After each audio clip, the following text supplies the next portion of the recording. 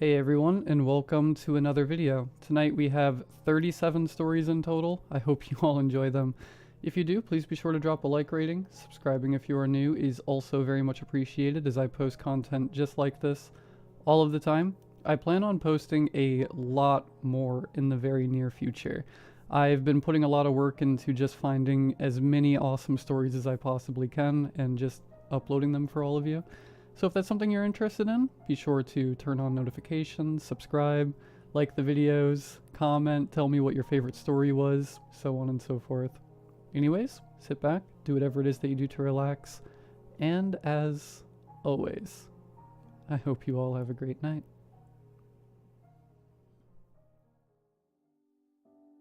He's dead, I thought, finally realizing, stood over his body. What am I going to do?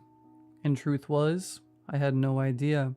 Murder was a serious charge. I'd watched those true crime documentaries. I knew how this worked. The killer always gets caught no matter what. God, I'm a killer.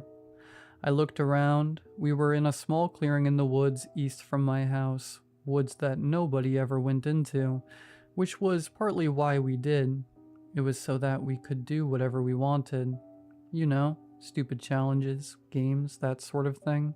Stuff for laughs. But I wasn't laughing, and Josh certainly wasn't either. I looked back down at his body. It was awful.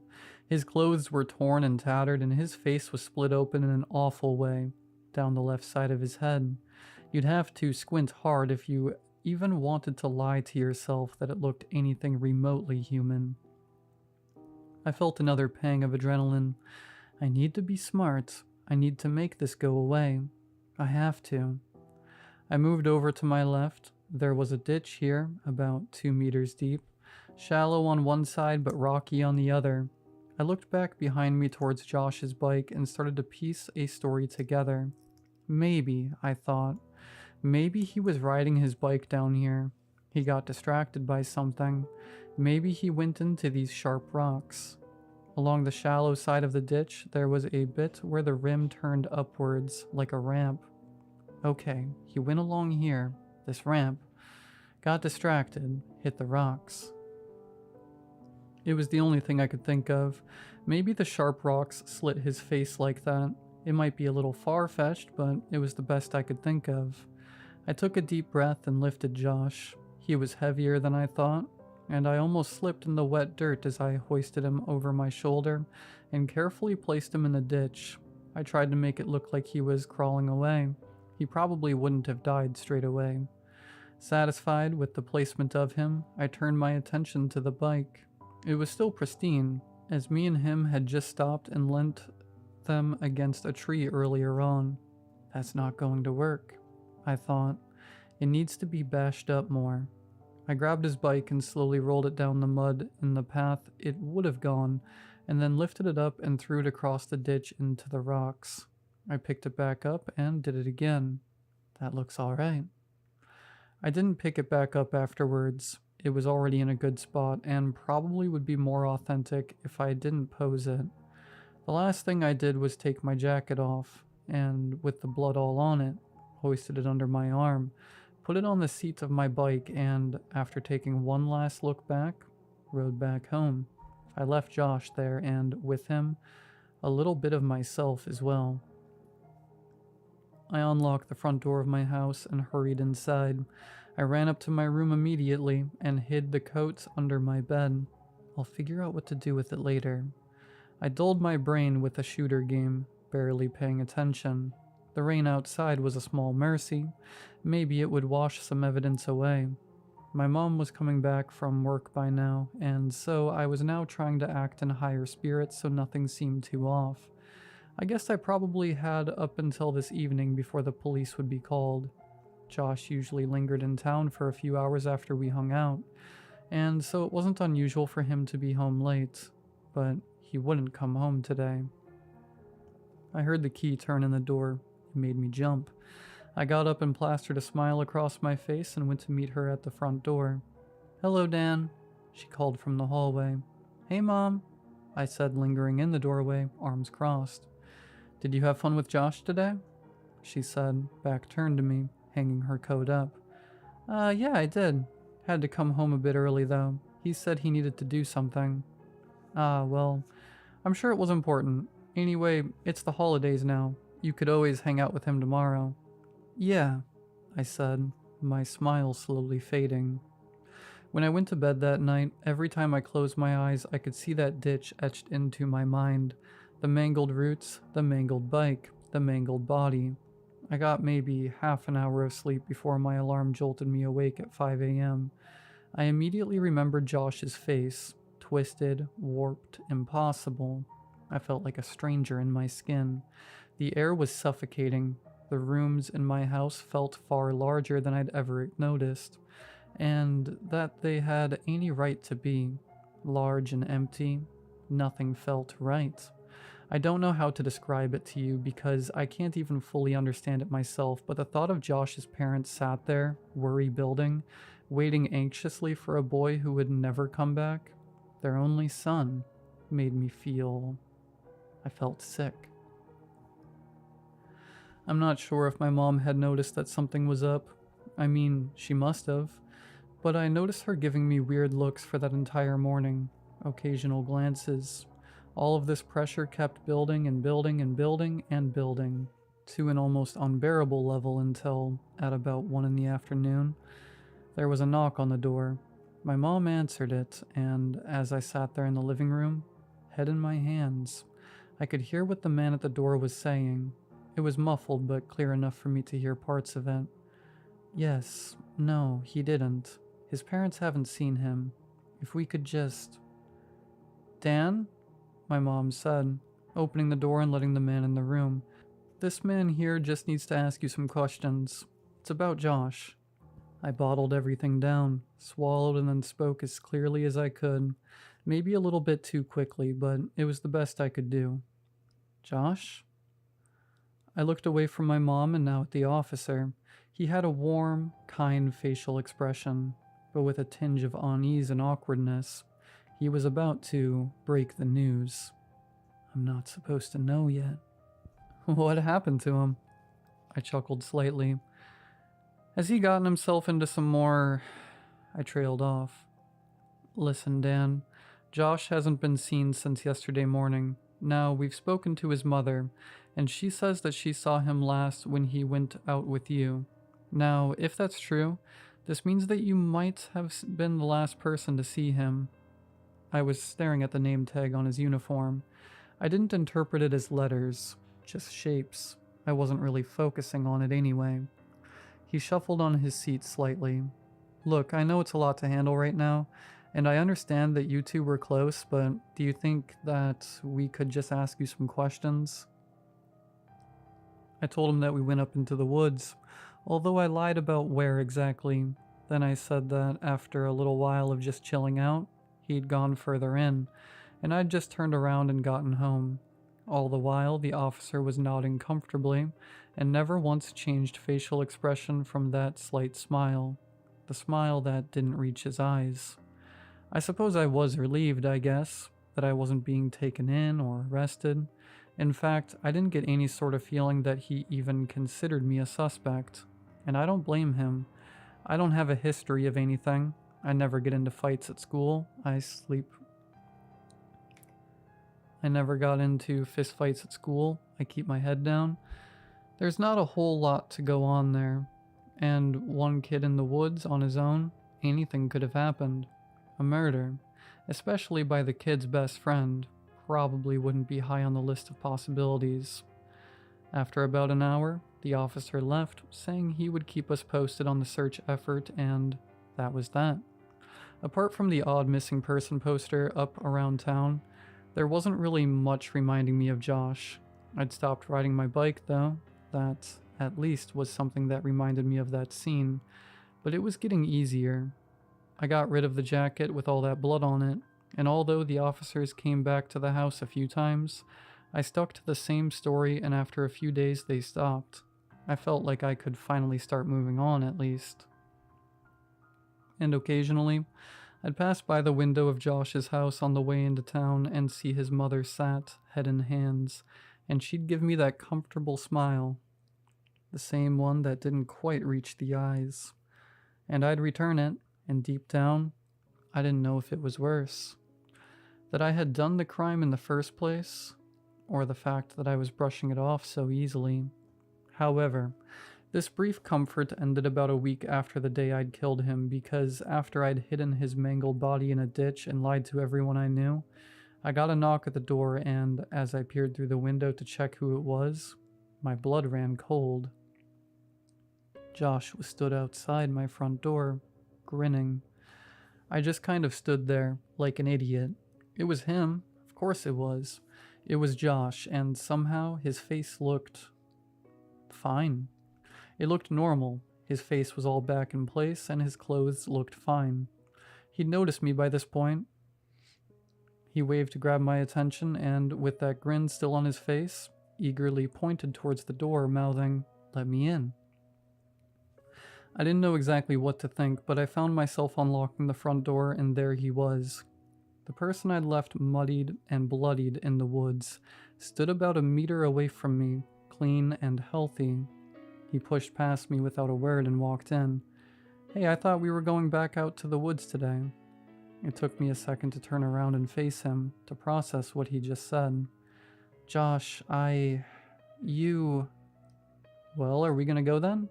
He interrupted, still grinning, but with slight impatience. He pushed back past me into the garden before I even had a chance to say anything, and got on his bike that he had left leant against the front of my house. That clean, very much not battered bike. I rode next to him. It wasn't possible. It wasn't. I could still see his mangled face in my mind. It still haunted me, and now it was all too much. It was supposed to be final. I'd convinced him to avoid the woods. He'd protested, but I was adamant. I didn't want to go back there anytime soon, and I wasn't sure what I'd find there anyway. He was still smiling. It hadn't fallen once since he'd arrived at my house, and it wasn't getting any less unsettling. We were riding now into town. He said we'd go and pick up some food, then sit down somewhere and just hang. I looked back at him again. He slowed to a stop. "Look at that." I turned and faced the other way. He was pointing at one of those missing posters that his mother, only a few days ago, had plastered up on every pole or wall around town. "What about it?"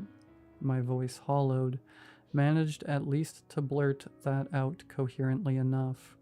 "Well, I don't know. It's weird how everyone thought I was missing for a week, right?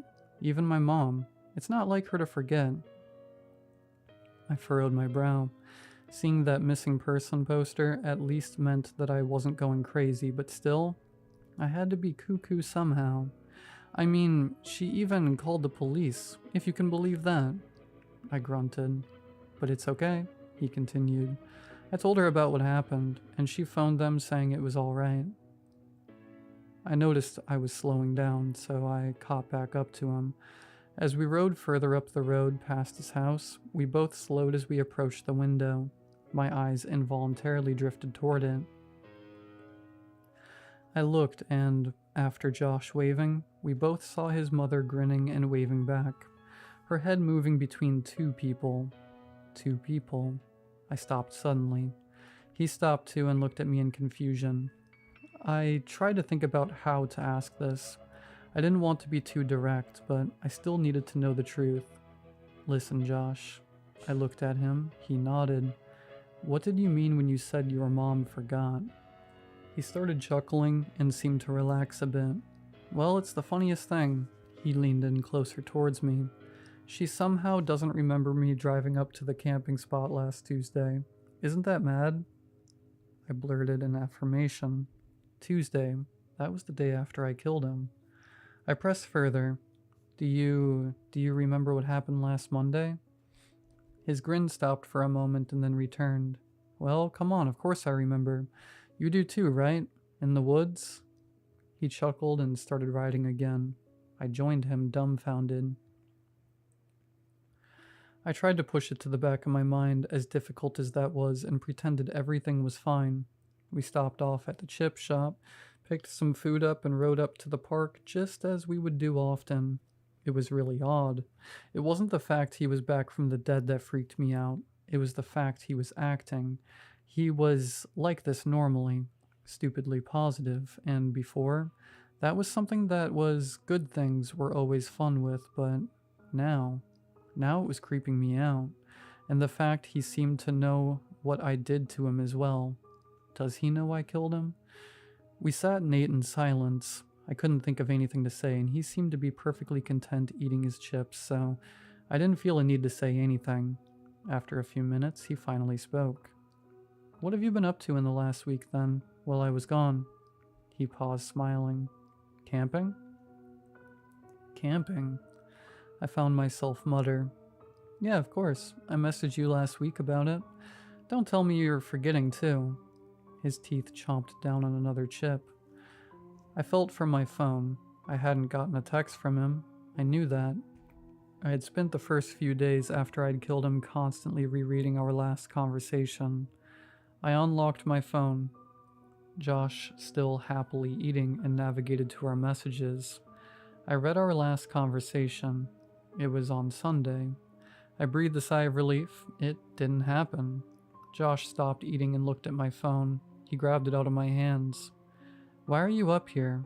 he chortled. "Look, you have to scroll down, you knob." He scrolled the chat down and then thrust the phone into my face. I read what it said. Monday, 12:10 p.m. Josh. "Oi, Dan, listen. I'm going camping tomorrow. Can't remember if I told you or not." I swallowed. I'd never seen that text before. He frowned suddenly and looked back at my phone. "Oh, look," he said. "I didn't scroll far enough."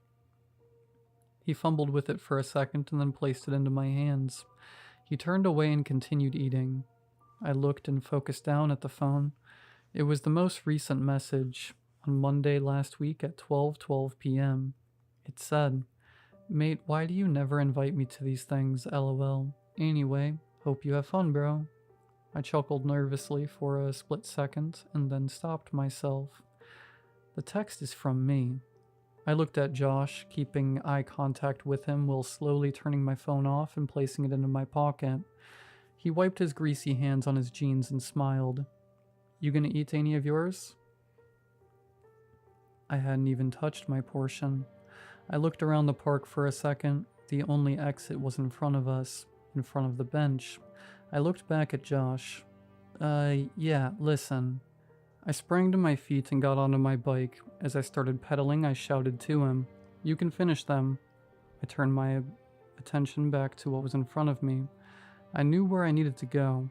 I could hear him calling my name, no doubt getting on his bike and chasing after me. But I knew what I needed to do and where I needed to go.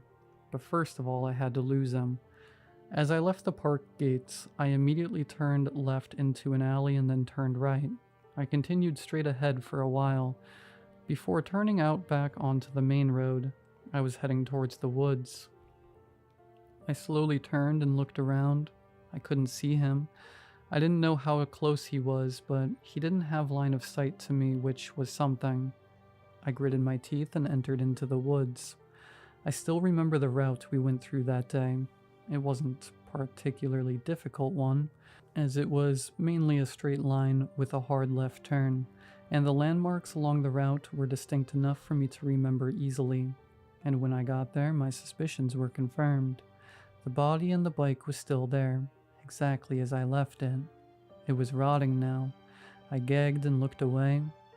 So what is the Josh I was just eating chips with? I didn't know what to do. I could point the body out to the police. That would work. An autopsy would say that the body was rotting for a week. That would prove that the Josh that was still alive was some kind of fake, but would they then realize that it was me? I didn't know what to do. I wanted to turn it in. "Don't do that." I turned around. Josh was stood next to his bike, about maybe 10 meters away from me. He wasn't smiling anymore. "How did you... What are you?" I said, but he didn't answer. "You're not going to tell the police anything," he said. "I'll be back up here in a bit to sort all of this out." "What are you?" I repeated. "You let me live my life, and I'll let you live yours. We won't talk about this again." His voice was sounding oddly deep and raspy.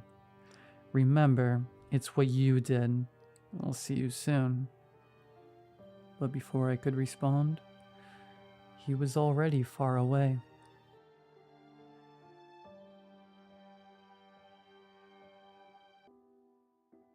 It all started when I bought my first house. I was in my late 20s, so you can imagine how happy I was. It was a beautiful house in the suburbs. The outside walls were made of exposed brick, something I personally liked a lot, and there was plenty of space. 2 bedrooms, both of them with double beds, a modern kitchen, a big living room, 2 bathrooms, a basement, and an attic. My girlfriend at the time was uncertain about whether she would move in with me or not, since she'd have to quit her job. I found this house on Facebook at a surprisingly cheap price, but since it looked good, I didn't think much before sending a message to the realtor. We visited the house a few days later, and I was certain about buying it before even entering. The realtor was nice to me and showed me around, telling me all about the inside of the house. He asked me a few questions, like if I'd lived alone, if I had children, if I was new in town. It seemed a little bit too personal, but I thought he was just making conversation. The house was furnished, so I asked if I'd have to pay for all the furniture, but he told me that the previous owners left it behind after a divorce and the laziness to decide who takes what. I hope to achieve this level of richness someday. The basement was kind of small and had a bunch of old things like empty food cans on a metal shelf and boxes filled with school books. The realtor told me about a mouse and spider infestation down there, and how none of the owners ever managed to fix it. I didn't care at all, and doubted I'd ever come down here. When we got upstairs, I noticed something. There were cameras around the house. I asked the realtor about it, but he assured me the cameras never worked and were installed by one of the first residents, who had 3 kids. Again, I didn't mind, especially when he pointed to some cut and bare wires hanging from the cameras. I ended up buying it and even received a first house discount, as the realtor called it. I was so happy. I quickly brought some of the furniture I had at my parents' house and moved here. My girlfriend ended up joining me after some weeks, and that looked like the perfect house to start a family in. We were loving the experience of living together. She'd make us lunch, I'd make us dinner, and we had a good sleep every night. When we lived with our parents, both of us had single beds, which made sleeping together kind of uncomfortable, and made our own rules. Everything was lovely until our 3rd week living there. My girlfriend woke up in the middle of the night saying she heard a noise downstairs. I got up and lit our bedroom light, trying to calm her down.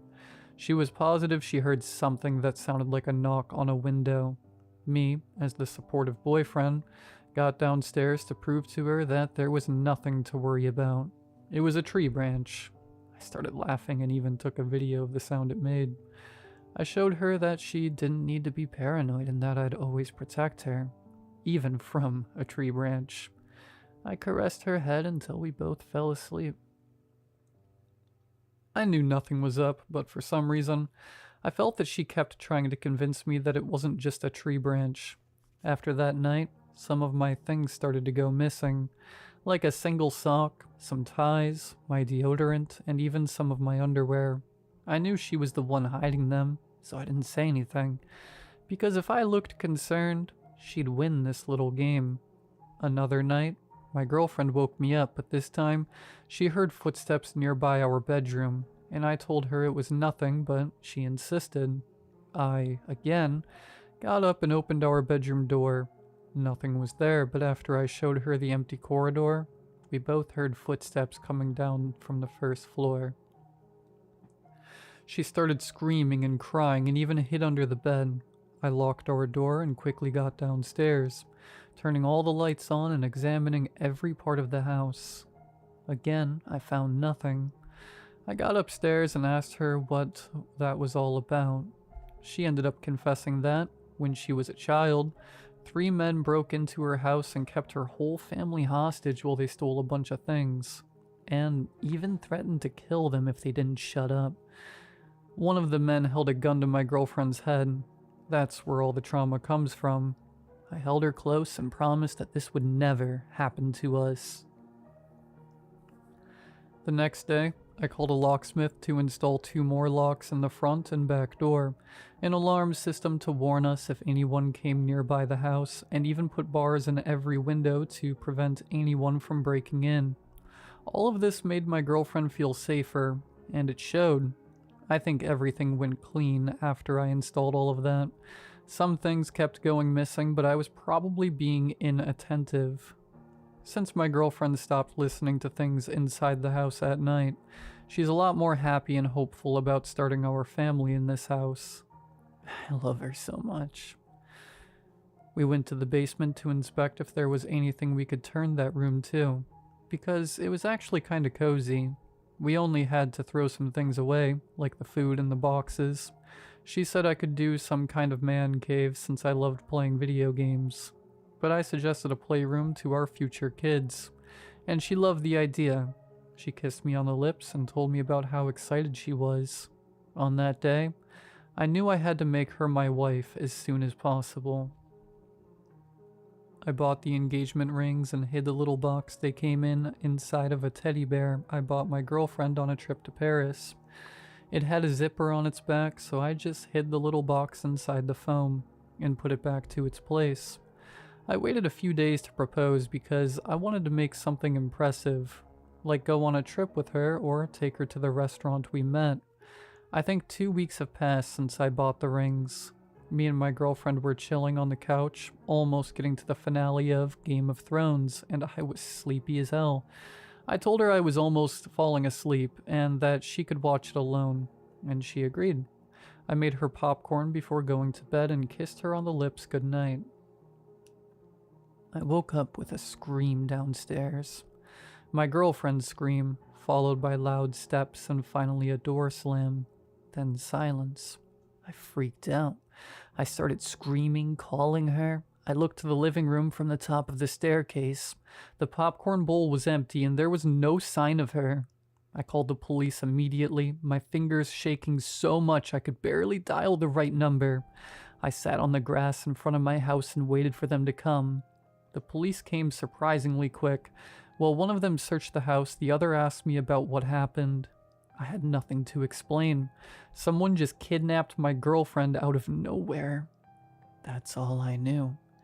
The other officer came near us and told me that there was no sign of a break-in, and asked me if the front door was locked when I came outside to wait for them, to which I said yes.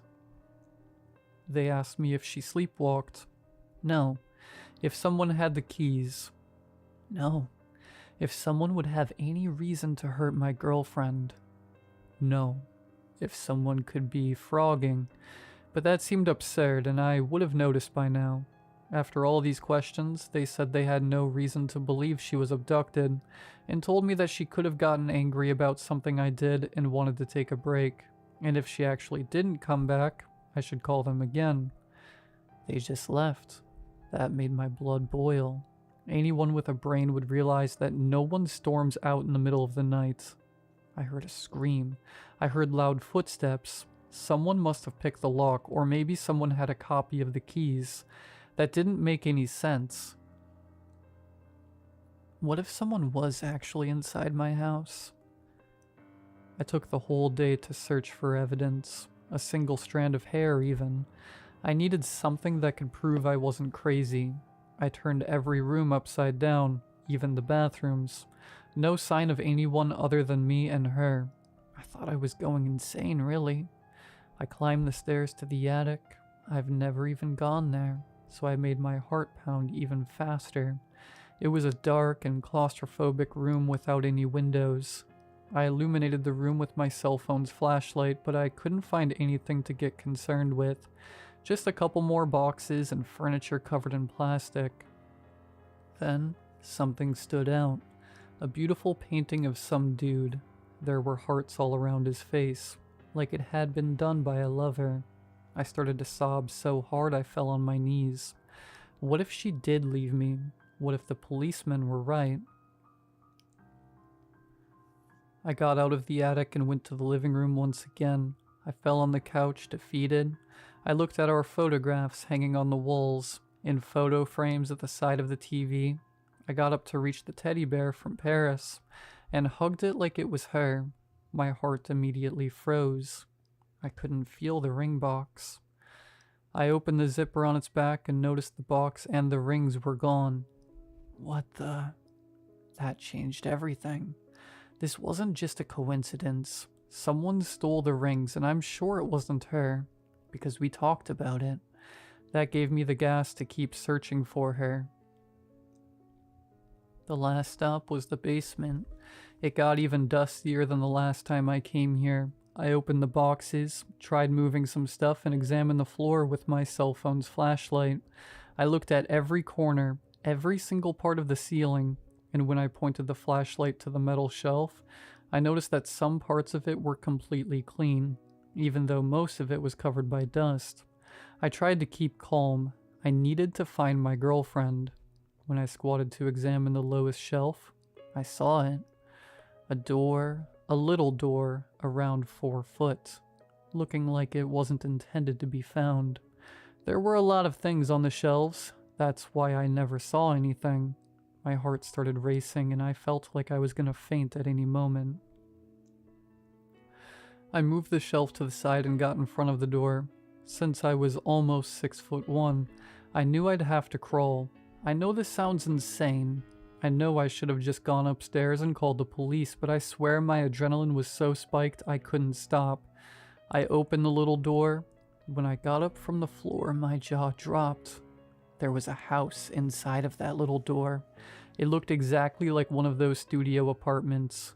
There was a bed, a small kitchen, a TV, a couch, a horizontal freezer, and a separate room that was probably a bathroom. Someone was living inside of my house. All of the walls were filled with pictures of me. All of the walls. Hundreds of pictures. Pictures that I'm asleep. Pictures that I'm naked. Pictures that I'm just walking. Pictures of me smiling. And no pictures of my girlfriend. What was this? Some kind of sick joke of hers? I actually thought for a second that this was just a prank and that she'd propose herself with the rings. For a moment I felt relieved. That's until I looked behind me. I saw a canvas. A canvas with a painting of me, almost finished, filled with a bunch of hearts, just like the painting I saw in the attic. At that moment, I heard the sound of a toilet being flushed. I ran like crazy towards the little door, not looking back. Someone was coming from that bathroom towards me. I could hear the loud steps, just like I heard the night my girlfriend went missing. I crawled and managed to get out of the room, so I kicked the little door and ran to the top of the stairs as quickly as I could. When I looked back, just for a second I saw his face. He was passing through the little door, looking at me with a giant smile and wide eyes. He was terrifying. I quickly locked the basement door and dialed 911. They came quickly. I didn't hear anything from the basement while I waited, but maybe that's because I was breathing so loud I couldn't even hear my thoughts. The police went to the basement and found him lying on the bed. They took him in handcuffs. He had black, long hair, was completely pale, was really hairy, was around 5'9" and kind of fat. He had a smile on his face the whole time and kept staring at me, licking his lips. I was disgusted by that creature. I noticed he was wearing one of the engagement rings I bought. He was the one who stole it. They put him inside of the police car. When I looked at him, I saw he was kissing the blurry window, looking back at me.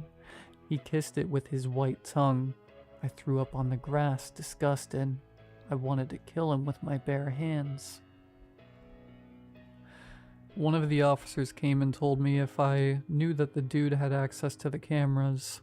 I told him that the realtor told me that they never even worked, but the officer said otherwise. The basement TV showed the view of all the cameras inside the house, and that's why this man always knew what we were doing. And when we were asleep, we realized that the realtor could have something to do with all of this, but that required some more investigation. Some more officers came from the basement carrying what looked like a body wrapped in plastic. I never prayed so hard that this body was anyone else, but not my girlfriend. I started tearing up when I saw it. I asked to see the body. It was her. My lovely girlfriend, completely frozen. Her body had bloodstains and wounds. I lied on the grass and cried like someone was stabbing me. I should have listened to her when she said something was off about this house. I should have moved out when I had the chance. My whole world was shattered at that moment. Some time has passed since the incident, and my therapist insisted I should share my story with other people, serving as a way to vent and to warn others. But I want to give this some closure. Turns out this man has done this multiple times. The police found evidence of more than 3 crimes on his part of the basement. He always fell in love with the man and killed the girlfriend/wife, and I sincerely don't know how the police never found him. The killer was presumed dead when he was only 10 years old, apparently died in a car accident with his parents, since the police report said that his brother was the only survivor.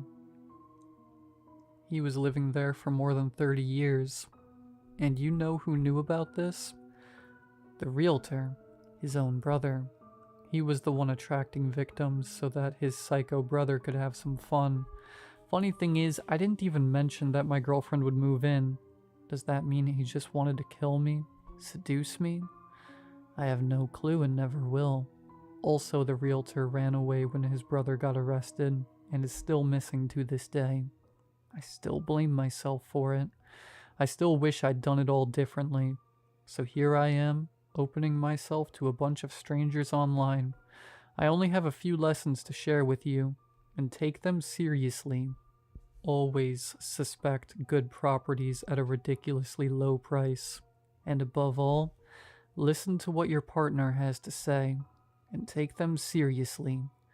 If I believed what my girlfriend had to say, she could be still here with me.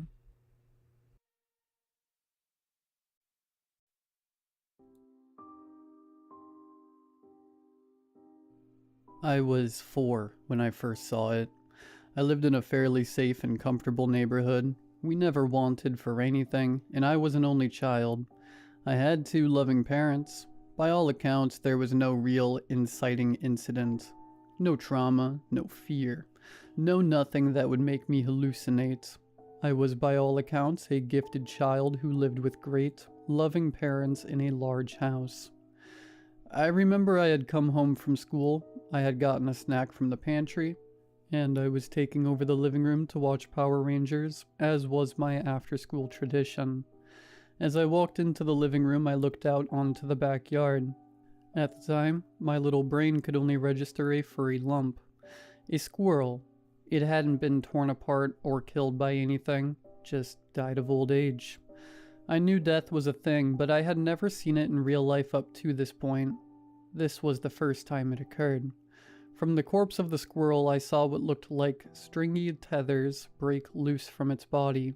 Ethereal blue things, barely thicker than twine, pulling apart as I saw a ghostly, blue version of the squirrel emerge from its body.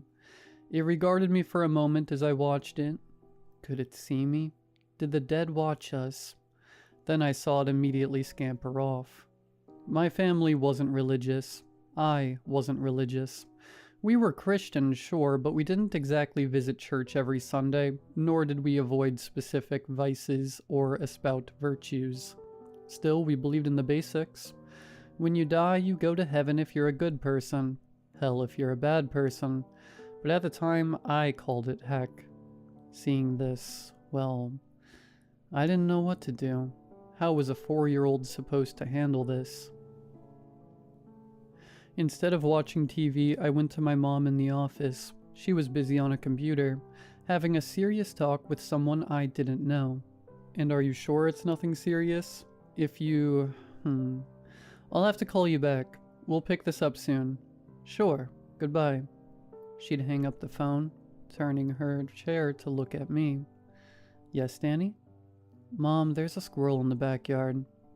I'm sure there is, honey. Is that all you wanted to say? Mom, I think it died. Her face twisted in a look of revulsion. "All right, dear. Let me get Daddy to take care of it." She left the office. I could hear her calling, "Jacob, Jacob, baby, need you to do something for me." She didn't get it. I mean, how could she? What was there to understand? But I didn't exactly blurt out that I saw ghosts. I was 4. What was I supposed to say? So I hid it. I locked it away in my brain, and it was my little secret. In a way, it gave me catharsis. I wasn't having existential dread at the age of 4, but the unknown still scared me. To know that your soul lives on, well, it gave me some measure of peace even as a child. My parents weren't exactly going to think I was telling the truth either, so why bring it up? Kid me knew grown-ups couldn't see stuff kids do. But it was alright. There was no rule book, but I picked up some things as I watched. Some minor rules. Creatures had to be big enough. A mouse seemed to be the cutoff. I didn't see ants or gnats appear. From death, it took about 40 seconds for something to break free. I didn't know what would happen if you were brought back after legal death, but I assumed your soul was dragged back to you. You didn't get to fly, but you could walk through walls like a ghost most of the time. That was about all I had gathered for about a few years. Things were good for those 2 years. I had my secret nobody else knew, and it gave me peace. I knew one of the great unknowns of humanity. Me, a kid? I felt like a genius. Then the greater truth was revealed. It was December 8th, at about 6:15 in the morning on a Sunday, that things went to hell. I had been dreaming peacefully when the scream woke me up. I bolted upright, almost too afraid to speak. My room was on the 2nd floor of the house, and my parents were down the hallway. If I screamed, I'd wake them up. I had nightmares before. Was that all it was? Just a bad dream and a sudden scream?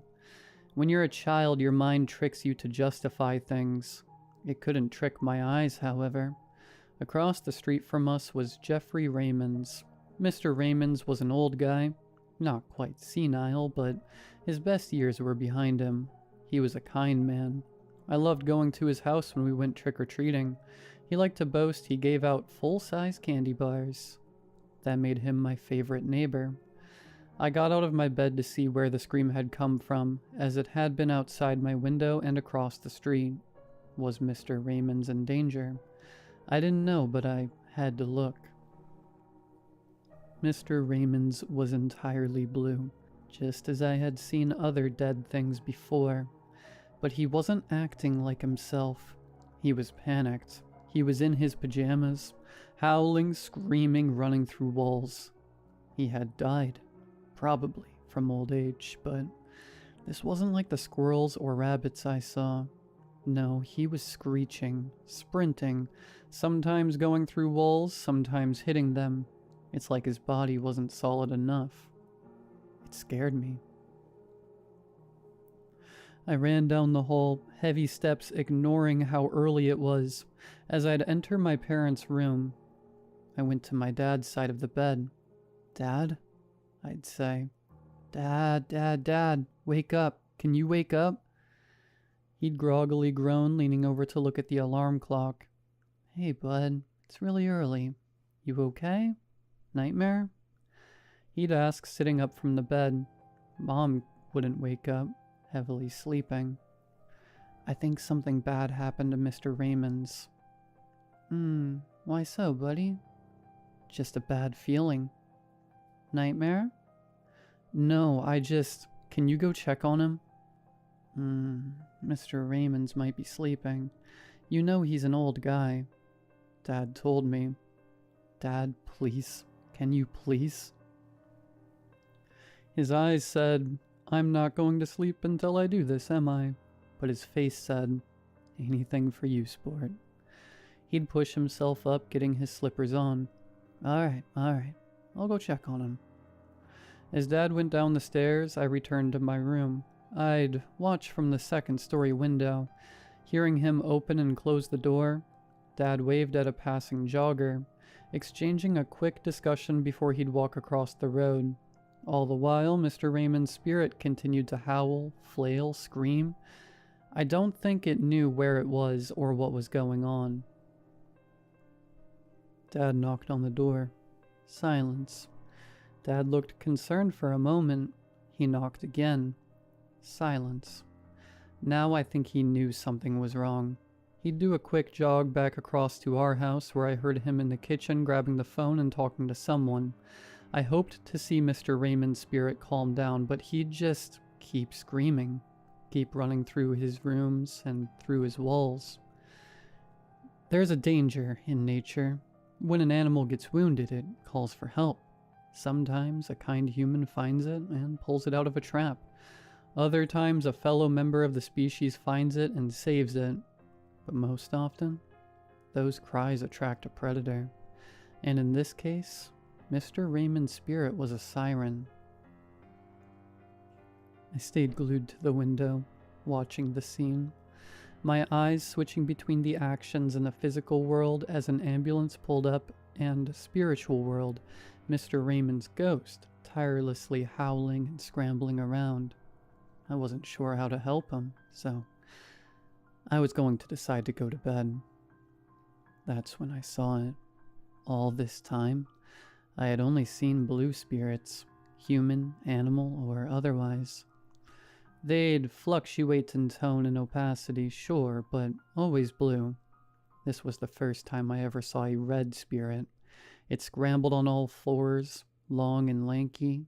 Its arms were too long, its legs not ending in feet, but in two sharp talons, one in the front, one in the back. I covered my mouth, watching what I think was its head bob. It had no eyes, a sort of heavy shell covering the top half of its head. It was beelining to the screaming Mr. Raymond. Paramedics were having a polite conversation as it barged through them, phasing like a ghost. One paramedic turned around as if someone had tapped his shoulder, but he looked back to his friend. I saw a primal terror in Mr. Raymond's eyes. He knew this was a predator. He screamed, howling less like a man and more like an animal, before he'd charge into the house. The thing followed soon after. I couldn't see it, but I could hear it. Panicked screams, guttural cries, and then silence. Eerily quiet. Maybe Mr. Raymond had got away. Maybe he went somewhere further into the afterlife. A child struggled to comprehend non-existence, and the universe was now asking a child to comprehend what came even further after. Nausea was going to overtake me before my dad went in my room, making me turn away from the window. Hey, kiddo, hey, Mr. Raymond's, listen, yeah. He seemed unsure of how to broach the subject. Doubtly so. I considered I somehow knew Mr. Raymond had died. It's okay, Dad, I whispered. I thought it was a nightmare, but... Bad dreams, I know. Hey, listen, do you want some breakfast? Whatever you want.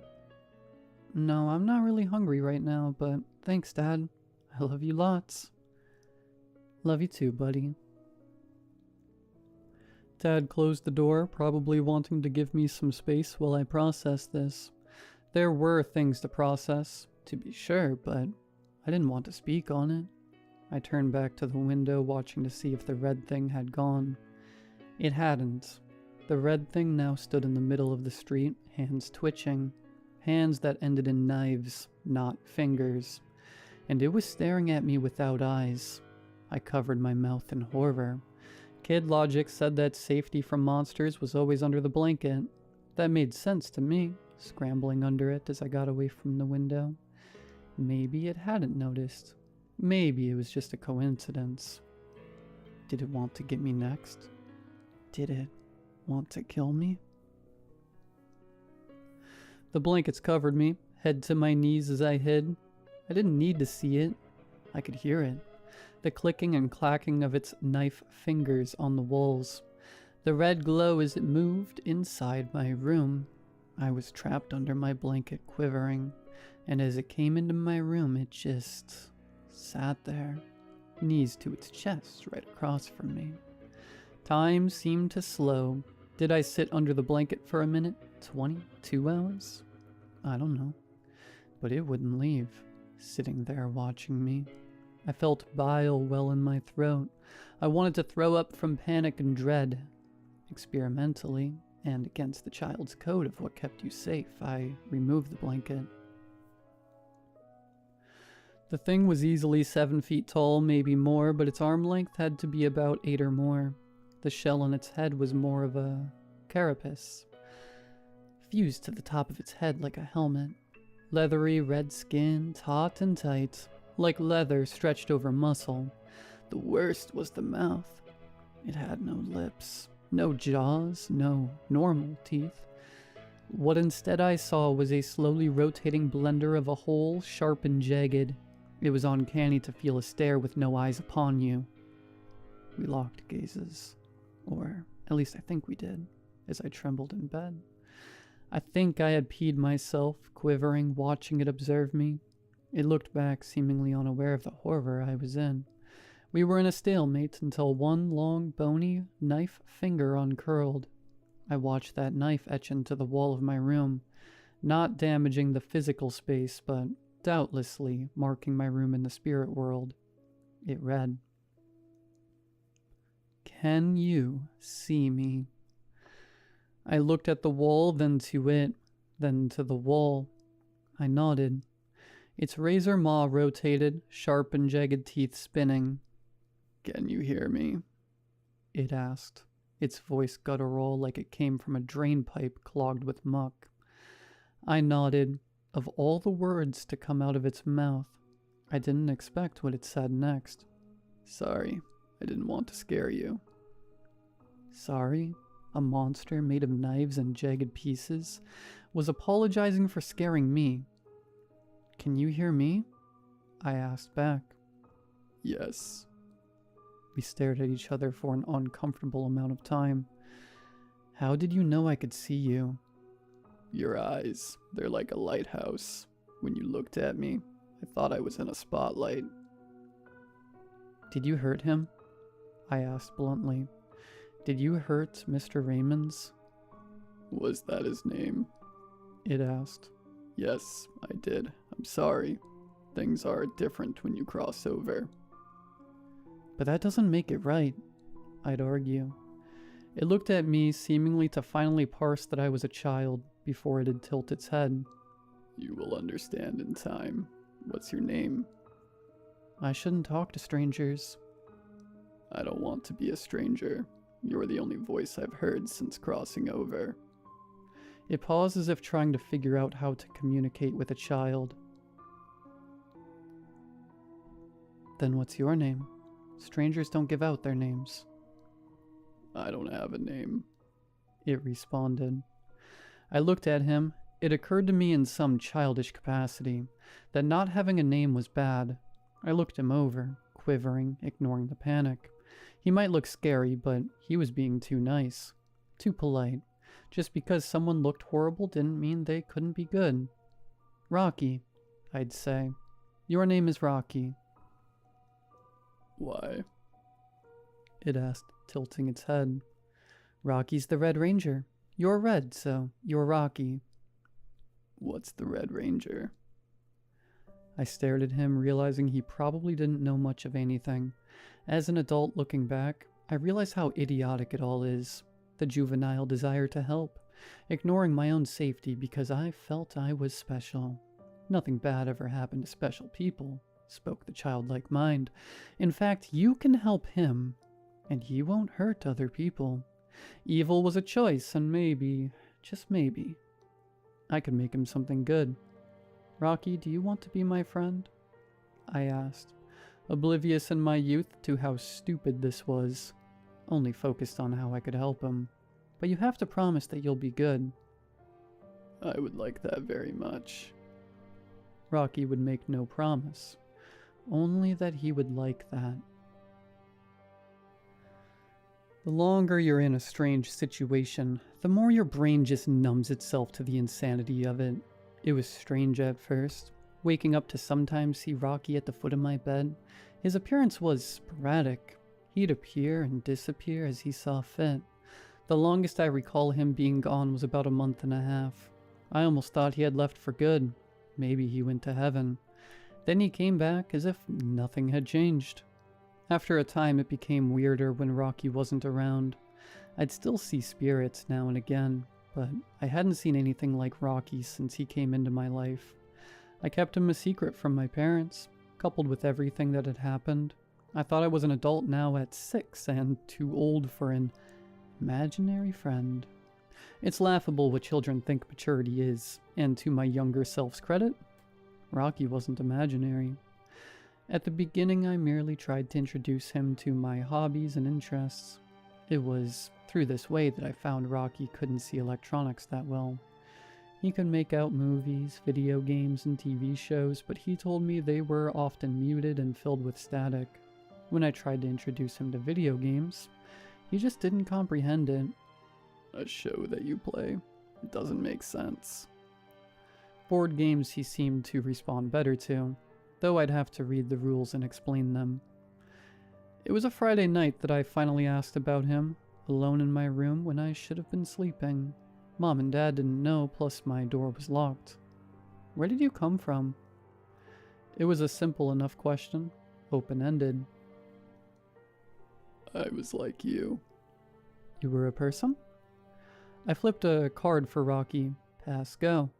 I'd move his piece for him and place the money in front of him, though he didn't seem particularly interested. Rocky just seemed to enjoy being treated like a person as opposed to whatever he was. Yes. Do you remember your life? I was a person. I don't remember much of the before time. I remember that I was a soldier. Yes, I did things. I killed people. My brow furrowed as I flipped my own card. Go directly to jail. Gross. I moved my piece. Is that why you're how you are? Rocky craned his head to better look at my eyes. He liked to make eye contact, even though he had none. It is a rule I found out about the after. When you kill, when you take a life personally, you become more like me. I stared at him. It was a heavy topic for a child, much more so with the frankness he presented it with. How do you know? I've found others like me. I can smell when it's close. When someone is close to dying, the smell. What's your favorite food? I moved his piece, but I did so half-heartedly. My attention was elsewhere. I like pizza with onions. Imagine that, but you haven't eaten in years. Imagine the smell, the aroma, so close, so delicious. It was the first time I ever saw two slits open on Rocky's face. Just above that mouth, a wheezing inhalation sound. You couldn't understand it. How hungry you get. How you'll do anything for it. My mind had finally linked what had happened with Mr. Raymond's. But you only chase after bad people, right? Was Mr. Raymond's a bad person, actually? Another wheezing. This one, however, was more of a laugh. No, I don't know. I don't care. I simply need it. I frowned. This wasn't a good answer. It was cruel and callous even to a child. But you should only chase after bad people. Life and the afterlife don't care about such things. Rocky's gaze locked harder with mine. Look at me. Understand me. Fairness, justice, morality. They do not exist. When you are in the altar, you do what you need. You fight, you thrash, you eat, you survive. Because that is all there is here. It was times like this, looking back. I don't think Rocky truly grasped how young I was. I don't think he had known such words would bounce off a child's head. I only remember them now because of what would come after. What if you just didn't? I'd ask, rolling my dice. Not out of jail. Rocky Wheeze laughed again, his head tilted further down, twisting his neck until he was almost looking at me upside down. I need to eat. I need to. But you know so little of this world. You know so little of my own. One day, you will understand. The room felt just a bit colder. I stared back at the board, playing my game, which at this point was me moving pieces while he watched. "Where do you go when I'm away?" I asked. I search to fill the void. "And, what fills the void?" Do not ask questions that we both know the answers to. We'd continue our game in silence after that, me moving pieces, just trying to enjoy myself. But the question lingered. Did it really take him that long to live? Was that his equivalent of chores? I don't know. Looking back, I should have shooed him off then and there, but I didn't. I wanted to try and help Rocky, whatever that meant. Maybe if he saw how I lived my life, he'd have a change of heart. "Do you want to come to school with me?" I asked. A confused look, the tapping of knife-like fingers. I could. "It'll be fun if you do." I will do this. I will see how things have changed since I was in your world. I wish there was more to talk about. More hints, more things, but that was the thing about Rocky. He was an observer. A guardian angel if you believe he was pure. A malevolent curse if you don't.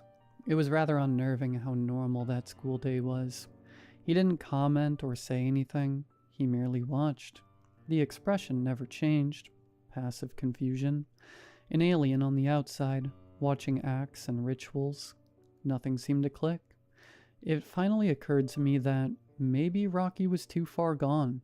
Maybe Rocky had just let his mind wander away from what it meant to be like us. To be human. The one brief note was that as we were walking to lunch, Rocky stopped. I didn't say anything and kept walking, but he seemed to be drawn to another classroom.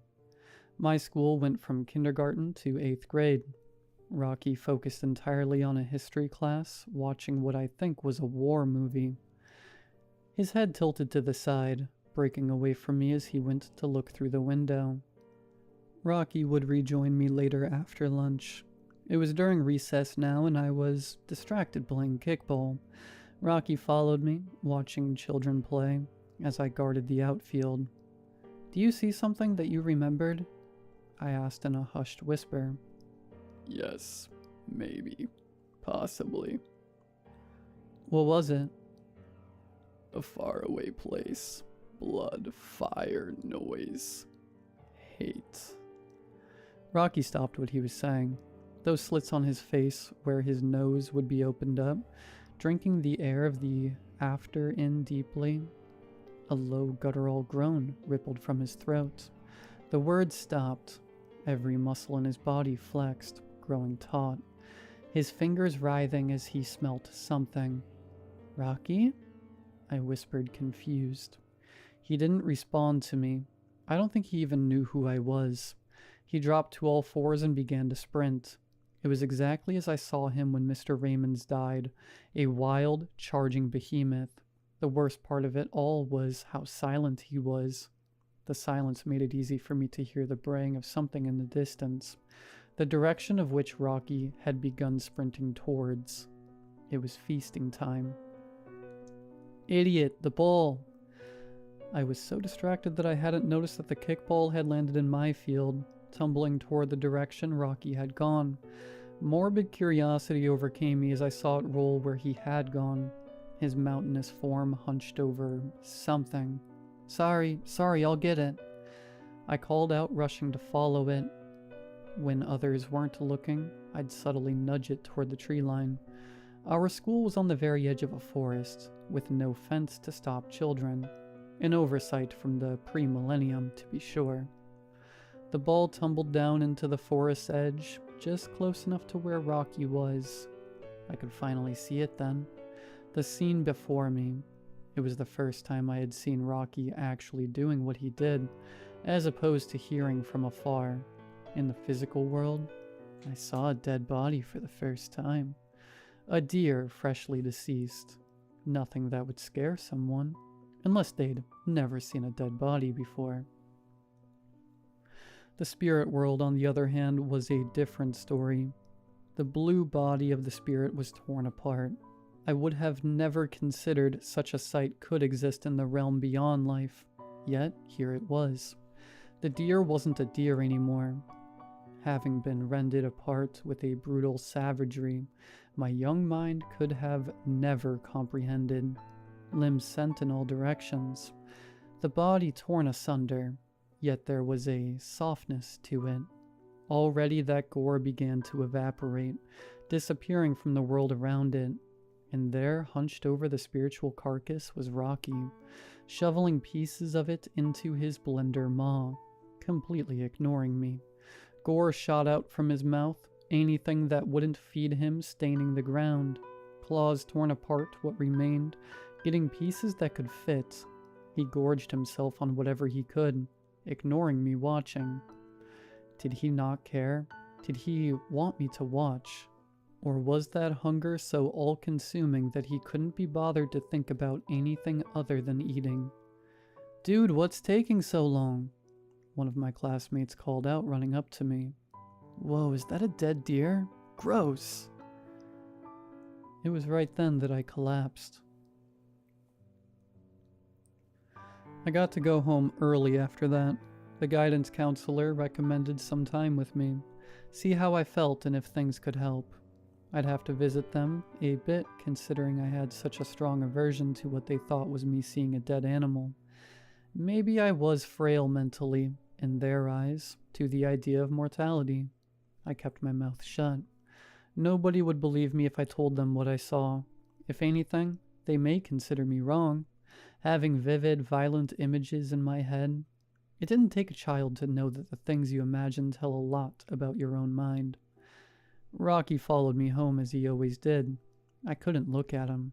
I think he realized, finally coming off his binge of feasting, that he might have frightened me. Maybe he'd see my reaction and change his ways. I had hope he'd realize things were dire between us. When I finally got to bed, alone in my room after a horrid day, Rocky just stared at me. I couldn't read his expression, but it slowly dawned on me. There was no apology to be given, no remorse, nothing. What looked back at me across the edge of my room was something that held no forgiveness.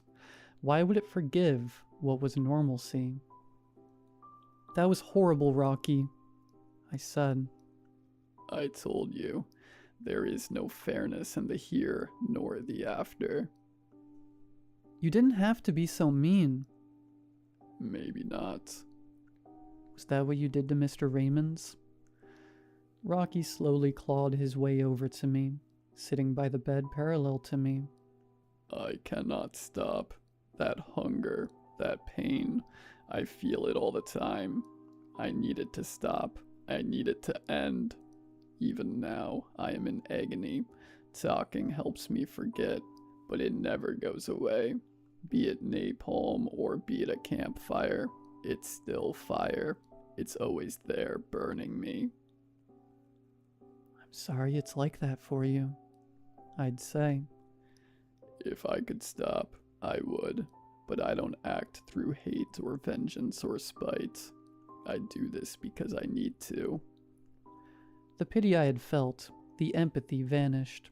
It dawned on me that Rocky was not something or someone that could change. Rocky was less of a person and more of a sentient animal, driven by food, driven by whatever he needed. I had let the wolf into my home, and now it was there. But something else clawed at my mind. "Rocky?" I asked. Yes. "If I died, would we still be friends?" Silence. Complete, dreadful silence. It was almost as if for the first time, Rocky wanted to be picky with how he worded things. After that dead air, he finally spoke. Do you truly want the answer? Now it was my turn to be silent. I didn't want to know, but I knew. Nothing lasts forever. Nothing lasts eternally. One day, things die. In a way, my silence was my answer. My knowledge about the after had once given me peace. Now it made me reconsider everything. I couldn't be near Rocky when I died, but what if there was an accident? What if a meteor fell on my house tonight? What if I got hit by a car, and what if Rocky was there? The things I had once considered my friend was now an omen, an ominous reminder, always following me, always watching. I felt ill. I felt terrified. Existential dread, the thing I had believed I had passed, loomed over me now more than ever. Every day that passed, I was closer to dying. And Rocky would be there, waiting for me. Whether I liked it or not, it's there that I realized that he was a sword looming over me. Could I get away from him? Could I escape him? No. He didn't need to sleep. Rocky could watch and wait, eyes locked on me. I could never escape him. I couldn't run from him. He was a ticking time bomb. The day I would die, he'd be upon me. I felt nausea overcome me, dread, terror. He would always be there, watching, waiting, yet to him he couldn't grasp my terror. To him I was just a friend he'd one day tear apart when the final breath escaped his body. These were things a child shouldn't have to think about. Rocky watched me sit in contemplation, opting to join me in it, those long, sharp fingers resting on bony knees as he'd stare forward. I was so focused on myself that I hadn't considered death may come for someone else, close to me.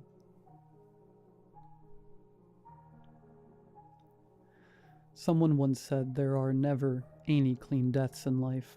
Death is never cinematic. It's either far too quick or far too slow. Young as I was, I couldn't grasp it at first. Mom and Dad would have long talks alone. Sometimes it'd grow in volume, but never above a whisper. They didn't want me knowing. Rocky couldn't hear them either, though he never left, always lurking, always hanging over me. For years, this specter haunted me. I even had to go to a sleep clinic because there were numerous nights I couldn't sleep with Rocky there. I dare not tell anyone.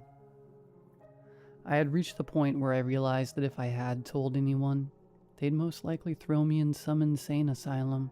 Let's not even entertain the idea of what it would be like if people did believe what I saw. It was when I was about 8 years old that Mom and Dad pulled me aside.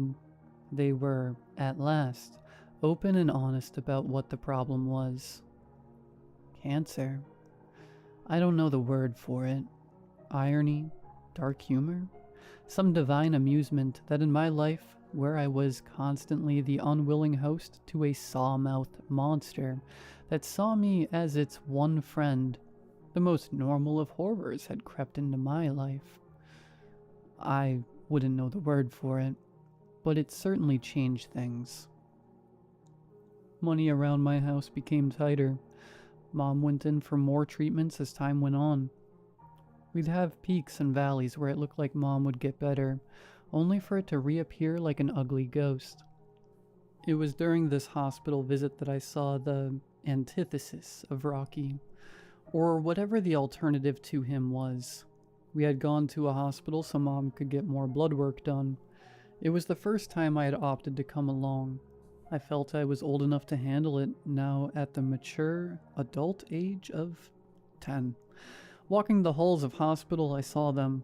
They looked like your classic Grim Reaper, dark hooded things, slowly and mournfully moving up and down the hallways. Loud and panicked beeping went off. My family moved to the side as multiple doctors came rushing down the hallway with a massive cart of supplies and medical equipment. The voices were rushed and panicked. IV drips, drugs, things I couldn't pronounce as they tried to save someone's life. A young man, from the sound of it. I knew they had failed when I heard things go quiet, and then the screaming began. That horrid screaming. That screaming I knew would bring other things like Rocky. But this time, it didn't.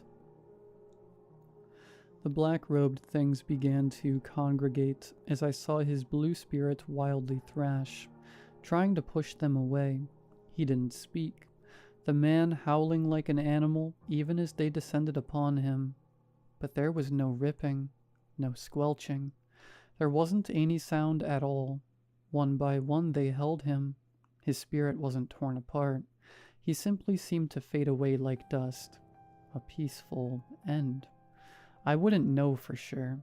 Maybe they were just the kinder alternative to Rocky. Either way, their end seemed more preferable to whatever Rocky would do. This was the visit, however, that would make things go wrong. For years they had tried everything they could with Mom. Delays, hopes, chances. Today, there would be no second chance. Her cancer had progressed to being terminal. They could keep her alive longer, to be sure, but it wasn't going to last. She had to make a choice. Prolong things, or let them run their course. We went home in silence that day, contemplating. I cried. A lot. I was sad. I was losing my mom. It was the worst thing that could have happened to me, until I heard her ask for something that made my stomach drop into the pavement. Jacob, I want hospice. I want to be home. Hospice. That word I knew. It's when people died at home.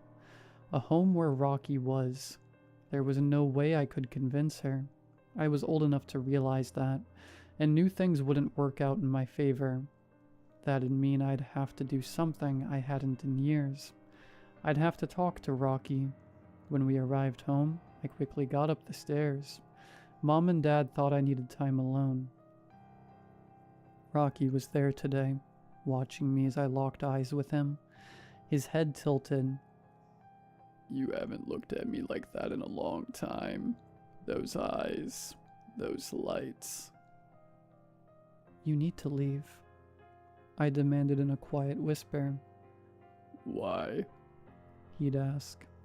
Because I said so. I didn't want to tell him the truth. If you're my friend, if you ever were my friend, you'll leave. Now. A long silence, the room thick with tension. Rocky stared at me, those hands scraping the floor. He'd move closer, crawling on all fours to get at eye level with me. A boy trying to be strong in the face of a monster. No. What do you mean, no? I want you out. I stuttered, trying to hold my ground. No, I am not leaving. Your lights, your voice. I need them. I want them. But that's not why I'm not leaving. No. I'm not leaving because I can smell it. Those slits on Rocky's face opened, breathing in deeply, fingers dragging along the ground. The smell? I moved away from him. Rocky's anatomy had only gotten worse as I got older, but the smelling never sat right with me. Deep inhales resounded in the room. Oh, I can smell it. Something's close. Something's decaying. Soon. Rocky muttered. Someone's crossing. Maybe they'll cross over soon. I need it. I want it. I have to feast. I must feast. You're a freak. A monster. No, I am an animal like any other. We're all animals. We all have needs, and I need this. Rocky clawed his way away from me. But those deep inhales never left. He kept sniffing, drinking in the stench of death, drinking in my mom dying. I had never been more angry, never more scared, and never more helpless. The next 2 years went by both like a flash and agonizingly slow at the same time. More family came to visit. Dad spiraled into depression. Mom tried to keep things happy, even as she degraded, and all the while, out of the corner of my eye, I could see Rocky. He grew bolder day by day, wandering around our house like a beast claiming territory. A ward to anyone else around that this was his to have. I wanted to punch younger me for bringing in a feral monster into our home. And just like that, there we were. Most of the family was gathered around the bed. Mom lay there, gaunt and pale. She looked between all of us, holding my dad's hand. And there was, too, Rocky, looming over the entire proceedings, eyes fixed on my mother. There were tears abound by everyone, but I was holding it together as best I could. Mom looked at me. Honey? Yeah? I stared at her. Her eyes were sunken by sickness. Mine were sunken in horror and sorrow. I love you and always will. You know that, right? I nodded. I knew that was true. And you know I'm always going to be watching over you, right? I nodded. I knew that was a lie. If you're ever... Mom started saying something. She continued to say something, but I couldn't hear her words. My eyes growing wide. Tears ran down my face. The people around me must have thought I had broken down at last, at everything happening. In truth, I could recognize the sound, like rainfall hitting wood. Drip, drip, drip. I knew what it was, my eyes wandering. I wish I hadn't looked. Rocky was drooling from that open, knife-filled maw, right onto the floor. Mom smiled at me. You're going to be okay. I wasn't. I love you so much and I'll always be here. She wouldn't. Do you all mind if I close my eyes for just a moment? Go ahead, Mom. Inside I was screaming at her not to shut her eyes, not to let go. Her eyes shut. Her breathing slowed and slowed and slowed. I couldn't bear it. I ran. I left the room and I ran into mine. I shut the door. I locked the door. I stuffed my head under a pillow. I turned on the TV. I started playing music. Even so, I could hear my family in the other room. They were all crying, talking, speaking among themselves. I could hear them. I could hear everything. The screaming started. My mom's voice. It didn't last long at all. Before I had only heard Rocky's work from afar. A room away, I could hear every horrid thing. My mind could piece together similar sounds alone. The wet, slashing sound like a butcher's knife cleaving through meat. The bludgeoning noises of heavy hands on something soft and wet. The sound of someone overturning a bucket, spraying its contents on the floor and around the room. The screaming devolved into soft cries, gurgling, choked grasps. And then the other sound. The gorging. The wet noises of jawless maw cramming in anything that could feed. Tearing chunks apart. It lasted for about 10 minutes, but it felt like 1,000 years. Anger welled in me alongside my terror. Let me tell you, reader, that fear and hate intermingle. They're lovers, close spirits, and they make a home together. For the first time, I felt something other than fear about Rocky spread through me.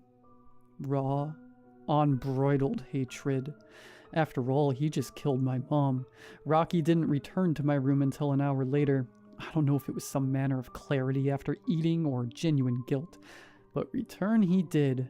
Fingers and teeth stained in blue as he'd look at me before moving to a corner to sit.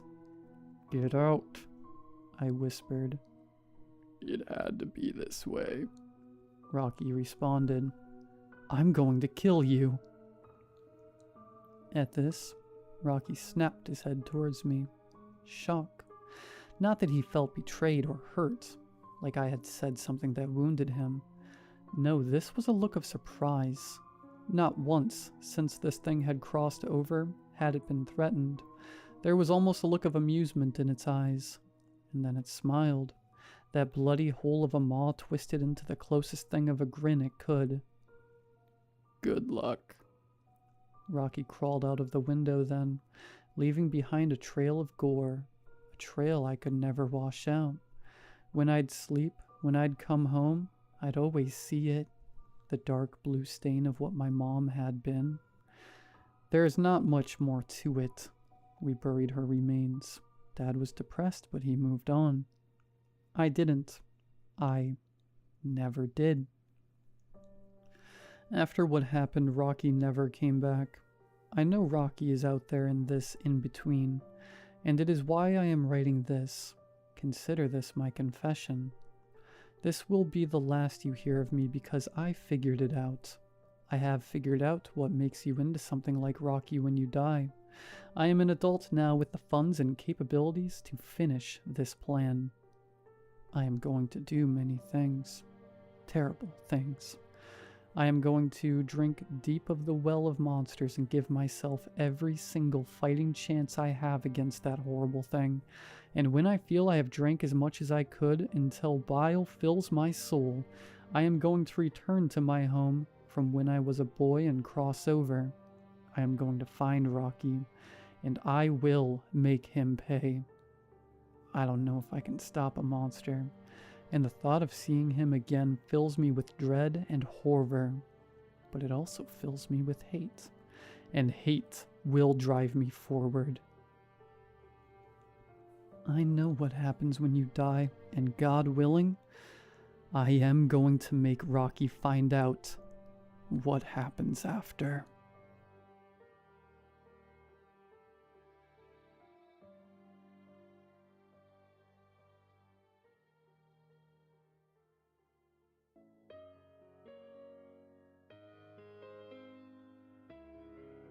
The problem started a year after my sister, Emma, disappeared. No one knew what happened to her. She was out in the woods hiking along the trail near our family's cabin when she vanished without a trace. The police searched for days, but all they found was her backpack, half buried beneath a pile of leaves. They called it an accident, maybe a wild animal. The police eventually chalked it up to coyotes. My grandmother, on the other hand, swore up and down the creature in the woods took her. Back when I was a kid, that would have rattled me, but as an adult, I only found it inappropriate. I drove out there alone one crisp autumn evening, hoping to find some remembrance of her. The cabin sat in the heart of the forest, isolated, just as it had been when we were kids. It was a place of comfort, but now it felt frozen in time. That night, I sat outside by the fire, the crackling flames offering some semblance of warmth as the sun sank beneath the horizon. As the night deepened, the forest grew quiet. The usual sounds of crickets and owls fell silent. Then the wind stilled. It took me until I was halfway back to the cabin, after the fire simmered out, to notice the usually annoying frogs by the near pond had stopped their chattering. And then I heard a low, deep growl coming from the darkness just beyond the tree line. My blood ran cold. It didn't sound like any animal I knew. It was guttural and strange, almost feminine. I stood frozen, trying to convince myself it was just the wind, but deep down, I knew better. The growl came again, closer this time. My heart raced. I began sprinting to the cabin. I didn't know what it was, and I didn't want to find out. As I fumbled with the door, I heard footsteps, slow and deliberate, crunching on the dry leaves, the sound echoing through the air. I could feel its gaze as I finally stumbled inside. I slammed the door shut and locked it, my breath coming in ragged gasps. I rushed to the windows and pulled the blinds shut, but I couldn't shake the feeling that someone was out there. Then I heard the thing again, the sound of scraping claws dragging against wood. I turned towards the noise at the back of the cabin and see the other window I forgot to close. The moonlight was shining enough to show a shadowy figure walking past, the shape of something tall, too tall. It was moving, jerking in an unnatural way, as if it was struggling to keep itself still. And then it stopped. I couldn't breathe. I couldn't move. The figure slowly turned toward the window. Its face was a twisted mockery of a human's, stretched and warped, with eyes an eerie yellow. I felt my stomach drop. The thing outside had a familiar, grotesque smile looking straight at me. I knew it then. This wasn't some wild animal. This was something far worse. I stumbled backward, my mind racing with memories of Emma. She had been here in these woods a year ago. Had it taken her? Was it out there now, waiting for me to step into its trap? I grabbed the rifle my grandfather had left behind and held it tightly, but deep down, I knew a weapon wouldn't save me from something like this. The door shuddered as something pressed against it from the other side. "Katie," a voice called. It was soft and coaxing, but then it grew darker, more sinister. "Come here. I've missed you." My blood ran cold. It was Emma's voice, but I knew it wasn't really her. My sister was gone. This thing was using her voice to lure me out. It wanted me to step into the woods, to make the same mistake she had. I couldn't move. My hands were shaking and my mind raced with everything I heard from my grandma. If I went out there, I would be next. I backed away from the door, my heart pounding in my chest. The scraping sound came again, this time closer, the wood creaking under the weight of whatever was out there. I couldn't breathe. I couldn't think. My mind flashed to the year before. Emma. I remembered her smile, her laugh. I remembered the way she used to call my name when we were kids. Her voice so full of life. But now it was just a whisper in the dark. The back door crashed open. I shot. I don't know how I made it to my car. My legs were moving on their own, carrying me as fast as they could out of the house. The thing screeched from the house louder than any siren I've ever heard. I reached the car and managed to lock the door. I looked at the cabin and froze. Standing in the doorway was the creature my grandmother described all those years ago. The long limbs, the eyes, the claws. I started pulling out of the driveway as fast as I could, mentally kicking myself for not just driving off right away. "Come here," it yelled, chasing me. The sound of its claws kicking up tremendous amounts of gravel. "We can be together again." I began crying, the sound of my sister bringing hurt and confusion. This isn't how I want to remember her. My car almost did a donut from how quickly I turned to the main road, the thing still following me. How I wished that it wasn't the middle of the night. Maybe then something could have scared this thing off. I wished a lot of things that night. I prayed for the first time in years. The thoughts clouded my head so much I almost wrecked. A cold, dry laugh then sent chills crawling up my spine. "You can't run from me, sister. You never could." And then it jumped in front of my car. I didn't really think it fully through when I pressed on the gas, but I did it.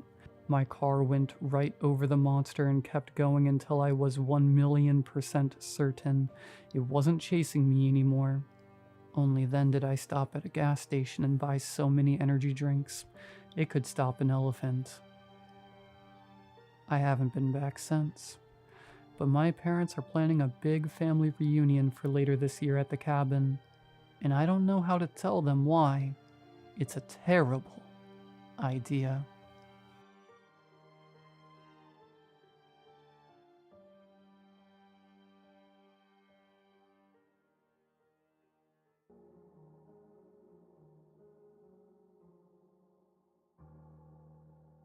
Working at a fast food restaurant was never my dream job. I recently divorced my wife. Things were bitter, and unfortunately, I had been forced to hand over 75% of my assets by the order of a judge. My now ex-wife used our savings account to hire an expensive lawyer who managed to direct all our problems at myself. It was mostly bull, but what was I to do? I argued the case and how she used our money to buy herself a lawyer. But if you know anything about divorce courts, they're usually hell. so I moved my few remaining items out of the house and went to find a new place to live. I eventually found a mediocre apartment complex and settled down there. The next few weeks were terrible. I couldn't focus and was eventually fired from my desk job due to inefficient production. My apartment was in a bad spot of town, but was cheap enough for me to maintain my rent payments for a few months. Finding a job was, as you'd expect, difficult for someone who was fired. I went through several interviews, but was always left with the same, "We found a candidate that better fit our needs, blah blah blah." I hated that so much. They didn't give a crap about me or anyone else they rejected. After scrounging the web for weeks, I finally surrendered myself to lower-level jobs. I found a notice that the fast food restaurant Checkers was hiring night staff. I decided to apply, as it gave me more time during the day to search for another 9-to-5 job. Long story short, the interview went well and I got the job. I was introduced to the night crew and they trained me quickly. It was an easy enough job. Practically no one ever came in. Maintaining the grill and helping the crew clean at the end of each shift was decent enough. However, one night things were different. It was a cool night in March 2023.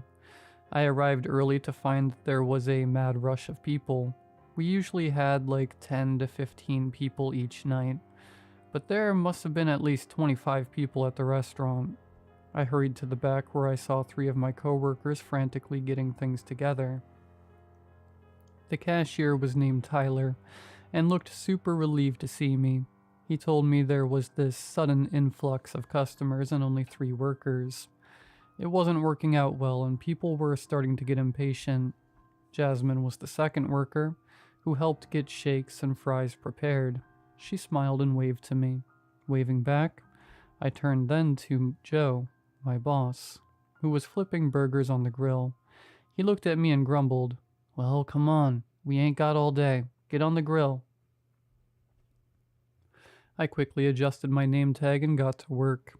Joe went back to his office as I took over on the grill. Things were stressful and my shift had just begun. It was almost like the whole town was getting food at once.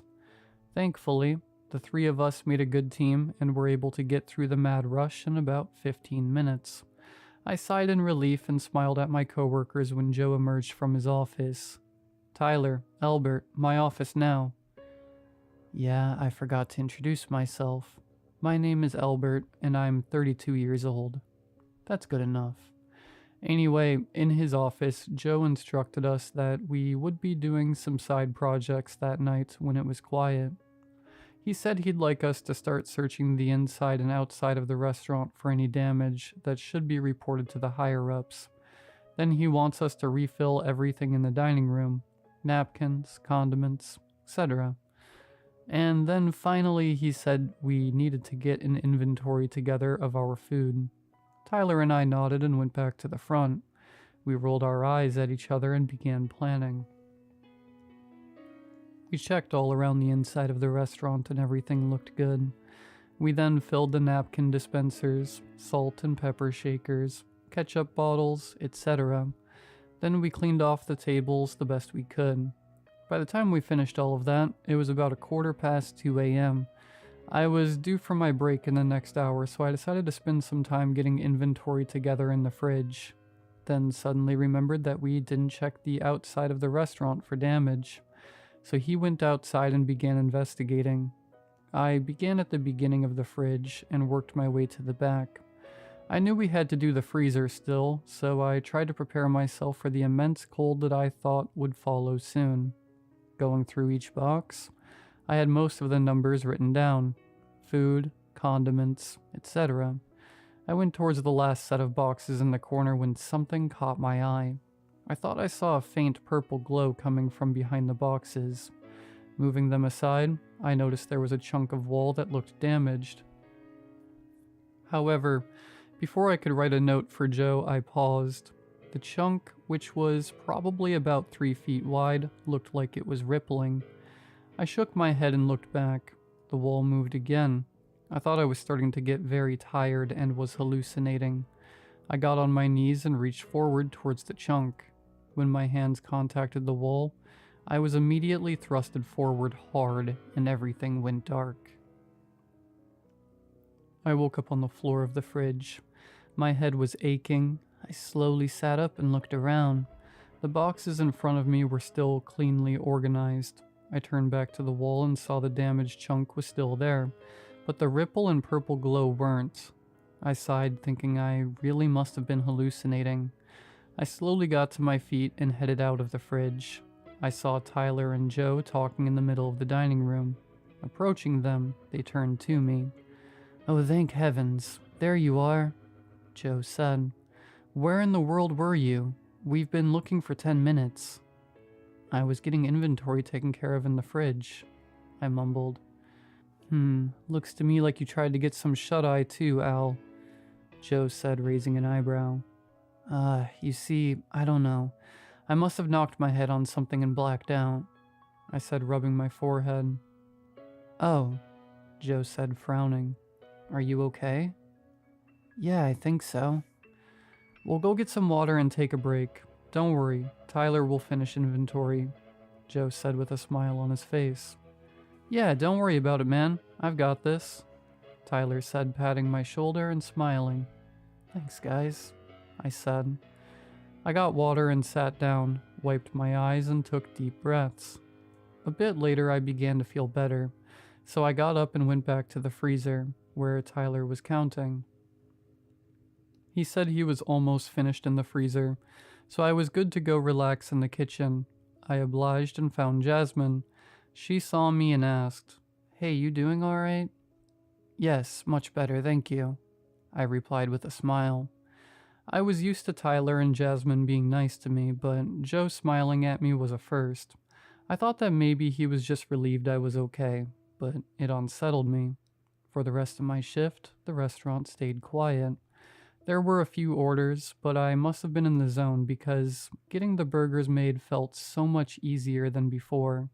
Once the restaurant closed at 4 a.m., Joe called a brief meeting with us and gave us all pats on the shoulder for a great shift. He said we could go home early. The morning crew could finish cleaning everything. We thanked him and all went our separate ways. Once I got to my car, I took a few moments to try and understand what happened in that fridge. In the car, I looked in the mirror and saw I had a big bruise on my forehead. Just my luck. Before driving, I checked myself for a concussion, which I hadn't considered before. A part of me was concerned that my mental state wasn't quite right, since things felt like they went too well at the end of my shift. But I seemed fine. I took deep breaths and slowly began the drive home. The drive went noticeably better than usual. The worst part of town usually had scattered debris, drug dealers in the alleys, and potholes. That time, though, things were basically spotless, like the community had finally gotten its stuff together. Getting back to my apartment building, I wasn't met with the same aura as before. I know it sounds strange, but I've run into neighbors before who were jerks, and the halls sometimes reeked of weed. Nothing this time. Once I was inside my apartment, I was met with the same familiar sight from before, which helped ease my mind a bit.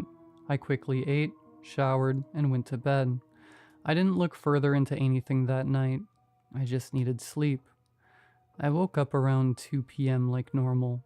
I felt clear in the head again. Going to the bathroom, I checked the mirror and saw my bruise was already starting to fade.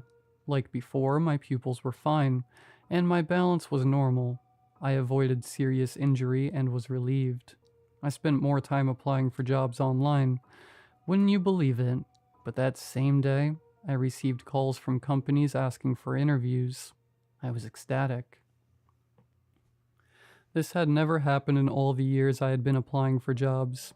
It put me in such a good mood for work that night. On the way to Checkers, I once again noticed the route was much more peaceful than it had been before. The roads were clean, and a group of guys noticed me and waved with big smiles. I was confused, but returned a smile and waved too. It felt almost fantastic. I had dealt with so many jerks on the road that the simple gesture made me feel overjoyed. At Checkers, I was fortunate to see that there were only a couple customers scattered around the place. Tyler and Jasmine were finishing up the 2 orders when I went back into the kitchen. They both greeted me.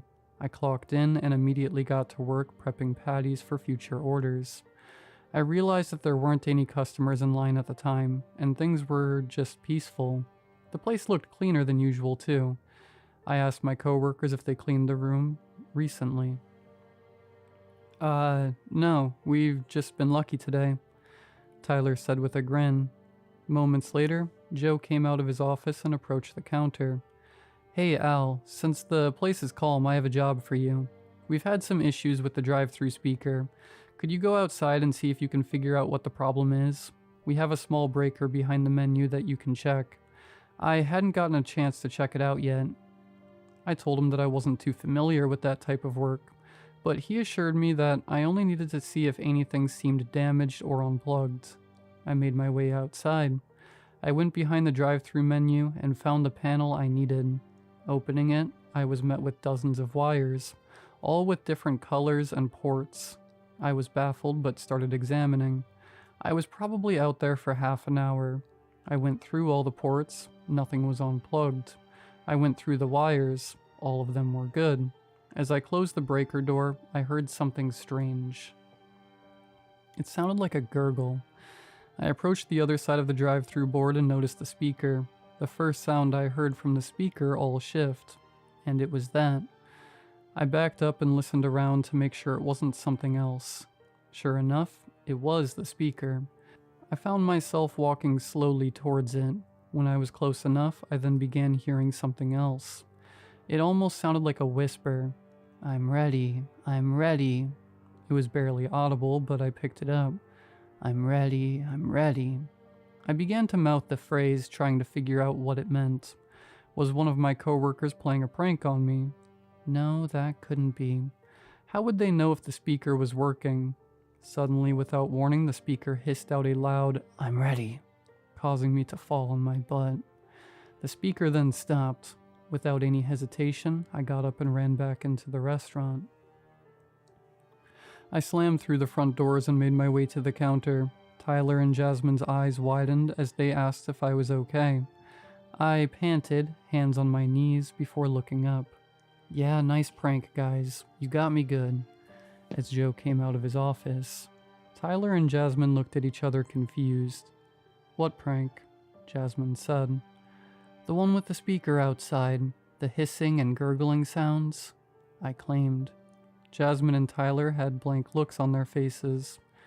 "Neither of us did anything, Al," Jasmine said. "What's going on here?" asked Joe. I told him about what happened outside at the speaker. Joe then asked me to go through what I had done. After doing so, he asked if I could show him outside what exactly happened. I did, but of course nothing happened that time. Joe shrugged it off, and that was about all we mentioned about it for the rest of the shift. One good thing about this Checkers was that we had a period before the end of our shift where customers rarely came through, so we could all take short breaks. The break that day was relaxing. It definitely took my mind off that speaker. The rest of my shift went by smoothly. Joe even said we could take burgers home for us if we wanted. On him. The next day I did my usual routine. I was greeted with another phone call from an employer wishing to schedule an interview, which made me happy again. When it was time to get to Checkers, I took the bus to shake things up. On the way, it was peaceful and quiet like the day before, but there was one extra thing that caught my attention. There is this alleyway that's particularly known for its violence and drug dealing. What I saw in there was a strange red substance next to a dumpster. It didn't look like blood, but I couldn't figure out what it was. Things seemed to be getting stranger following my accident in the freezer. I started to wonder if I did have a concussion after all. I told myself I'd get checked out by a doctor in the morning. At work, things were normal until our break. Joe said we could take the whole hour. Tyler and Jasmine asked if I wanted to go to an all-night ethnic cafe down the street. I was delighted, as I was in the mood to try a new place. It was a very nice night. I almost forgot how great it was just relaxing at night with friends, without worrying about work or gangs. We got to the restaurant. It looked nice inside, and there were quite a few people there considering the time. Our hostess greeted us with a huge smile and showed us to our seats. Tyler said he's been there several times and loved it. He just told me to keep an open mind. Our waitress welcomed us with a smile and our menus. Tyler was certainly right, as none of the names made any sense. I ended up getting what I was told was a stew. Tyler and Jasmine said they really enjoyed working with me and wanted to show their appreciation with a gift. They then presented me with a blue sweater that Tyler had somehow kept hidden. I was amazed and thanked them. After some more lighthearted conversations, the waitress came back with our food. My mood dropped immediately. The stew was a brown mixture of what looked like slimy meat and mushy rice. Tyler and Jasmine's dishes also looked awful. Tyler got a sandwich with a sickly green bread and greasy red meat. Jasmine got a salad with brown lettuce and a big blob of a black, shiny liquid in the middle. I looked to both of them uncertain. Tyler laughed and reassured me this was normal. I shakily grabbed my spoon and scooped up a bit of the stew. The smell was rancid, but with a deep breath I quickly ate it. It wasn't as bad as it looked, but it was sour. I didn't want to be rude though, so I kept eating. Tyler and Jasmine both ate normally and looked like they were really enjoying their food. I shuddered as I kept eating more and more of that brown stuff. After Tyler reached the middle of the sandwich, I heard a sickly popping noise. The meat popped and a puddle of red goo dripped onto his plate. I nearly barfed but kept it down. Tyler laughed and said, "Oops, I forgot about that part." After an agonizing meal, we left and headed back to the restaurant. I felt like crap, but managed to eat the whole bowl. On the way back, I had to duck into an alleyway and retch. Tyler rested a hand on my shoulder and said, well, I guess that place isn't for everyone. You good, Al?"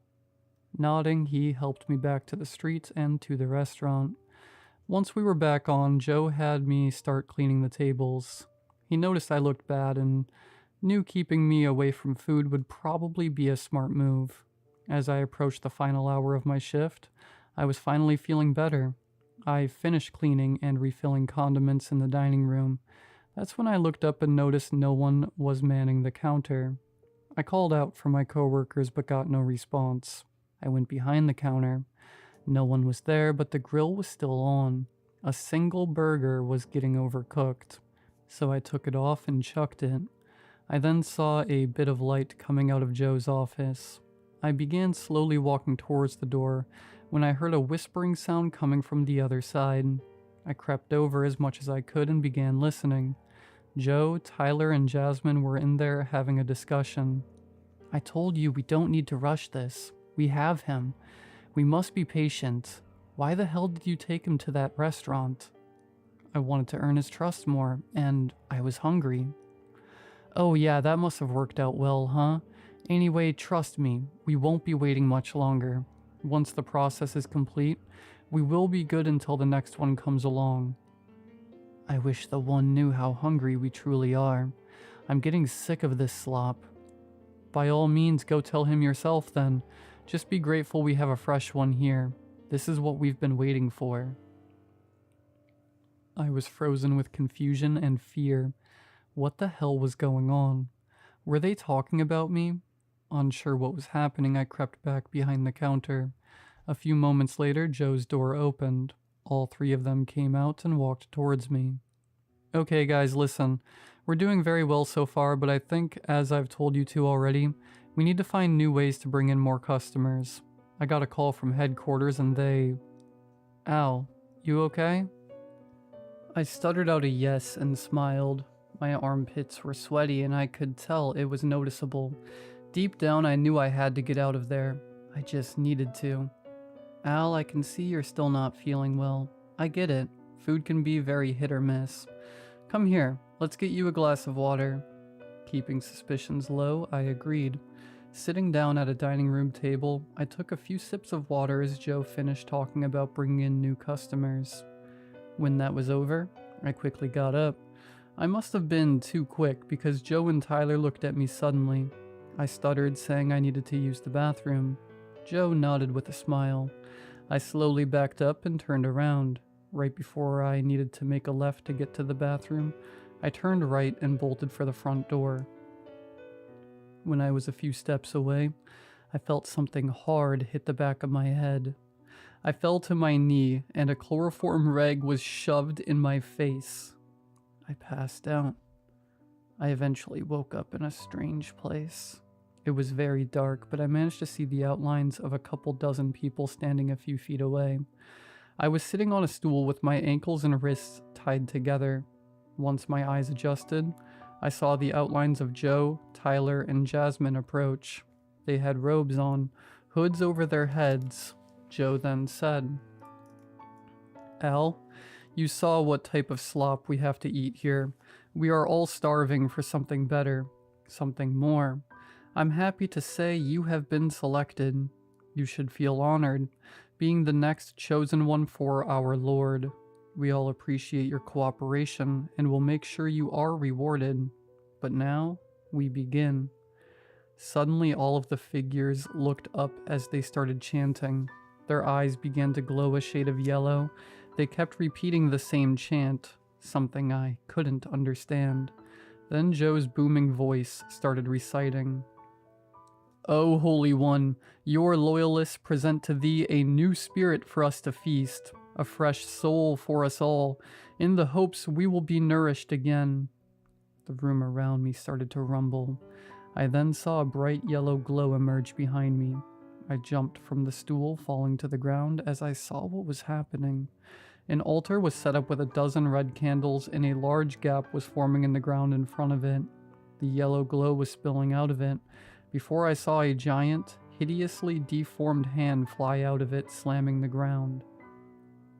Its fingers, abnormally long and gray, with long black fingernails, began clawing the floor. The other hand flew out, slamming onto the altar, crushing it. All the candles faded out. I struggled with the rope. The knot was double-tied. Its body then emerged. It was a strange, shadowy figure. Small ripples flew off its figure like a fire. I saw the outline of a face in the figure, mouth wide open, sockets empty. I began thrusting my wrists around, trying to slip my hands out. As the creature finished emerging, the glow disappeared and the loyalist suddenly took a knee. The creature, I could tell, was staring right into my soul.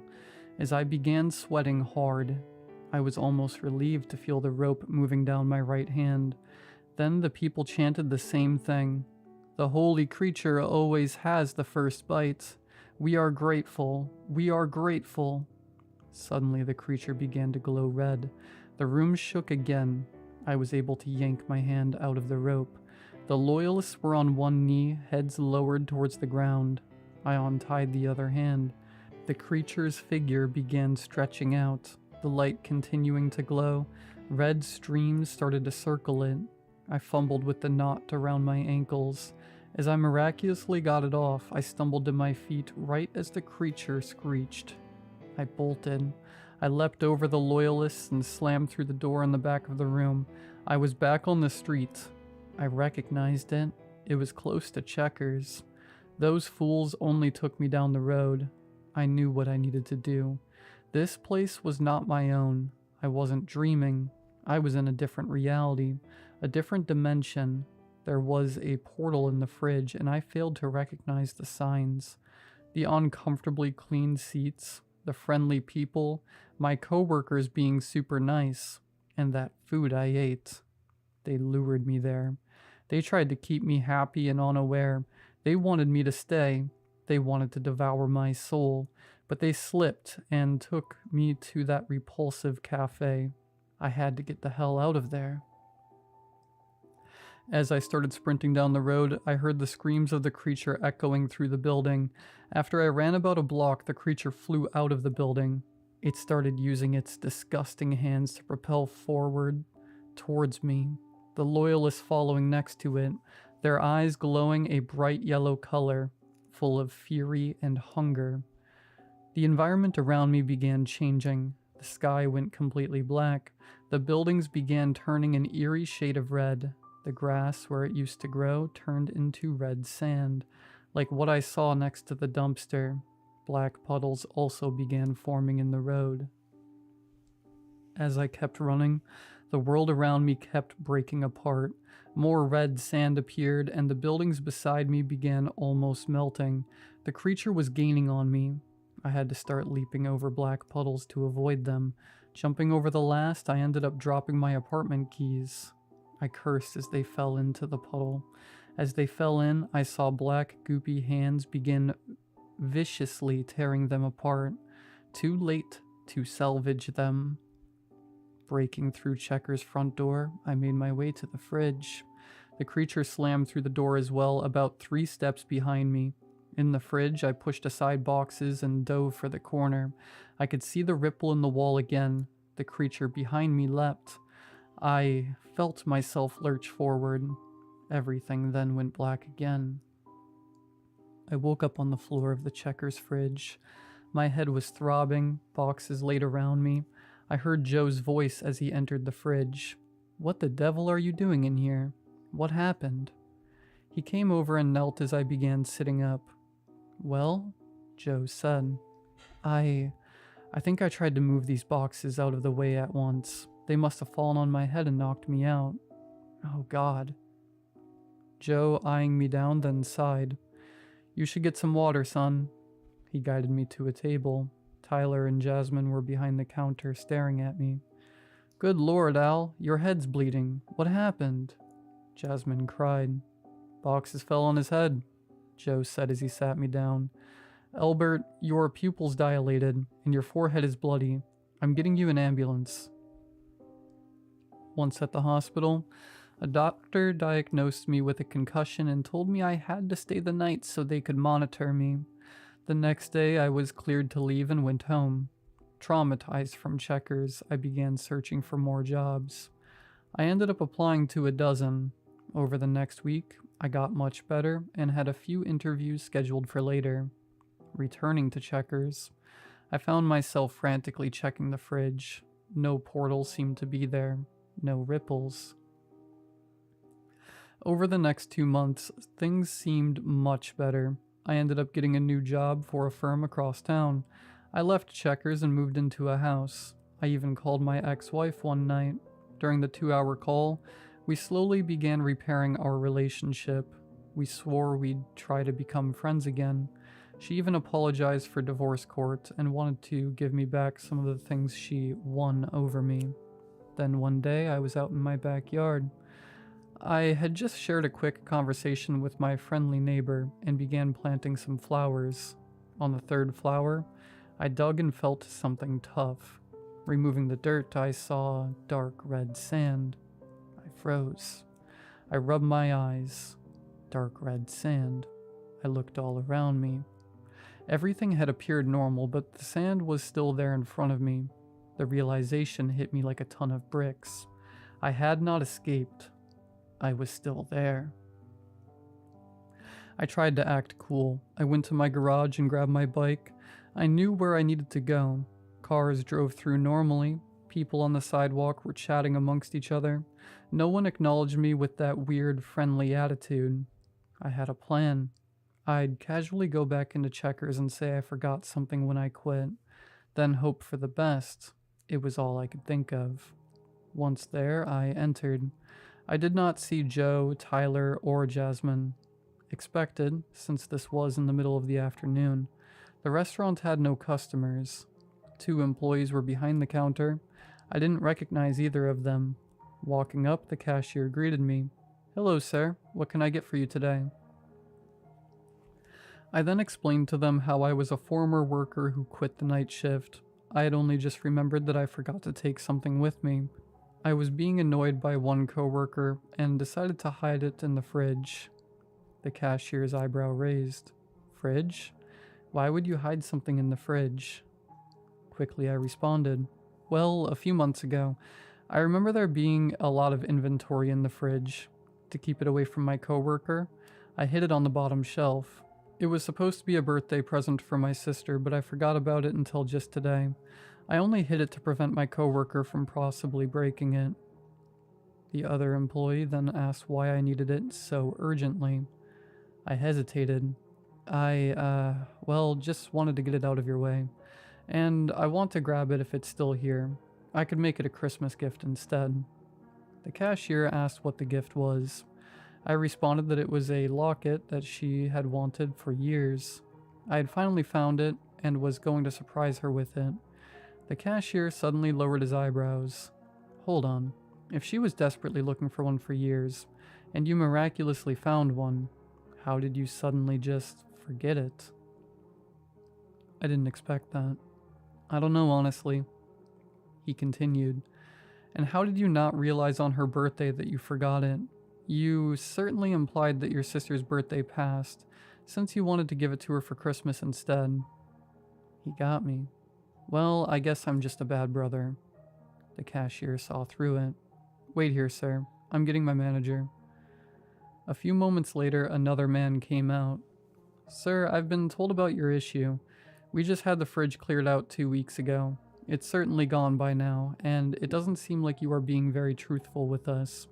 Former employee or not, you are not allowed behind the counter unless you still work here. I'm going to have to ask you to leave now. I couldn't do anything other than just nod and walk out slowly. I could hear the three of them mumbling behind me. I couldn't tell what they were saying, but I had a hunch. Exiting Checkers, I began to think about my next steps. I started slowly walking down the road with my bike when I saw the sky. The bright afternoon sky began to slowly darken. I then began to hear sirens blaring everywhere. The fresh green grass began to morph into that dark red sand again. In the distance I could see dozens, if not hundreds of yellow lights, and some faint yelling.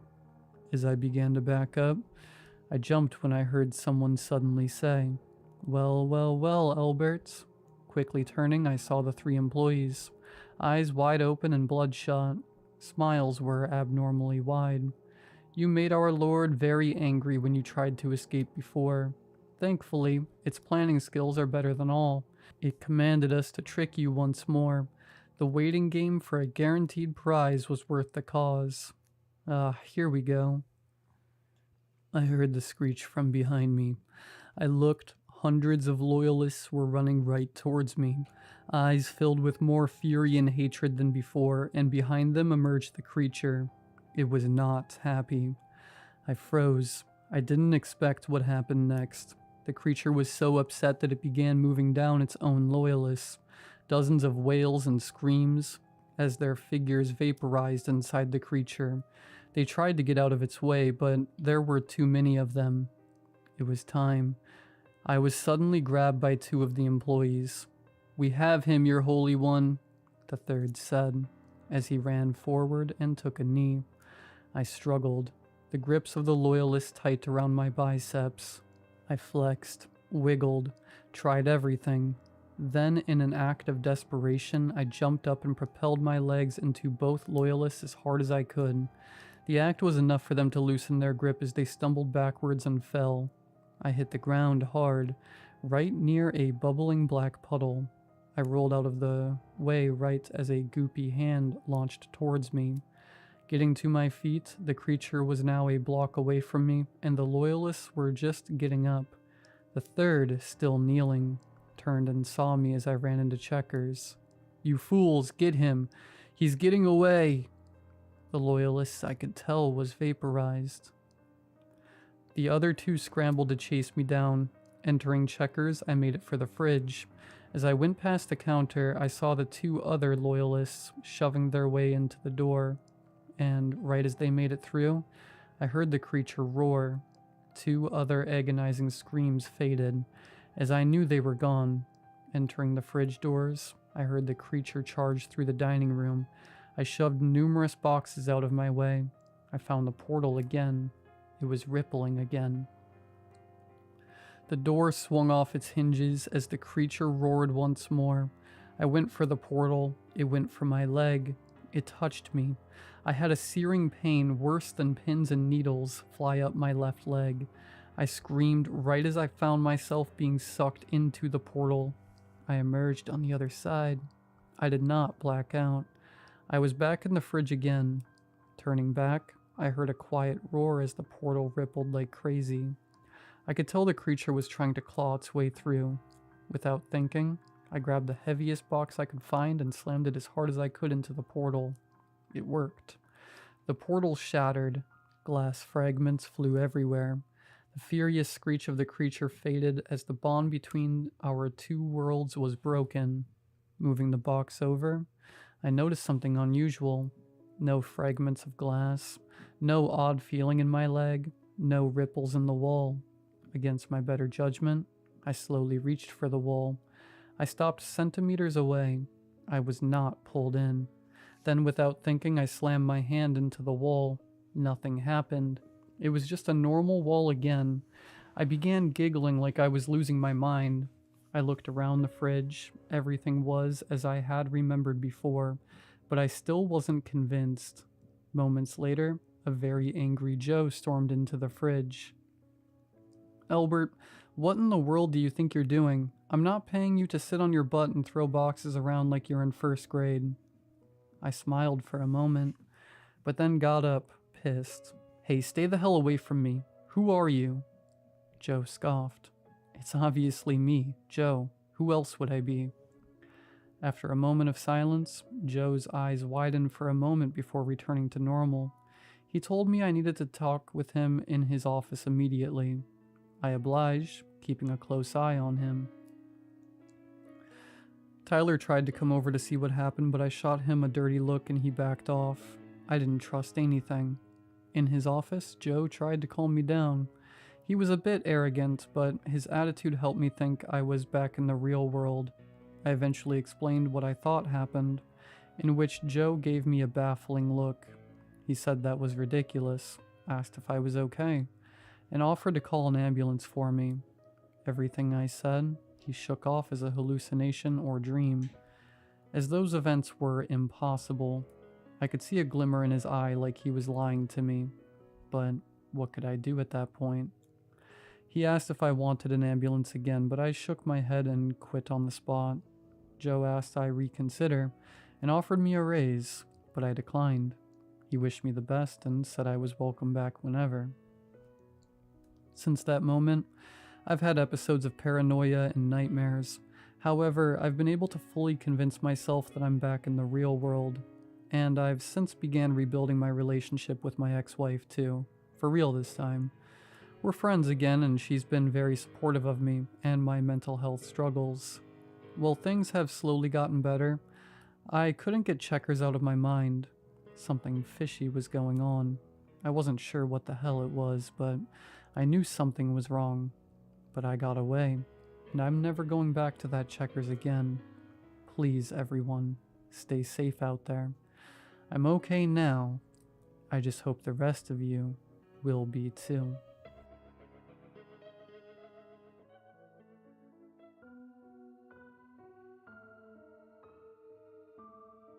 Initially, my memories of the crash were limited. A fractured, imperfect recollection missing crucial details.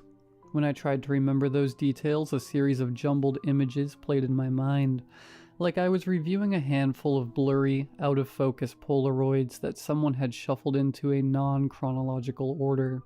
Over time, that changed. My memories became clearer, but in the beginning, everything was a haze of motion and sound. This is what I remembered in the beginning. Divya and I are sitting next to each other. The other two passenger seats on the opposite side of the aisle are empty. The pilot turns around to us, and I only see him for a second, but there's something memorable about him.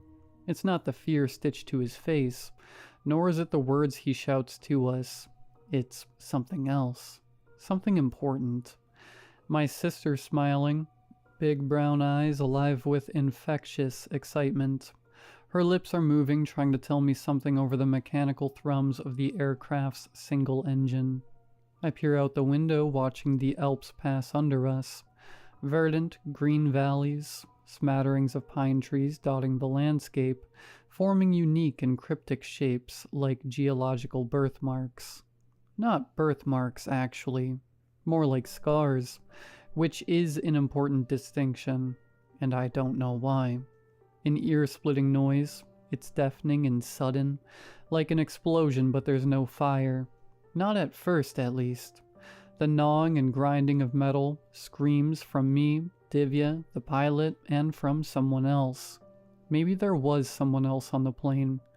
The aircraft tilts forward, we enter a death spiral. Violent movement rips the pilot from his chair and he's gone. There's something important about him. It's not the fear on his face, it's something else. Before I can tell what it is, we're meters from the ground. There's the roaring of atmosphere rushing through the holes in the cabin. Terror swells in my throat. I want to turn my head. I want to see my sister. But there's not enough time. Everything goes black. I'm plunged into the heart of a deep, silent shadow. It's not death, but it's similar. Briefly, I return. My consciousness bubbles from the depths of that shadow and my eyes flutter open. It's quiet now. No more screams, no more chewing of metal. Only the humming chorus of cicadas fills my ears. It was early morning when we crashed. Now it's twilight. The air moves through my lungs and it smells faintly of smoke and iron. Finally, I do turn my head and I see Divya. She's not far, but she's broken. Her battered body hangs in a nearby oak tree like a warning. Dusky red blood stains the bark around Divya. It's sticky and warm on my fingertips when I'm close enough to touch it. Leaning against the trunk, reaching to pull her down from the canopy. She's much too high up, but I keep flinging my hands towards the heavens, pleading for a miracle. Again and again I try to get a hold of Divya, as if I'd be able to anchor her soul to the earth with a tight enough grasp on her body. I blink, and when I open my eyes, I'm alone in a hospital room lying in bed. Now there's no noise at all. Pure, vacuous silence for hours and hours as I slip in and out of awareness, until a question shatters that silence. "What do you remember about what happened to you, son?" says a tall, grizzled man in a dirty white lab coat. Gray blue eyes intensely fixed on my own. The first week in the hospital went by quickly. Dr. Osler and Nurse Annalise were very attentive, practically at my beck and call. My suspicions were at a minimum during that time, so I could actually lay back and rest. When I was finally lucid enough, I explained what I recalled about the crash to Dr. Osler, who listened intently from a wooden chair aside the hospital bed. My sister and I were Boston natives on holiday in the European countryside. We were flying over the Eastern Alps when something went terribly wrong with the plane.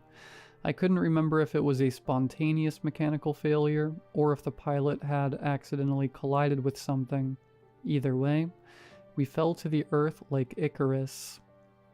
I thought of Divya. A question died in my vocal cords for a long while. A leech with hooked teeth buried in the flesh of my throat, resisting release. Eventually I asked. Courage was the spark. Apathy was the match. The resulting fire singed that leech off my throat and out my mouth. Either she was alive or she wasn't. Do you know if my sister made it to the hospital? Brown hair, mole on her cheek. The doctor inquired, his voice warm and dulcet like a sip of hot apple cider spiked with brandy. I gulped and nodded, bracing myself. Yes, we have her here. She's in critical condition, but we're taking such good care of her. We believe she'll pull through, but she hasn't woken up yet. Relief galloped through my body, and I let my head fall back on the pillow, tears welling under my eyes. As I quietly wept, he continued to fill in the gaps, detailing where I was, how I got here, and what was next. Essentially, the plane crash landed outside of Bavaria, southeast Germany. A farmer watched our meteoric descent from the sky and immediately called for an ambulance. Now, my sister and I were admitted to a small country hospital about 10 minutes from the wreck site. Both of my legs were broken, and I lost a significant amount of blood, but otherwise, I was intact. Divya suffered greater internal injuries, so she was in the intensive care unit. Dr. Osler expected her to make a full recovery. There were no other survivors. He stood up, patted me on the shoulder, told me to sleep, and informed me that Annalise would be in soon to record my vital signs. When can I see her? When can I see my sister? His footfalls slowed until they came to a complete stop. He remained motionless for an uncomfortably long period of time, with his hand wrapped around the brass doorknob and his back to me. Never said a word. After about a minute of eerie inaction, he twisted the knob, pulled the door open, and left. That's when I first noticed something about my situation was deeply wrong. As the doctor exited my well-lit, windowless hospital room, I glimpsed whatever was outside. In an attempt to conceal it, he didn't swing the door wide open. Instead, he cracked it only slightly, just enough to squeeze his gaunt body through the partition, with his lab coat audibly dragging against the doorframe. Despite his attempt to block my view, I saw enough to plant a seed of doubt in my head about Dr. Osler and what he had told me. A clock on the wall read noon, but whatever was outside the door was pitch black. The foreboding darkness outside my room was only the first domino to fall, though. Once I fully registered the uncanniness of that detail, a handful of other equally bizarre details came to the forefront of my mind, and I did not have a satisfactory explanation for any of them. For example, the hospital was completely silent. No PA system asking for the location of a particular surgeon or announcing that visitor hours were over. No ambient noise from a heavy hospital bed thundering down the hallway. Even my room was dead silent. Initially, I didn't notice. The quiet allowed me to fall into sleep without issue. That said, I was wearing an oxygen monitor. I had an IV in my arm. The machines above me appeared to be connected to both things, and yet they were silent too. Shouldn't they beep? Shouldn't they make some kind of sound? The only noises I ever heard were the voices of the hospital staff members, and only when they were in my room talking to me. Which brings me to Nurse Annalise. Initially, she was a tremendous source of comfort. Her very presence was sedating, humble, and grandmotherly. Silver hair bustling over her shoulders as moved through the room. A charming, wrinkled smile on her face as she listened to me recount my life history to kill some time. Constant reassuring words about how well the hospital was taking care of me. But like everything else, once I looked a little harder, Annalise went from likable and endearing to peculiar and terrifying. First off, it seemed like she never left the hospital. For a week straight, she was my only nurse, coming and going from my room at random times. Never anything that implied a shift schedule. One day she came into my room 3 times within an hour to take my temperature, and didn't appear again until the following day. Another time I woke up to her determining my blood pressure, the rubbery cuff tightly compressing my bicep, no stethoscope pressed to my arm, which I'm pretty sure is required for the measurement. She wasn't even watching the numbers rise and fall on the instrument's pressure meter.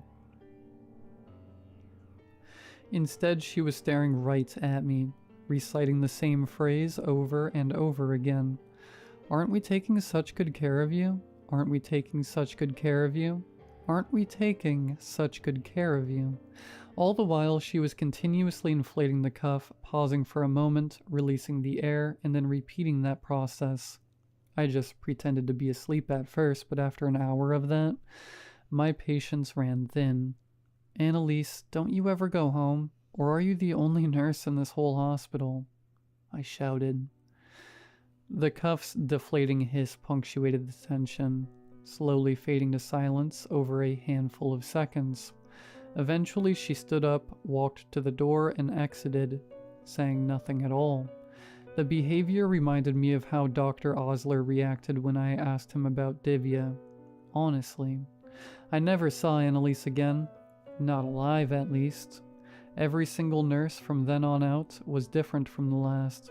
Like somehow my singular complaint had rewritten the entire staffing infrastructure of the hospital. And I mean every single one. Now, instead of having one nurse day in and day out, I had been visited by 30 different nurses over the course of a few days. It didn't make any sense. I asked for different nurses, and that's sure what I got. After about a month in that room, and with my suspicion rising, I started developing an escape plan. The only thing that was really holding me back was my casts. Since the day I woke up in the hospital, thick, marble white plaster completely encased each of my legs. The cast didn't appear to have been applied by a professional, though.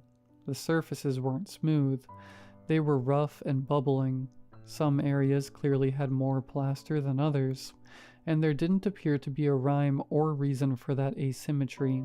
Not only that, but the material seemed unnecessarily dense and heavy, and the casts were tightly molded to each extremity.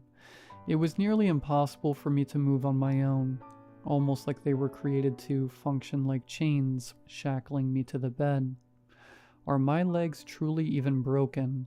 I considered, panic sweeping through me like a wildfire. I want to see my sister, I demanded. The nurse, a short man with a thick brown-red beard, dropped the clipboard he had been scribbling on in response to my defiance. It clattered to the floor. With a vacant expression painted on his face, he walked over to the door, opened it, and left. As the door creaked closed, revealing a glimpse of the waiting shadows, I grimaced. The uncertainty of the oppressive darkness that lingered outside my room had, over time, begun to cause me physical discomfort. I needed to know what was actually out there, but God, I desperately didn't want to know either. In a way, it represented my predicament. On the surface, I was in a hospital, but that was farce, an illusion for someone's benefit. In reality, some terrible darkness loomed around me, pulsing just below the surface, spilling in every so often through the cracks in the masquerade. After a few minutes, Dr. Osler paced into the room, letting the door sway shut behind him. Dr. Osler, you've told me Divya is alive. Countless times you've assured me she's recovering here in this hospital, and yet I haven't seen her once. Bring her here. If she's not healthy enough to come here, bring me to her. His gray-blue eyes bored vicious holes through me. He was livid, utterly incensed by my insubordination. She's not done yet, he muttered. I stared back at him, dumbfounded and brimming with rage. What does that mean? The doctor looked away from me with a contemplative glint behind his eyes, recalibrating his response.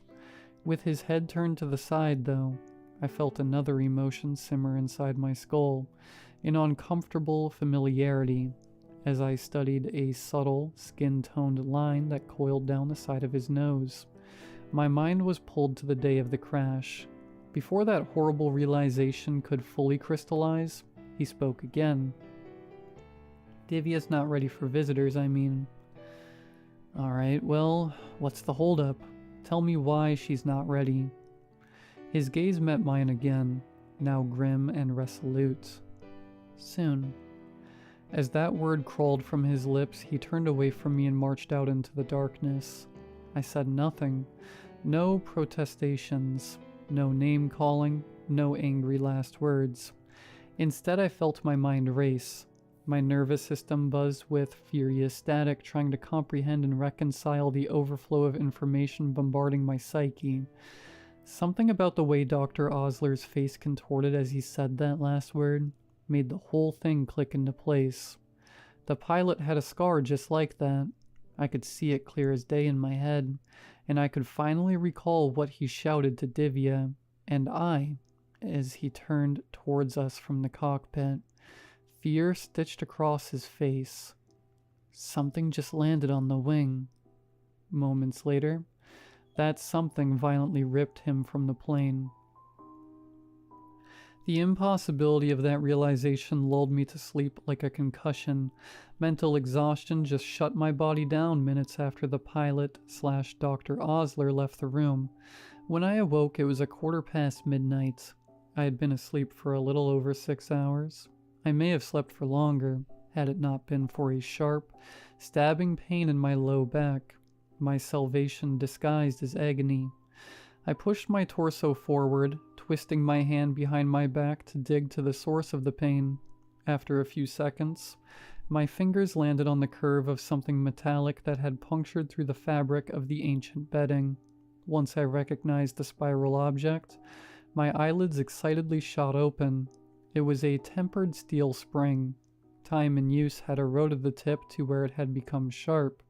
The thing wasn't a buzzsaw by any means, but it was something accessible that could maybe dig through the plaster casts that were preventing my escape.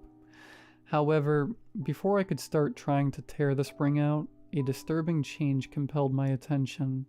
For the first time in a month, there was no light in my hospital room. As I scanned the darkened scenery, attempting to orient myself, I noticed something else as well, something that pried the wind from lungs, leaving me breathless and silently begging for air. A motionless blob of contoured shadow in the corner. Something was in the room with me. Who's there? I whimpered. The silhouette sprung to life, stepping forward until they were looming over the end of my bed. When it grinned, my heart leapt, dancing between relief, disbelief, and terror, never staying on one emotion for too long before moving on to the next in the cycle. Divya? At first she nodded her head slowly, but over a few seconds, her nodding sped up, becoming frantic, inhumanly quick, vertical pivots that seemed to have enough force to shatter the spine in her neck. Greedy paralysis enveloped my body. I couldn't move. I couldn't speak. I could just watch as Divya lumbered around the side of the bed until she was right over top of me, still rapidly shaking her head up and down. As she bent over the bed's railing, the nodding stopped abruptly. Nearly forehead to forehead, my sister finally responded. Yes, it's me. Don't worry, okay? In fact, don't ask about me. I'm fine. They're taking such good care of us here. Her eyes were no longer brown. They were gray-blue, like Dr. Osler's, like Nurse Annalise's, like every nurse's eyes, actually. And with that, she stood up, turned away, and walked out the door. From that night on, I accepted my sister was dead. With my attention undivided, I worked singularly towards escape. Grief could come later, after I was away from the thing that had killed her and commandeered her body. Disassembling the casts with the sharpened end of the spring was laborious. Every minute that thing wasn't in the room, I was scraping away at the plaster, making sure to focus my efforts on the underside of the mold, rather than the outside. That way, if it inspected the cast, it wouldn't be as obvious that I had been incrementally weakening the plaster. If it was in the room, camouflaged as a real human, I smiled, engaged in pleasant conversation, profusely displayed my gratitude, thanked it every chance I got. That's what it really wanted, I suppose. It wanted to feel appreciated. Giving it appreciation kept it docile. Eventually, I could tell that I had damaged the cast to the point where I could break myself loose with a few more forceful hits. Once I did, however, I knew there was no going back. My intention to slip out of its clutches would be written all over my freed legs, and as much as I attempted to discern a pattern to its appearances in my room, I just don't think there was one. Unfortunately, that meant there wasn't a right time to make my escape. I had to guess and pray it wasn't nearby when I made my move. Luck was on my side that day. The thing was close, but it was preoccupied. Despite shedding nearly 20 pounds of body weight in that hospital room, Barely sustaining myself on the infrequent helpings of brackish meat soup the thing brought me, my legs couldn't hold me upright. They had simply atrophied too much. Muscleless sleeves burdened with fragile bones and calcified tendons. Thankfully, my arms had retained enough strength to drag my emaciated body across the floor. With my back propped up against the wall aside the door, I halted my feeble movements and just listened. No footsteps running down the hall, no whispers of, "Aren't we taking such good care of you?" coming from right outside. All I could hear was the fevered thumping of my heart slamming into my ribs. I took a deep breath, reached my arm up to the knob, and slowly slid the door open. It wasn't hell on the other side of the door, like my restless mind had theorized on more than one occasion. Not in the literal sense, anyway. I really was in a hospital. It was just abandoned. Had been here for a while, apparently. A discarded German newspaper, I discovered, was dated to September of 1969. The dilapidated medical ward was dimly lit by the natural light that filtered in from various broken windows. Thick dust, shattered glass, and skittering insects littered the floor. I crawled around overturned crash carts and toppled transport beds like I was navigating the tunnels and trenches of Okinawa. At the very end of the hallway, I spied a patch of weeds illuminated by rays of bright white light. There it was, my escape. An open doorway, a portal to the world outside this place. Flickers of hope were quickly overshadowed by smoldering fear. As I got closer and closer to the exit, an unidentifiable smell was becoming more and more pungent. A mix of rotting fish, bleach, and tanning leather.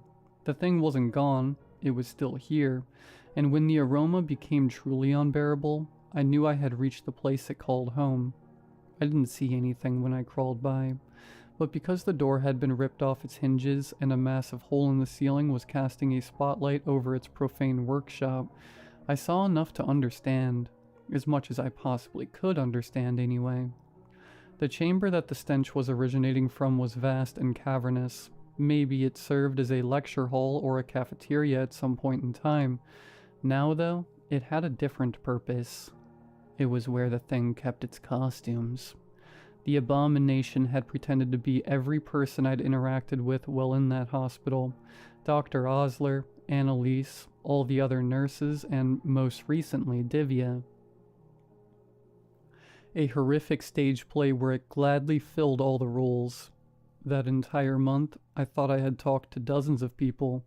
In reality, it had been this mimic every single time, camouflaged by a rotating series of gruesome disguises.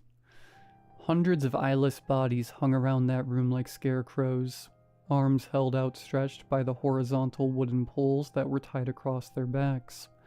Thick, pulsing gray-blue tethers suspended the bodies in the air at many different elevations from somewhere high above. Despite the ungodly odor, most of them seemed to be in relatively good condition, with limited visible signs of decay. The assortment of fleshy mannequins swayed lifelessly in the breeze that spilled in through the minivan-sized hole in the ceiling, glistening with some sort of varnish as they dipped in and out of beams of sunlight. Then I saw it. A gray-blue mass of muscular pulp roughly in the shape of a human being, cradling Annalise's eyeless corpse in its malformed arms at the center of the room. Thousands of flies' wings jutted from every inch of its flesh. Some were tiny, but others were revoltingly magnified. The largest I could see was about the size of a mailbox, even though the thing appeared motionless. The wings jerked and twitched constantly, blurring its frame within a cloud of chaotic movement. As far as I could tell, it had its back turned to me and hadn't detected my interloping. Watching in stunned silence, the thing raised one of its hands, and I noticed it was holding something small and wooden. Every few seconds, it brought it down and delicately caressed the nurse's head with the object, dragging weathered bristles over her scalp. It was brushing Annalise's hair. Then it spoke. and I felt uncontrollable terror swim through my veins, causing my entire body to tremor like one of the abomination's wings. It sounded like 20 or 30 separate voices cooing in unison. Men, women, and even children sang the words together, a choir of the damned. Aren't we taking such good care of you? Aren't we taking such good care of you? I couldn't restrain my panic. Right before a blood-curdling wail involuntarily surged from my lips, I was saved by the thrumming of helicopter blades in the distance. The thing stopped speaking and tilted its head to the noise. At an unnaturally breakneck speed, it shot into the air and through the hole in the roof, carried into the sky by a legion of convulsing flies' wings. Then I was alone, howling into the airborne graveyard, with the myriad of preserved corpses acting as the only audience to my agony. They observed me crumble from their eyeless sockets, their stolen bodies still silently swaying in the wind. I didn't see Divya's body. Ultimately, though, I think that was for the best. After I crawled out of the hospital, it took me nearly a day to stumble across another living person, a man and his hunting dog. They delivered me to a real hospital, where I spent the next half year recuperating from the ordeal. I told the police about the plane crash, the abandoned hospital, as well as the thing in its museum of hanging bodies.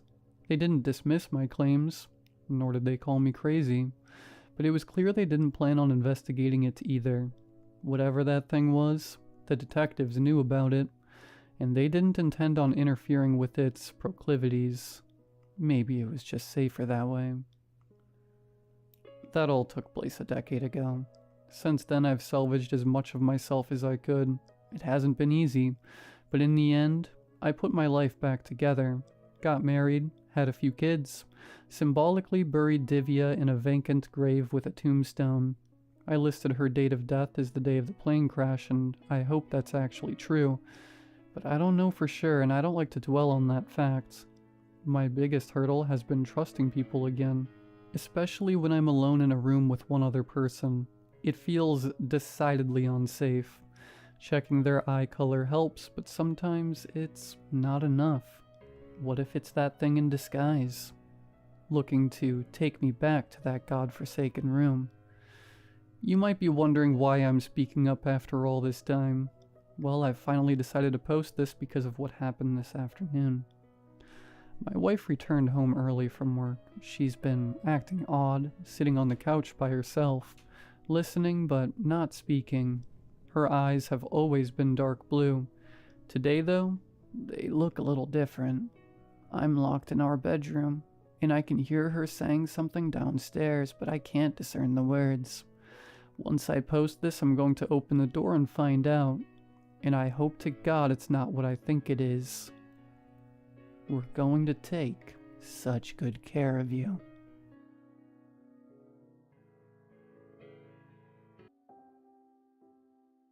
It was midnight by the time I parked my car in front of the towering manor.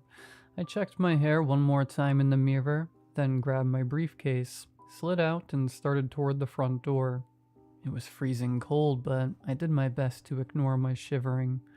The path to the door was uneven, made of gravel and rocks that made walking in heels a nightmare. I was wishing I had just worn sandals, but at home the high heels had seemed like the hotter choice. A clap of thunder sounded, and the night sky lit up. Now I could see the gravestones that lined the path. They continued all around the house. Names and dates for at least 100 lives lined up around this house like flowers in a depressing garden. Another flash of lightning, and I could make out the mausoleum about 50 feet away from me. It was made of white marble that was crumbling from years of neglect. Its doors was cracked open, leading into a dark void, and God knows what hidden inside. The house itself had seen better days, too. It was built of wood and might have been painted green at one point, though it was hard to tell in the darkness.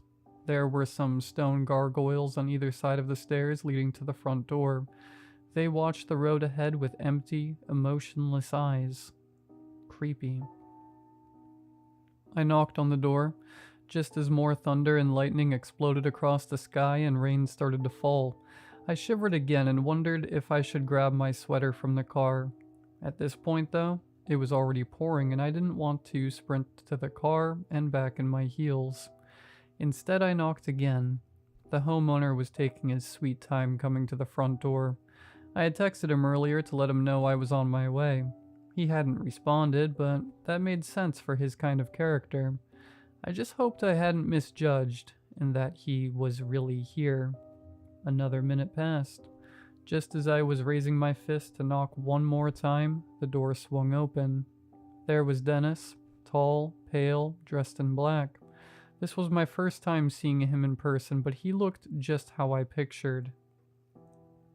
"You really came," he said. His eyes flicked to the briefcase under my arm, then back to my eyes. "I did," was my reply. He waved me in and began walking further into the house. I followed, ready to escape the storm and find some warmth. It was darker inside than out. I followed his silhouette into some kind of living room area where he gestured toward a chair. I sat down and he swept over to the other side of the room. A few seconds later, the entire house lit up brightly. He had started a fire. I could now see the room in its entirety. It was huge, with red carpet and ornate leather furniture.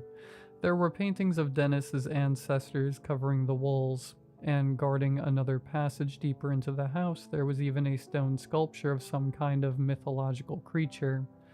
A griffin, maybe. Dennis seated himself across from me on a dark purple leather couch. I crossed my legs, set the briefcase on a table in front of me, and took a deep breath. "Surely you understand how curious I am right now," he said.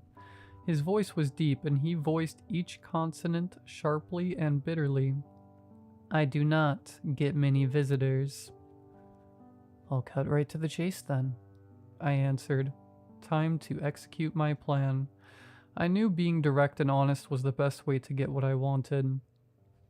"Please." "I know the truth.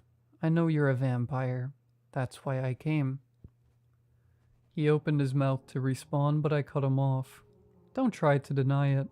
You live in an isolated manor, and you only leave at night. There are no records of anyone with your name being born in the last 100 years. You buy only raw meat with high blood content. I've been watching your house, and I've seen the bats flying out of it each night. They sleep in the nearby caves during the day, but they are drawn to this house specifically during the night." He made no attempt to deny my claims. "How long have you been stalking me?" "A month." "Why? Are you trying to kill me?" "Of course not, Dennis. I want to make a proposal." "Spit it out, then." "I have with me a briefcase full of cash. It totals to about $20,000. I've been saving for a while. I will pay you to bite me and make me a vampire." Silence. Dennis stood and rubbed his eyes with his ghostly white hands. "Well?" He groaned. "You have no idea how stupid this idea is." "Why? Explain and see if I can't respond." "Do you want to be immortal? Is that it?" "Yes." "Well, let's start with the obvious. If I bite you, then sure, you will live forever and never age. But you will be pale, like this, like your blood has been drained. You will lose your beauty and your energy in a few years, and become like an old woman trapped in the skin of someone much younger. It's a facade. It fools no one, and you cannot leave the house during the day. You cannot even be awake during the day. You have to sleep." "I am aware of all these things." "Then it should be enough to convince you." "No, I already live nocturnally. I work from home too, and I can cover up the ghostly white skin with makeup. You know that." "Immortality is not as great as it sounds. Everyone you know and love will die, but you will persist. Forever. You will wish you could die. You will wish to see your family and friends again, but you can't. You know how old I am? 217 years old. I have watched my family tree wither and die, including my own children. This house used to be beautiful and full of life. Now it is worn to pieces, barely even recognizable. I long for death. Woman, I long for death. I understand all of this, but I have no family or friends to lose. I am willing to bear the burdens that immortality comes with. Why? I stood up and began pacing around the room. The fire illuminated the dust-covered drapes and wooden furniture. Once beautiful, now dilapidated. This was an immense decision, but I had weighed the options for years now. This was the best way, sacrificing my existence for the good of the world. I know you don't know much about me, I began, stopping in front of him. I just called you out of the blue and asked if I could come over. But the truth is, the work I do is very important, and I would like to continue it indefinitely. I took a step closer to Dennis, close enough to touch him. He was at least a foot taller than me. Go on. I'm a medical researcher. I've been developing a treatment for brain cancer out of my own home. Because I have very little funding, it's an extremely time-consuming project, and I know I'm on my way to a breakthrough, but it will take years. That's ridiculous. You have a potential cure for brain cancer, but no one cares enough to fund it at all? Well, it's kind of far-fetched, if that makes sense. Most scientists who I've pitched it to think I'm insane, but they're no closer to fixing the problem than I am. I just don't understand how this justifies me condemning you to an eternity of suffering. I have chosen this path. If I succeed, and eventually I will, then countless lives will be saved. I am willing to face the consequences if I can make that happen. He didn't answer for a while, just stared down at me. I braced myself as he opened his mouth. Would he do it? Could I make this dream a reality? Darling, there's something you must understand. What? Every night I must exercise a certain discipline.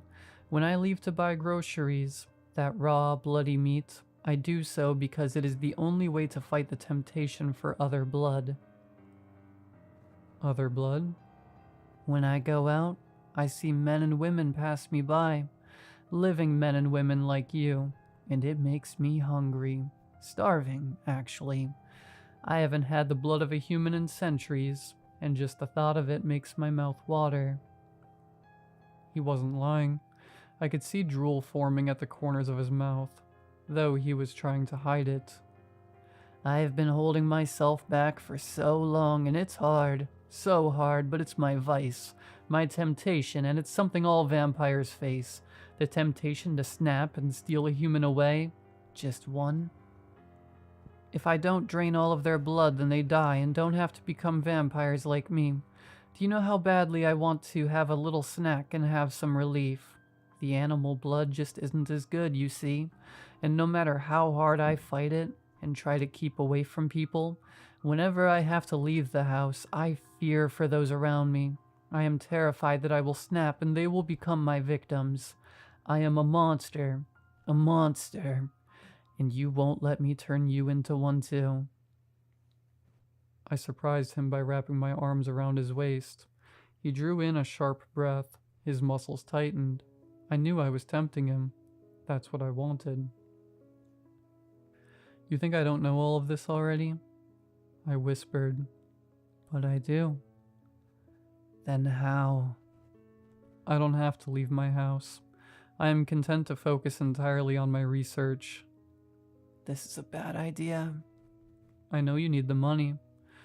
I tried a different approach. This house means so much to you. It's where your children grew up. It's where your father and his father lived. And it's falling apart. You can't work because of your condition. But $20,000 will go a long way here. A long way. I backed away from him slowly and reached back. My fingers found the briefcase and I picked it up and opened it. There it was. Cold, hard, bona fide cash. Maybe just as tantalizing as human blood to Dennis right now. Just bite me. I smiled. Taste my blood. I know you want to. He shook his head.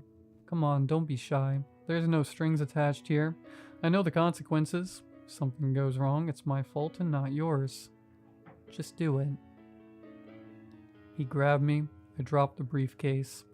As much as I'd tried to gear myself up for this moment, nothing could have prepared me for the sensation I was about to feel. He opened his mouth wide, revealing his canines, which were as sharp as knives. I'd broken him. He drove his teeth into my neck. I howled with pain as they sank in. I felt the blood flowing out. He licked it up ravenously. A chilling feeling flooded over me, and as my blood drained out, I thought I could feel something else taking its place. Something thicker and colder. The whole process seemed to take hours.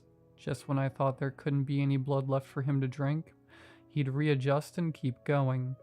My consciousness faded.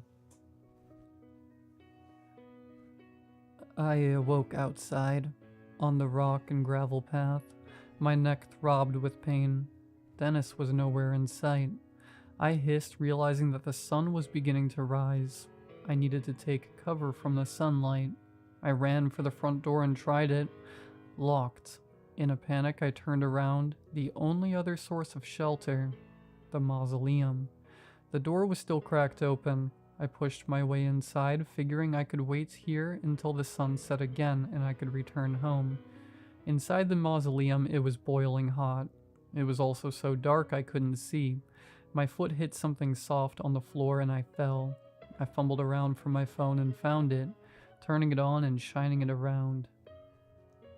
What I saw made me freeze, made my jaw drop in terror. The floor of the mausoleum was covered in bodies, men and women completely drained of blood, their eyes wide in horror, and they were fresh too, killed in the last few days. Dennis had done this. It had to be him. I wanted to leave, but I couldn't. Now I had to wait. I leaned against the wall and suddenly felt exhausted. How was I tired already? My eyelids were so heavy. What was going on? I awoke when night fell. There was a body leaning against mine. I stood up, then remembered where I was. I turned on my phone flashlight again and looked at the person. This was someone new. A young woman, about my age. Eyes and mouth open like she had died screaming. Did Dennis just add her while I was in here? I pushed open the mausoleum door. It was dark outside again. Standing in the path was Dennis. He turned to look at me. "So that's where you went," he said. "I noticed your car was still here." "You liar," I screamed. I stormed down the path and shoved past him. "How could you say you've been fighting the temptation? No, you haven't. You're a slave to it." "What are you talking about?" "You know what I'm talking about. The mass grave in the mausoleum." "Mass grave?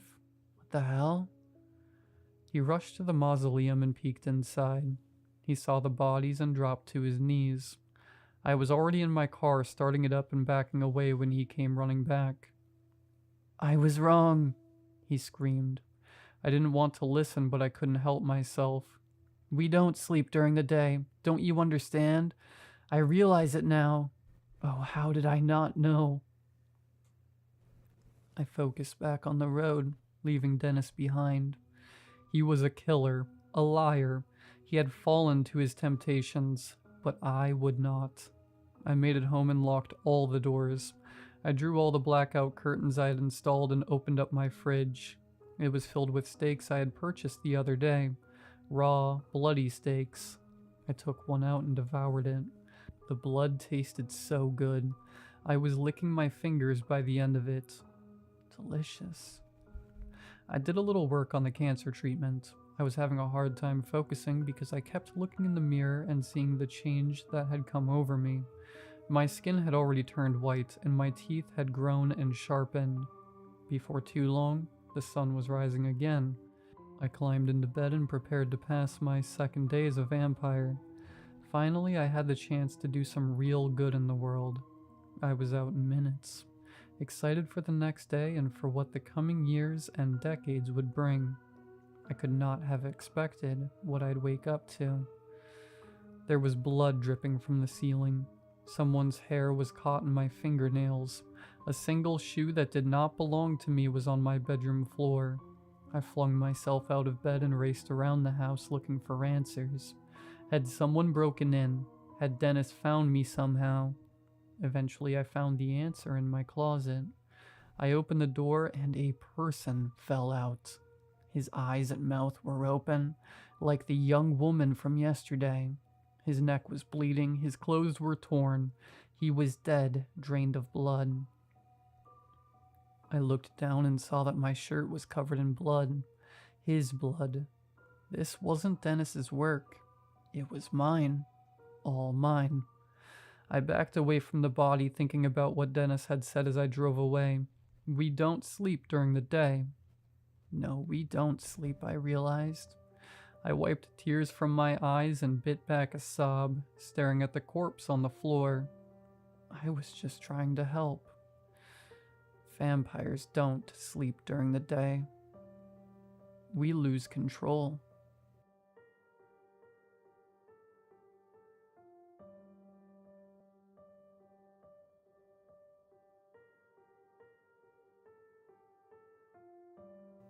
I've always preferred solitude. No office politics, no customers, just me, my rig, and the hum of the open road. All I need to do is get from point A to B. And since I'm paid per mile, I don't mind the long cross-state treks. The only downside is that I don't see home nearly as often, but when I do, I make sure to spend as much time as I can with my family and friends. Besides that, I love blasting music, eating greasy fast food, and driving through the beautiful scenery America has to offer. But lately, the road hasn't felt as peaceful. I don't know when it started, maybe a few weeks ago, maybe months. It's hard to tell. Some nights the highway feels different, longer, emptier, like I'm driving through a place that doesn't quite exist. I figured it was just exhaustion playing tricks on me. That happens when you push yourself too hard. That's why I started setting timers to pull over and nap every few hours. Sleep deprivation turns the brain into an unreliable narrator, and I have no interest in waking up wrapped around a telephone pole. But even with rest breaks, something about tonight felt off. It started small. I thought my radio was acting up. I was driving through the middle of nowhere when my CB switched off, and I heard faint chatter, just a soft murmur, beneath the hum of the engine. I reached for the dial, thinking maybe a signal had bled through, but the moment my fingers touched it, silence. It scared the hell out of me, but I knew better than to let my mind wander. Hallucinations happen when you're sleep deprived. That's why I stick to my rest schedule, even if it means delaying deliveries. I wasn't about to let fatigue get the best of me. A few minutes later, I heard it again. A whisper of static, a voice crackling through the quiet, just barely loud enough to catch. It was like someone had picked up a transmission on the edge of the range. I listened harder, leaning toward the speaker. The voice wasn't speaking English. It wasn't speaking any language I knew. I turned the CB on, scanning through channels. Nothing, just empty air. That should have been the end of it. Just a faulty radio. That's what I told myself, but then the voices came from somewhere else. The passenger seat. I heard my name. No, I felt my name. Not out loud, not like someone calling from another room, but as if the suggestion of sound had brushed the back of my mind. A whispered thought that wasn't my own. A chill crawled up my spine. I gripped the wheel tighter, flicking my eyes toward the empty seat. My duffel bag was buckled in, my thermos resting against it. Nothing out of place, but I couldn't shake the feeling that someone was sitting there. My stomach twisted. I knew it wasn't real. I knew it, but the sensation lingered, like the ghost of a hand brushing against my arm. I blinked hard, forcing my focus back to the road. It's just exhaustion, I told myself. Just my mind playing tricks on me. But that's what scared me the most. My dad had been sharp once, a man who could play the piano with his eyes closed, never needing a calendar, always remembering every school event. Then in his early 40s, he started forgetting things. Small things at first, where he left his keys, the name of a town he'd passed through 100 times. Then one day, he forgot how to drive. Early onset Alzheimer's runs in the family.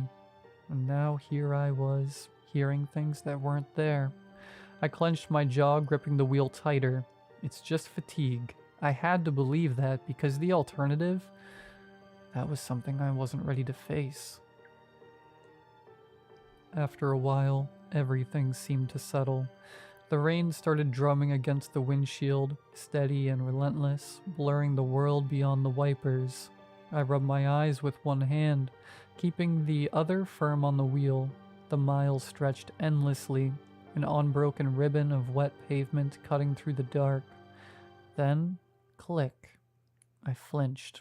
The sound was unmistakable. The passenger seatbelt had just fastened itself. My heart lurched into my throat. My gaze snapped to the belt, now pulled taut against the empty seat. I swallowed thickly. The truck hit a bump, jolting slightly, and the belt tightened, like something was sitting there. For a long, terrible moment, I just stared at it. The belt remained locked, stiff and secure, as if someone invisible just settled in for the ride. A deep, gnawing chill crept down my spine. I was alone, but something was buckled in. I reached over, hesitated for half a second, then unbuckled it. The belt snapped back into place with a sharp whip. I exhaled slowly, shaking my head. Probably just a sensor issue, just exhaustion, just my imagination. I tried to believe that. For a moment, everything was fine. Just keep driving. I glanced at the clock on the dash, 1:43 a.m. Still a couple of hours from the nearest rest stop. I sighed and reached for my coffee, but it had long gone cold. As I maneuvered around potholes, something glistened ahead. Roadkill, maybe. At least, I thought it was roadkill. I slowed my truck as I got closer, narrowing my eyes against the rain. It was a deer lying on its back just off the road, its legs stiff and pointed toward the sky. The downpour made it hard to see, but something about it looked especially wrong. Its neck was mangled, strands of muscle and sinew exposed where the head should have been. I assumed it had been torn off in a collision, but as I kept looking, my stomach twisted. The chest and abdomen had been carved open, hollowed of all its organs. It was disgusting, to say the least, but I chalked it up to a deer falling prey to a bear. Yet as I studied the scene, I realized this wasn't the work of a wild animal. The body was too clean. No gore, no scattered organs. Just a hollowed-out shell, its rib cage exposed, its insides missing like they'd been scooped out with surgical precision. The hide along its back was peeled open, a long, deliberate slit running down its spine. The edges of the wound weren't fresh. They had been seared shut. And inside? Nothing. Just an empty black void where life used to be. I pressed the gas, eager to put distance between me and the carcass, but just as I glanced in my mirror, my stomach dropped. Something was stepping into the deer's hollowed chest. It looked almost human-shaped, but the neck was too long, the shoulders too broad. My heart stalled as I watched it slowly descend into the cavity. Then the deer jerked, not like a dying animal, not like something taking its last breath, like something inside was testing the controls. Its front legs slammed into the pavement, stiff and awkward, as if they had locked into place. The back legs twitched, then kicked out all at once, sending the body into a brief, unnatural spasm. Then in one violent motion, it stood. I slammed my foot against the gas pedal, barreling down the road. Whatever I had just seen was horrifying, and I wasn't about to stick around to see what it would do next.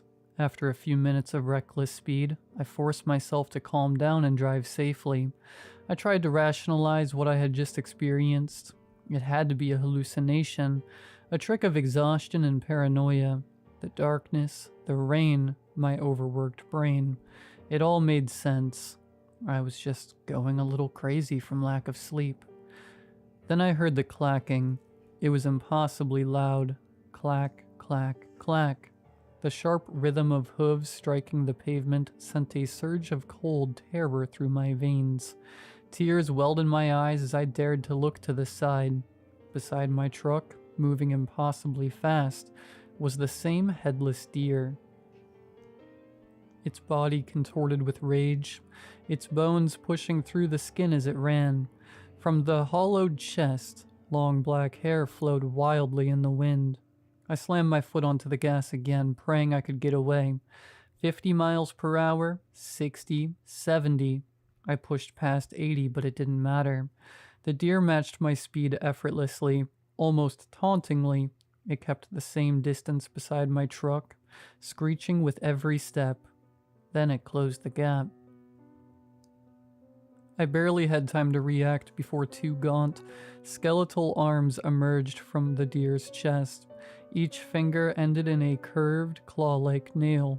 The creature reached out, slamming its talons into my truck door, piercing through the metal like wet paper.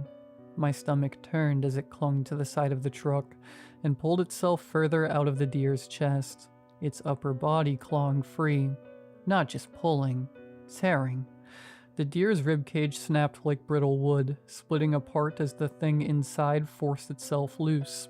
Strands of flesh and sinew stretched between them, clinging, resisting, like the body didn't want to let it go. The deer collapsed onto the road behind me, swallowed by darkness. I had no clue what to do. My instincts took over, and I started swerving left and right, trying to shake it off. But it held on, climbing and clawing its way to the roof of my truck. Then slowly, it lowered itself over the windshield. That's when I saw its face, and it was disgusting. Its skin was deathly pale, stretched tight over sunken cheeks. Its hollow, dead eyes bore into me, every muscle in its face twisted with unrelenting hatred. The moment our eyes met, it screamed. The sound wasn't just loud, it was unbearable. My skull felt like it was splitting open. My eardrums popped, a sharp burst of pain exploding inside my head. Blood dripped from my nose. My vision swam, the world tilting sideways.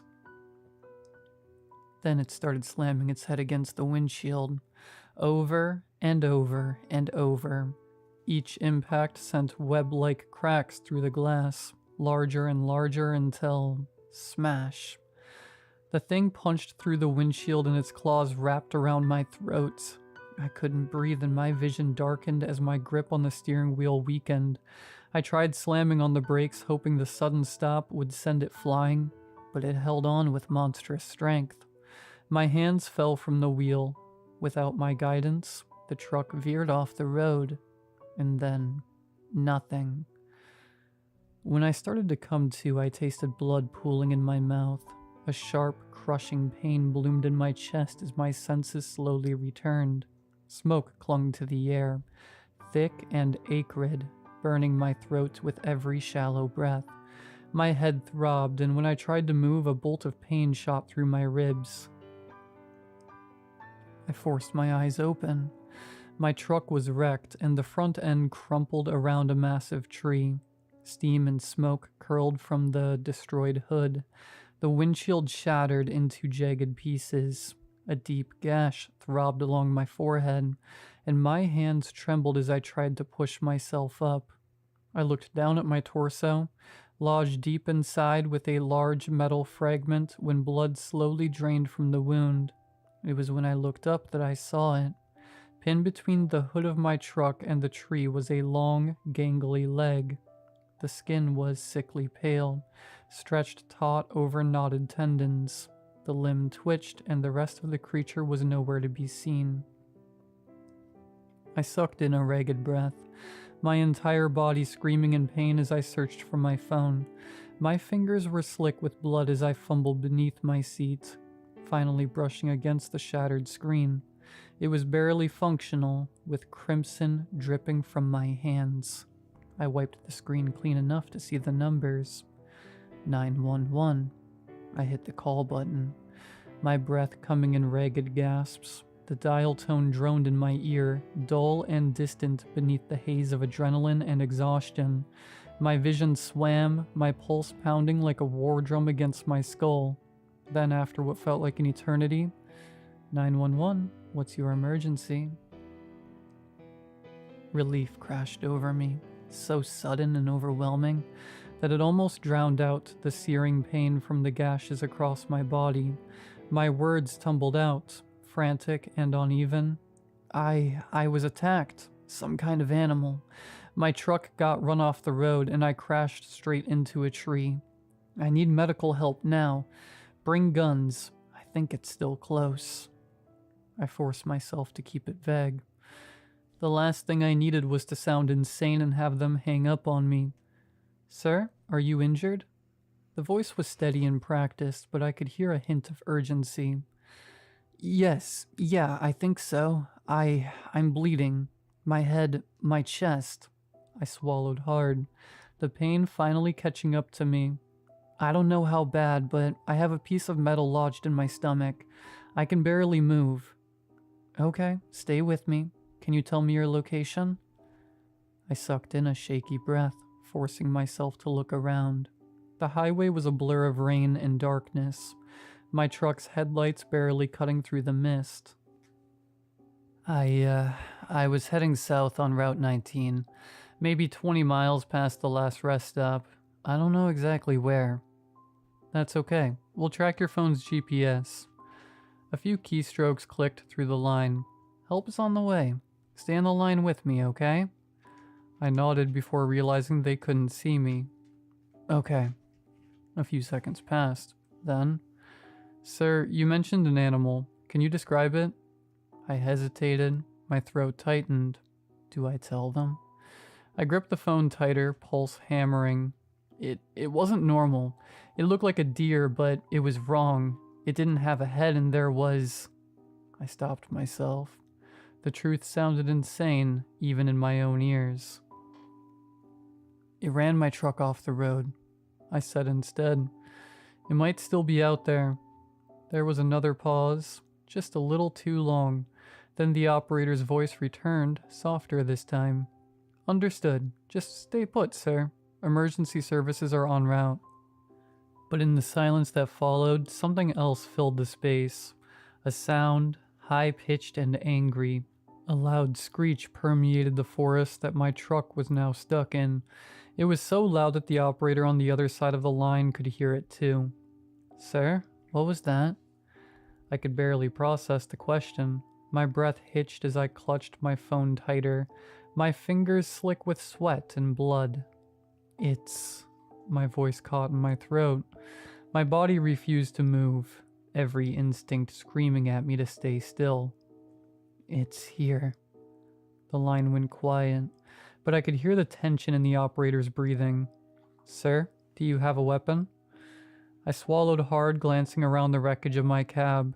My pocket knife, too small to do anything useful, was in my glove compartment, but my hands were shaking so badly I wasn't sure if I could even hold it. My truck was dead. My body was battered, and I was stranded alone in the dark with that thing. Then I heard more noise. The underbrush rustled, twigs snapped, the shadows shifted between the trees. My pulse jackhammered against my ribs. I struggled to move, pushing against the crushed door, but my body screamed in protest. Too slow, too weak. From the darkness slowly limped forward a shape, tall, gaunt, watching. Just beyond the reach of my truck's flickering headlights, something stood at the tree line. Its frame was impossibly thin, its head tilted at an unnatural angle. The skin was a sickly, corpse-like gray, stretched too tight over sharp bones. But it was the eyes that made my stomach drop. Too hollow, cavernous pits, black as the void, staring straight at me. I couldn't breathe, couldn't move. The operator's voice crackled through the line, barely a whisper over the static. "Sir, are you still there?" Her words acted like a trigger for the beast. It got down on its hands and started racing its way towards the truck, screeching at the same time. I screamed in terror as I used every ounce of strength to reach for my glove box. I forced it open with shaky hands. I managed to grab and flip open the knife. It wasn't much, but it was all I had. Looking back at the creature, all I saw was a blur of sickly gray limbs, its body contorting unnaturally as it closed the distance in a fraction of a second. Slam. The truck shuddered violently as the creature slammed its body against the side, metal groaning under the impact. A long skeletal arm lunged through the shattered window, clawed fingers grasping blindly for me. Adrenaline flooded my veins. With a raw, desperate burst of strength, I lunged, gripping my knife tight, and drove the blade deep into its gangly arm. A piercing shriek tore from its throat. A sound so unnatural it made my skull feel like it was splitting. But it didn't stop. It clawed at me and I fought back, both of us thrashing and tearing at each other like wild animals. Eventually the beast had enough and it pulled its arm back through the car window and started to sprint away back into the night. Tears lined my cheeks as I started to fade back into unconsciousness. The last thing I heard was some unintelligible words from the operator. I woke to blinding light. A harsh, sterile glow burned through my eyelids, pulling me from the depths of unconsciousness. The sharp tang of antiseptic filled my nostrils, mixed with the steady beep, beep, beep of machines. I was alive. Dazed, I turned my head, my gaze adjusting to the unfamiliar white walls of a hospital room. Tubes ran from my arms and an IV drip hung beside me. I could barely think past the fog in my skull. Then I tried to move. A sharp, stabbing ache bloomed in my ribs, but something felt off. I couldn't feel anything below my chest. My breath hitched. I swallowed hard, my fingers gripping the thin hospital blanket, but I didn't have the heart to look. Instead, I stared at the ceiling, my mind numb, my body wrecked. But despite the pain, despite the fear creeping up my throat, I was grateful to be alive. Days passed in a blur of medication, whispered conversations, and restless sleep. Doctors came and went, their voices distant as they discussed my injuries. A shattered rib cage, deep lacerations, nerve damage. The prognosis wasn't great, but I was lucky to be alive. My truck was totaled. Emergency responders had found me unconscious, bleeding out in the wreckage. The official report called it a wild animal attack. They assumed a bear or some rabid predator had forced me off the road. I asked about the severed leg that had been stuck between the truck and the tree, but I was told nothing of that sort was found, so I didn't argue. What else could I say? That I'd been hunted by something inhuman? That I'd watched it crawl out of a headless deer's chest and tear through my truck like paper? They'd think I was insane. So I kept my mouth shut. Even as I lay there recovering, the memories didn't fade. Every time I closed my eyes, I saw it. That sickly gray skin, those hollow black eyes, the screech that made my skull rattle. My dreams were filled with flickering headlights and the endless clack of hooves on wet pavement. A little over a month later, I was discharged.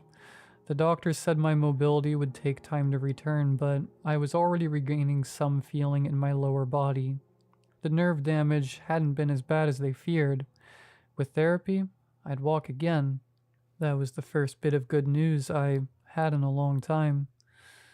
My best friend David picked me up from the hospital. He helped me into the passenger seat of his truck, eyeing my injuries with a grimace. "Jesus, man," he muttered, shaking his head. "You really got torn up. They said a bear did this?" I hesitated. My mouth felt dry. "Something like that," David didn't push. He just nodded, put the truck in gear, and drove. The ride home was quiet. The rain drizzled against the windshield, the wipers dragging across the glass in slow, rhythmic swipes. For the first time in a long time, I felt safe. The place was exactly how I left it, small, tucked away on the edge of town, surrounded by miles of thick forest. The kind of place where neighbors were a 10-minute drive away, and the nights were silent besides the infrequent sound of the wildlife. David helped me inside, made sure I had everything I needed, then left me to rest. I collapsed onto my bed, my body screaming for a relief. I tried to fall asleep, but I couldn't.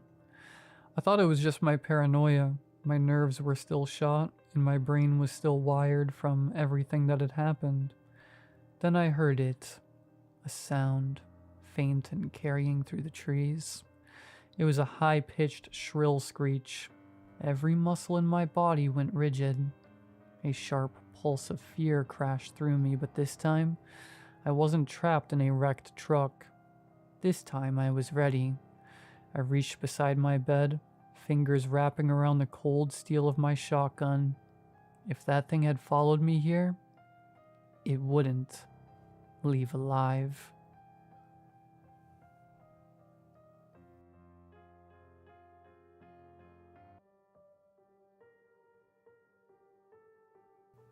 A few years ago, my friends and I decided to have a sleepover at my friend Sarah's house. Her parents were out of town, so we had the place to ourselves. We were having a great time watching movies, eating snacks, and just hanging out. Around midnight, we decided to tell some ghost stories to set the mood. We turned off all the lights and huddled together in the living room, using a flashlight for dramatic effect. As we took turns sharing stories, we started hearing strange noises coming from upstairs. It sounded like footsteps, but we all knew we were the only ones in the house. At first we tried to laugh it off, thinking it was just the house settling or maybe a pet, but the sounds continued, and they were getting louder and more distinct. Sarah suggested we go check it out, so we cautiously made our way upstairs, armed with our phones as flashlights. We searched every room but found nothing unusual. Just as we were about to head back downstairs, we heard a loud thump coming from the attic. None of us wanted to go up there, but curiosity got the better of us. Sarah pulled down the attic ladder, and we climbed up one by one. The attic was dark and dusty, filled with old boxes and forgotten items. As we looked around, we noticed a small door at the far end of the attic that we had never seen before. It was slightly ajar, and a cold draft was coming from it. We approached the door cautiously and pushed it open. Inside was a small, hidden room with an old, dusty mattress on the floor and some worn-out toys scattered around. It looked like it hadn't been touched in years. Just then we heard the footsteps again, this time right behind us. We spun around, and there was no one there. Terrified, we bolted out of the attic and back downstairs, locking the door behind us. We spent the rest of the night huddled together in the living room, too scared to sleep. Every creak and groan of the house made us jump, and we kept the lights on until morning. The next morning we told Sarah's parents about the hidden room when they got home. They were just as shocked as we were, and had no idea it even existed. They called a contractor to come and inspect the attic. When he arrived, he confirmed that the room was indeed very old, and had likely been sealed off for decades. The contractor also found something even more unsettling, a series of old, dusty footprints leading from the hidden room to the attic entrance.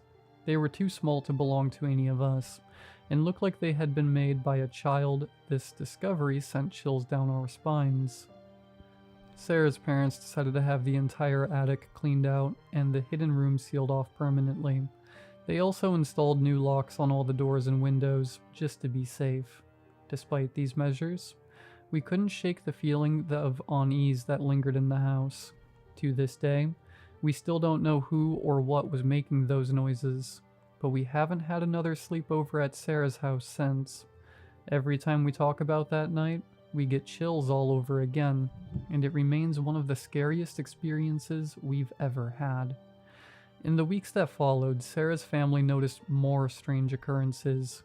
Lights would flicker on and off without explanation, and objects would mysteriously move from one place to another. One evening, Sarah's mom found an old photograph tucked inside one of the attic boxes. It was a black and white picture of a young girl holding a doll, standing in front of what looked like the same hidden room we had discovered. The girl in the photo had an eerie resemblance to Sarah. Sarah's parents decided to dig deeper into the history of the house. They visited the local library and found old property records and newspaper clippings. To their astonishment, they discovered that the house had once belonged to a family who had tragically lost their young daughter in a fire. The hidden room had been her playroom, and it was sealed off after her death. This revelation made a whole new layer of creepiness to the situation. Sarah's parents invited a paranormal investigator to the house to see if they could get any answers. The investigator conducted a series of tests and used specialized equipment to detect any unusual activity. He concluded that there was indeed a presence in the house, but it seemed to be harmless, possibly the spirit of the young girl who once lived there. While this provided some comfort, Sarah and her family still couldn't shake the feeling of unease. They decided to hold a small ceremony to honor the girl's memory and hopefully bring her some peace. After the ceremony, the strange occurrences seemed to diminish, and the house felt a little more normal. Even though things have calmed down, the memory of that sleepover and the hidden room still haunts us.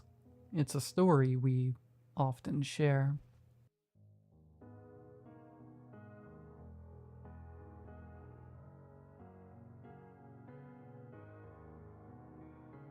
That's what we called it, the Idiot Mile. We used to think it sounded cool, but the adults talked about it and hyped it up so much that we just got a bit sick of the idea and started calling it that. I grew up in a small village, secluded in the middle of nowhere, somewhere down in Mississippi, I think. Or was it Alabama? I'm not sure. It was definitely somewhere deep in the south, and despite the very small population, we were a diverse bunch. Kids of all ethnicities. I don't remember ever going to another settlement in my youth, and I don't remember the name of the village I grew up in.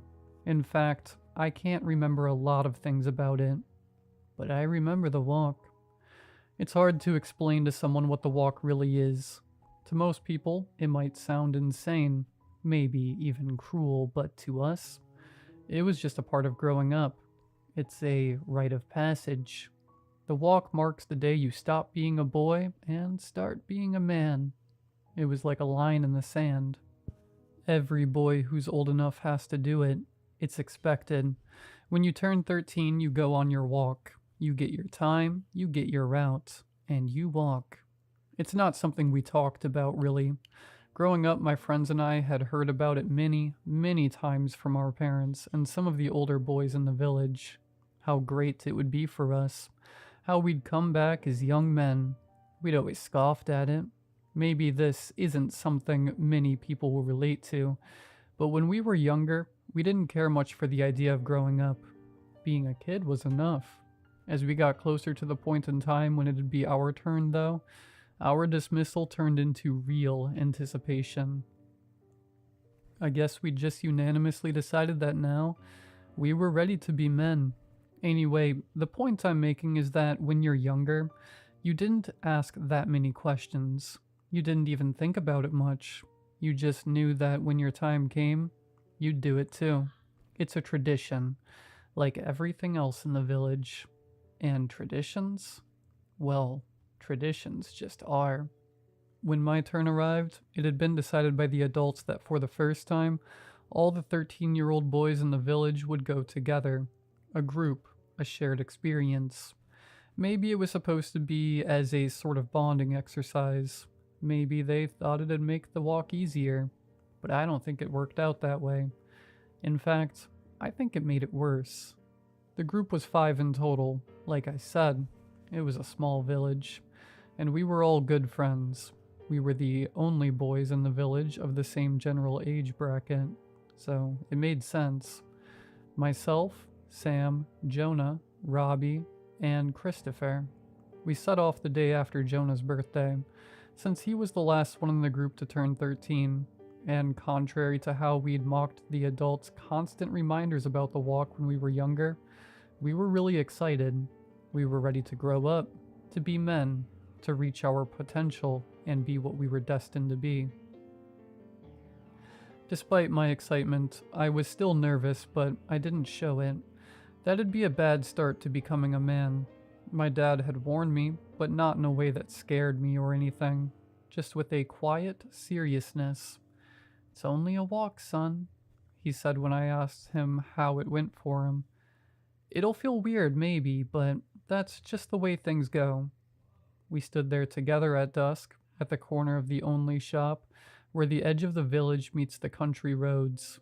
The sun hung low in the sky, and there was a slight chill in the air that I didn't like. The whole place seemed oddly quiet, like everyone was holding their breath. The older boys, the ones who had already gone, were watching from the porches, their faces unreadable. Christopher's dad was the one who ushered us along our way. "Time to get going, boys. Make the most of it. You're about to be young men," he said with passion in his voice. "You have the start of the route. That's all you'll need. You'll come back when you're ready."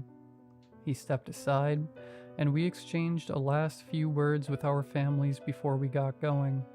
"You all set?" my dad asked with an encouraging smile. I nodded.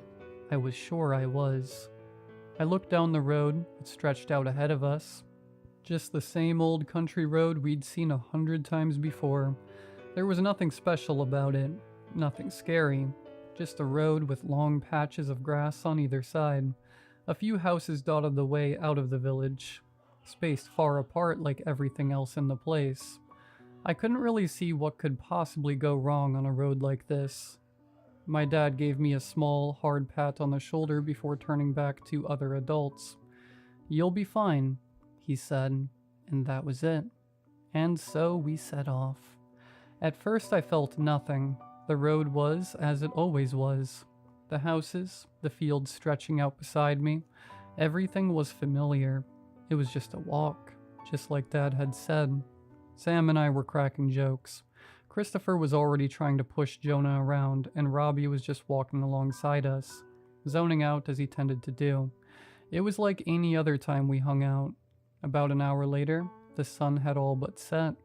It was a cloudless night though, and we could still see where we were going reasonably well. It was around this time that our usual joking and dicking about stopped. Instead, for the first time, we began to feel real excitement. We were going to be men after this was done. We cheered, laughed, slapped each other on the backs. I can't remember ever feeling such thrill or camaraderie. The road we walked was simple, not a single noteworthy thing about it. We passed a few houses, some right by the road and some we could see off in the horizon. A couple of barns scattered here and there, and fields that seemed to stretch on forever. But eventually something about the road itself started to seem off. It was me that noticed it first, at a point where the road went straight ahead for a long distance. No bends or turns in sight. The road seemed to be continuously shrinking inward as it went on. The edges of it were perpendicular, closing inward, and yet as we continued forward, it never seemed to get any smaller like it should have. When I pointed this out, Sam agreed that it didn't make any sense, but the others seemed to think we were crazy and didn't see it at all. I couldn't understand. You have to believe me when I say that by this point, it was more than obvious that the metrics of the road made no sense at all. I even crouched down to inspect both sides, confirming my suspicion, but the other three boys just shrugged it off and told us to stop being weird. The thing is, Sam had a look on his face by this point, saying that maybe he wasn't so sure himself. Sam was my closest friend in the group and tended to take my side whenever a debate broke out, and I guess in hindsight, I find myself wondering if he'd just been doing the same thing then, while inwardly thinking I was crazy too. I don't know if I prefer that to the other possibility, that the road had become some sort of fugitive to the laws of geometry. I decided to just move on from it and try my best to ignore the bizarre detail, however much it nagged at the back of my mind. Things shifted back to normal between us fairly quickly, as we went back to all our excited predictions for what it'd be like to finally be growing up. The road was no longer familiar to us, not at all. We'd walked along many bends and turns at this stage, although somehow, not once had we come across a fork in the road.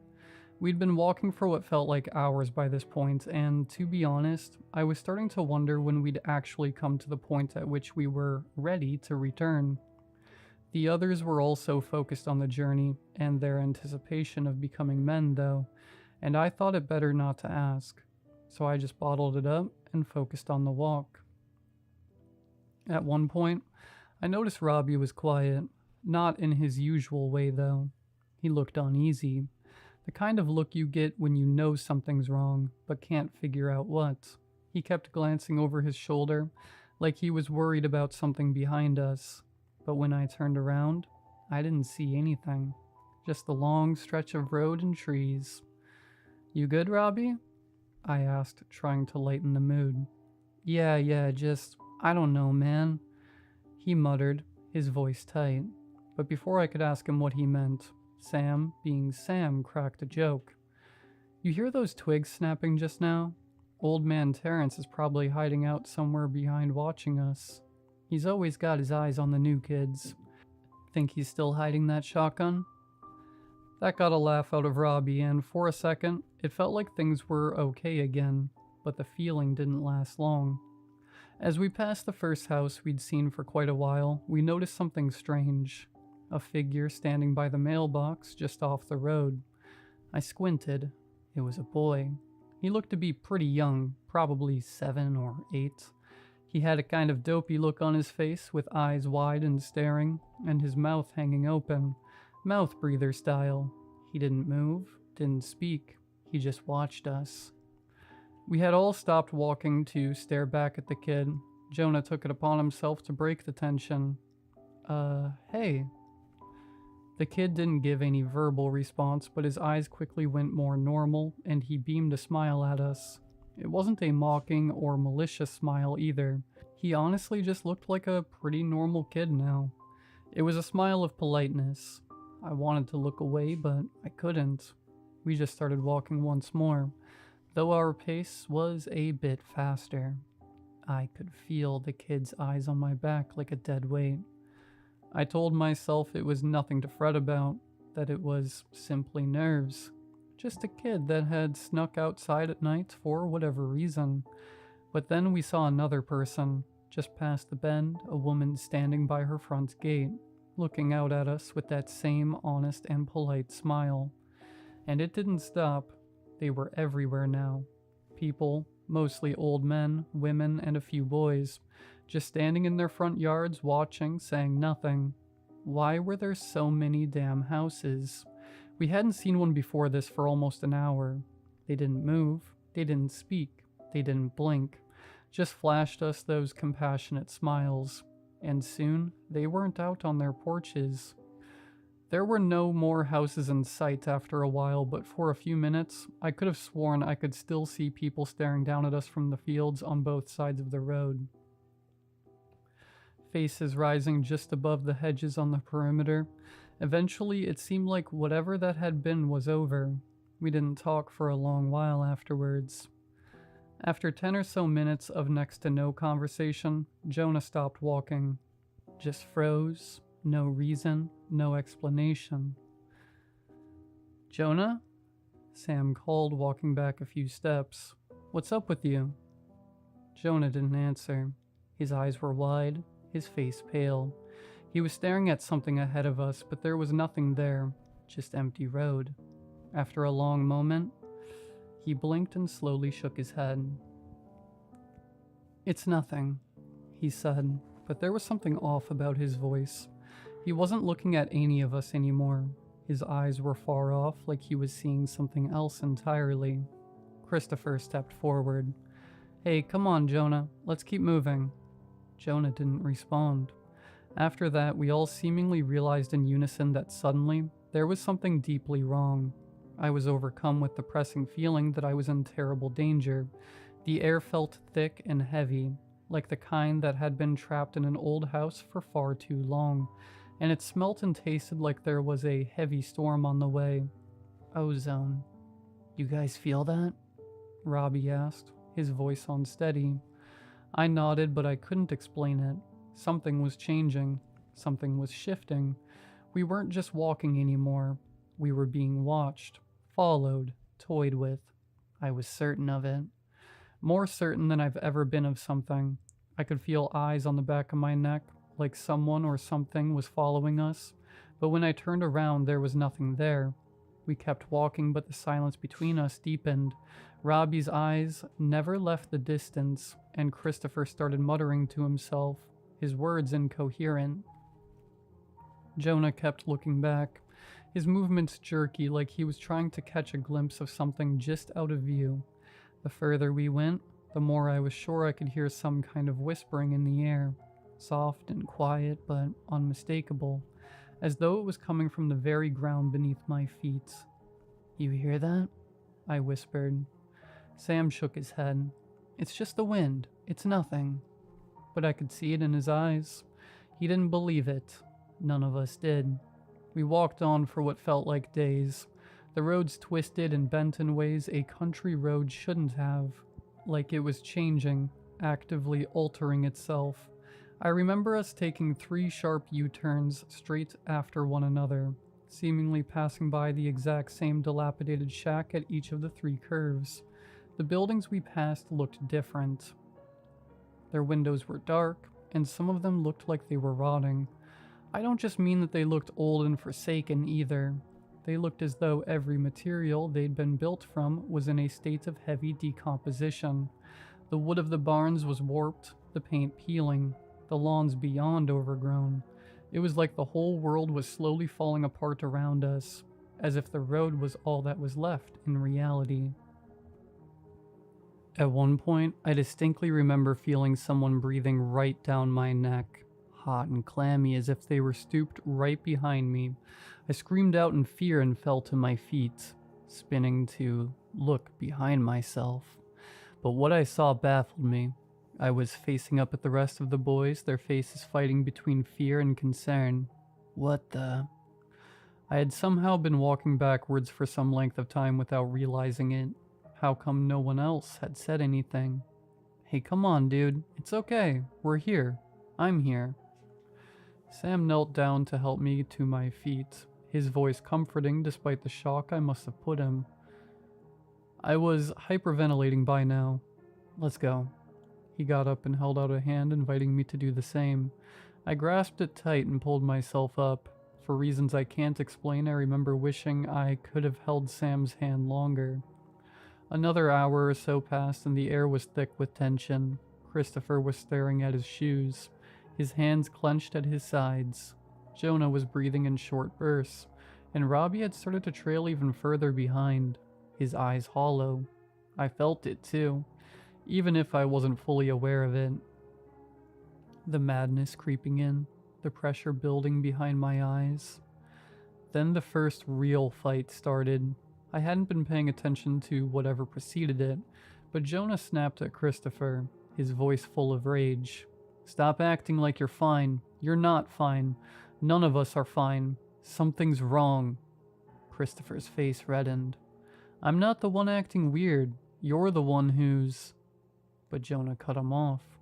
I'm fine. I'm fine. You're the one. He broke off, his eyes wild. Then, as though in a trance, he turned and started walking faster ahead of all of us. Jonah, Robbie called, but Jonah didn't stop. His hands were shaking now, and his breath was coming in short, ragged bursts, intertwined with sudden bouts of screaming that came and went. We watched him go, but none of us moved. There was something wrong with him, something seriously unnatural about the way he was walking. His body jerked with every step, like he was trying to pull himself free from some invisible force. Jonah, stop.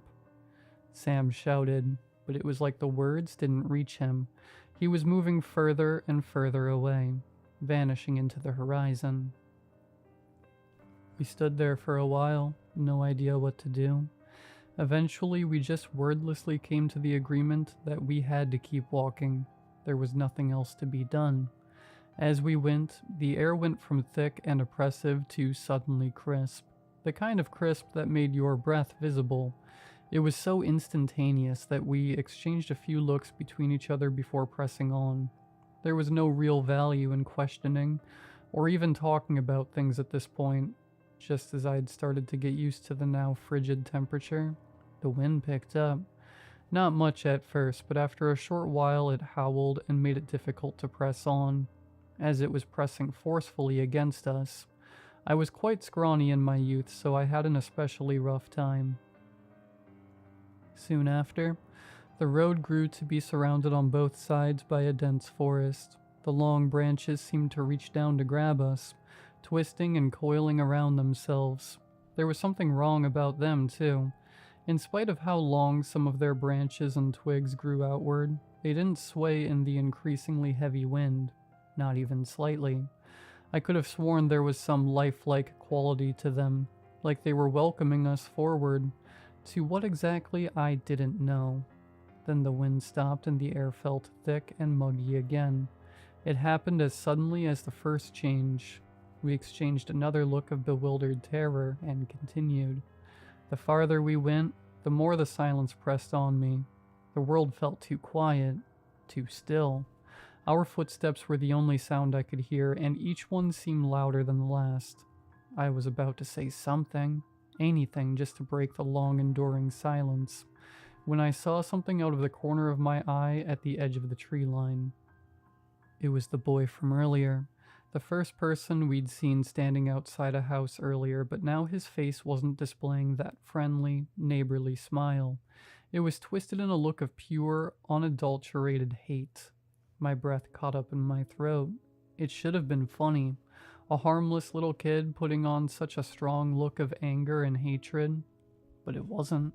It wasn't funny at all. Again, I stumbled back and cried out in fear, shouting jumbled nonsense and pointing at the spots in the forest for the others to see the cause of my terror. My voice hitched, and I desperately scooted backwards to be closer to the group, eyes all but screwed shut. Just as he'd done before, it was Sam that came to my aid. His hands lightly slapped my cheeks, trying to get me to pay attention to his voice, clearly panicked but doing his best to soothe my horror. Snap out of it. There's nothing over there. Please, just calm down. You're gonna be fine. Nothing's there. Just relax, man. Jesus, breathe. Deep breaths, dude. Deep breaths. I stole a glance around Sam, back at the tree line. The boy was gone. I focused my attention back to Sam as he grabbed me under the armpits and hauled me upwards. He was breathing heavily too now. I stared at his face, and finally, I eased back out of whatever panic attack I was experiencing. Instead, a feeling washed over me of deep appreciation for Sam, for my best friend. I realized that I wanted him to grab my hand again like he'd done earlier on. I think that I loved him in that moment, and I hated it.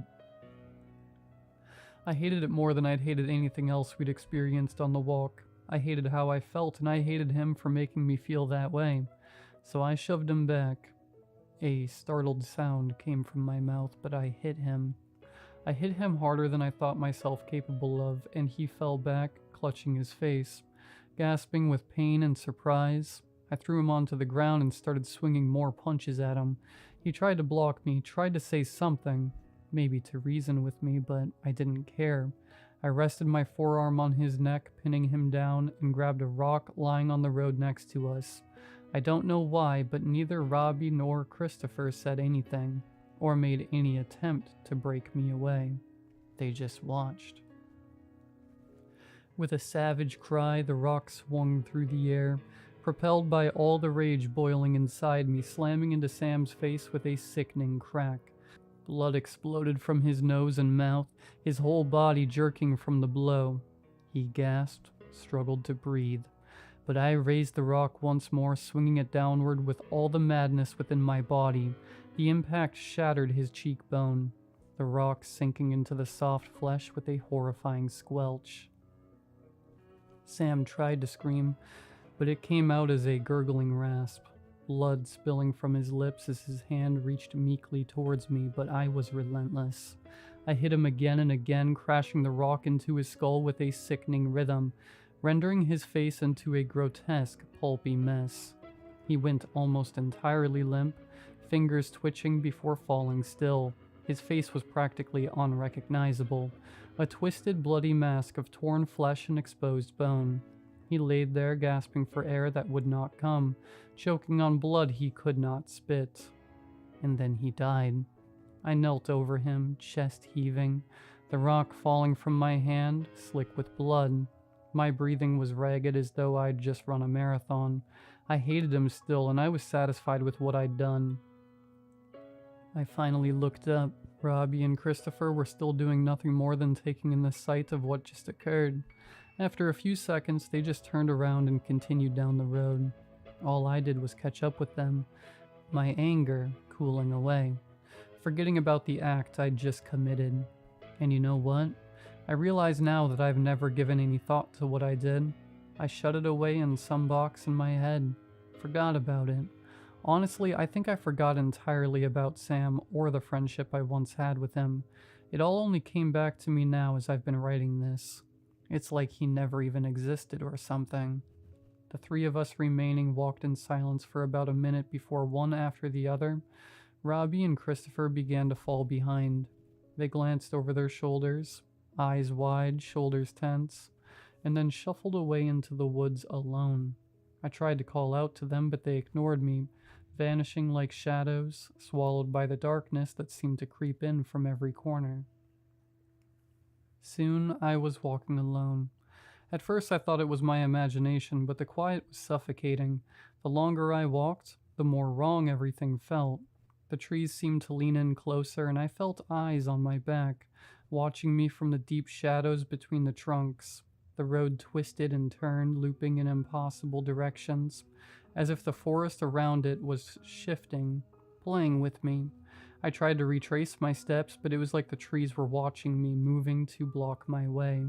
I tried to ignore my fear.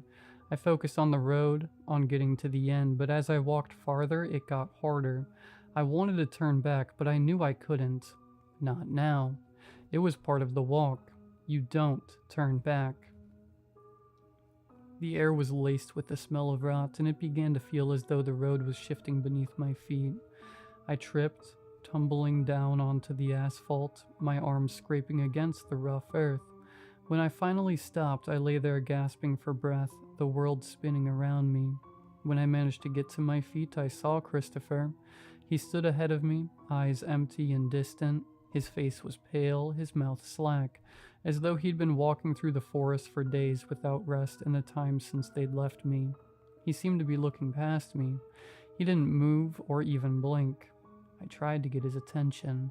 Chris, come on, please, talk to me. What's going on? You're scaring me, man, please. He seemingly came to his senses at that and looked at me. He sighed softly. There's nothing to be scared of, dude.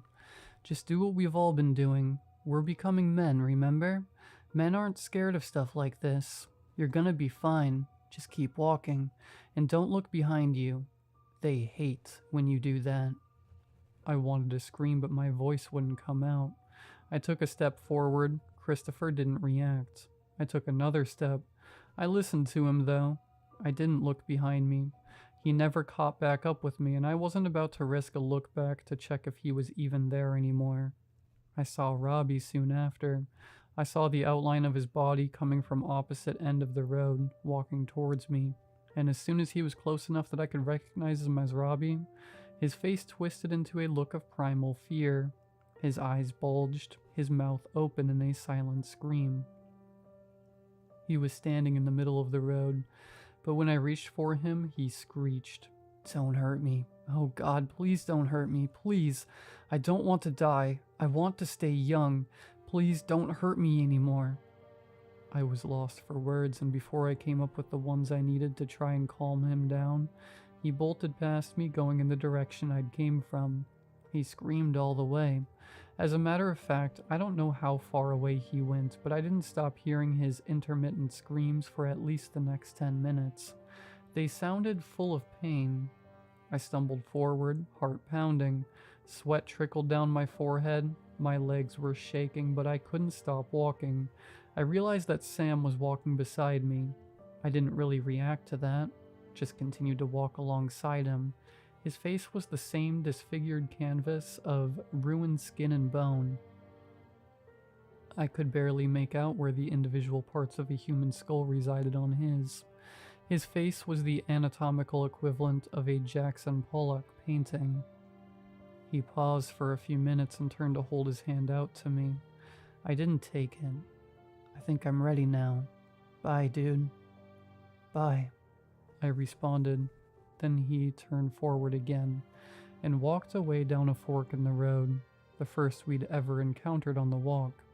I blinked and the fork was gone, Sam gone with it.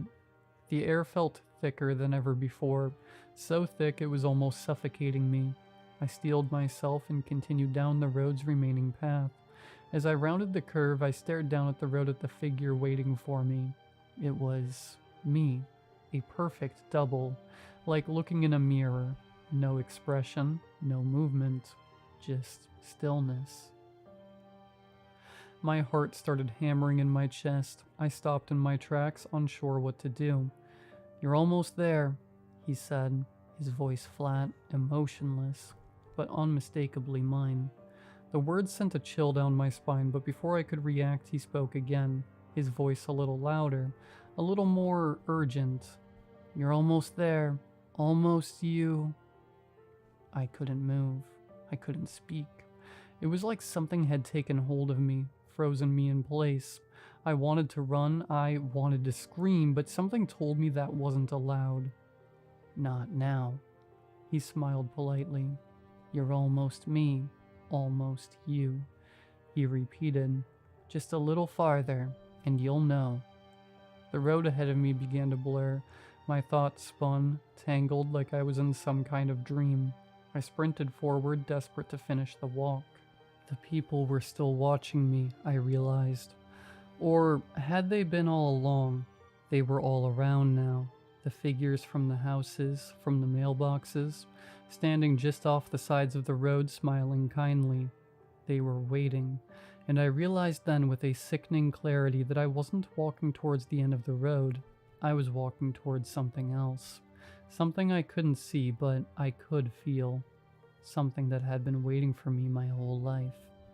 I don't remember anything past that point, only that I didn't get back to the village. Someone out for a drive found me days later, wandering in circles, muttering to myself, my eyes wide and unseeing. I was taken to the police, then after that, a foster home. Of course, no one believed me. What good could they have really done for me? I couldn't produce a name for my village, or for my parents, or practically anything about the place. I'd somehow forgotten it all, and I knew there was no point even trying to explain the walk to them, so I just kept it to myself. Many times I've reflected on the words said to me before we embarked on our journey that day. "You'll come back when you're ready." I sure as hell feel ready.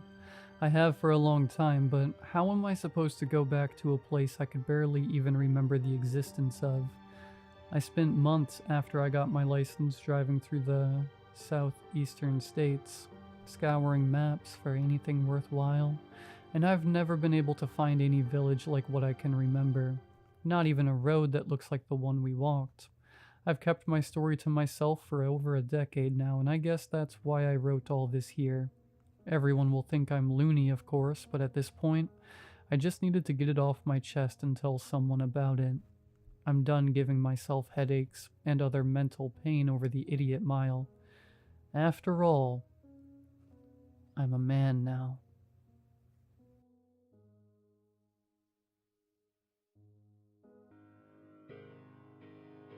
My father spent a long time trying to speak to God, and one day he claimed God answered, revealing the day the world would end. He was a physics professor at the state university, but had become deeply involved in the occult over the last few years. He set up an office in our backyard, convinced he had found a clue in the Bible leading to something significant. Isaiah 66:1 has always been clear, my dear Alice. He would say to me, his eyes unnervingly intense, God is the skies, and if science searches among the stars, it will find him. His office had a powerful radio with a huge antenna, an optical telescope, and 3 old laptops, operating non-stop with strange software. He was always checking his old wristwatch, as if it were somehow connected to his investigations. My mother always suspected he had stolen this equipment from the university lab. She was the silent victim of his obsession, trying to remain understanding and patient, hoping he would return to normal eventually. My siblings and I, however, were in high school at the time and had grown tired of hearing that our father was nuts. Other kids thought we were eccentric, seeing my dad taking his telescope down the street at dusk, trying to get the best angle of Venus while reading the Bible out loud, always wearing the same clothes the whole week. I hated it. One day we all woke up at 5 a.m. to his shouting from the garage. He was jumping with excitement over a new signal he had received. It's undeniable proof that he is telling us something, he told us, his hair and beard wild, now untrimmed for months. We thought that maybe he had finally lost his mind. He had found signals before, and they had always turned out to be satellite noise. So, how's the signal, Dad? One of my brothers asked the next morning.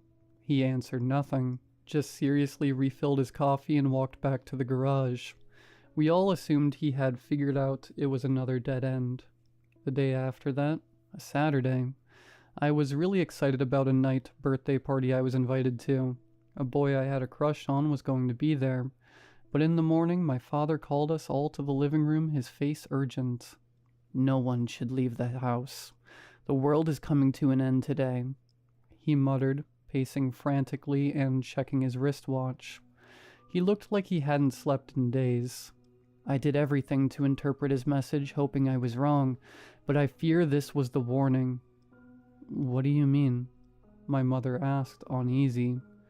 God, honey, he murmured, gripping his shoulder.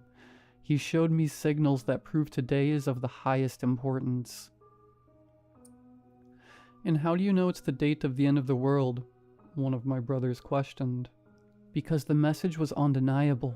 He is coming, and the Bible clearly states that the end will begin when... Dad, come on, not now. I cut him off, sighing. I have something to do tonight. I can't just stay here based on this crazy theory of yours.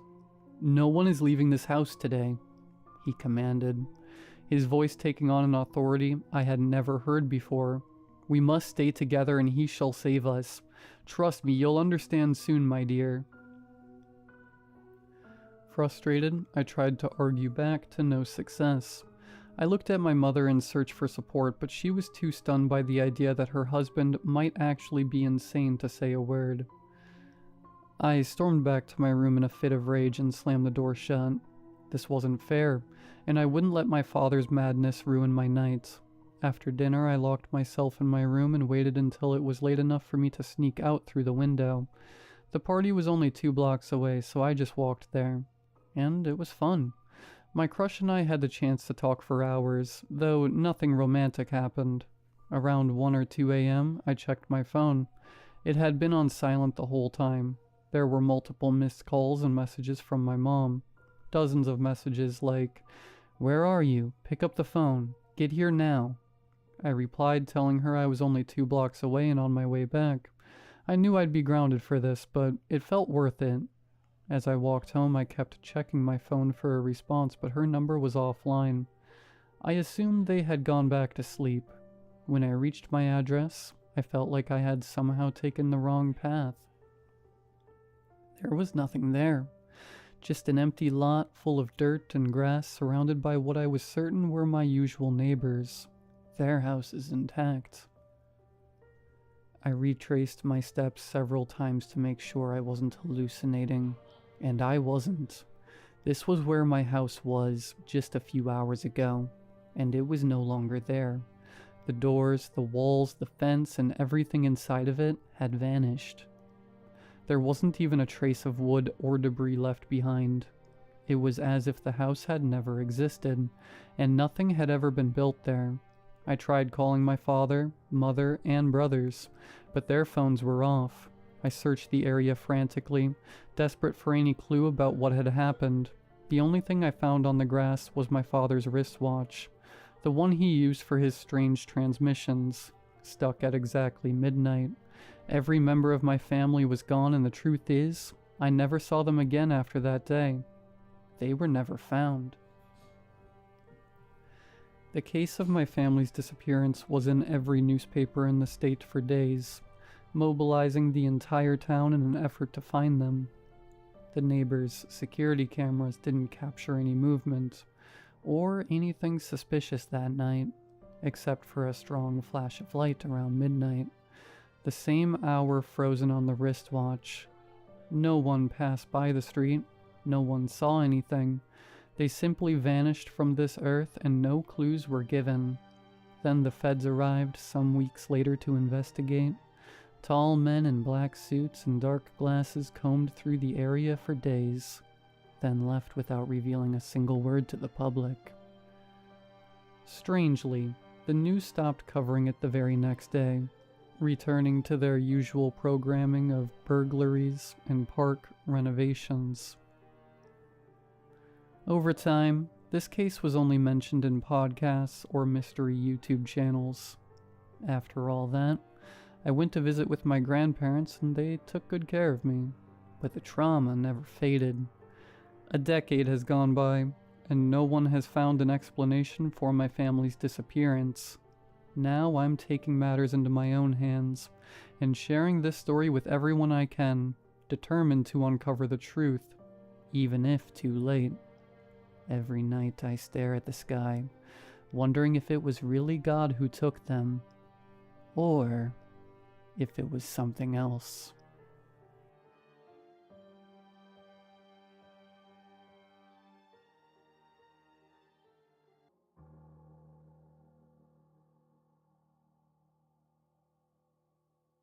Whenever I tell this story, I always start it in the same way.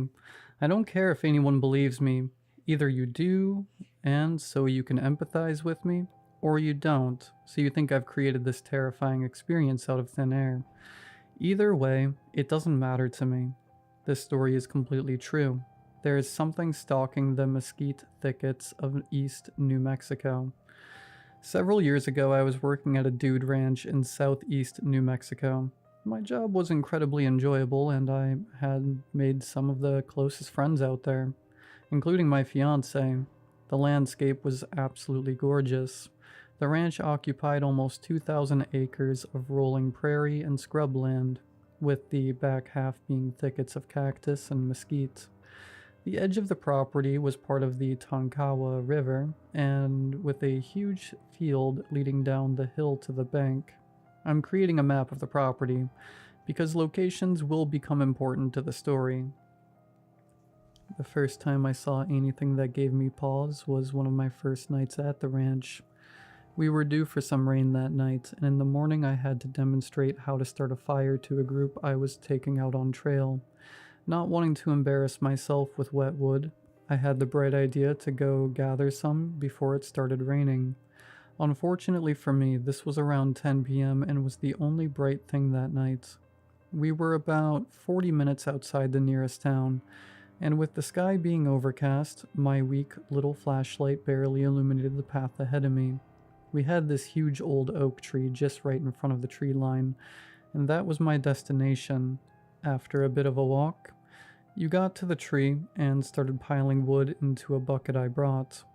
I've never had much of a problem with being out in the woods at night, but that night was so dark. It was difficult to keep my thoughts from straying into eerie places. After a couple minutes, I felt like I was being watched. I started to glance around, but the hair-raising sensation of no longer being alone became a bit overwhelming, and I was less and less confident being out there. As I turned around towards the trail, I froze. Staring out of the darkness were two glowing green eyes. They didn't blink or move, just stared at me. They were roughly 40 feet away on the other side of the path I had to reach. My gut wrenched. It was just so unnerving. I slowly walked forward till I got to the path and then started to back away, never turning my back from them. My flashlight was too dim to ever see what the eyes belonged to, but just the fact I had to look slightly up at them made my skin crawl. Finally, when I judged I was far enough away, I turned and ran down the path back down to the road, to our guest area, and to my house.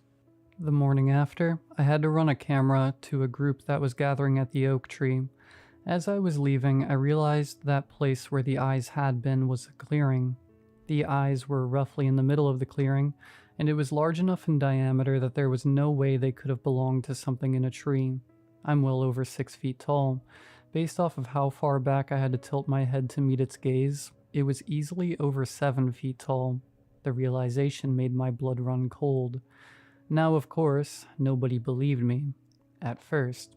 But this was only the first encounter with whatever prowled those woods, and the only one where I was ever alone. My second run-in with this thing was about 4 months later in June. New summer staff arrived, and I was the only carryover into a new season. In our staff lounge one evening, I joined a group of about 9 other staff sharing creepy stories. My friend Elijah was in the middle of a doozy. When he was finished, he begged me to tell mine again. He'd heard it before, but he was the only one. I told everybody I could tell them, or I could show them where it happened.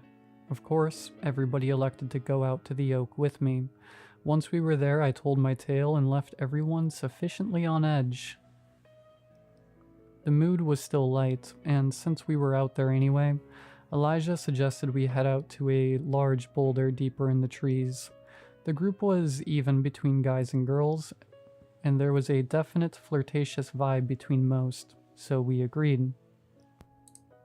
Now, to get to this boulder, we would cross through the pasture that led down to the river, and afterwards down this very narrow path where the brush was so thick and the trail was so windy, you couldn't get more than around 10 feet of visibility in front and behind you.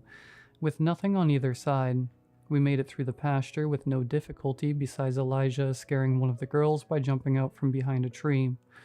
Once on the narrow path, we had to walk 2 abreast, and my other buddy Alexander and I took up the rear. He and I were the only 2 who heard the voice. Calling out from the pasture we were just at, it almost seemed female, but was completely devoid of emotion or pain, calling out softly, "Ow, help me." Alexa and I looked at each other, our eyes huge. I'm sure I was also as pale as he looked. There should have been nobody else out there with us. Our group was the only ones with the night off, and it wasn't very plausible that a group of guests would be out there, and we didn't encounter them. Besides, anyone trying to mess with us surely would have just screamed or just even said more. I cannot begin to describe how wrong the voice was. The tone and inflection were almost robotic, and "ow, help me" was all it said. We started to hurry everyone else up without freaking them out, and we came out of that section of trail with the 2 of us looking behind us constantly. When we got to the boulder, we tried to convince everyone to head back, but to no avail. Finally, Alex and I said we were going to leave, but as we turned around, we all saw the deer. It was on the trail we just exited, just standing there, watching us. But so much of it was wrong. It was much taller than any other deer we'd seen out there, and there were plenty. It was also somehow longer and crooked. Its head almost looked like it was put on sideways, so its neck. It just stood there looking at us. Its appearance generally unnerving, but what it did next was what frightened me the most. It backed up into the trees until we could no longer see it. That's what freaked me out the most. Every deer I've ever seen either turns outright and runs away, or just freezes till you get too close. This one just backed up out of sight. It was such a simple movement, but it was so unnatural. Exactly like the call for help. We all looked around at each other nervously for a few minutes, then scrambled off the rock. When we were all huddled in a group, we ran, together past where we'd seen it last, tore across the pasture, and past the oak tree, till we stood panting on the porch of the lounge. We never really spoke of that night together again, but I always include it in any reading of this story. I have one more large encounter, the one that made me refuse to go back in the woods after dark. One thing you must understand is that there were several months between these 3 accounts, enough time for me to think, surely whatever this was isn't still here, right? The final time I went into those woods was with my now fiancée. She and I had just started officially dating about a week before this terrible camping trip. I'd grown up camping as a kid, but she'd never been, wanting to share with her something I found incredibly meaningful in my early life. I convinced her to join me for one night trip out into the woods. My plan was to go out there Friday evening through Sunday morning, and since she had to work Saturday, she joined me for my final night out there. Friday night was completely uneventful. I pitched my tent out of one of the dirt access roads in one of the spots used for overnight groups. It was a very average solo camping trip. I enjoyed myself completely. The next Saturday, my fiancée Haley drove up the dirt road to join me. It was once again a very nice evening, making hot dogs and s'mores, and after a couple beers, we retired to the tent. As we settled down for the night, we both heard something out in the woods. Haley turned to ask me if I had also heard something, but I regretfully snapped at her to be quiet. There was no anger, but at that sound, the other 2 frightening stories I had were the forefront of my mind. The sound we heard was very faint. If it hadn't lasted more than a few seconds, it could have been dismissed as wind.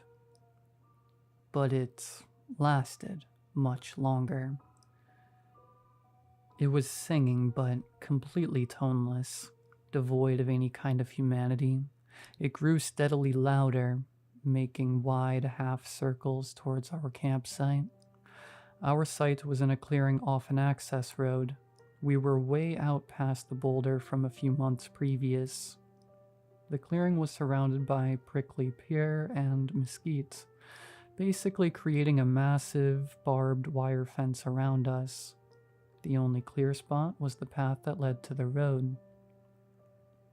But the singing was coming from the opposite end of the clearing. Something was out in the woods, making its way through thorns and scrub, singing in a language we'd never heard before. Haley looked as terrified as I felt. I unzipped the tent and peered out with my light into the tree line. I couldn't see anything, but I could tell from the singing that whatever it was just out of my view, less than 100 feet from the tent. It knew where we were, and didn't care if we knew where it was. I told Haley to run to the car. She scrambled out of the tent and ran through the dark towards her car. I followed, barefoot, only in shorts, with my knife and phone clutched in my hand. We made to the car as the singing became deafeningly loud. We sped back to our lodging and spent the night wide awake in her room, her lying on the bed, and I propped against the door, occasionally checking the windows. Well into morning, we drove back up to pick up our stuff. The tent had been torn apart. Everything else was ransacked. A horrible odor pervaded the clearing. What sent shivers down my spine, however, were the massive scratches and gouges in the tree nearest where the tent lay scattered. We finished up our contract and quickly moved to Colorado together. We also work at a ranch up here, and I am glad to say nothing about the woods up here feels malevolent. I've never heard any singing or seen any wrong deer, or been asked for help from any weird voices. I'm completely content to stay far away from the mesquite thickets of New Mexico for the rest of my life.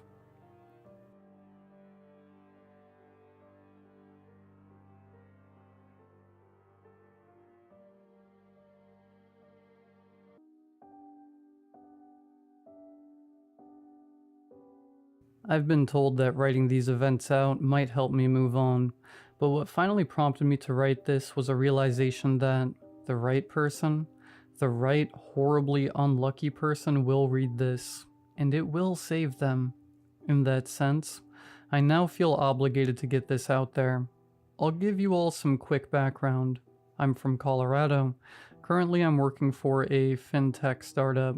It's just another one hoping to get bought out by one of the big banks like Schwab or whatever. But it's good resume building, and I like my team. I was still in college majoring in comp sci at the time of this story. You'll have to check my page to see my gripe about getting ribbed by engineering majors and being surrounded by Adderall junkies. Anyway, I just completed my 5th semester and it was winter break.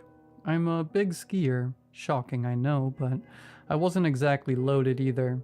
My friend Reggie and I wanted to go on a skiing trip before graduating, so we did a lot of research.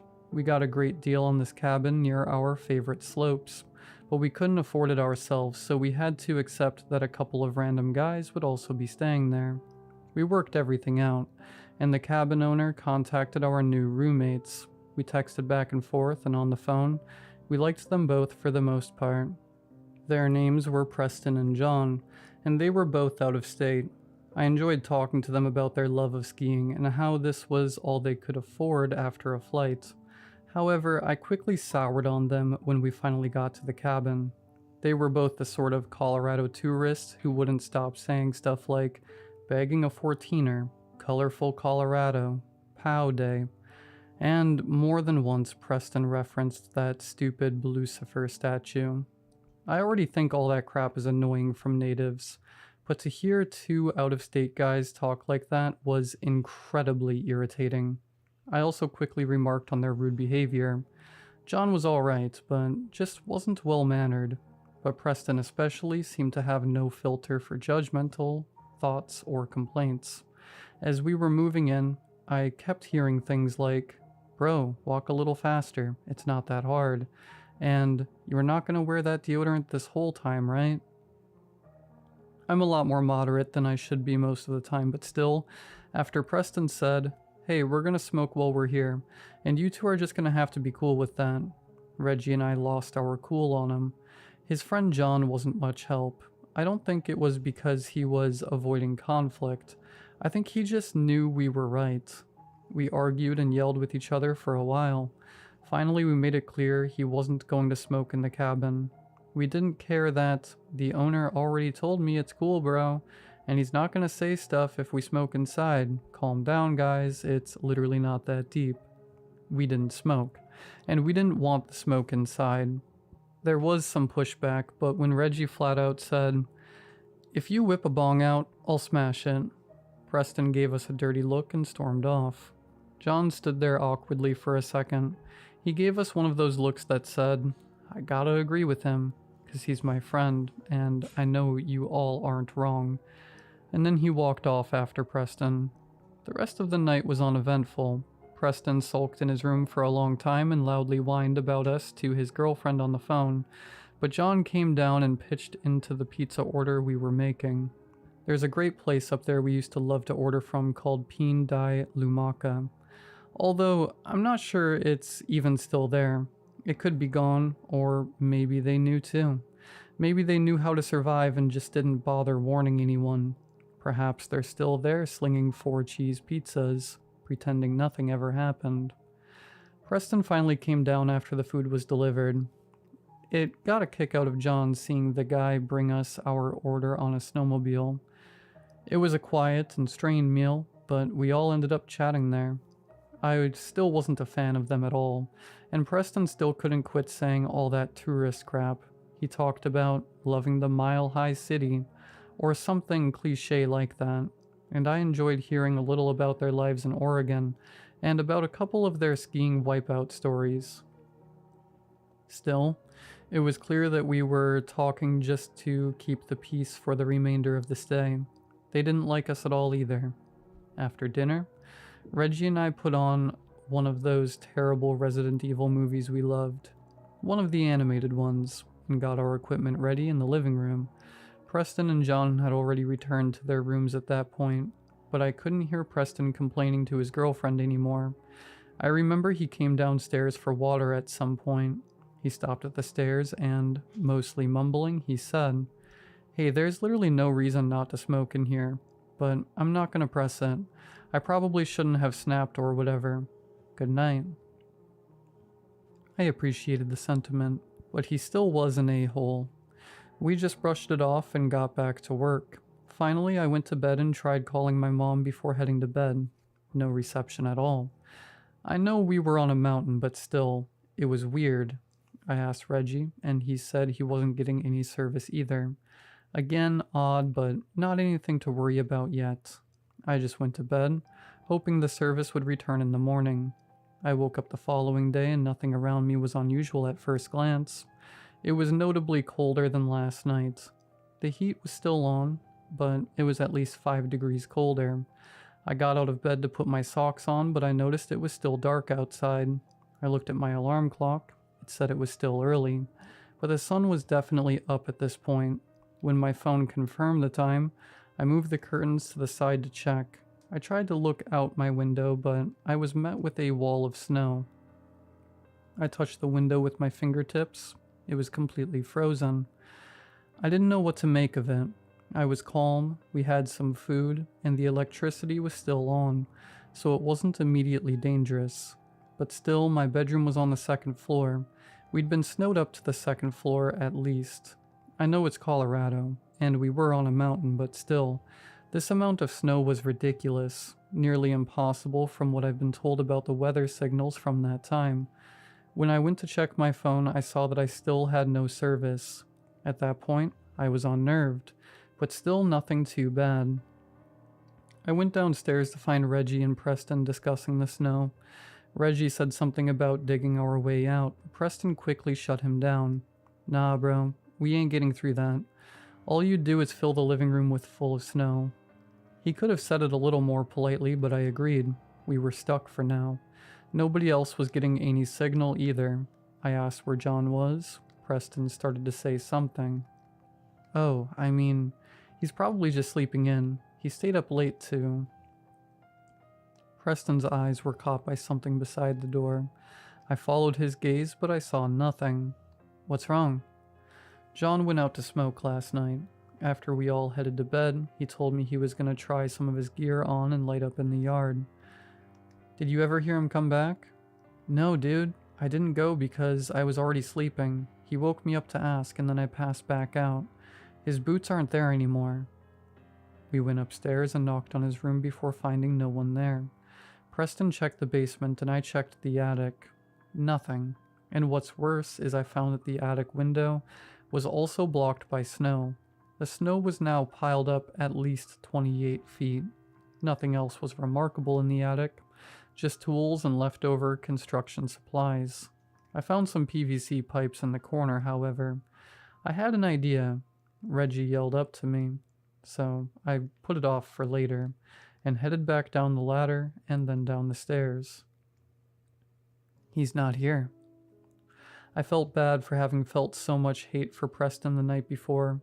He was sitting on the couch, clearly stressed the hell out, trying his phone and running his hands through his hair. We sat there and talked about what we could do. We agreed that it was getting colder, but we also decided that, unfortunately, it was probably best to turn down the heat. If it was still this cold with the heat up so high, we didn't want to blow the heating unit while we still had power. We turned it down from 70 degrees to 55. We ate just a little leftover pizza. It seemed we all understood the need to ration our food and sat there talking things over. But there's not much you can do or talk about in that situation. We all went our separate ways. Preston to his room, Reggie stayed in the living room, and I headed up to the attic. I found the PVC pipes from earlier. I took some out, measured them, and connected them. I got a ladder and climbed up to the attic window and cautiously tried opening it. I was relieved and slightly surprised that none of the snow fell in. I reached out and touched it with my hand. If it wasn't so cold, and I swear it was colder than snow typically is, then it would have been really pleasant to touch. It was so soft and malleable, like marshmallow fluff. It was still snow, but it was snow I'd never seen before, and I've never seen after. I pulled the PVC pipes up to the snow and started to push it straight up. I kept twisting and pushing through the snow until I quit feeling resistance. I pulled the pipe back down and measured the section I had left. It was 7.5 feet long, and the whole pipe was 20 feet long. The snow was about 12 feet above the window. It wasn't too shocking after everything else that had happened, but still, I was pretty nervous at that point. If more snow fell, how long would it be before the roof caved in? How long would it be before we got out? I was thinking all this over, and then I heard something odd. It was coming from the window. I looked up and realized the pipe had made a perfect hole through the snow. I heard some odd ambient noise out of this hole. It wasn't anything that was sticking out, but it sounded electronic almost. I took the PVC pipe down to the bathroom, used some warm water from the tube to get the snow out of the tube, and realized we needed to winterize all the faucets. I turned my faucets on a slow drip and got Reggie and Preston to do the same. If you don't put faucets on a slow drip in that kind of weather, then your pipes could freeze and bust. Anyway, I went back to the attic with the pipe. I carefully pushed the pipe back up through the hole I had made, which was surprisingly not caved in. After I knew it was through the top, I put my ear up to the hole and listened. I could try to explain the noise in great detail, but honestly, I could fill a whole other post by just doing that. All I need to say is that you'd be most of the way there if you imagine an electronic hum mixed with a pulsing high-pitched groan. Pulsing in a random and organic way. Still, there was just so much to the sound. It's not like anything was horrifying about the sound itself, I suppose, but it just felt wrong. I felt unnerved as if it were the wrong place, or perhaps I was in the wrong place. I took the pipe back up and closed the window. I sat up there for a long time, thinking, trying my phone, and considering everything that could happen. I remember trying to come to terms with the reality that, given all the information I had at that time, I might starve to death or be crushed by the house caving in there. I thought about my family, how much I hadn't said to them, and about how much I hadn't accomplished. Trite, I know, but I just want to say that even though I was afraid to die, it felt very peaceful, since nothing was happening at that moment and I was managing to stay calm and accept what was happening. What I thought was happening. I just remember feeling very comfortable up there at that moment. Scared, yes, but relaxed. I eventually decided that I'd thought all I could and should about it. By the time I realized that, and by the time I was getting tired of sitting in a dusty attic, I realized it was pretty much time for bed. I went down and had a quick word with Preston and Reggie. They'd winterized their bathrooms, but they still didn't have any service. We all went to bed. I remember that when I woke up, the clock said 12:40 a.m. I heard something. It wasn't the odd hum I'd heard earlier. It was a tapping sound coming from my window. I sat there frozen in bed. I was just coming off my tired brain state, but it would have scared me even if I weren't. We were snowed entirely up to the roof. What was tapping on the window? I'd closed the curtains at this point to avoid seeing the wall of snow any longer. Cautiously, I got up and tried to peek through the end of the curtain to see what it was. It was a bird. I switched on my light and opened the curtain slowly. It was a small bird. It was green, emerald green, all over the body, but its head was mostly yellow until there was a circle of red around its beak. Its beak was thicker and curved down, from what I remember. It just kept tapping on the glass over and over. There was a small hole behind it where it had burrowed down around 20 feet through the snow. I couldn't believe it. It was shivering and flapping against the window trying to get inside. I felt terrible for the little guy, but it was still freaky. I turned around to quickly get Reggie and Preston to see what they thought about it.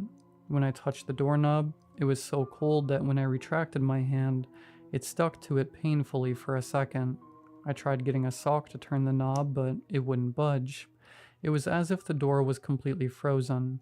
For a second, I feared that the snow had caved in through the roof, and I was completely trapped in my room. But I could see the hall lights glow through the bottom of the door. The bird began to tap on the glass again, more feverishly than before. I don't know what it was, but I felt so bad for it.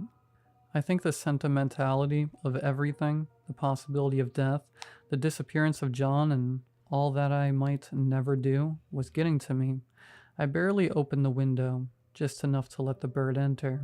It immediately flew over to sit on top of the open door to my closet. It was still shivering, so I got an extra blanket and put it on top of the heated blanket I had brought with me. When I went to try the door again, I heard wings fluttering.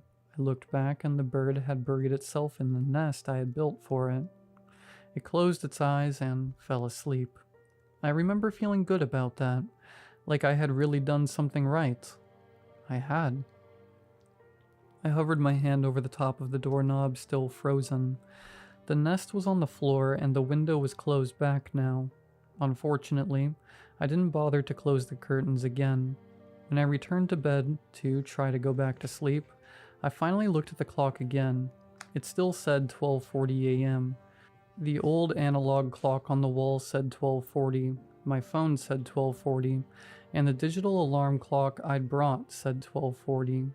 I may not have had service, but my phone's clock and the others were working perfectly fine before. It was all very disconcerting. I suppose none of that was immediately threatening. However, I was already under the impression that something else was going on besides just a freak snowstorm after I heard the humming. Now with the bird, the frozen door, and the clocks crashing out on me, I could not sleep for a while. However, after about an hour, the clock started working again. My little friend suddenly hopped out of his nest and flew to me. I felt as frozen as the door was earlier in that moment. The bird rested itself on my chest, with me still looking down, and cried out at me, raising its wings, and finally, it pecked me on the chest. When its beak made contact with me, I felt a sudden cold rush through my whole body. Imagine the feeling of eating an Altoid and then drinking ice-cold Sprite. Now imagine you feel that through all of the veins in your body, but I was able to move again. It then jumped up and flew over to my door, pecking at it after making the same dramatic cry. After all this, it just flew back to its nest, but it didn't sleep. It just sat there watching me. I got up and hovered my hand over the knob again. Nothing. I lightly tapped on it with the back of my arm. Not frozen at all. It wasn't even residually cold now. I looked puzzled at my friend, but it was still just staring at me. I walked out in the hall. Reggie had just come out as well, and he was inspecting the lock on the door with a confused look before he saw me. Was your door frozen for like an hour? Yeah, it was. I walked over and inspected his doorknob with him, and there was no residual cold either. Our voices attracted Preston, and he came out to talk to us. My door was frozen too. Did you guys have a bird pull up to your window? I was shocked when Reggie confirmed, and then I did too. Yeah, weird, right? I chimed in. Did you two let the bird inside? They both gave me an odd look. Reggie chimed in first. I felt bad for the poor thing, but I'm not just gonna let a bird enter the cabin. Birds can carry diseases and all that. It was trying to get in the whole time my door was frozen. It only just now stopped. Is it still there? Reggie peered back at his window with a sad, concerned look. I hope not, but I closed the curtains, so let me check. We all shuffled into his room. The poor thing was lying on its back when he pulled back the curtain. It had frozen to death, and it was the same species as mine. I couldn't help wondering how it hadn't frozen to death while burying down through the snow in the first place. But in retrospect, logic wasn't valuable at that point. Preston was the first to break the silence.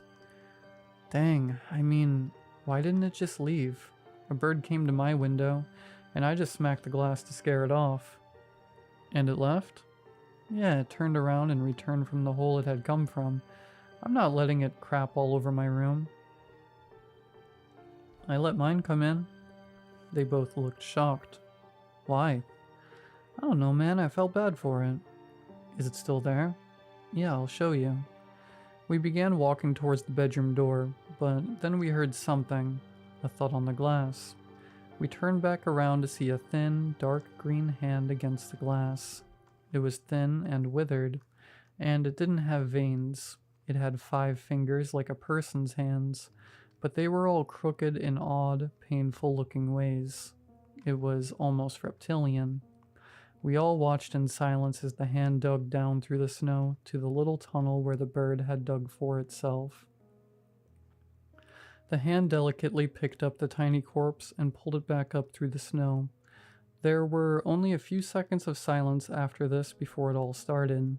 Another hand suddenly dug through and smacked against the window, and then another and another until, in just a few seconds, at least 20 different hands were slapping against the glass. Preston yelled out, "Come on, let's get down." Before he could finish that sentence, all of the hands, their numbers still growing, pushed against the glass, and it shattered open. After that, hundreds more hands flooded the room behind those originals. They went straight for Reggie. Oh God. He tried to turn around to run, but all the hands caught him. In one horrifyingly quick and brutal movement, they picked him up and smashed and tore him open. He only screamed for about a second. Preston and I, now covered in blood splatter and bits of organs, ran out into the hall. Preston was ahead of me when I tripped on the hall's carpet. He managed to reach the stairs and quickly ran down them.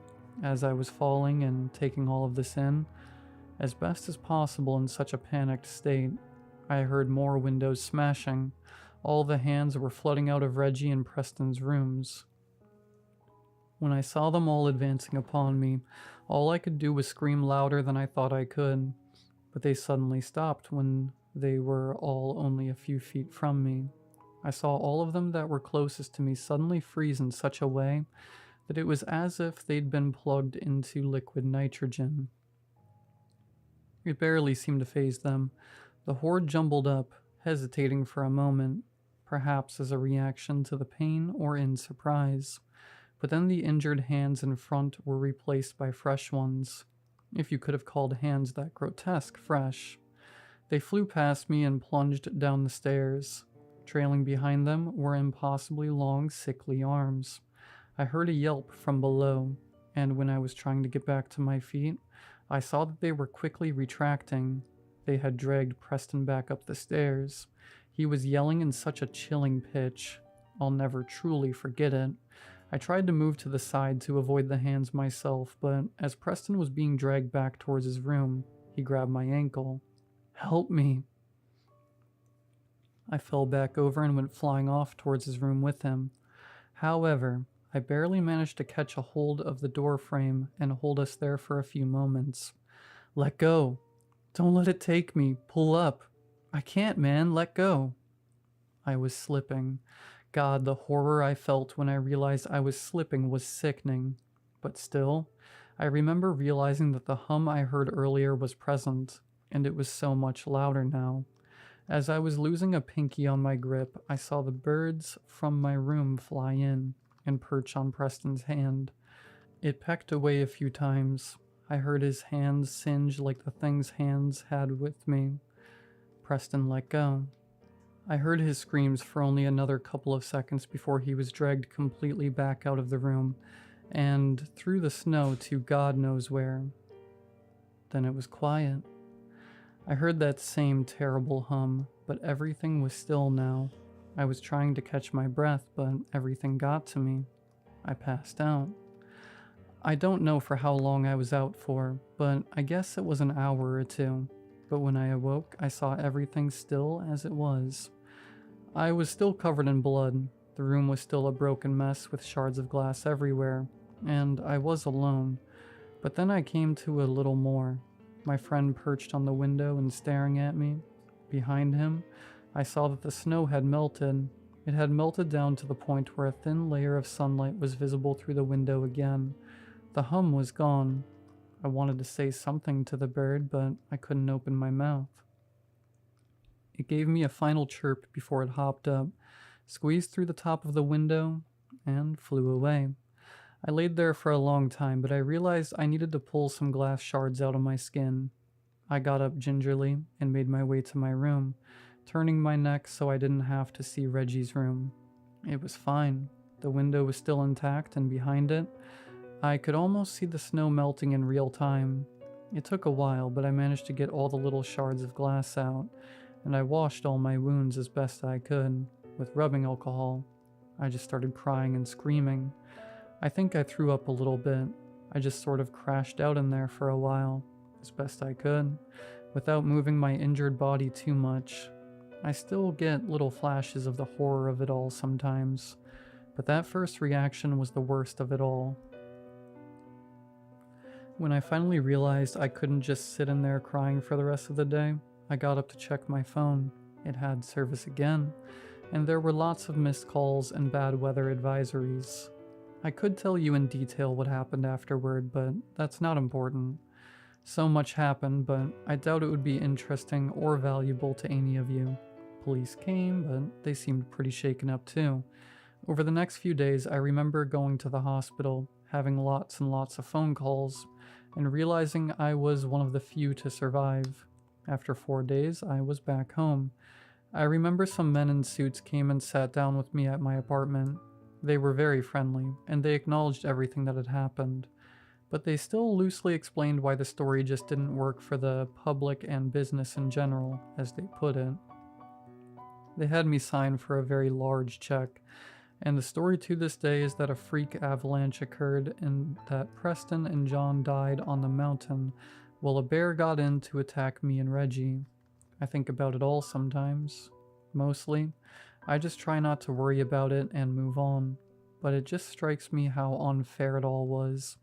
All Reggie did was avoid getting some bird flu or something like that, and Preston was a jerk, fair enough, but he was just doing the same thing, albeit rudely. I've asked pastors and philosophers these questions, but they never seem to have the correct answer. Why is it that so many people make the biggest decision at the worst time? Why is it that people have to make a choice that decides their fate for years to come? Perhaps the outlook of the rest of their lives? So often when they're at their least experienced, what if Preston was just a bit older, a bit more mature and kind? What if Reggie had just thought about it more, and decided to let the bird in? Why was letting a bird come in the deciding factor?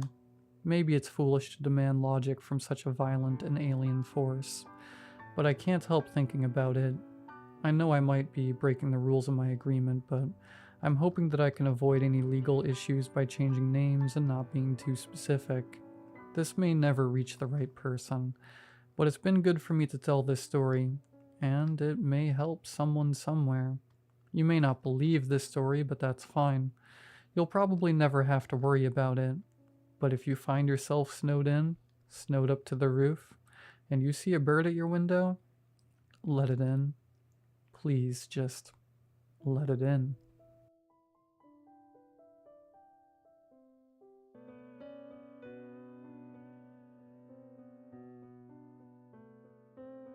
I took this job because I needed the solitude. The fire lookout tower, perched high above the endless Montana wilderness, promised exactly that. A single-room cabin atop a skeletal frame of timber, swaying slightly in the wind, offering an unmatched view of the valleys below. It was beautiful in the daylight. At night, though, it was something else entirely. The first few days were uneventful. I settled into a routine, morning coffee on the deck, scanning the horizon for smoke, logging my observations. I read books, listened to the radio, and let the quiet sink into my bones. It was peaceful in a way I hadn't felt in years. The isolation wasn't just welcomed, it was necessary.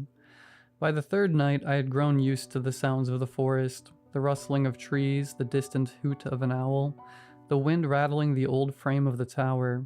So when I first heard the tapping, I barely noticed it.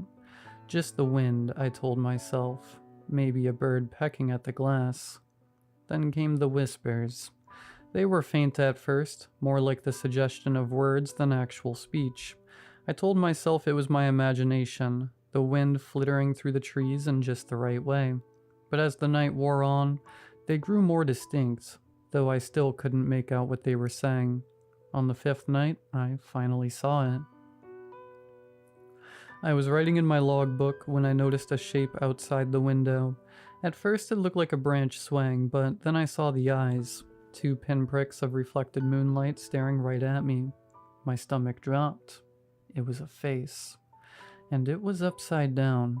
I froze. The lookout tower was nearly 60 feet off the ground. There was nothing to hang from, no way for anything to be up there. But there it was, peering in at me, mouth slightly open, its breath fogging the glass. I didn't move, didn't breathe. I wanted to believe it was a trick of the light, but the thing blinked.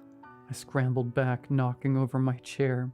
The figure lingered, head tilting in an unnatural jerky motion. Then, without a sound, it dropped out of sight. The next morning, I found footprints in the dirt below the tower. They weren't human, they weren't even animal. They were elongated, twisted, like a person had been walking on all fours, but their limbs bent the wrong way. I called it in, but what was I supposed to say? That I saw something impossible? The dispatcher humored me, told me to log it, and suggested I might be tired. That night, I locked the door. I kept the lantern burning, even though it made shadows dance in the corners. Hours passed and nothing happened. Just the wind, the creak of the old wood, my own heartbeat in my ears. I almost convinced myself I had imagined the whole thing. Then, just past midnight, the whisper started again, closer this time. I clenched my teeth, refusing to acknowledge them, but then came the tapping. Not on the window this time, on the trap door beneath my feet. The only way up the tower was the staircase. The trap door was the last barrier between me and whatever was outside. The tapping turned to scratching, a slow, deliberate scraping of nails against wood. Then, the voice came. Not a whisper anymore, a ragged, breathy mimicry of my own voice. "Let me in." I squeezed my eyes shut, pressing my back against the far wall. The scratching stopped, silence pressed against me like a physical weight. Then, a single soft tap against the window behind me. I didn't turn around. I don't know how long I stood there, frozen. When I finally did turn, morning light was creeping over the horizon. The window was empty. The forest was still. But I wasn't alone, because outside on the ground far below I saw them, dozens of figures standing among the trees staring up at me, and every single one of them was upside down. Then they moved, not like people walking, like puppets yanked by invisible strings. Their heads lolled, arms jerked unnaturally, but they were getting close, creeping toward the base of the tower. Then came the sound, deep, resonant, like wood groaning under immense pressure. The tower shuddered. Something was pushing against it. I could feel it swaying as the wood seemed to crack violently at every joint. It doesn't make sense why I did it, but I left. My feet were moving for the door while my brain screamed at me to stop them. It was as if I was stuck on autopilot, a helpless passenger watching the plane taking a nosedive to the ground. I grabbed my flashlight and wrenched the trapdoor open, descending the stairs 2 at a time. The moment my foot hit the forest floor, the things let out the most awful blood-curdling screams. I ran. The forest was a maze of darkness and shifting shadows. I could hear them moving, branches snapping, leaves rustling, their ragged breathing impossibly close. I didn't look back. I couldn't. Every instinct screamed at me to just run. Then I saw the road, a single narrow path cutting through the trees. I sprinted toward it, lungs burning, legs screaming in protest. The figures were right behind me, their movements erratic, inhuman. Then, headlights. A truck, a lone driver on an empty road. I ran straight into its path, waving my arms frantically. The vehicle screeched to a halt, and the driver, an old man with wide, startled eyes, popped open the door. I didn't hesitate. I dove inside, gasping, screaming at him to drive.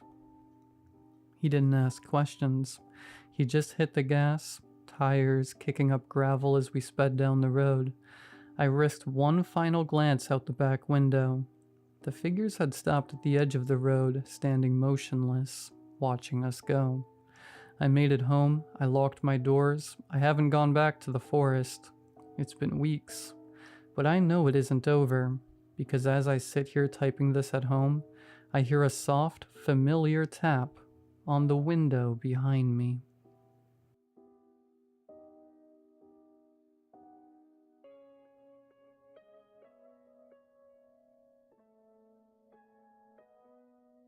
Before she died, my mother dispensed idioms with the mechanical consistency of a gumball machine.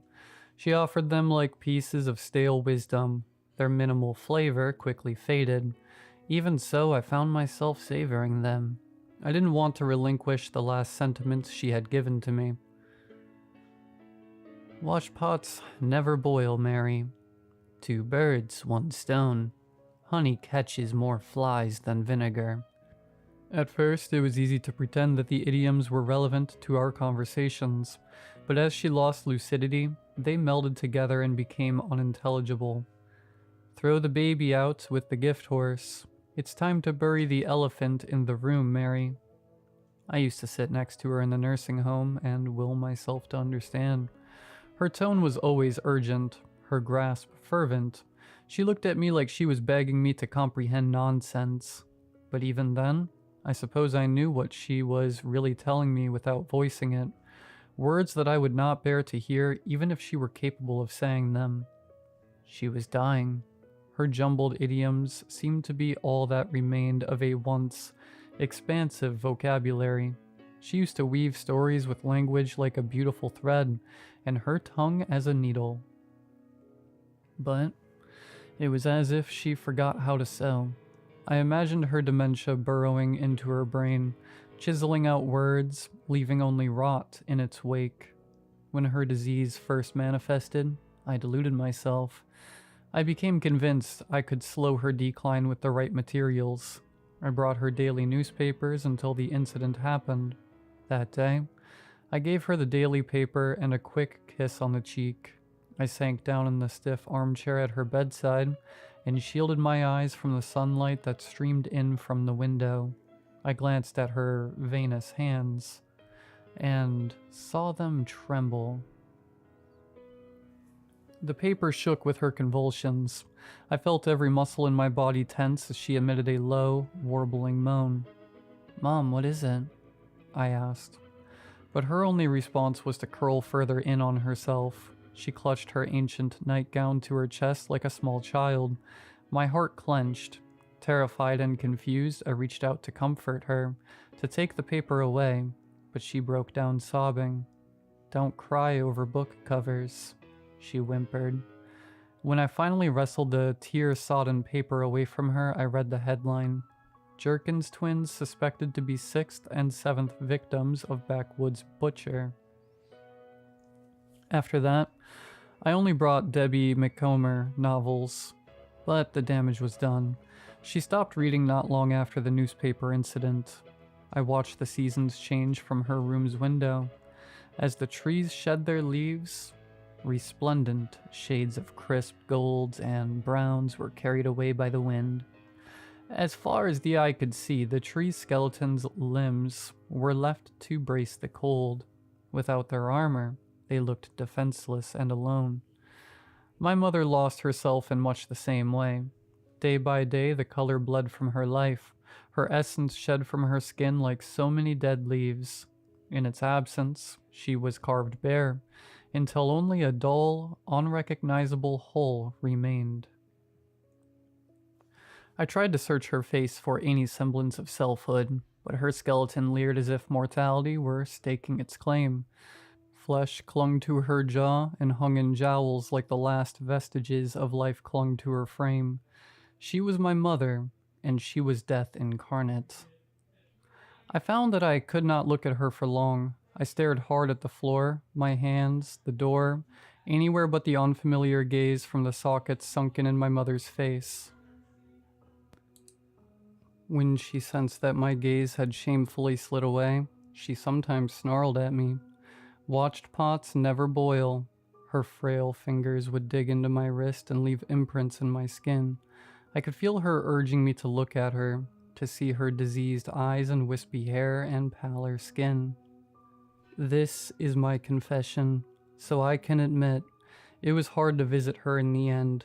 I found excuses to leave as early as I could, or better yet, to never come. I hated the twisted, repetitive idioms that she upheaved like a sickness. I hated the bleached smell of the nursing home.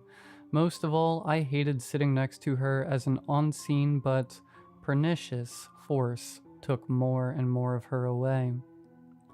I knew she was dying. For months, I could see it etched in her face and hear it in the absence of things she couldn't say.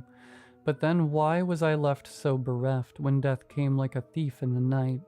I should have been relieved for her suffering to end, but all I could hear were the last words she said as they bounced around in my head.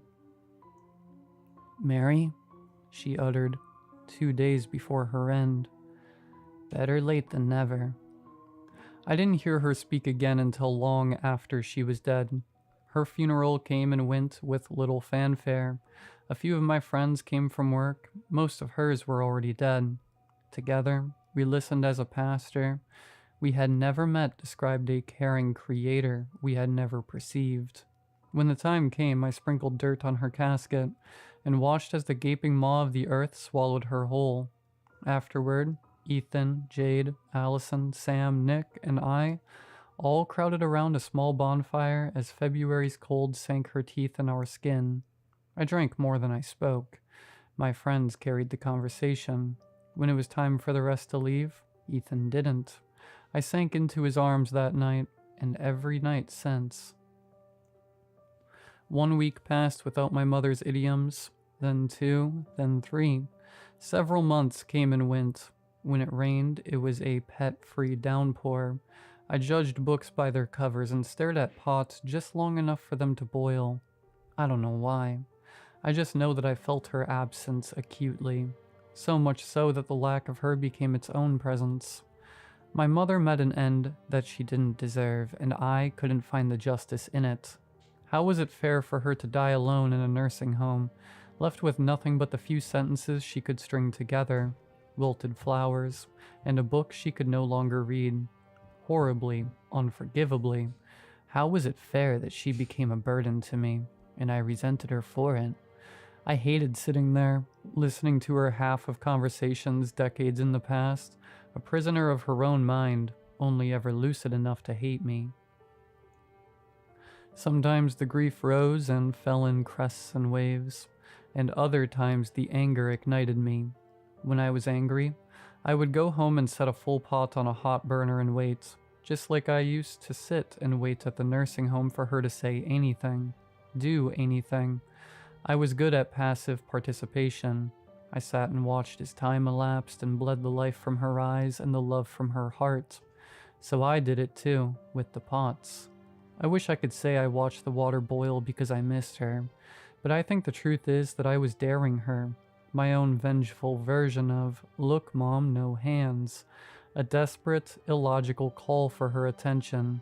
But in all the times I called for her across a depthless void, I never actually expected her to answer. Until she did. I first heard her words from Ethan's lips after the fire. I guess I left the burner on for so long and so often that I became careless. Maybe I forgot to turn it off one night after I emptied the pot of boiling water. All I know is that my house went up in flames and little was left, save for ashes. After I lost everything, I was so relieved when Ethan invited me to stay with him. Of course I said yes. He had a charming bungalow out in the country on land his grandfather left him. Our casual fling quickly became a serious relationship. He brewed tea almost every night, and always prepared mine with plenty of honey. As my mother would say, living with Ethan was a silver lining, or that's how it felt until she decided to join us. 2 weeks ago, my mother spoke to me, but I didn't know it at the time. As Ethan set my mug down on the coffee table, I looked into his deep blue eyes. "Thank you," I said. "Hey, do you mind grabbing a blanket?" "Sure thing, love." He brushed a curl behind my ear and walked to the doorway before suddenly turning back.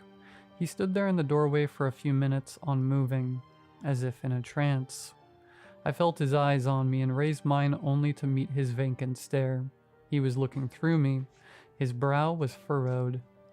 "I thought I told you watched pots never boil." The voice that left his lips was not his, nor was it hers. Not really. It was something else, inhuman, a death rattle wheeze that formed the shapes of words in the absence of inflection. I did not hear it so much as I felt it, a chill that twirled around my spine and tightened. I felt this entity and instantly became clammy and nauseous. I could not speak. My mouth was filled with ashes. "Honey, are you okay? You look like you've seen a ghost." Ethan came out of it, crouched before me, and gently reached for my hands. Finally, my throat unclogged and words spilled out. "What do you mean? Why did you say, watched pots never boil?" I said. I searched his gaze, but only saw our shared confusion. I didn't say anything. "Are you sure you're feeling okay?" He inspected me with concern. I both believed him and didn't. I knew that those words couldn't be his. But then why did they leave his lips? At first, nothing came of it. I wish I could say that this was the end of it, but it was only the beginning. That voice. I heard that voice more times than I care to admit. The words were always my mother's, but the voice was not of this earth. It was devoid of humanity. It lacked light, love, or warmth. At times I believed that my mother was speaking to me across a great distance, and maybe the bone-chilling voice was interference. Other times I was convinced that Ethan was pranking me. It was easier and safer to think my boyfriend was an a-hole than it was to think we were being haunted by my mother. But even then, I could not shake my terror. Every day, just as my defenses lowered, that nauseating voice would surface from the grave of his lips and permeate the air. Hours ago it said, "Two birds, one stone. Two birds, one stone. Two birds, one stone." It was a chanting, and it was a condemnation. I could not hear the anger, but I could feel it, suffusing the words and contaminating our home. "Ethan, what is going on with you?" I pushed him in the chest and was shocked as his head cracked back against the wall. It was like his body went lax, like his form was hollow and the voice was an abscess. "Let her off the hook." The words were carried by a rapid hiss from between his cracked lips. I shuddered as the temperature plummeted. "Who?" I choked out. I could feel the shift as Ethan returned to his senses. He rubbed his head. "Mary, what happened? Why are you looking at me like that?" "Ethan, I can't. This isn't funny. You need to stop," I pleaded. "Mary, I don't know what you're talking about. My head is pounding. I'm going to lay down for a minute, okay?" Flabbergasted, I watched as he walked away and shook off the urge to beg him to stay with me. I needed to get to the bottom of the voice. If my boyfriend had a crappy sense of humor, then okay, but we would talk about it like adults. Things had gone too far, so I went in search of Tylenol for his headache. Like my mother always said, you catch more flies with honey than vinegar. I searched high and low in cabinets and drawers and turned up empty. It seemed like I found everything but Tylenol.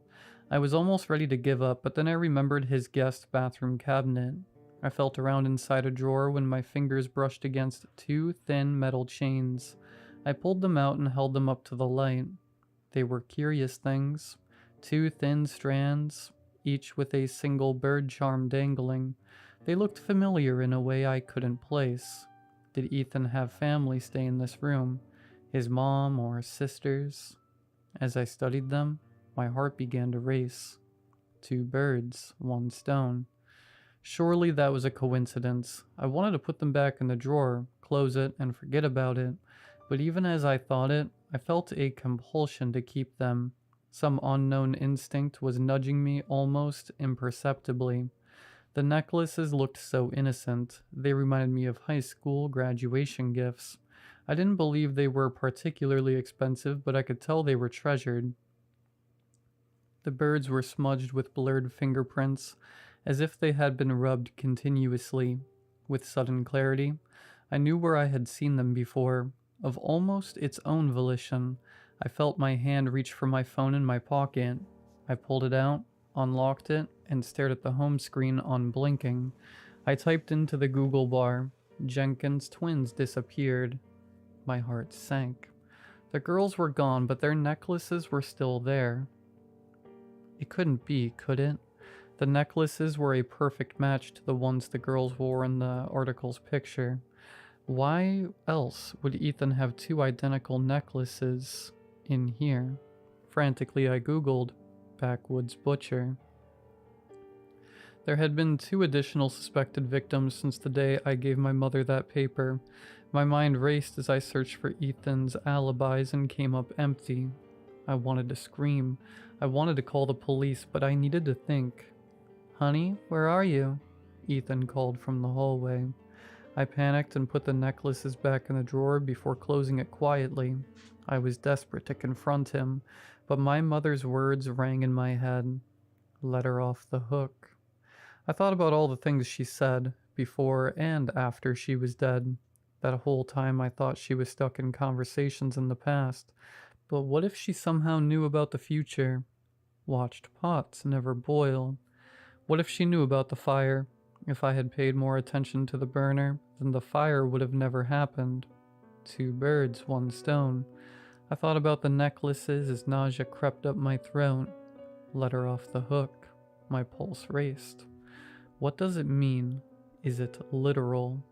Who is she? And more importantly, where is she? Should I follow him to find out?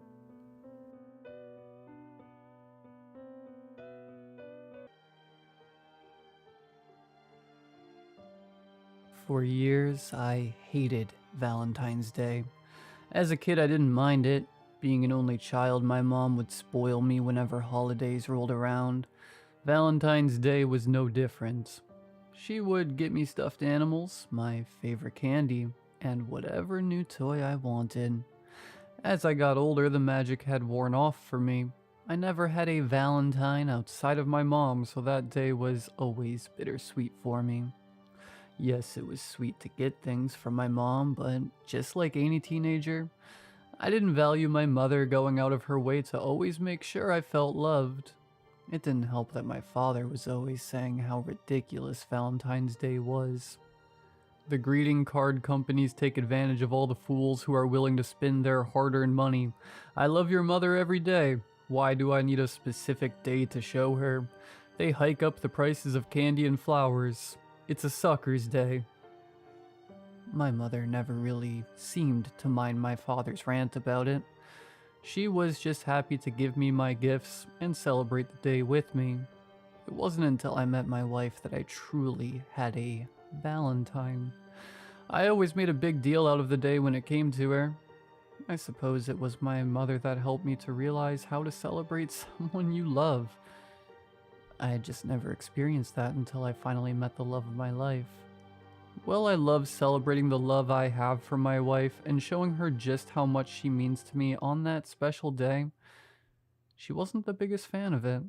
Not the celebrating the love part. That wasn't the issue. It was the trauma from when she was a child. Her father had left her mother on Valentine's Day when she was a kid. In some dramatic fashion, he left a note telling her he couldn't fake the love anymore, and that Valentine's Day shouldn't be a pretend day in which we show love to each other. He had packed up overnight and started a new life in a different state. As you can imagine, this affected my wife throughout her life. Part of the reason I'm extravagant on that day is to not only rid the memory of her father leaving, but to assure her that she won't have to worry about me doing anything like that to her. Even though I was married, I never neglected my mother on Valentine's Day, especially in the recent years since my dad passed away. I always made sure to get her a dozen roses and even some chocolates. My mom always loved receiving them and would call me after the delivery, surprised that I would do something so sweet. Oh, thank you, honey. I was shocked to get a delivery on Valentine's Day. Who knew my little boy could be so sweet? I could tell it meant a lot to her, and it was something she looked forward to. On that same surprise phone call, she would always say the same thing in regards to my wife. How could someone not like Valentine's Day? With someone as sweet as you by their side, it wouldn't hurt to show some appreciation. I would always tell her the same thing. Ma, it's always a lot for her to deal with. Her father really messed her up when she was a little girl, so this time of year is always rough for her. She appreciates everything I do for her, and my goal is to just help her to forget that horrible memory just for the day. This year for Valentine's Day, I had something even bigger planned. Flowers, card, candy, dinner. That was always part of the deal. But this year I was going to recreate our proposal/wedding. I rented out a big hall for all our family and friends to attend. I wanted to create a new core memory for her on this day. I wanted her to forget about what happened all those years ago. Secretly, I had been planning this for months, making sneaky phone calls, contacting family and friends to be a part of it, coming home late from work to go see a florist, or stopping by the venue to make sure everything was in order. It was all going according to plan until about a week before Valentine's Day. I got home late again, and my wife was waiting by the door. Where have you been? Do you think I don't know what's going on? Huh? What are you talking about, honey? Late from work again? Phone calls and secret texts to whoever it is you're talking to? Oh, baby, you have this all wrong. Save it. I'm not dumb. I won't have another man walk out of my life. I packed a bag and I'm going to stay with my mom. I don't want to ruin the surprise, but I also wanted her to know I wasn't doing anything wrong. Wait. I'll tell you what's been going on. No, you won't. I'm not listening. I need some space. I'm leaving. Honey, I swear this is all a misunderstanding. She wouldn't listen. She slammed the car door before I could even spit out the truth. She had been at her mother's house for a few hours before she finally picked up my phone calls. I'm coming to your mom's now. I'm going to tell you what's been happening.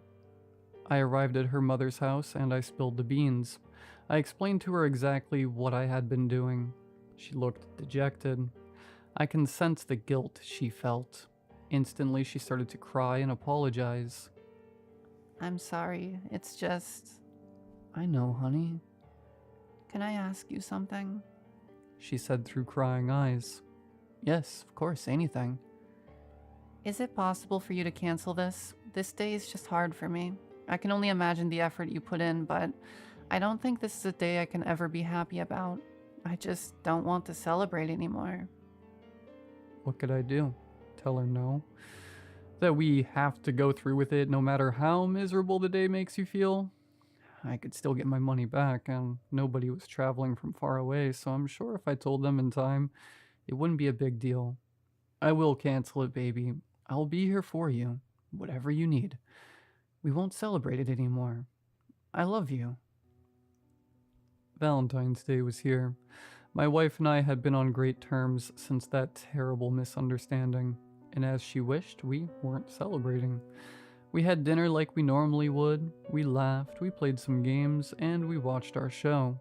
It was nice to see her relaxed and feel no pressure about the day. These last few days, my focus was on her and making sure to keep her head clear, because that's what you do when you love someone. You're there for them and support them in their time of need. We had went to bed that night without even mentioning Valentine, and we were happy, and that's all that mattered to me. It was the middle of the night when my phone rang. The caller ID read, "Mom." "Hello?" I said with a tired voice. So that's it? No flowers, no candy? Do I mean nothing to you? I'd completely forgotten to set up my annual delivery of flowers and candy with everything that had been going on at home. "What? Oh, I'm sorry, Mom.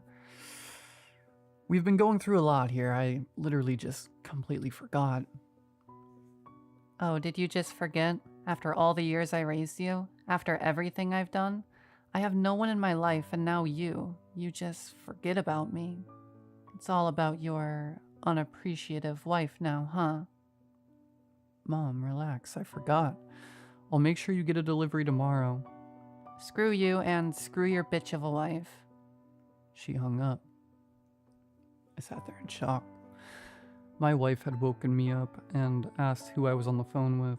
I told her it was my mother and that I had forgotten to send her flowers and candy like I do every year. She was surprised that she called in the middle of the night, but reassured me that everything was going to be fine. This is my fault. You were doing this for me. I'll make sure your mom gets some flowers and candy tomorrow. I couldn't sleep for the rest of the night. I was shocked and pissed that my mother would speak to me that way. The way she spoke about my wife was like she was holding in hatred for her. I needed to talk to her today. I was going to call her when I got home from work. Imagine my surprise when I saw my mother's car in front of my house when I got home from work. I hesitantly walked inside. "Hello?" Hi, honey. Your mom is here. She dropped by some apology cookies. You gotta try them. They're delicious. My wife said with a smile and laugh as she walked in the kitchen to get the cookies. Hi, son. I truly am sorry for calling you in the middle of the night and speaking to you the way I did. You didn't deserve that. "Mom, you don't know how much I needed to hear that. I am sorry I forgot. Things have been so crazy here." I can only imagine. That's when I heard a commotion in the kitchen. I ran to see what it was. My wife was on the floor, the tray of cookies all around her. I ran over to her. She was foaming at the mouth. "What the... Baby, what happened?" I dove to the floor trying to help her. Did she need CPR? Was she choking? The gurgling sounds would not stop coming from her. "Mom, call an ambulance. Mom, right now, call an ambulance. I don't know what's wrong. Mom?" That's when I felt a hand on my shoulder. My mother knelt down next to me and whispered in my ear, I am your forever Valentine.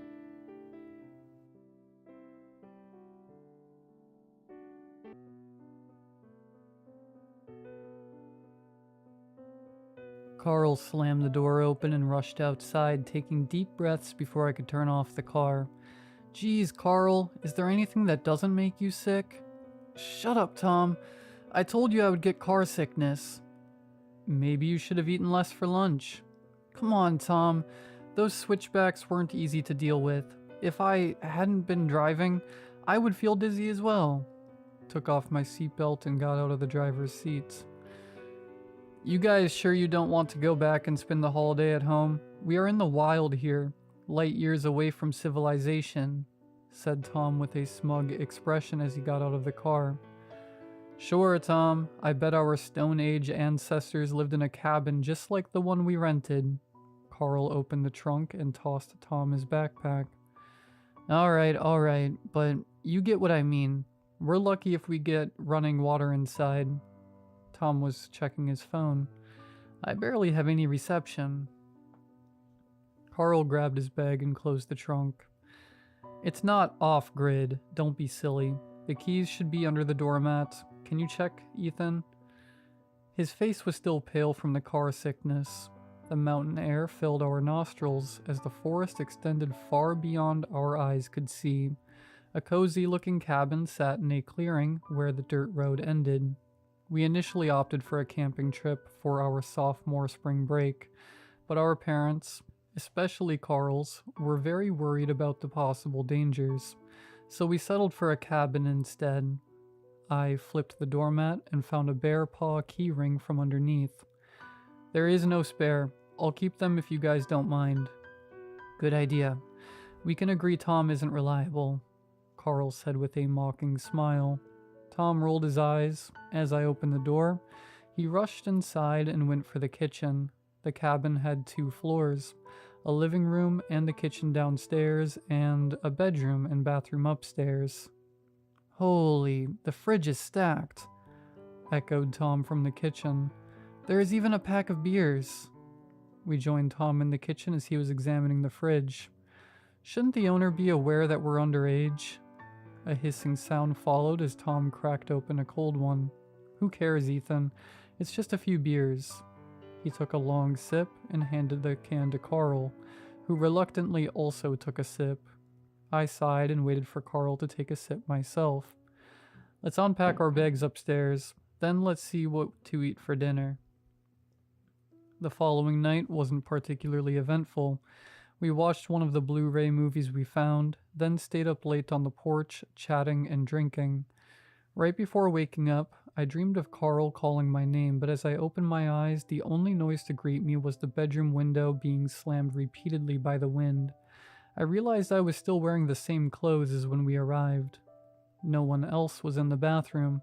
I closed the window as the wind's howling echoed outside, and after a quick bathroom trip, I made my way downstairs.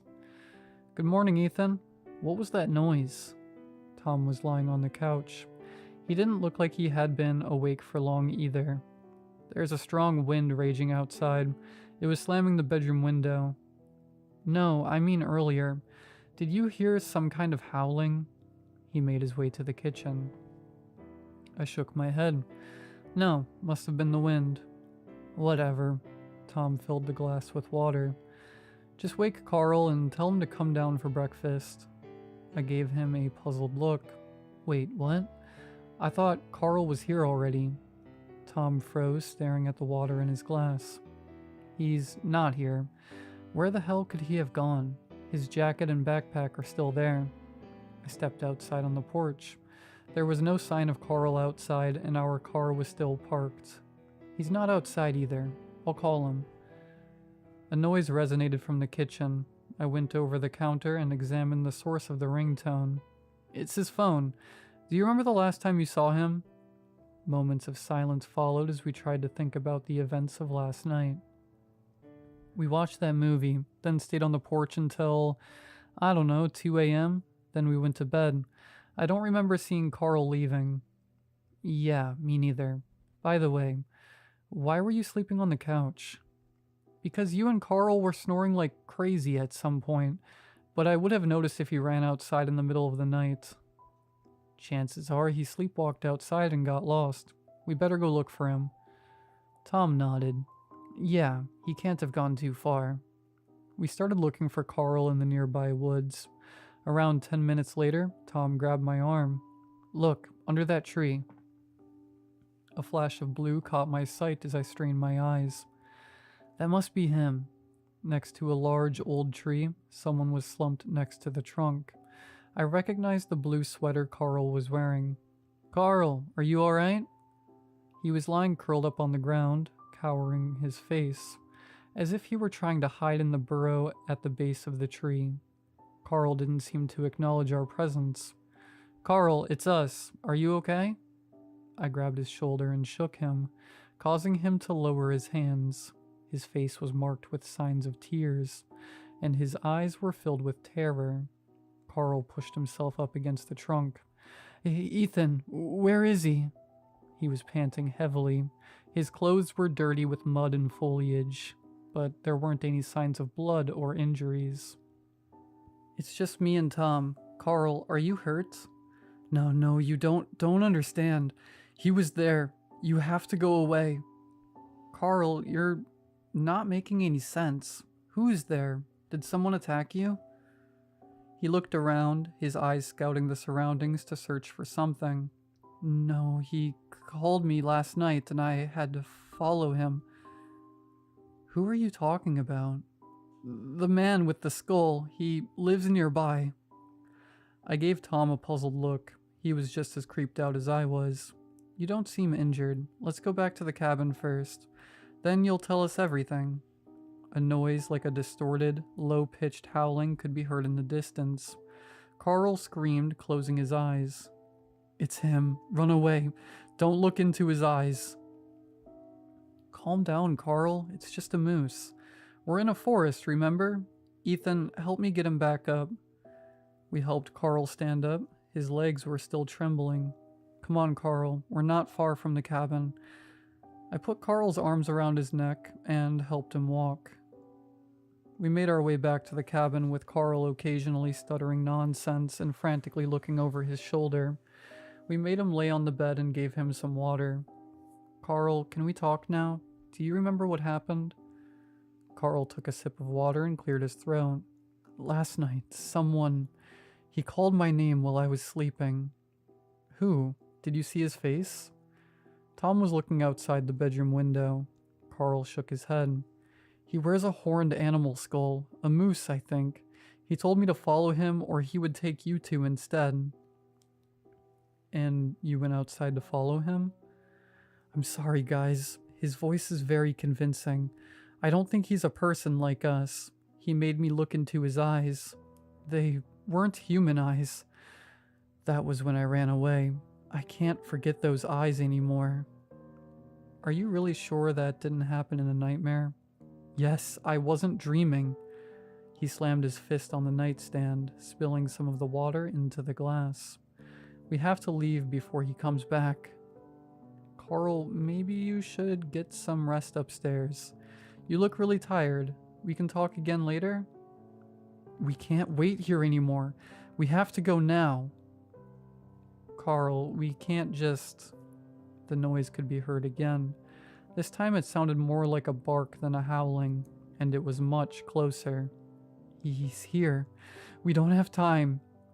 Carl, it's just an animal. Calm down. Right, Tom? Tom was looking out the window. As he turned around, his face had become pale. Ethan, what is that? He pointed at a distant tree. I went to the window and looked closely. A moose skull could be seen next to a tree in the distance. After squinting, I could see the skull belonged to what seemed an absurdly tall human figure. Me and Tom looked at each other without speaking a word. The realization of what we believed was just a nightmare crept up on us, and my heart started pounding. I was sweating. Ethan, maybe Carl is right. We have to go. I'll get the backpacks. I told you there's no time. Carl had gotten up from the bed. Ethan, get the keys. I didn't even have time to process what happened before I heard the noise again coming from downstairs. I froze as heavy footsteps resonated from the ground floor. What the... Tom brandished the lamp from the nightstand. We moved as far back as we could from the stairs, as the footsteps grew closer.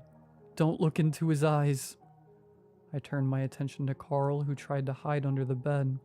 Then I heard Tom scream and the sound of the lamp dropping on the floor. Out of the corner of my eye, I noticed something else was in the room. As I turned around, an inhumanly tall figure was standing in front of me. It was wearing a moose skull, but I couldn't see its face, let alone the eyes, and the rest of its body was draped in a black fur coat. The eye holes in the skull were nothing but pitch black as it stared at me, motionless, hunched forward to not touching the ceiling. I tried to scream, but no sound came out of my mouth. I tried to move, but every muscle in my body was frozen. Then my vision faded and I passed out a few seconds later. I was lying on the bedroom floor when I regained my senses. Tom, what happened? He was standing there, like frozen in place. There was no one else in the bedroom. I put a hand on his shoulder. Tom, where's Carl? He had a blank expression on his face and was staring at the wall, hypnotized. Tom, wake up. I shook him violently. Where is... He grabbed my hand without looking at me, with no change in his expression. We'll be going. He is with us. You can leave now. His voice was a whisper. Tom, what are you? I suddenly got pushed to the wall, hurting my head in the process. As I reopened my eyes, I was alone. I bolted downstairs, but he was gone. I checked outside while calling 911, but nobody was there either. The police told me to come to the station as they couldn't send anyone up there for a while. Carl and Tom were filed as missing persons. I went home as they opened my investigation, but no traces have been found so far, after 1 month. What's crazy is that the police told us not to expect much, since many people go missing while camping in this area. The local media barely talked about us, and dismissed it as drunk teenagers getting lost in the woods. I had issues sleeping at night after what happened. I often expect to wake up and see that skull staring at me. I thought they were just nightmares, until this morning. I was still half asleep when I heard Tom and Carl calling my name. I woke up, but I was alone, and the windows in my room were open. I was sure I closed them last night.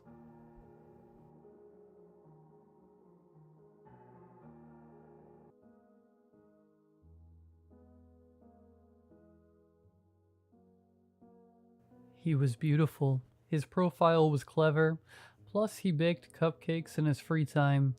We matched. I broke the ice. He was quick to ask me on a date. Paint and sip, very nice. After a frenzied afternoon of shaving, exfoliating, and spraying, I arrived a cool 4 minutes late. The moment I saw him, I took a mental snapshot just in case this was it. An unfortunate habit stuck firmly in place since 7th grade. His features were elegant and refined. His stature long and markedly lean. The type of person who attracted the eye effortlessly. He was lively and curious, and his nose wrinkled when he laughed. My favorite. With paint smeared and wine guzzled, our masterpieces were complete. It was a brisk, drizzly evening. We bumped against each other every few steps and took turns critiquing each painting, affecting a snobby, highbrow sensibility.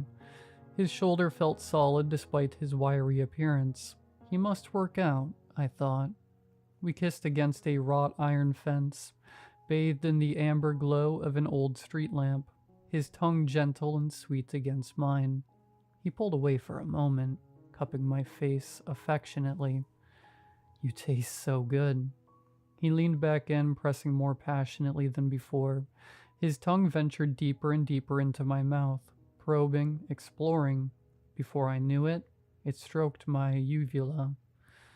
My stomach heaved, and a surge of bile rose in my throat. I instinctively tried to push him away out of the splash zone, but he was dense and did not budge. My nausea was quickly replaced with sheer embarrassment. He apologized endlessly and admitted that he had not done this in a very long time. The abashed flush only made his face more handsome. I mentally placed our paintings side by side above the tasteful couch we were certain to share in a year, maybe 2. But even perfect evenings must end. I'll call you an Uber, he declared. How chivalrous of you. Thank you, but there's no need. I live like 3 blocks away. No way. What cross street? 87th and Amsterdam. You're kidding. I live right there, he nearly shouted. We giggled like children as we continued along, referencing 2-hour-old inside jokes. Soon my building towered over us. The burgundy brick etched in stark, film noir shadows. His jaw hung agape. No, this is a prank. Where are the cameras? This is my building. That's insane, I cried. How did I not realize?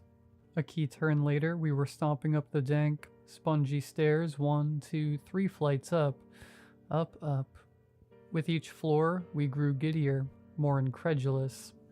I saw my door then, a familiar seasick green, paint chipped at the corners to reveal the previous crimson varnish underneath. A shabby 9A hung slightly askew. He approached it like an old friend. Well, this is me. I stopped dead. My hackles only now raising. Too little, too late. This one? 9A? He paused, calculating, then abruptly bellowed, "Yes, ma'am. Home sweet home." He slapped the door sharply. The artful curve of his face twisted very slightly. Something strained and eager was there, right below the surface. "Can I come in? I'm curious if it has the same layout as mine." I tested, wondering how far he'd take this. He blushed and shifted his weight, the perfect performance of chaste sincerity. "I'm flattered, but I really like you. I'd like to take things slow if that's okay with you." He smiled neatly, but his eyes remained wide, unblinking. There we stayed for an uncomfortable long moment. I wasn't sure where to go from here. "I understand. Thank you for a wonderful evening." I presented my hand for a friendly shake, chest puffed out with counterfeit confidence. Behind my ribcage, my heart galloped wildly. He must have heard it too. His spindly fingers laced through mine, the skin cool and waxy. How did I not notice that before? "You'll see me again, sooner than you think, neighbor." His strained cheeriness made my stomach churn. I left him there, outside the door to my own home, and continued up the stairs, fighting the urge to sprint away. Where else could I go but the roof? The night air stung my adrenaline-soaked skin. I flew to the crumbling edge and peered at the dizzying sidewalk below. The minutes slid by slowly, but finally the front door squealed open. 1, 2, 3 crisp footsteps, and there he was, so many flights below me. He looked small all the way down there. He remained perfectly still. What was he doing? I thought of those big cats in Nat Geo documentaries. Infinitely patient, even ravenous. My pulse roared in my ears. I did not make a sound. I swear, and yet that lovely head swiveled 180 degrees, his wide-eyed gaze immediately locating me. There we remained, torturously frozen in time. In a split second, he spun on his heels and threw himself at the brick facade with inhuman speed. I swear to you, he scuttled up the side of the building, sinewy limbs flailing violently. My legs took over and dragged me from that spot by force. I burst back inside in record time, but his footsteps already scrambled onto the roof behind me. God, he was fast. I wouldn't make it. I threw myself at the mercy of gravity, hoping those trusty stairs would be there to support me. Sure enough, they came one after the other. In a moment I was at my door, but those infernal footfalls careened closer and closer with punishing speed. My numb fingers fumbled with the keys. Why did I have so many keys? Slick with sweat, I managed to shakily insert the correct one, turning it hurriedly. The door rasped ajar, pleading for me to come in quick. 1 foot to safety. I swiveled on my axis. Mere inches behind me, he rocketed toward me. Joints hinged far past their breaking point, torso flung back in a grotesque arc so deep that his exquisite skull dragged behind him, slamming mercilessly against each step with an appalling thud, thud, thud. At the threshold, he, or more accurately it, lurched forward like an awful marionette puppet. That refined jaw split open, revealing a fleshy throat with rows of gleaming teeth spiraling into its depths. Just in time, I flung the door shut and threw my weight against it, bracing for an impact that never came. Silence. Then my phone buzzed. One new message. "Look behind you." Smiley face. My breath caught in my throat. Though every cell in my body begged me not to, I turned my fearful gaze. There, through the living room window, hardly discernible in the inky darkness, the awful thing's eyes bulged, an endless abyss of pitch black, its taut skin pulled back to reveal a dripping toothy grin. Then a camera flash.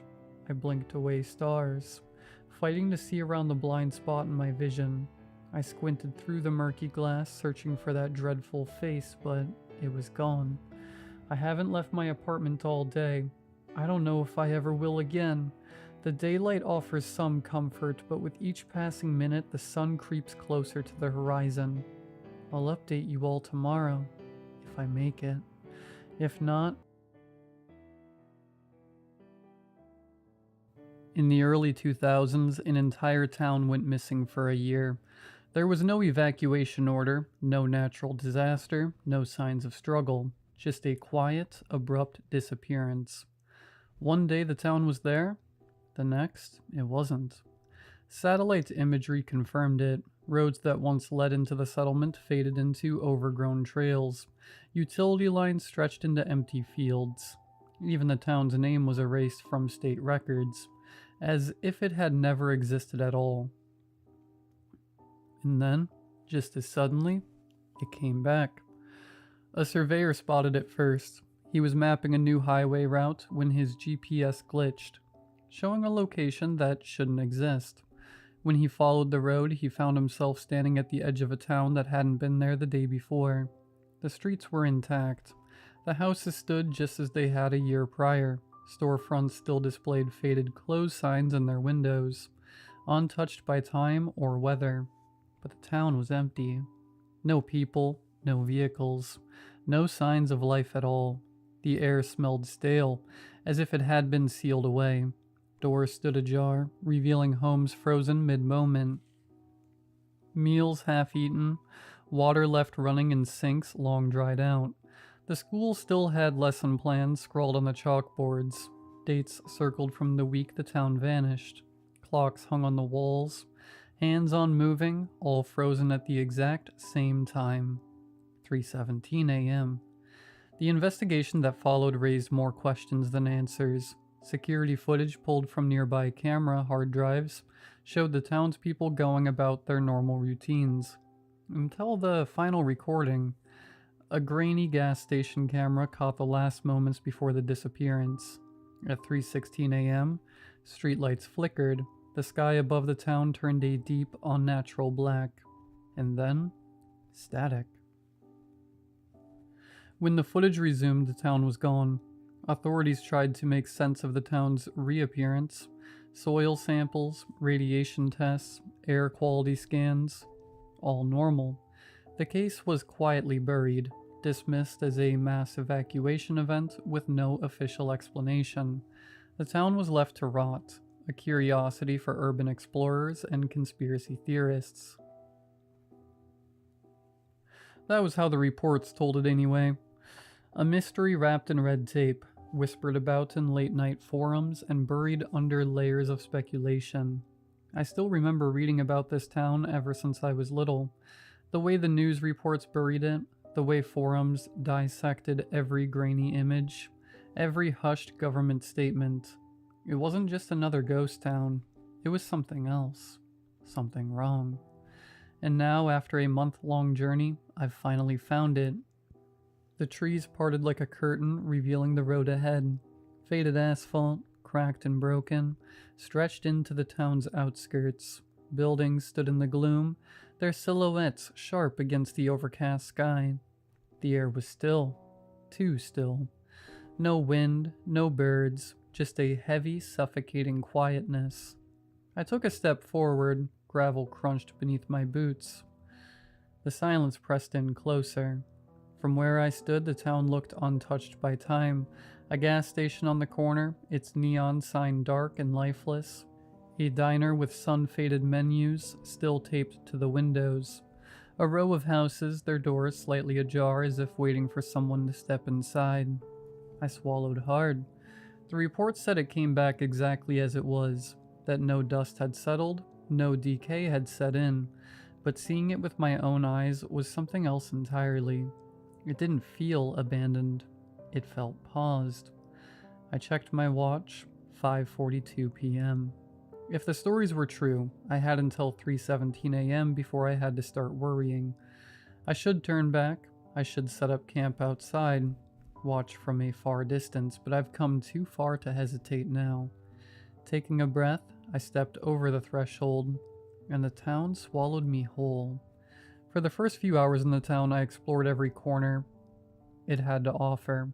I wandered through silent streets, past street signs still gleaming under the overcast sky, past pavement uncracked, untouched by time.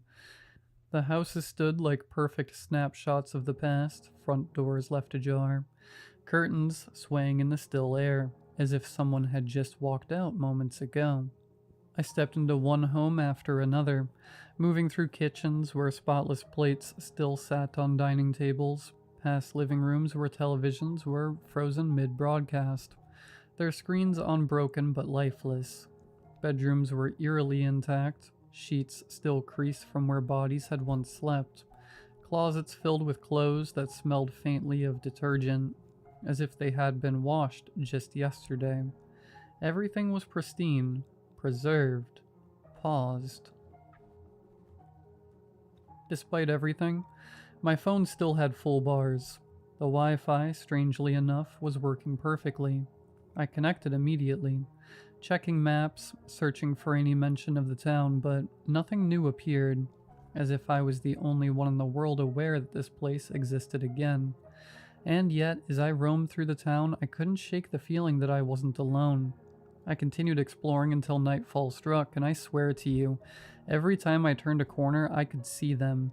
Just at the edge of my vision, a group of people standing perfectly still, watching.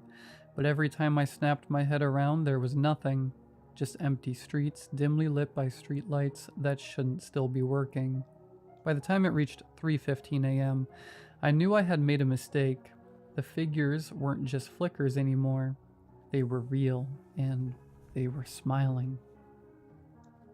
Not a normal smile. Not the kind of grin you'd give when you saw an old friend or shared a joke. This smile, this thing, it stretched unnaturally across their faces. It was like it was forced, stitched from one side of their mouth to the other, as if their lips couldn't stop curling no matter how hard they tried to break free from it. And their eyes, God, their eyes. They weren't just blank or lifeless. No, they were pale, bloodshot, like they hadn't blinked in years, maybe decades. Then in perfect, chilling unison, all of them spoke. "Jack, you're going to join us. There's no getting out." The words hit me like a punch to the gut.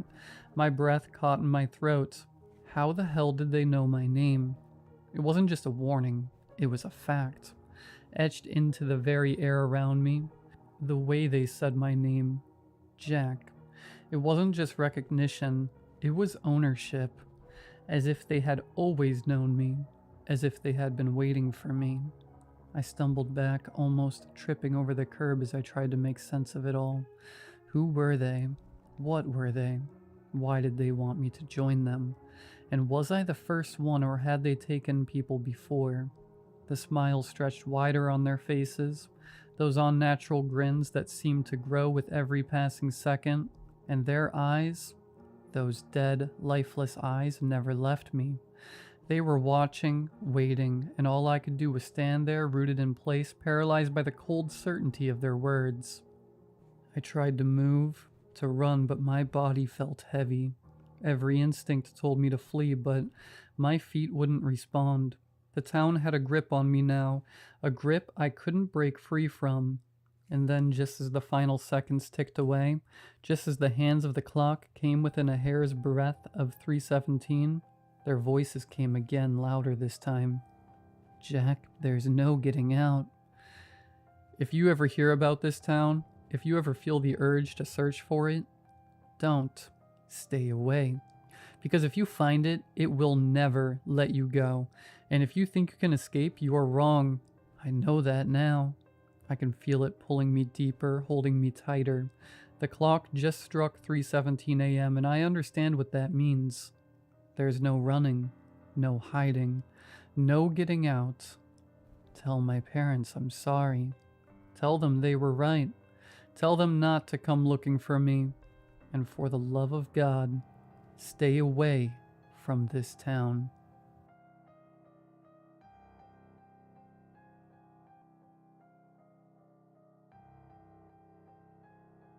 I don't know if it's too late to get a divorce now. It's tearing me apart. And it all goes back to a dream I had 15 years ago. It started out warm, cozy even. My buddy Dave rolled up to my place with his daughter tagging along. We were out back having a barbecue, smoke curling up into the dusk. She was maybe 5, sharp as a tack, rattling off random facts, especially ghost stories. Didn't seem weird. Dave's always been hooked on creepy stuff. Probably had some old book she dug into. I didn't overthink it. Dream logic, you know? We're chatting, laughing about something random, when it slams me. Dave's got no kid. He's not even hitched. I jolted awake, sheets twisted around me, a bit shaken but brushing it off. Dreams mess with your head all the time. I slept with the blanket pulled over my face, lying there, heart still racing. I heard it, a low guttural rumble seeping through the covers like a growl stretched thin. Then words. Don't go, let's keep talking. Crystal clear in that little girl's voice from the dream, but warped, deep, wrong. My pulse hammered. I was awake, no doubt, but my eyes stayed glued shut.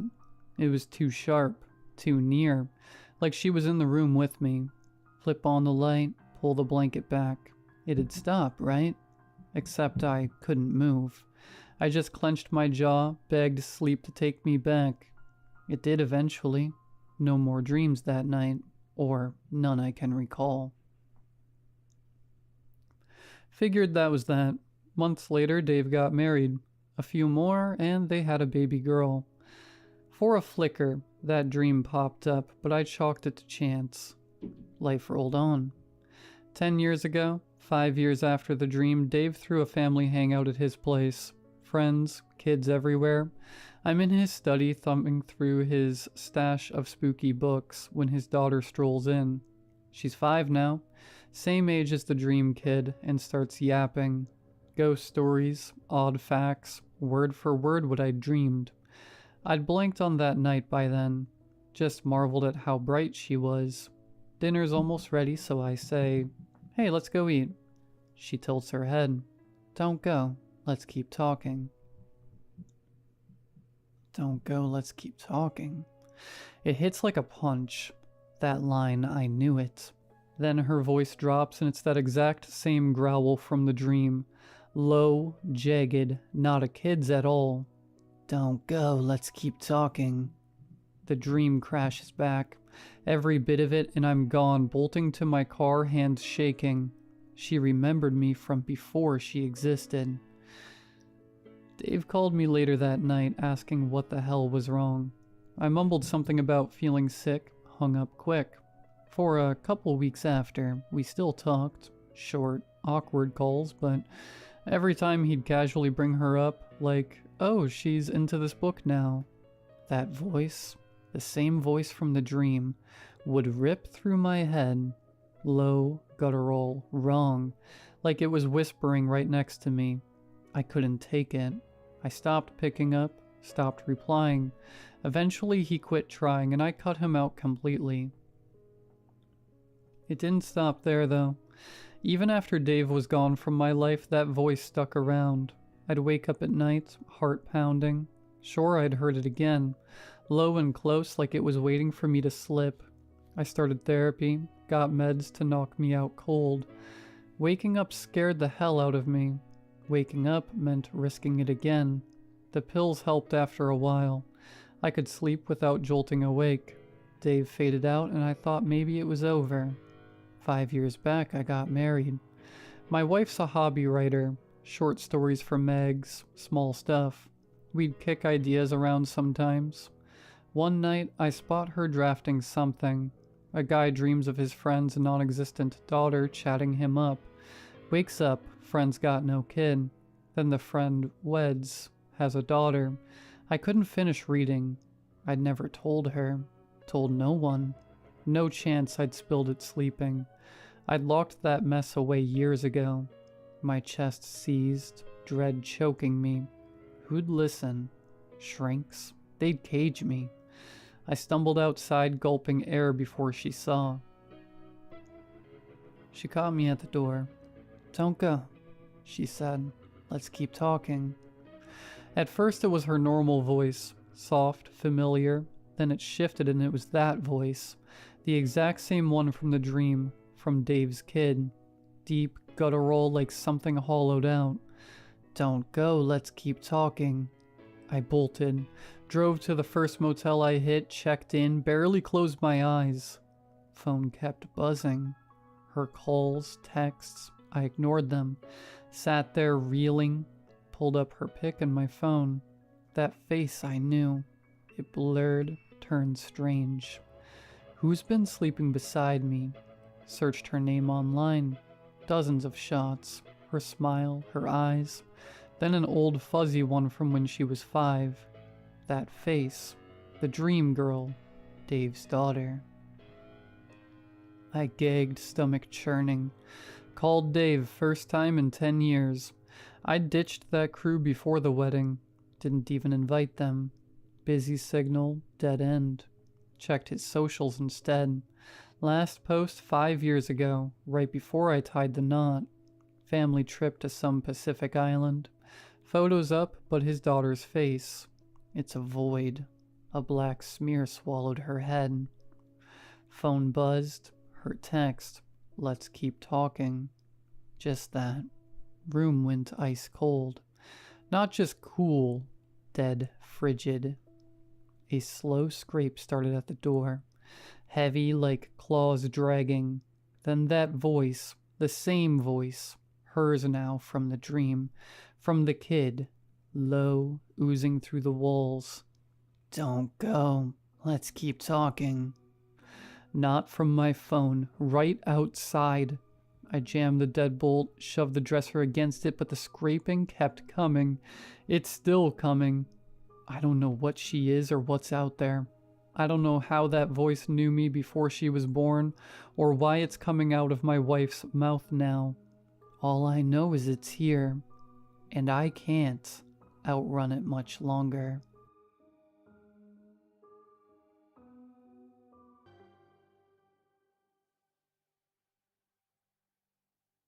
Hey guys, I am absolutely freaking out right now and I have no clue what to do.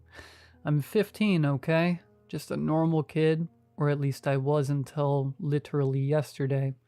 Everything has gone completely to crap in the last 24 hours, and I mean everything. Yesterday was just a normal, boring Wednesday. School, homework, the usual Mountain Dew and bad gaming sessions until 2 a.m. But then I woke up this morning to this blaring emergency alert on our TV. It was this grainy broadcast about some disease that's spreading like wildfire. Something about it being super contagious, and the main symptoms being like extreme aggression and paranoia. And the news dude looked like he was fighting to keep it together. My dad, being the conspiracy theorist that he is, scoffed and immediately shut off the TV, saying it was all government propaganda or something. But I had this sinking feeling in my gut, like something was seriously wrong. At school, it was like flipping a switch. Almost everyone started acting crazy, like they wouldn't stop staring at me. I'm not exactly the most popular or good-looking kid, so it was super unsettling. Even Joseph, who usually greets me with a solid punch to the arm and some playful insults, just gave me this weird, distant side-eye and completely ignored me. It was like he was afraid of me. I accidentally dozed off for like 5 minutes in history class. Miss Davis' lectures could knock out a horse, and when I woke up, the entire classroom was chaos. Everyone was screaming and pointing at me. Then they started hitting me, like full-on fists flying, everyone attacking me, hitting. Even Miss Davis joined in, swinging her purse like a weapon. I tried to defend myself, I swear I did, but it was like a mob mentality. I remember punching Miss Davis in the face and seeing blood, and then everything went black. I woke up in the school bathroom, lying on the cold tile floor with blood all over my face. I think I had a concussion or something because my head was pounding and everything was blurry. I tried to cry because honestly I was terrified and overwhelmed, but no tears would come. I went home hoping for some kind of comfort, even though the whole day was a warning sign. Big mistake. I walked through the front door and my mom was standing in the kitchen with this vacant look in her eyes, clutching a kitchen knife. She told me to stay away from her, her voice all raspy and weird. I just wanted a hug, you know? A little reassurance after the literal hell I had just been through. But she raised the knife at me. She actually tried to stab me. I managed to dodge the first swipe, but she caught me in the shoulder with the second. I didn't even feel it at first. I was so shocked. But then this wave of intense rage washed over me, like I was watching myself from outside my body. I shoved her away from me with more force than I thought I possessed and ran. Now I'm hiding in this abandoned factory on the outskirts of town. It's all dusty and creepy, but it's the only place I could think of to go. I can hear sirens in the distance, and I saw at least half a dozen cop cars patrolling the main road. The whole town is on lockdown, and everyone is after me. I have a feeling they're all infected. They're acting exactly like the TV said. Aggressive, paranoid, and completely out of their minds. I managed to leech onto the Wi-Fi signal from a nearby store so I could post this. If anyone who isn't infected is reading this, please, for the love of God, help me. I am so scared and confused. I have a splitting headache, a throbbing shoulder, and this overwhelming feeling of anger bubbling inside me. I don't want to hurt anyone. I just want this to stop. Edit. Wait. Oh God, no. I just caught my reflection in a broken window. My eyes are completely bloodshot, and there's this grotesque rash spreading across my neck. It's like the veins are bulging and turning black. And I can't remember what happened after I pushed my mom. I can't remember the run here. There's just blank spots. I'm the infected one, aren't I? Everyone was trying to stop me. I am the danger. What have I done? What am I going to do? Oh God, please, someone, anyone help me before I hurt anyone else. I don't want to be this monster. I really don't.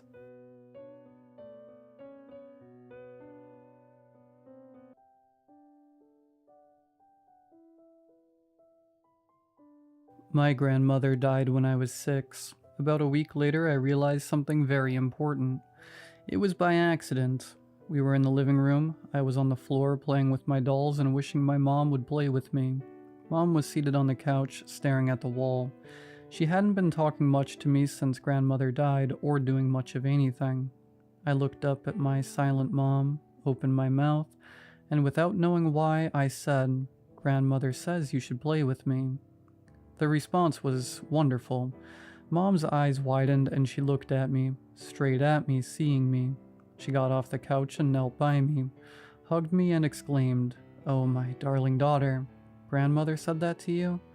And then burst into sobs, her face wet with tears. She picked up my doll and began moving it along the floor. After that, I knew that Mom would listen when grandmother asked her to do something. It was like grandmother had never died, when she used to make Mom give me a cookie. It must have been a month after that, and I just remembered something that grandmother had told me. I turned to Mom, opened my mouth, and said, "Grandmother said Aunt Viola was such a pretty child, such a pity she became fat." Again, I got a wonderful response. Mom's eyes widened with shock. She knelt down by me, her eyes fully on me, and said, "Maya, how could you have known that? When did grandmother say this to you?"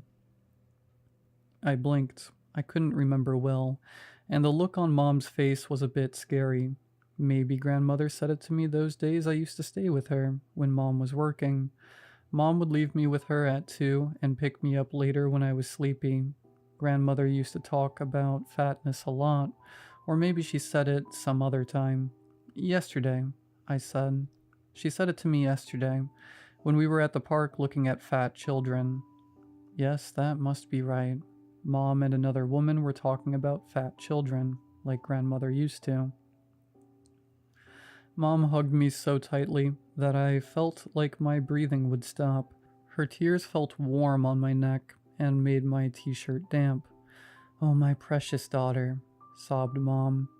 Mom told Viola what I had told her, and she asked me to tell Aunt Viola herself. Look, Viola, I told you. Mother is talking to us through Maya. Tell her. Maya, tell your aunt what grandmother told you.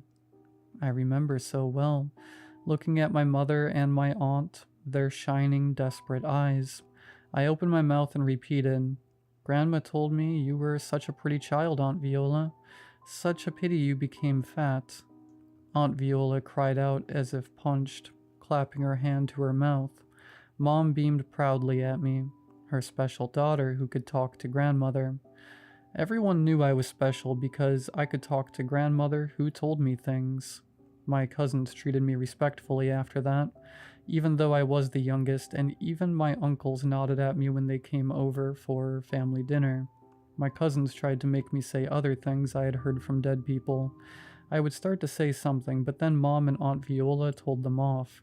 It's not a party trick. Stop bothering Maya. And then one day, when I was 10, one of my cousins, actually my favorite cousin, Arya, told me that her father hurt her. I knew I had to stop it. After all, wasn't I special? And wasn't Arya the nicest to me? I waited for the next family dinner. Then I opened my mouth and spoke up. Uncle, I said clearly. The voices fell quiet.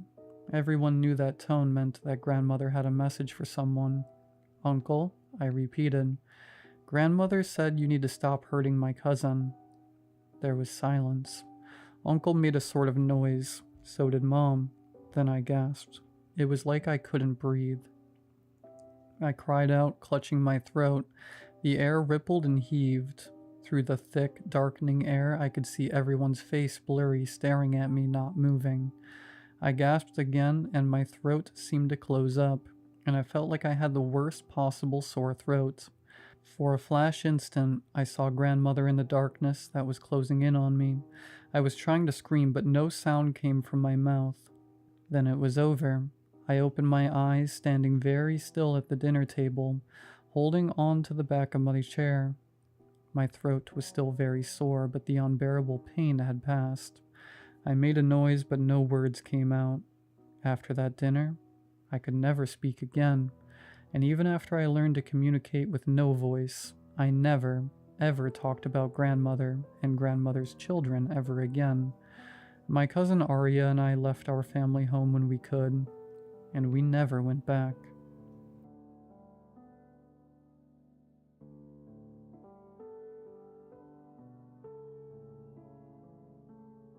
I don't know why I'm even writing this. Maybe I just need someone to believe me. Maybe I need to get it out of my head before it eats me alive. There's a town that shouldn't exist. It's not on any map. No records. Nothing. Just a name whispered between truckers and late-night travelers. Black Hollow. No one plans to go there. It just shows up. If you're ever driving down Route 29 past midnight, you might see a road that wasn't there before. A cracked asphalt path winding into the fog, with an old wooden sign barely holding on. The letters are faded, peeling, but if you look close enough you'll see it. Welcome to Black Hollow. I made the mistake of taking that road.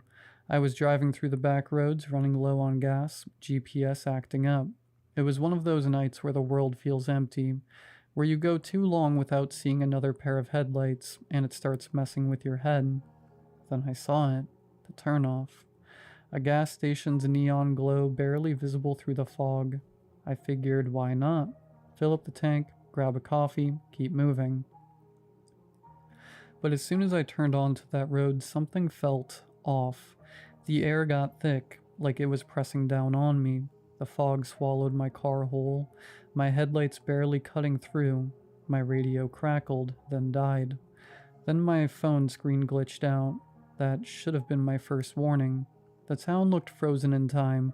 Rows of old houses, a diner, a gas station, but no streetlights, no sound, just stillness. Yet the gas station lights were on. I pulled in, relieved, but the place was empty. No attendant, no cars, no sound. The pumps were ancient, the kind with rolling numbers instead of a screen. And then I heard it, a whisper right behind me. I spun around, heart hammering. Nothing. just my own shadow stretching too long under the flickering station light. I hurried inside. The bell above the door jingled, but the store was empty. Shelves were stocked, but covered in dust. It was like everything had been waiting for someone to show up. And then I saw the newspaper on the counter. Black Hollow missing again. Town disappears for 30th year in a row. The date? Exactly 1 year ago. My stomach dropped. I turned to run, and that's when I saw them. Figures standing outside watching me. Their faces weren't right, blurry like looking at a reflection in broken glass. My pulse pounded in my ears. The store lights flickered, and for a split second I saw their faces clearly. They weren't strangers. They were people I'd seen before, on missing posters, on the news, faces of people who had vanished, and then the lights went out. I don't remember running to my car, but I must have. My tires screeched as I tore down that road, the town stretching on like it didn't want to let me go. The fog thickened, twisting like it was alive, and then I saw the sign again, but this time the words had changed. Welcome to Black Hollow. You can check in, but you can't check out. Then, blackness. I woke up on the side of Route 29, my car parked neatly on the shoulder, gas tank full. My phone worked again. The time on the dash, 12:30 a.m.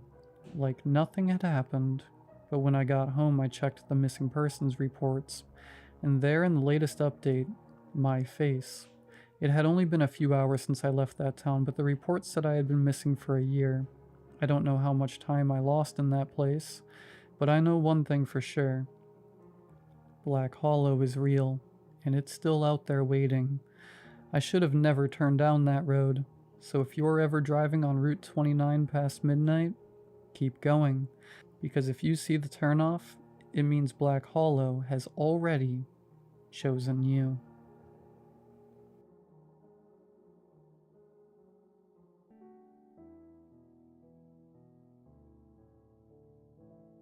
I have suffered with sleep paralysis since I was a child.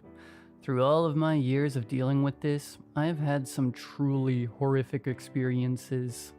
However, the one I had a couple of days ago has been the worst one yet. I woke up not feeling the greatest. I was up a few hours, and after not feeling much better, I decided to lay back down and try to nap it off. I was turned on my side, facing away from our bedroom door on the far side of mine and my husband's king-sized bed. I felt my body relax, and I fell asleep rather quickly. Next thing I remember is slowly opening my eyes and seeing our bedroom wall and the door that leads to our bathroom, as the bathroom door was closed. I then tried to move and couldn't. As I've been through this many times, I was already mentally telling myself I was in sleep paralysis and I needed to focus on trying to move a little, such as wiggling my fingers, a tip I learned online. However, I'm already feeling scared and I can feel my heart racing. I then hear the sound of our bedroom door open and close behind me, as our bedroom door makes a very loud and distinct popping noise. I immediately thought it was my husband coming in to check on me, and thought he'd be able to get me to snap out of this horror. That thought quickly vanished as I heard heavy stomping running around the bed until they stopped directly in front of me, and I see a very large and tall black figure standing in front of our bathroom door. This is the same figure I encounter in almost all of my sleep paralysis experiences. I can never make out any features. Before I can register any other thoughts, the large figure lunges at me. I feel the heavy weight of this thing on my body, and it feels like it's crushing me, especially in my ribs. As previously mentioned, I'm still laid on my side with both of my arms pulled up, and my hands are tucked under my pillow. By now, I've closed my eyes, and I'm trying so desperately to move. That's when I felt teeth burying into my ribs. I don't know how to truly describe the awful feeling. It's an intense feeling of pressure, pain, and almost a tickling sensation, and it's one of the worst things I've ever felt. At this point, I'm trying to thrash away. and trying to scream, but I'm still completely paralyzed and I feel like I have no air left in me, and I never am able to make a sound. I can literally feel this thing's mouth opening and closing in different spots along the side of my ribs. At this point, I'm mentally screaming and pleading to snap out of it. Next thing I know, I'm straight up in bed. My heart is racing. I'm broke out in a cold sweat and I can still feel tingles in my ribs on my left side. After my eyes dart around the room and I find it to be completely empty, I lift up my shirt to inspect my side. The skin is not broken, but the whole left side of my rib cage is bright red. I've done a good amount of research on sleep paralysis and I understand the scientific explanation for it, but waking up with physical marks from these experiences is brand new to me. I have a ton of anxiety when it's bedtime ever since this experience. I have truly come to understand no sleep.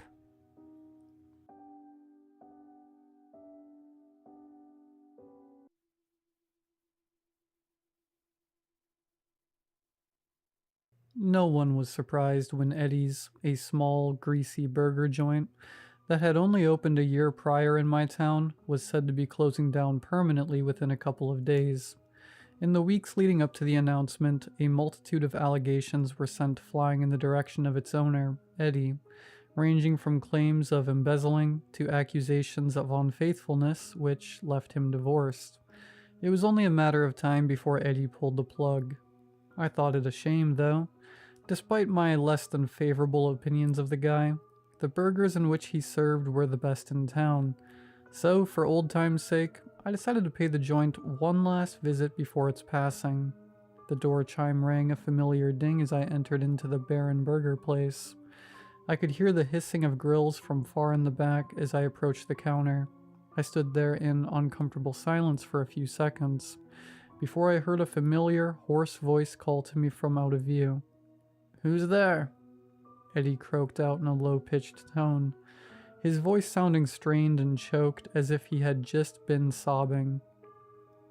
A customer. Sorry. Is it not open today?" I asked, fully prepared to turn myself around and walk back out, before Eddie shuffled into view. He had seen better days. Eye bags sagged his face down, and an unkempt stubble was sprinkled across his jawline. He wore a stained apron, with a sweaty wife beater underneath. It was clear he had been crying, as his eyes were red, and he was shoveling dribbling mucus off his face with a gloved hand. He cleared his throat before speaking. Yeah, it's open. What can I get you?" I was hesitant in responding. In my mind, I was contemplating whether to just call it a day and apologize for bothering him, or to let my gluttony get the best of me. I soon made up my mind. "Yeah, can I get a chicken filet burger and a side of crinkled fries? Oh, and a drink of Pepsi, too." Eddie didn't appear to fully register my order at first, as it seemed he was zoning out while staring off into the distance. From the kitchen, I began to hear faint shuffling and a muffled voice intertwined with the hissing of what I presumed was the cooker. Eddie seemed to take notice and thus responded abruptly. "Okay, got it. Just take a seat and I'll be right there with your order. And don't mind the noises. Those are just the moving guys, packing up all my furniture," he told me with a shaky tone. His eyes locked on me while he cracked a nervous smile. At the time, I decided to give the guy a pass for his odd behavior. I mean, his entire life was basically over. Who can blame him for being slightly unstable? Eddie returned to the kitchen as I found a seat and began to scroll mindlessly on my phone for the next 5 minutes. Throughout those 5 minutes, I could hear Eddie in the back whispering and slamming objects. I assumed he was assisting the moving guys and tuned it out. That's when my nose picked up on a smell, rotten and sulfurous. It attacked my nostrils and made my eyes water from how bad it smelt. I thought it was the scent of rotten meat or out-of-date vegetables that had drifted its way from the back, but I soon found that the smell was doing more than just revolting me. It was making my head dizzy and my vision steadily blurry. At that point, I just couldn't champion through it any longer. as whatever was in the air was choking my lungs and making my throat begin to burn. I pushed my chair back with a screech and began stumbling my way to the door when I heard Eddie begin shouting, "Here it comes! This is all your fault!" he wailed, his voice undeniably distraught and haggard.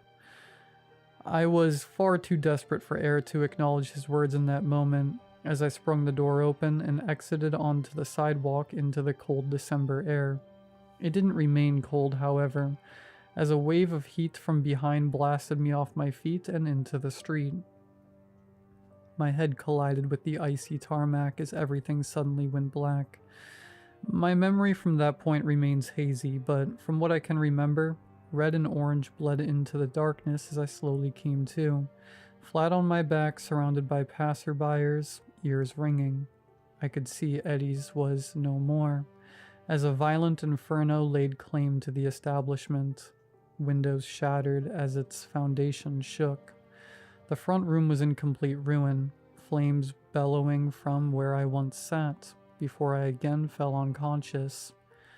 Upon walking in the hospital and being questioned by the police, I learned what had happened. A murder-suicide.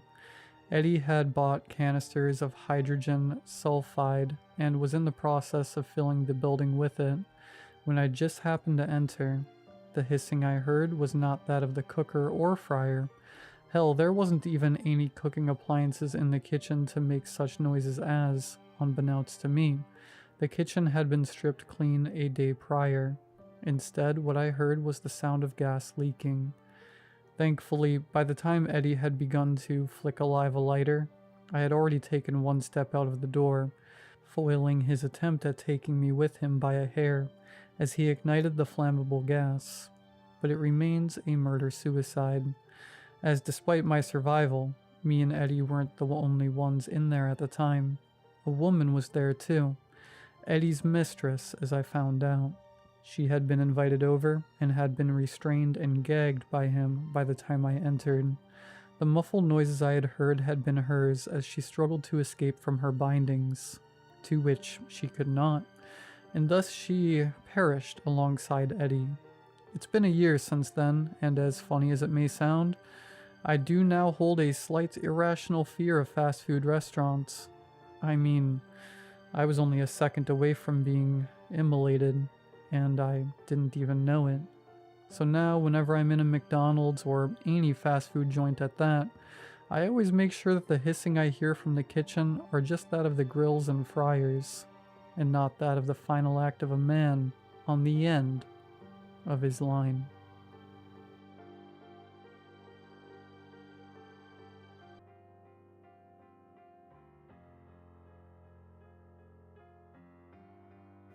I saw a therapist for 8 years. Let's call him Dr. P. He came highly recommended. People said he was sharp, analytical, didn't sugarcoat things. That sounded like exactly what I needed. At first, I admired him. He had a way of making me feel like he understood me completely, like he could see through my thoughts better than I could myself.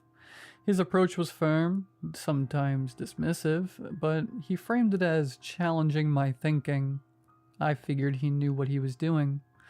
But as the years went on, something felt off.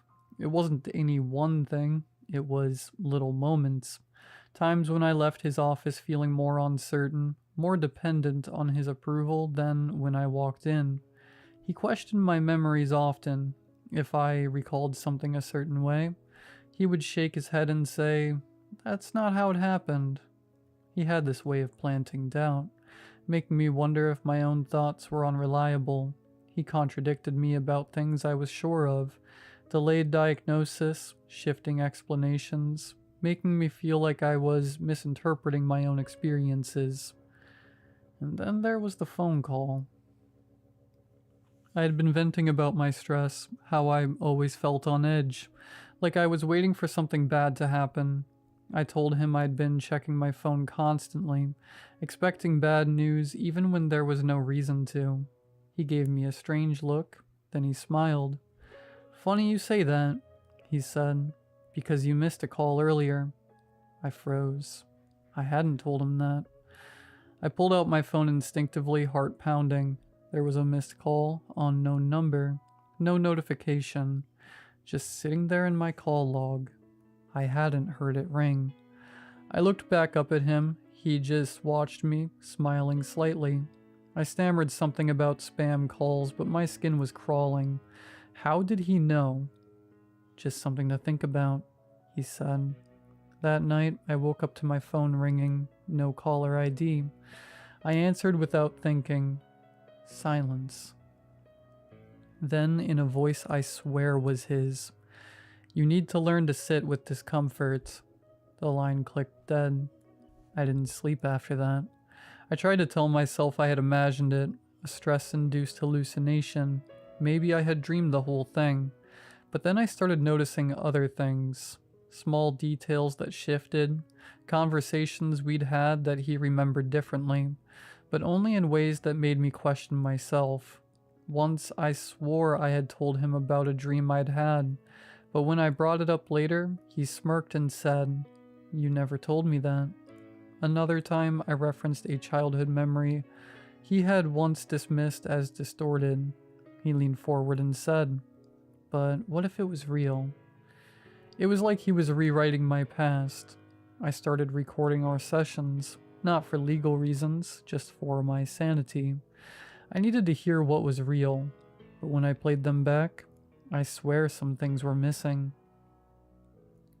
Moments where I knew I had reacted, long silences instead, or strange audio glitches, like something was cutting parts out, and then something that made my blood run cold.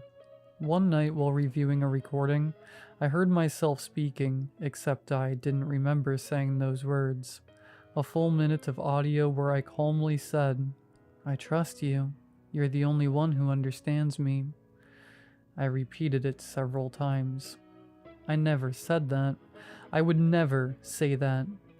I left therapy soon after, but it didn't end there. When I told him I was taking a break, his whole demeanor changed. He wasn't cold anymore.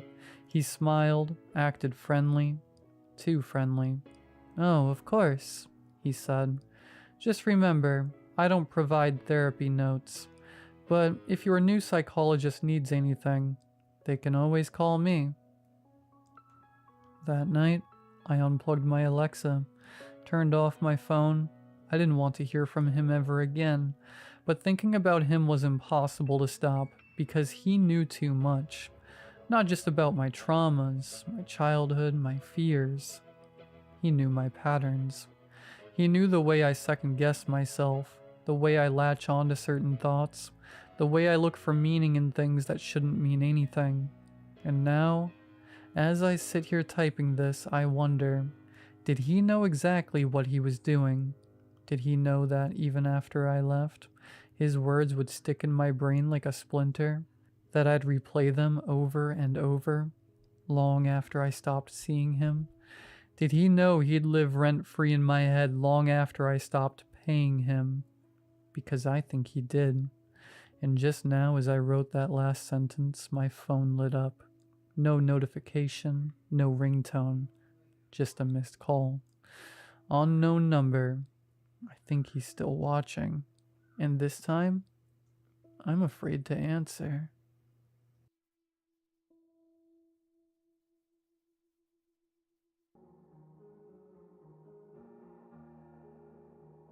I'd been living in the old Victorian for 6 months when I first noticed the flies.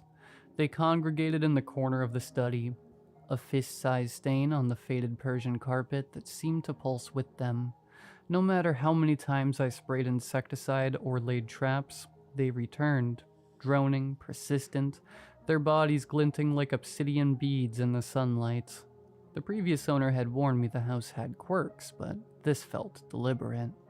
As though the stain was so delicious to them that they couldn't help but gather there. One sweltering July afternoon, I snapped. Screw it, I'll just replace it. I mumbled as I tore the carpet up with a crowbar. Sweat dripped down my neck as I removed the culprit section of the carpet. Beneath the moth-eaten fabric was a patch of warped hardwood covered in maggots. Its edges blackened as if scorched. "What the?" I said to myself in disgust. A single floorboard sat slightly raised, like a crooked tooth. I pried it loose with the crowbar, half expecting to find human remains underneath, but instead there, in the hollow beneath, lay a book. It wasn't like the gothic grimoires from movies. This was small, kind of like those pocket Bibles you find in hotel rooms.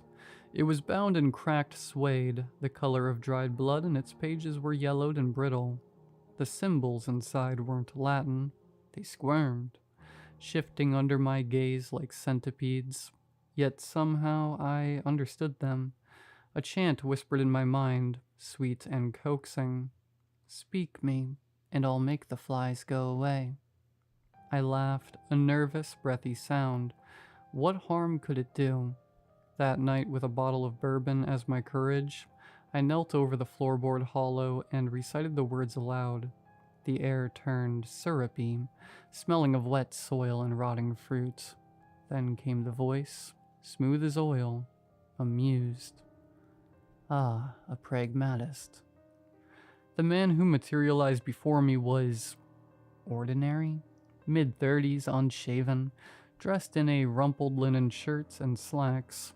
His eyes were the only oddity, pale green flecked with gold, like sunlight through a swamp. He gestured to the stain on the floor. "Flies, right? Nasty business. Let's fix that." A snap of his fingers and the insects crumpled to ash. What are you?" I stammered. "A problem solver," he said, grinning. "Call me Baz. And you, my friend, just earned yourself a favor." Over the next week, Baz became a fixture. He fixed the leaking roof, unclogged the septic tank, even brewed a mean cup of coffee. He joked about modern life, lamented the paperwork of his job, and never once mentioned demons or souls. To be honest, I actually kind of enjoyed his company, but after a few more days, I grew suspicious of his helpfulness, eventually driving me to ask what he wanted in return. "Seriously though, Baz, why are you doing all of this?" He waved me off. "Consider it a housewarming gift, but if you're feeling generous, a little signature wouldn't hurt." He produced a simple receipt, no different from one you'd get from a convenience store. "You see, I'm somewhat of a handyman, and all I need is a signature right here at the bottom. Standard stuff, acknowledgement of services rendered." I should have read it, but the flies were gone. The house was warm, finally mine. I scribbled my name. The moment the ink dried, Baz's skin split. His body erupted into a mass of writhing maggots, eyes boiling into pus-yellow orbs. Wings, translucent, veined, sprouted from his back, buzzing with the sound of 1,000 flies. The voice that emerged was a chorus of screams. "Souls are so much sweeter when given, not taken," Beelzebub crooned, a clawed hand pressing over my chest. Coldness spread, my breath frosting in the air. "Don't look so grim. You'll live a long, happy life until I come to collect." The flies flickered and he vanished, leaving the stench of sulfur. I tried to burn the grimoire. It wouldn't catch fire. Now, when I wake up at 3 a.m., I hear him laughing in the walls, a sound like broken glass and wings. The flies are back too, but now they follow me around. It's been 2 years since the last time I saw Baz, and I pray it was all just a bad dream. But just as I start to drift off to sleep, I hear a buzzing next to my ear. I hate flies.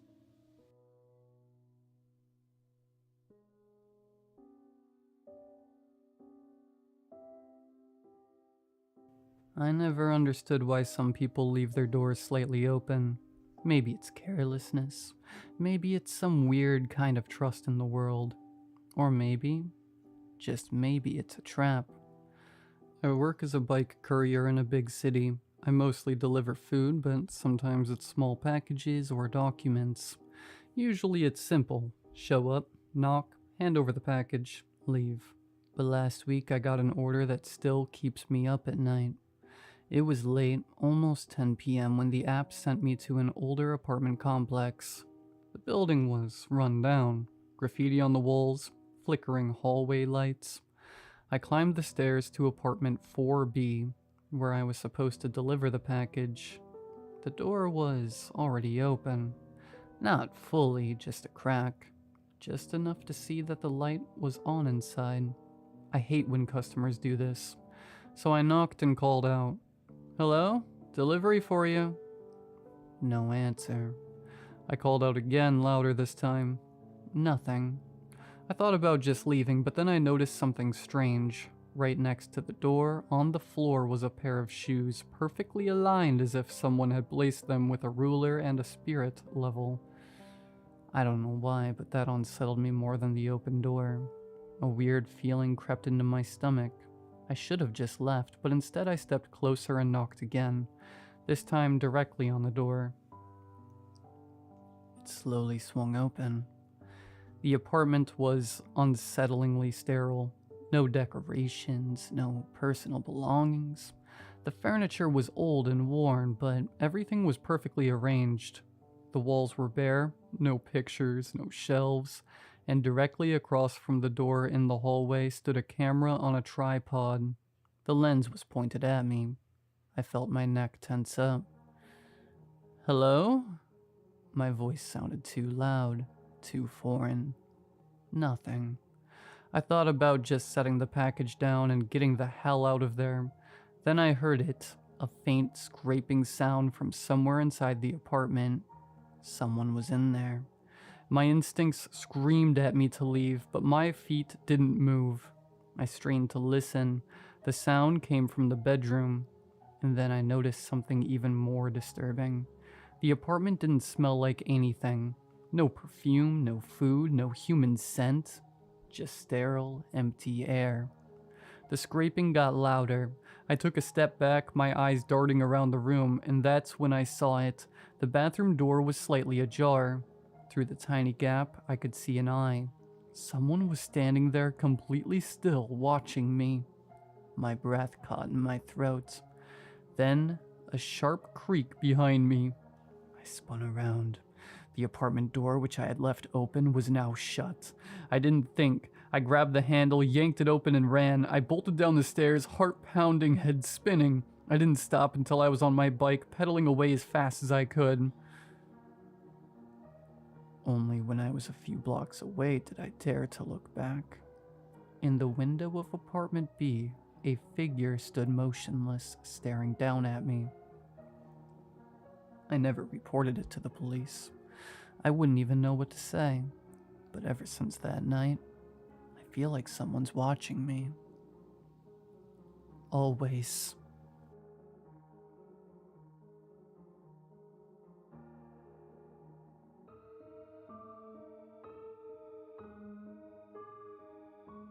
I could write a few books about all the strange and unusual, hard to imagine, I can't make this stuff up things I've encountered as an ER nurse, especially as a night shift nurse, but the book writing will have to wait for another time. The story I'm about to share took place April 17th, 2021, exactly 5 months from the date my mama passed from COVID. Side note. I also lost my best friend and my daddy all within a 9-month period due to COVID, so to say the last couple of years have been a real struggle would be an understatement. I digress. So, I'm on shift when I'm asked by another nurse to attempt an IV on one of her patients.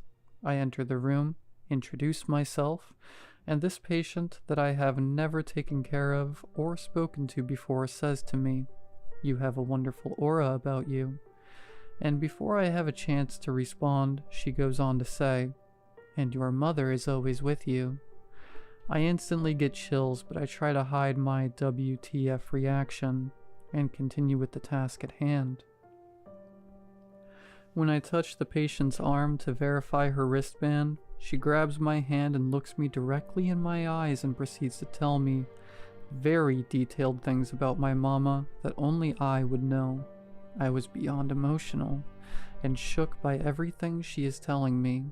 So much so I had to excuse myself. I leave the room and run to the bathroom crying uncontrollably. I do my best to get it together when the lights in bathroom start flickering on and off for about 2 minutes. I literally just about peed myself, but I get it together and ask if there was just an issue with the lights anywhere else. Nope. Okay. No shocker there. I somehow get it together and go back to the room and apologize for previously running out so abruptly. The patient apologizes to me for upsetting me. I assure her that I am not at all upset. I just was not expecting anything like that, but I was absolutely thankful she was willing to share her gift with me, and much needed. I took a deep breath and I continue completing the initial task of placing an IV. I continue about the rest of shift without too much chaos. After I settle down from my shift, I call my sister-in-law and tell her about my night. I explain to her all the details of my experience. After my story, she tells me her son, my nephew, has something to tell me. He gets on the phone and shares his story. Now, around the same time this is going on with me at work, my nephew tells me he was having trouble sleeping. He couldn't really get comfortable, so he sat up on the side of the couch, and at that moment he says, "I seen Grandma. She was just standing there. It was her. I know it was." I comfort him and reassure him I believe him, and there was nothing to be afraid of. I then tell him Grandma was busy making her rounds letting us know she's okay, and is still watching over us, and that she loves us. I admit I did freak out a little at first, but more anything, I felt comforted in having that experience. I know my mama's just saying, "Hey, I'm okay, and I'm still with you." Now, I don't know how everyone else feels about spirits, mediums, or whatever, but I'm a believer. Thanks to those that took the time to read.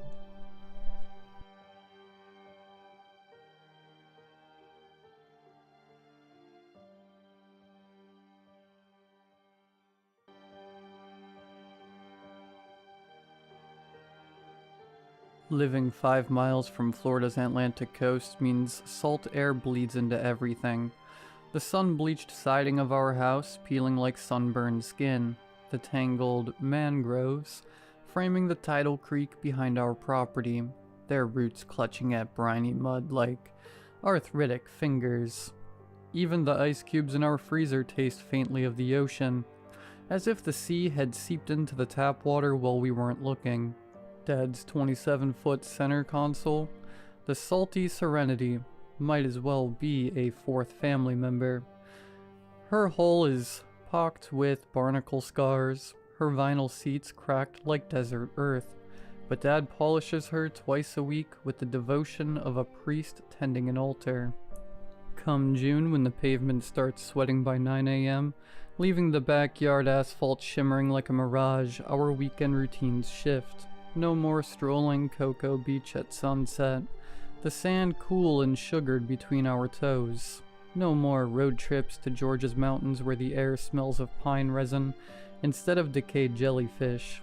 Just the Serenity cutting through Mosquito Lagoon's tea-dark water. Her twin outboards growling as Dad grins into the wind like a kid gripping a roller coaster bar. His baseball cap flipped backwards so the brim doesn't snap off in the gale. That Friday in July clung to us like wet gauze. The kind they'd press over a wound to staunch bleeding. Humidity hung pregnant over the intercoastal, thickening the air until dragonflies moved through it like swimmers fighting a riptide. The dock's wooden planks wept beads of condensation, and the rope's line sagged, limp as dead eels. Cicadas screamed in the palmettos, their drone rising and falling like a theremin's whine. Mom hovered in the kitchen doorway, her knuckles white around a ginger ale can. Her seasick armor, she called it, though we all knew the cure wasn't working today. the aluminum dented under her grip, droplets sliding down the sides to pool on the linoleum. She'd worn that same wilted smile when Dad announced the trip, her eyes tracking the Serenity's keys as they jingled in his hand. "Y'all go," she said. Too quickly, her voice fraying at the edges. "I'll defrost the conch fritters for when you're back." The freezer hummed in agreement, exhaling a plume of frost as she opened it. Dad didn't need persuading. He was already halfway to the dock, his flip-flops slapping against the warped boards, shouting over his shoulder about a new sandbar he'd spotted near the Spoil Islands. "Gonna be glassy out there." Glassy meant flat water, which meant he'd open the throttle wide, let the boat fly until the bow lifted and the world blurred into seagrass and sky, the horizon line trembling like a plucked guitar string. I hesitated, watching Mom press the cold can to her forehead, her eyelids fluttering as condensation trickled down her temple. She shooed me off with a flick of her dish towel, a faded thing patterned with lobsters and anchor knots, but not before I caught the way her gaze snagged on the horizon. Not wary, not hungry, as if she were staring at a ghost ship only she could see, its sails full of the same wind that used to fill her lungs when she'd raced Dad to the channel markers, back when her stomach didn't turn at the smell of diesel and low tide.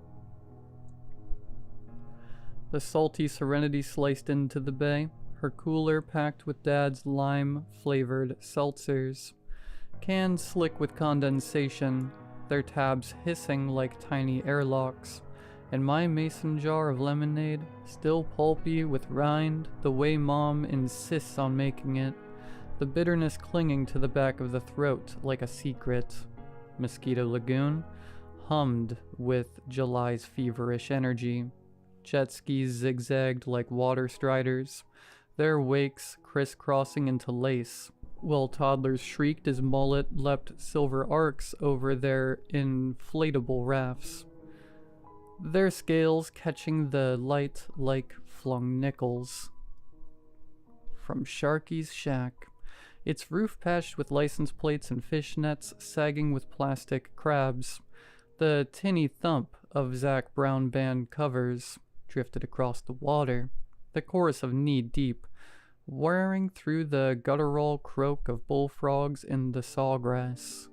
Dad docked at their warped pier with a captain's flourish, the Serenity's hull kissing the pillings with a groan, and tossed the rope to a sunburned teenager whose shoulders blistered tomato red beneath peeling tattoos of anchor ink. The kid nodded like they'd rehearsed this 100 times, his bare feet gripping the splintered wood with the ease of someone who'd never known shoes. Time dissolved.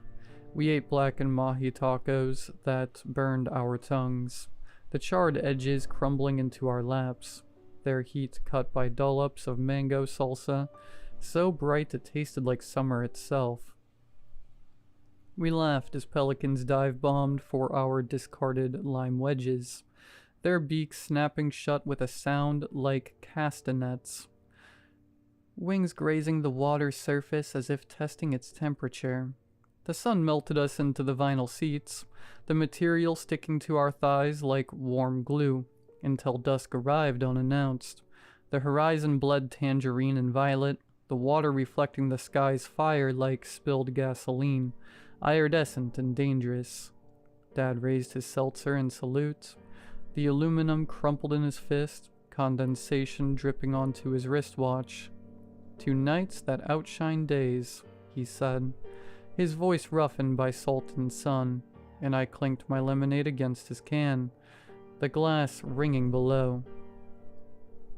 I didn't yet notice how his toast sounded like a warning, how his eyes lingered a beat too long on the darkening east, where the first stars pricked through the bruise-colored sky. Darkness fell with the finality of a theater curtain, the last daylight snuffed out behind the Spoil Islands.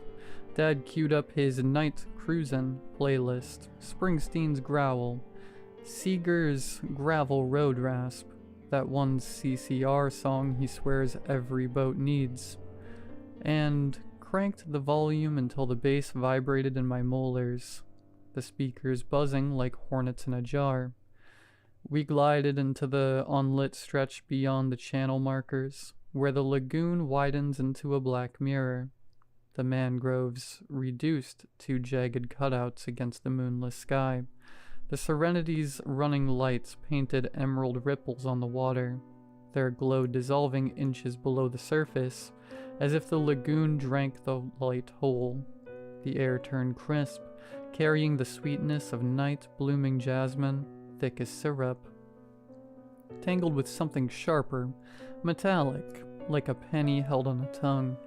It clung to the back of the throat, a taste that wasn't quite a taste, as the boat pushed farther into the void, the only sound the churn of the engines and the occasional slap of a mullet fleeing our wake.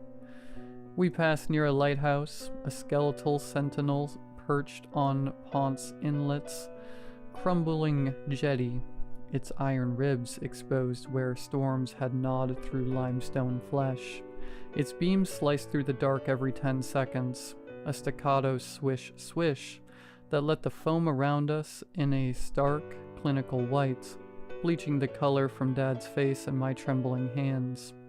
Shadows leapt and contorted in its glare, seaweed became grasping fingers, drifting logs arched like the spines of drowned creatures.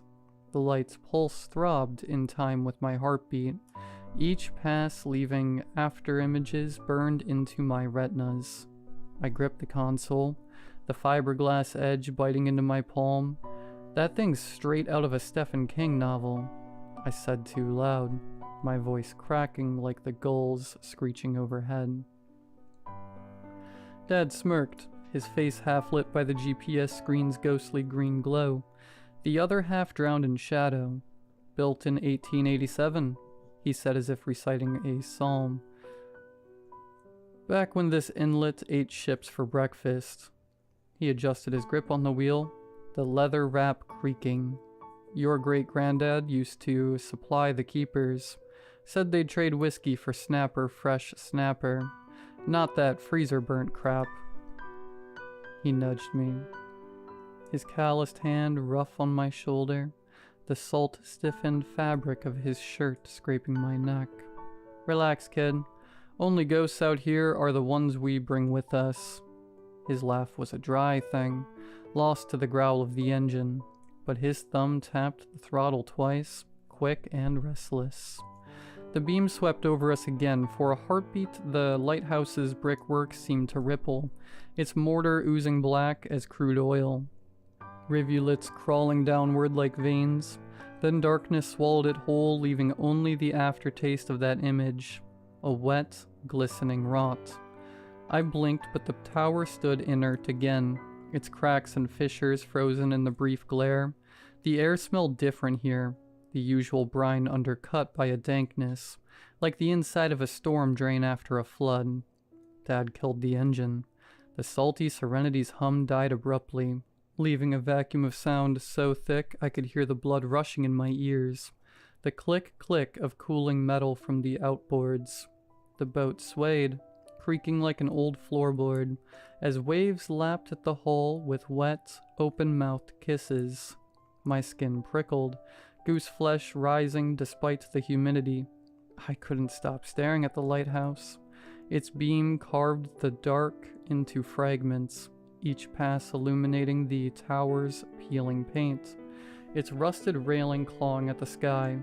It looked less like a guide now, and more like a bone jutting from a grave, something the earth had tried to bury that couldn't quite keep down.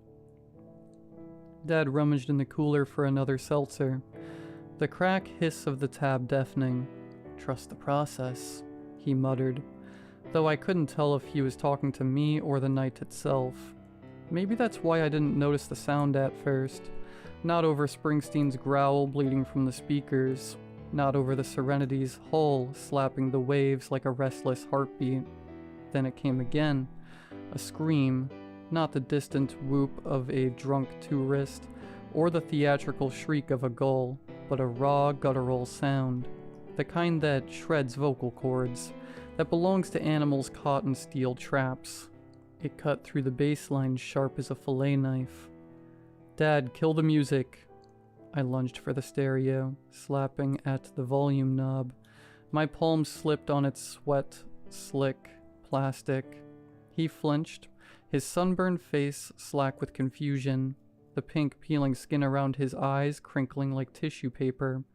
The speakers went silent. The quiet that followed was suffocating, a wool blanket pressed over the world, smothering even the lap of waves against the hull. "Someone's out there," I whispered.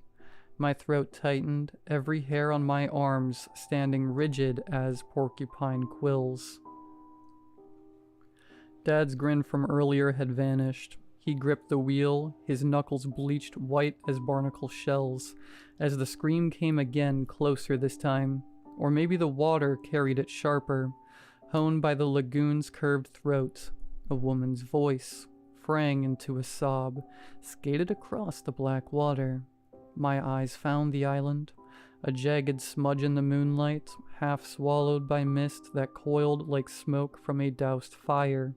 No boats, no lights, just that ragged silhouette, its shoreline clawed by currents that could capsize a kayak in seconds, that could drag you down to where the crabs pick bones clean. We didn't move, didn't breathe. The Serenity rocked gently, mocking the stillness, her hull creaking like a taunt. I counted the seconds. 10, 20, 40, nothing. The lagoon stretched empty, a black sheet ironed flat, its surface oily and unbroken. No life jacket bobbed in the swells. No hands broke the surface, fingers splayed like starfish. Only the island, hunched and silent, a place where the water itself seemed to hold its breath, waiting to exhale its secrets. "Help!" The cry tore through the night, brittle and fractured, the vowels splintering. Dad fumbled for the spotlight, its beam quaking as he swept it over the water, the light catching the iridescent swirl of bait fish, fleeing some unseen predator. The island loomed, all jagged coral teeth and spindly sea grape trees. Their leaves glistened like knife edges in the stark white glare. "Where are you?" we shouted in unison, our voices thin against the vastness, swallowed by the dark as if the lagoon had no bottom, no end. "Being followed," the reply screamed. "Followed?" My mind snagged on the word. "Are you on the island?" Dad barked, louder now, the spotlight jerking across the shore, illuminating skeletal driftwood and shadows that twitched like living things. Her answer was a scream, a serrated, sustained note that raised the flesh on my neck, that left my eardrums throbbing. "Yes." Dad didn't hesitate. The engine roared to life, a feral sound that scattered the quiet, the sudden violence of its sending a cormorant bursting from the reeds in a panic of wings. The Serenity lurched forward, bow slamming into waves as we charged the island, the hull shuddering like it might splinter. The cliffs reared up, pitted limestone glowing bone white in the spotlight, pockmarks gaping like eye sockets. Dad anchored 20 yards out, the chain grating against rock as breakers hissed, hungry, against the hull, their form glowing faintly with bioluminescent algae, tiny blue sparks dying as they struck the boat. Up close, the island was a feral thing. Seaweed clung to its rocks like matted hair, reeking of rot and brine. The trees leaned at cruel angles, roots exposed like tendons, their bark sloughing off in leprous patches. No footprints marked the narrow beach, no torn fabric fluttered in the branches, just wind hissing through sawgrass, a low, wet sound, like the island itself was breathing. We pulled on the boots Dad had stashed in the Serenity's compartment, stiff rubber reeking of mildew, soles treadless as dolphin skin. Climbing out shirtless, the rocks bit into my palms, sharp as crab claws. Well, the boots slipped on LG slick stone, each step a gamble. Dad's flashlight beam juddered ahead, a frail yellow circle that deepened the darkness around us, the shadows pooling like spilled ink. "Call out," he demanded, his voice cracking. The beam swept over gnarled trunks, over tide pools, glinting like 1,000 watching eyes, their surfaces trembling with the scuttle of translucent shrimp. No one answered. The chill that crept up my spine wasn't the night's doing. It slithered, serpentine between my ribs. "She could be injured," I said, the words crumbling as they left my lips, dissolving like sand in a receding wave. Or trapped. Dad's jaw tightened, the tendon flickering like a fishing line under strain. He swung the flashlight beam inland, its light fraying at the edges as it cut through undergrowth, exposing spider webs strung between sea grape leaves, their silk glinting like nooses. We moved in tandem, boots crunching over shells and driftwood, shouting hello into the void. Each call dissolved into the wind unanswered, the island drinking our voices whole. The ground squelched beneath us, sodded with tidal muck that reeked of sulfur and spoiled eggs. Deeper in, the air turned, cloying. Salt rot and wet limestone, the stench of something decaying beneath the soil, something too large to name. Mangroves crowded us, their roots knuckling up from the ground like buried skeletons, the bark sloughing off in papery strips. "Can you hear us?" Dad bellowed. The cliffs threw his voice back, warped and watery as if the island itself were taunting us, mocking our futility. Above, night herons croaked their disapproval, wings snapping through the canopy like wet canvas tearing. The sea hissed, a relentless audience to our search, its rhythm syncopated with the ragged tempo of our breathing. Then, a guttural, choked scream, not distant, close, human, but strangled, half swallowed, as if the mouth that made it were stuffed with kelp. The sound hit me like live wire to the ribs, my muscles seizing. Dad froze, the flashlight trembling in his grip, the beam skittering over roots that now looked like coiled snakes. No words passed between us. We ran. The island fought us. Sawgrass lashed my forearms, drawing blood that welled back in the moonlight. Sand spurs clung to my jeans, their barbs needle sharp, and my boots skidded on moss-slick rocks, each misstep threatening to twist my ankle. Dad's flashlight beam juddered wildly, carving grotesque shadows from the trees. A hunched figure here, a reaching hand there, all vanishing as the light swept past. My lungs burned, salt and iron coating my tongue. The scream looped in my skull, primal, wrong, propelling me forward, even as the terrain turned jagged, cruel, the ground buckling into fissures choked with sea wrack.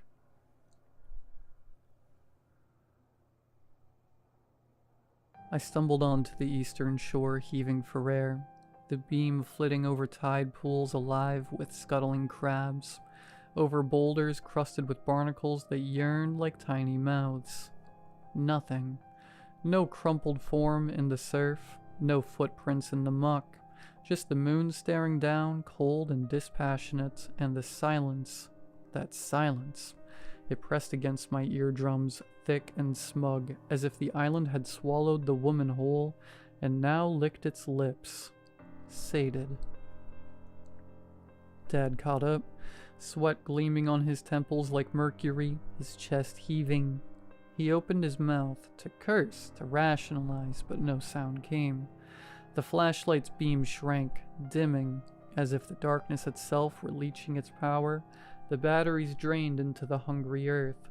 We stood gasping, the screams echo still thrashing in our skulls. Had we imagined this whole thing? The thought slithered, cold and unwelcome around us. The mangroves swayed, through the air hung motionless, their roots creaking like arthritic joints. My flashlight trembled as I swung it toward the shore, the plastic casing creaking in my white-knuckled grip.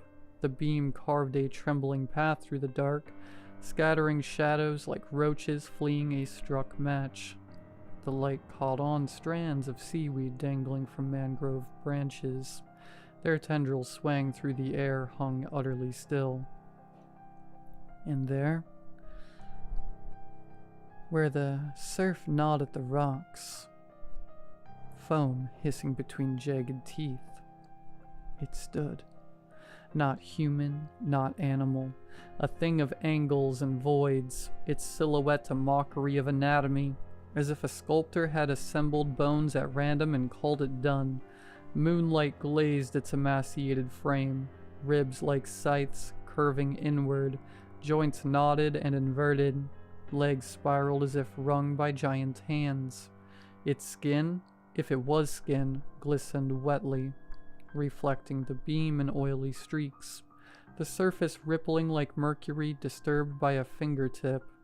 The head lolled backward, neck tendons straining like ship's rigging, as it stared into the moon's glare with lidless eyes, pupilless voids that swallowed the light whole. Then slowly, wrongly, it pivoted toward us. The movement was liquid, boneless, its spine undulating like a sea whip caught in a riptide. The flashlight caught its face, a collapsed star of features, eyes like pooled mercury swirling with refracted moonlight, a mouth too small, too precise, a razor-cut slit that peeled open, cartilage crackling like crumpled cellophane as it spoke. "You found me." The voice was a flawless mimicry of the woman's, her panic, her pitch, but warped, as if played through waterlogged speakers. It didn't resonate. It slithered, bypassing the ears to coil directly in the gut, cold and invasive as a swallowed eel. My knees buckled. Dad's grip locked onto my bicep, fingers vice tight, his nails biting crescents into my skin. Run. No hesitation, no questions. We fled, boots skidding on kelp-slimed rocks, the thing's cries chasing us, sharpening with each step.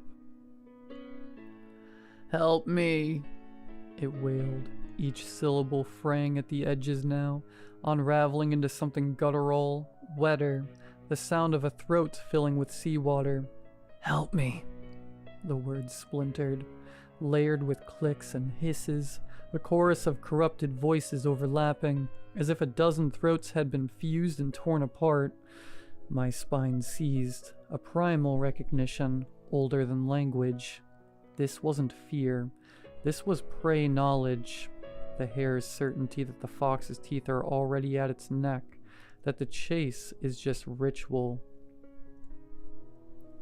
We didn't look back, didn't dare.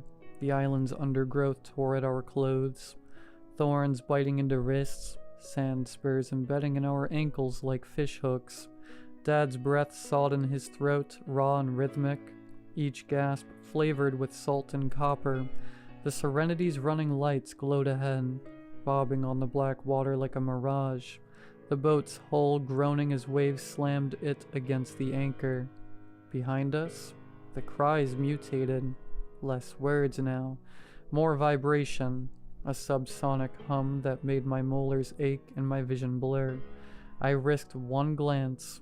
The thing stood at the tree line, its body contorted into a crouch, arms elongated, fingers splayed like mangrove roots, tips tapering into hooked spines. It didn't pursue, just watched, head cocked at an impossible angle, as if savoring the taste of our terror. Its mouth stretched into a crescent slit that might have been a smile, or a promise. We spilled into the salty serenity like men fleeing a grenade blast, limbs tangling, boots scuffing the deck's non-slip tread raw.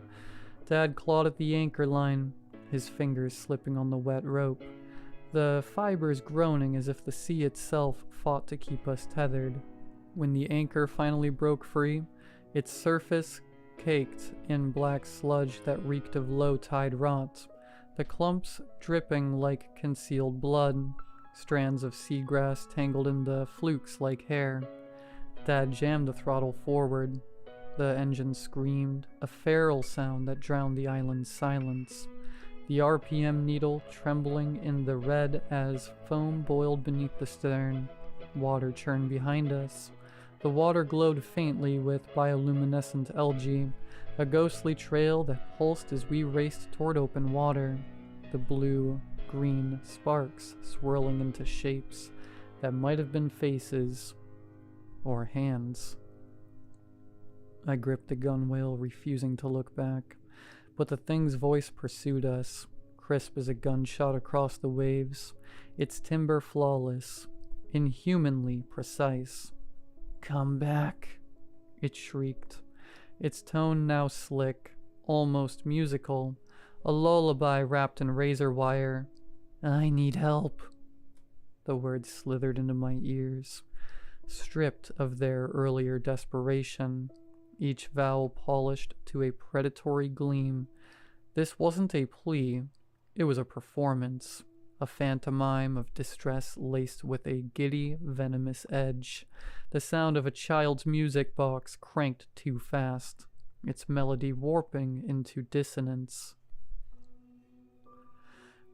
What we encountered that night defies logic. If you are reading this, if you are skimming Florida's barrier islands at dusk, cocktails in hand, laughter spilling over the rails like something the night can't wait to devour, heed this.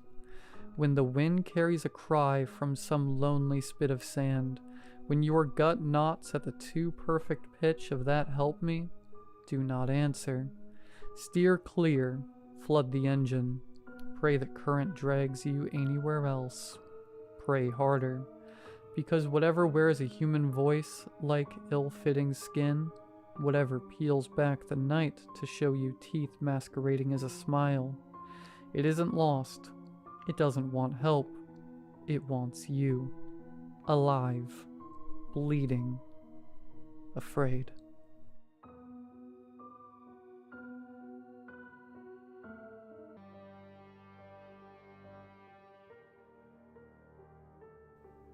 I didn't always have the ability to lucid dream. When I was younger, I used to do all these rituals while awake to try and encourage my awareness of reality. I'd hold my hands out in front of me and count how many fingers were on each one. I'd look at the time and ask myself if it made sense. I'd observe my surroundings and check the books I stacked in a specific pattern were all in order.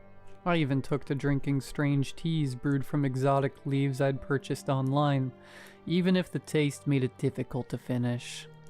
Nevertheless, it was only when I got tired of trying and abandoned this phase that I began to experience consciousness in my dreams. At the beginning, I was elated to have unlocked this superpower. I'd compulsively record the events in my previously neglected dream journal, detailing every path I chose, person I chose to see, and place I visited. I'd conclude each entry with a paragraph of lines, the words "Tonight I'll lucid dream again" written over and over to manifest more. When I obsessed over it, however, it wouldn't happen. It was only when I forgot about it that I'd stop what I was doing, sensing some strangeness around me, count my fingers and find 6 on one hand. One of my favorite dreams, over a year ago now. I was at work in the cafe as always when I got a strange compulsion to look at my hands. It was a terrible shift. Everything had been going wrong and each customer seemed to be looking at me. As I suspected, my hands were completely deformed before my eyes. I let out an exhale in a mixture of amusement at the sight and relief that I was in a dream again. As soon as I'd figured it out, I halted my breath and composed myself. I'd long since learned to conceal my awareness from the characters in my head. I had no reason to believe anything bad would happen if I said aloud that I was asleep. but there was an instinctive fear within me of letting anything find out. After my strange display of checking my hands and sighing, my colleague, Eloise, gave me a tense look. I didn't like the way she looked at me. Her eyes met mine and her expression changed, her head tilting forward slightly so that she was looking at me from the corner of her eye. "Andrea?" she drawled out. Nothing, I exclaimed, waving my hands frantically before she'd even said anything. None of this matters anyway. She didn't seem to like that, opening her mouth to say something, but I shut my eyes and began to spin around, just as I'd willed it to. The room was different when I opened my eyes. No more strange customers, no colleagues, just me and the ex-boyfriend I'd been madly obsessed with. For my own dignity, I'll call him something similar, like Miles. My fanaticism over a relationship that ended isn't something I like to share, but in my defense, our one-sided relationship was something I only ever planned to keep in my dreams. Miles was a frequent visitor of my lucid dreams. At my request, of course. In this dream, I served him a coffee and whispered that I was a fan of his work and music. I did my best to be respectful and secretive as to not blow his cover in public, even though we were completely alone. In my dreams, he'd always become the famous singer he'd dreamed of being himself. It seemed to make sense in the storyline I'd like to create. He was as gracious as ever, expressing his thanks and then offering me to join him for a drink as though he'd forgotten me and we were strangers again. "I can't," I said, smiling at him with as much charm as I could muster. "I'm still working." He looked around the cafe and motioned to the lack of customers, allowing me to admire the flawless beauty of his side profile. "I don't see any customers," he said, a mischievous tone to his voice as he rested his chin in his hands. A little caught off guard, I looked around also. "Right, yeah," I mumbled. "I didn't think you'd be aware of that." "You didn't think I'd know we're alone?" he said, tilting his head. I sat down opposite him, swooning. No, I mean, I don't know," I said, fumbling over my words. What I'd meant to say was that I didn't think he'd be as aware of our surroundings within the dream as I was. After all, he was merely a character created by me. How was I to know he transcended the logic of dreams? The situations and the rules I produced seemed to occasionally flicker out of my control. I held out a hand. "My name's Andrea." "That's a beautiful name." We proceeded to have a lovely conversation over coffee that we never seemed to drink, before he invited me to ditch my work and head out with him. My memory of the dream became foggy after we left, but I recall seeing a few old friends out in town that I smugly ignored in favor of gazing only at Miles. At some points his hair and clothes seemed to change a little, much to my frustration, but I knew the dream was simply becoming unstable and that I was waking up soon. Whenever I noticed, I'd reach up to adjust his hair, muttering to myself that he wasn't holding together. He'd flush at my touch and smile like I was doing something romantic for him. Knowing I had very little time left, I began to rush us home to get out of the public eye. Alone, I remember that he kissed me, that amongst the fog of a collapsing dream, it was the last and yet most vivid, intense moment. A kiss within a dream was my favorite feeling. Every sense, every cell in my body seemed hyper-tuned to the moment. There was a warmness in my chest and a softness to his lips that reality just couldn't replicate. Not that it ever would.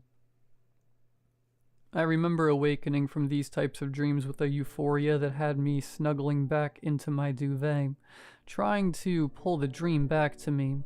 I'd roll out of bed and think about different frames of the movie I'd made, reliving the feeling of him looking at me. With my morning coffee, I'd fill my dream journal with the story. I tried to recall the start of the dream before I'd become lucid. I'd been at work, doing my job as always. So what had tipped me off that it was a dream? The shift was going badly, sure, but that happened in reality every now and then. So why had something felt so wrong? The only thing that stood out to me was Eloise's face. She'd given me an odd look, and there was something about her face that was unnatural and wrong. But it was only once the cover was blown, once I'd counted my fingers, that I realized she wasn't right. It was an entire month after that before I became lucid again. During the next time, I was walking around a shopping center with a few friends. Old friends again. I seemed to revisit the past often within my subconscious. We stopped by a fountain when things escalated in our conversation. I don't remember what we were talking about, the group hollering angrily about something that felt important in the moment, but it was when Lydia addressed me that I realized. "Don't you have any remorse, Andrea?" was what she asked me, outraged. Time seemed to slow to a stop, gears in my head shuddering to a rusty halt. "Oh," I said, and I looked at my hands, the only living things in my fabricated surroundings. I had far too many fingers. I laughed freely. I was once again standing in the midst of my own creation, like a mad inventor. I turned around to survey the place, but when I looked back at Lydia, my joy was sapped away. Her face had changed. It was still her, but her hair had thinned out and turned dull. Her jaw was unnaturally wide, like the blood and fat from her face had drained, and her skin had become vacuum-packed to her bones. "Don't do that," she said hauntingly. She began to slowly shake her head. I felt myself frowning, confused by this tonal shift. I wasn't sure what it was, but everything was frightening all of a sudden, dread weighing down on me like a weighted blanket. I turned to my other old friends who stood, dazed, in my peripheral. When I tried to look at them directly, however, they were gone. I told myself I had no reason to be afraid. This was my dream after all. I closed my eyes and snapped my fingers in her unsettling face to make her disappear, but she wouldn't. When I opened my eyes, she still stood before me, her eyes sinking into her increasingly gray face. "You're not Lydia," I said slowly. When I'd said it, I meant that she simply wasn't real, but she started smiling. It was as though she agreed with me. She tilted her head to the side the same way Eloise had in my cafe dream. That's right, she wasn't Lydia at all, but perhaps she was something else entirely. I closed my eyes, panicking a little. I simply kept them shut as I gathered myself. This was my dream, my creation. I was in control here, so how could it possibly turn into a nightmare? I willed her to be gone, for someone nice to be with me instead, but when I opened my eyes again, she was still there. I snapped my eyes back shut instantly, so only an imprint of her figure flashed behind my eyelids. For a single frame, I'd seen a ghastly grin below wide black eyes, one that stretched from ear to ear and arced unnaturally low. No, I told myself. I wouldn't subject myself to this while fully lucid. It wasn't fair of my own brain to do this to me, knowing I was aware of myself. So I squeezed, scrunched my face up, and shook my head over and over and over. And when I awoke, I was in my bed. This was my method. When I'd realized I was dreaming within a nightmare before, this was my way of waking myself up. But I'd never had a dream become something terrifying while I was aware of it like that. Climbing out of bed in the pitch black, I padded across the curtains and opened them to try and figure out the time, where I was greeted by the blinding streetlights and black sky. I looked down at the fabric of the curtain in my hand. I couldn't really feel it, and I wasn't sure why I would look outside to check the time instead of just checking my phone.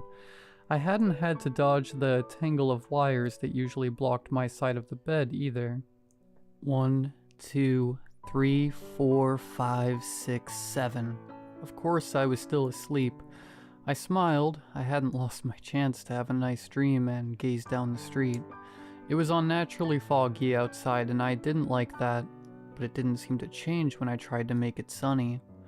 When I took in the stretching emptiness of the street, a face with a chilling smile flashed into my memory, and I stiffly turned to look at my bedroom door. It was cloaked in darkness, so much that I could barely make out the frame of it. That familiar horror set into my core, paralyzing me to the spot. I didn't want to look at the door. Was it open? I wanted nothing more than to turn away from it, but something within me screamed warnings to not look out the window either. That same fear, the one I'd felt when I looked at Lydia as the thing, had me holding my breath. I closed my eyes, the only thing I could do to escape. It was here. I felt its presence. I knew my own brain well enough that I could feel when something was amiss. It was what had allowed me to begin lucid dreaming in the first place, after all. With my sight taken away, I could only wait in silence for something to make a sound or touch me. I tensed, anticipating something brushing against me. I expected it so fiercely that I was beginning to force it. Yes, someone's here. Someone's holding my hand, I was telling myself.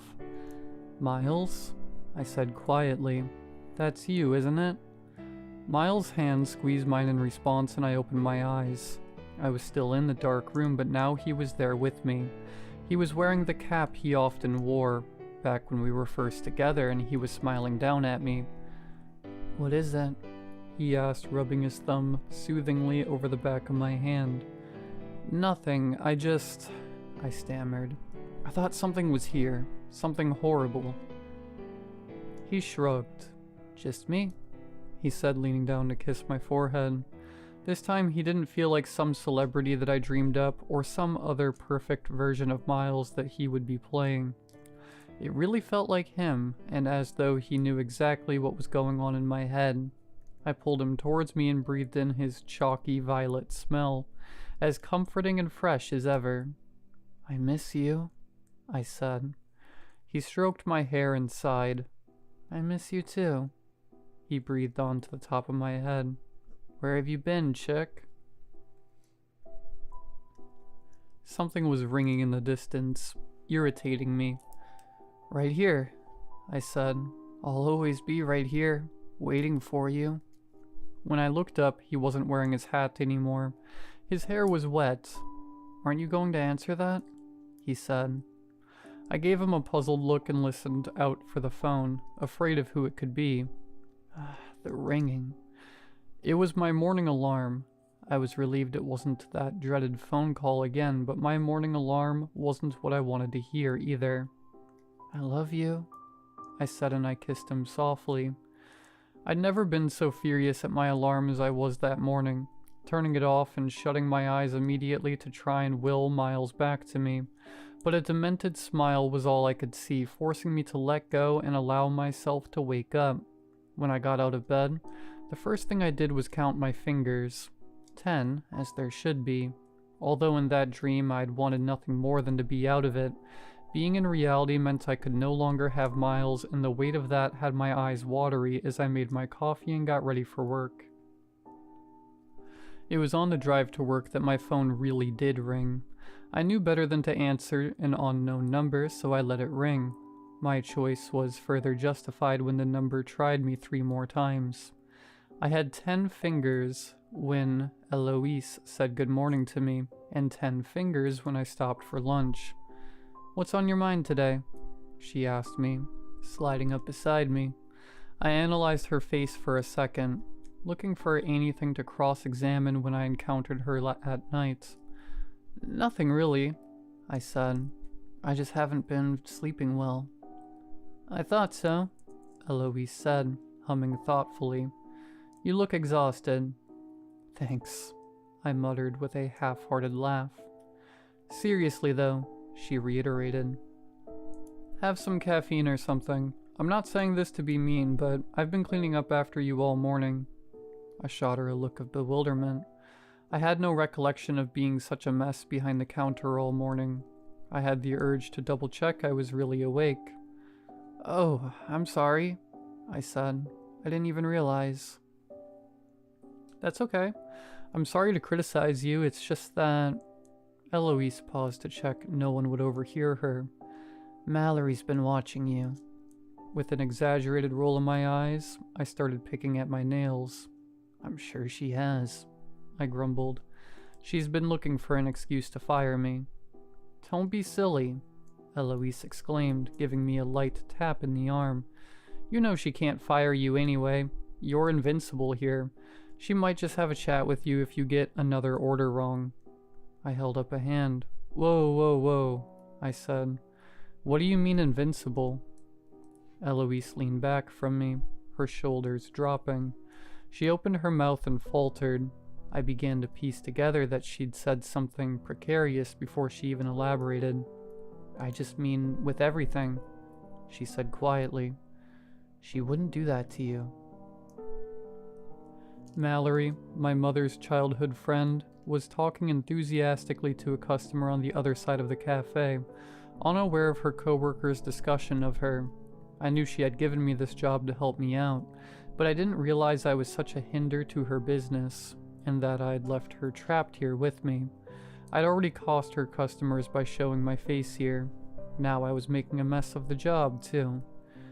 Eloise had left me to my thoughts at some point, catching on to the fact that she'd almost broached something dangerous. She busied herself with polishing and wrapping cutlery, as though that was an urgent task calling her attention. When I left work, I snuck out to avoid a talk with Mallory. I hope she didn't figure out that I could hear her calling out to me as I walked out with my headphones on. I couldn't avoid her stern lecture forever, but at least for today. I knocked out by midnight, but nothing I dreamt about that following night stuck in my memory long enough to be of note. I only know that I woke up feeling more tired than ever, afraid and paranoid that something had smiled at me again that night. For a month or so, I was unable to keep up with the films my brain showed me. I'd simply be an audience member to the display my subconscious was able to come up with.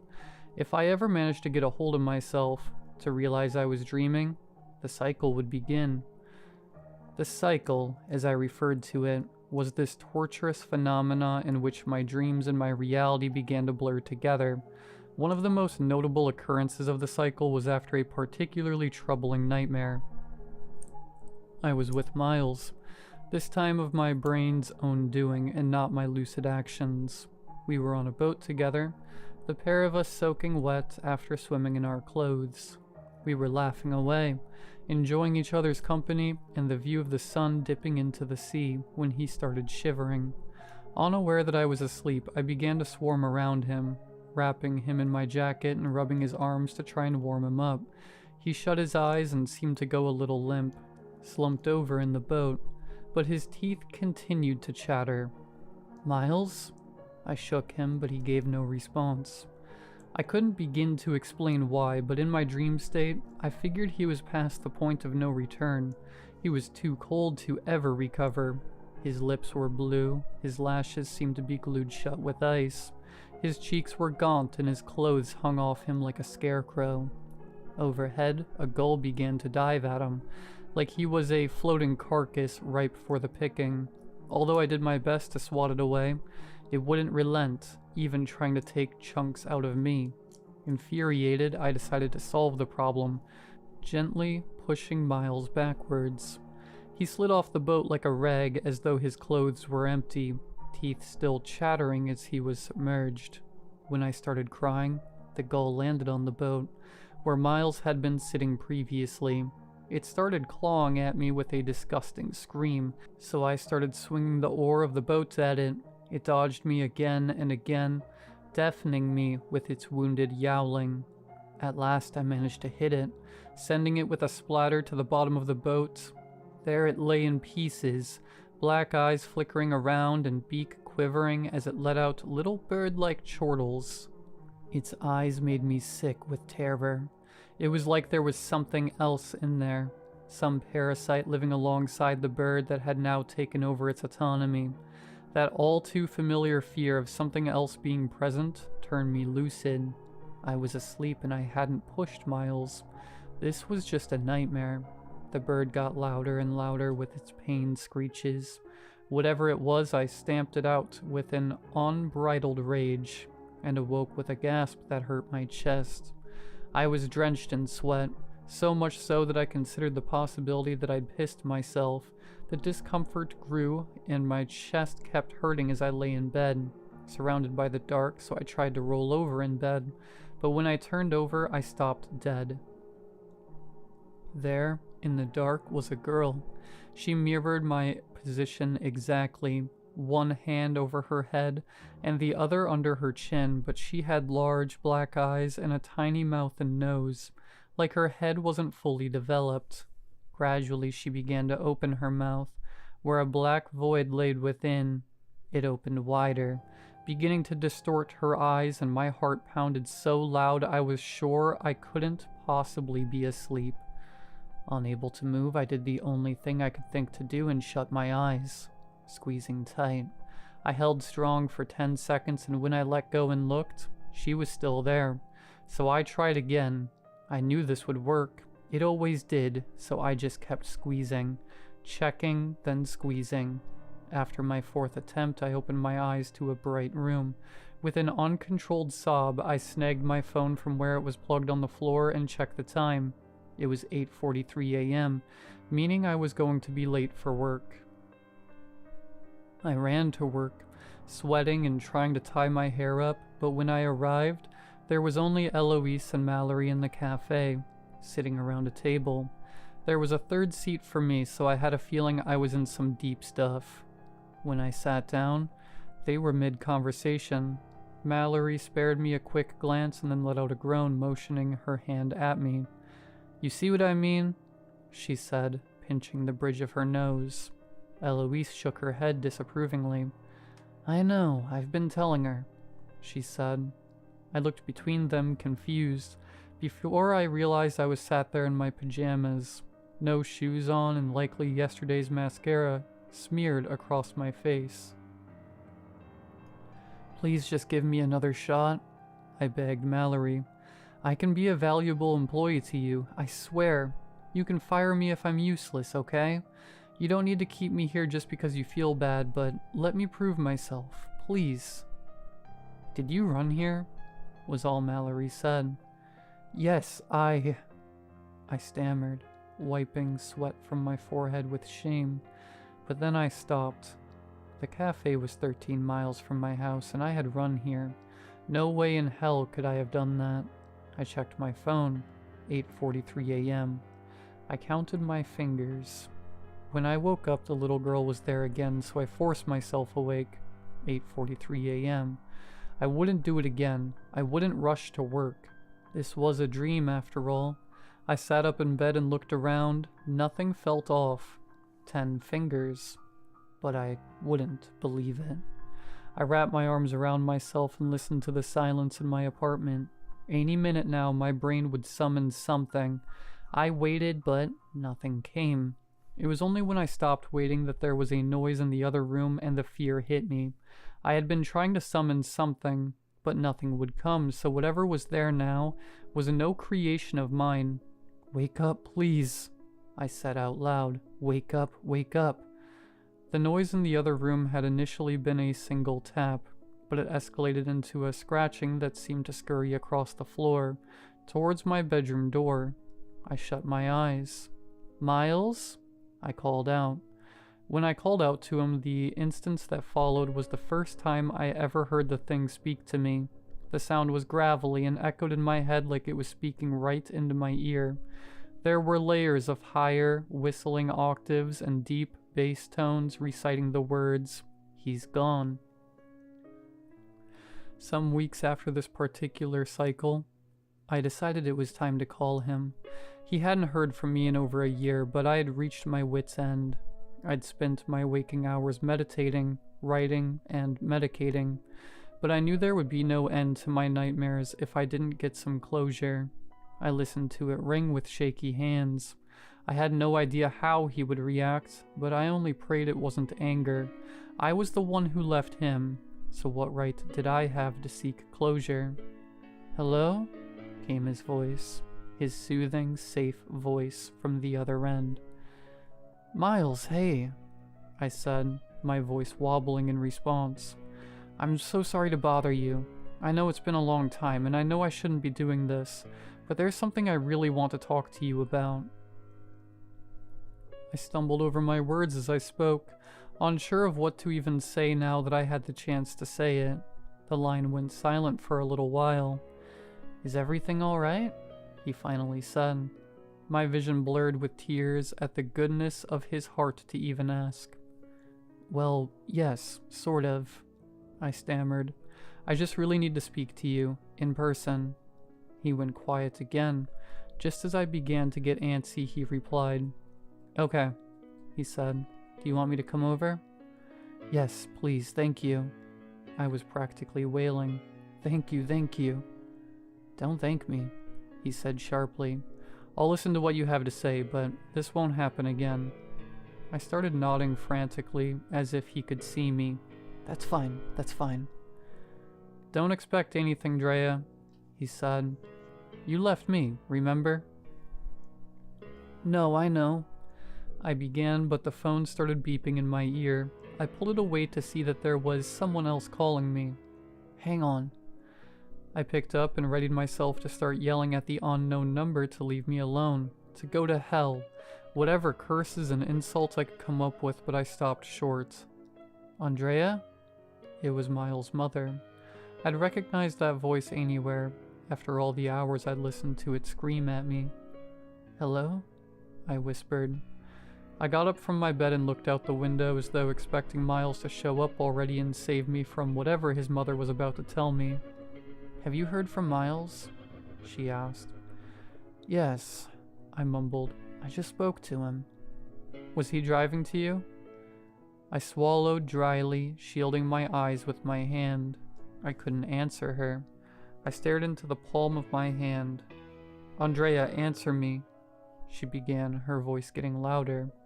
Did you tell him to drive to your house? So what if I did?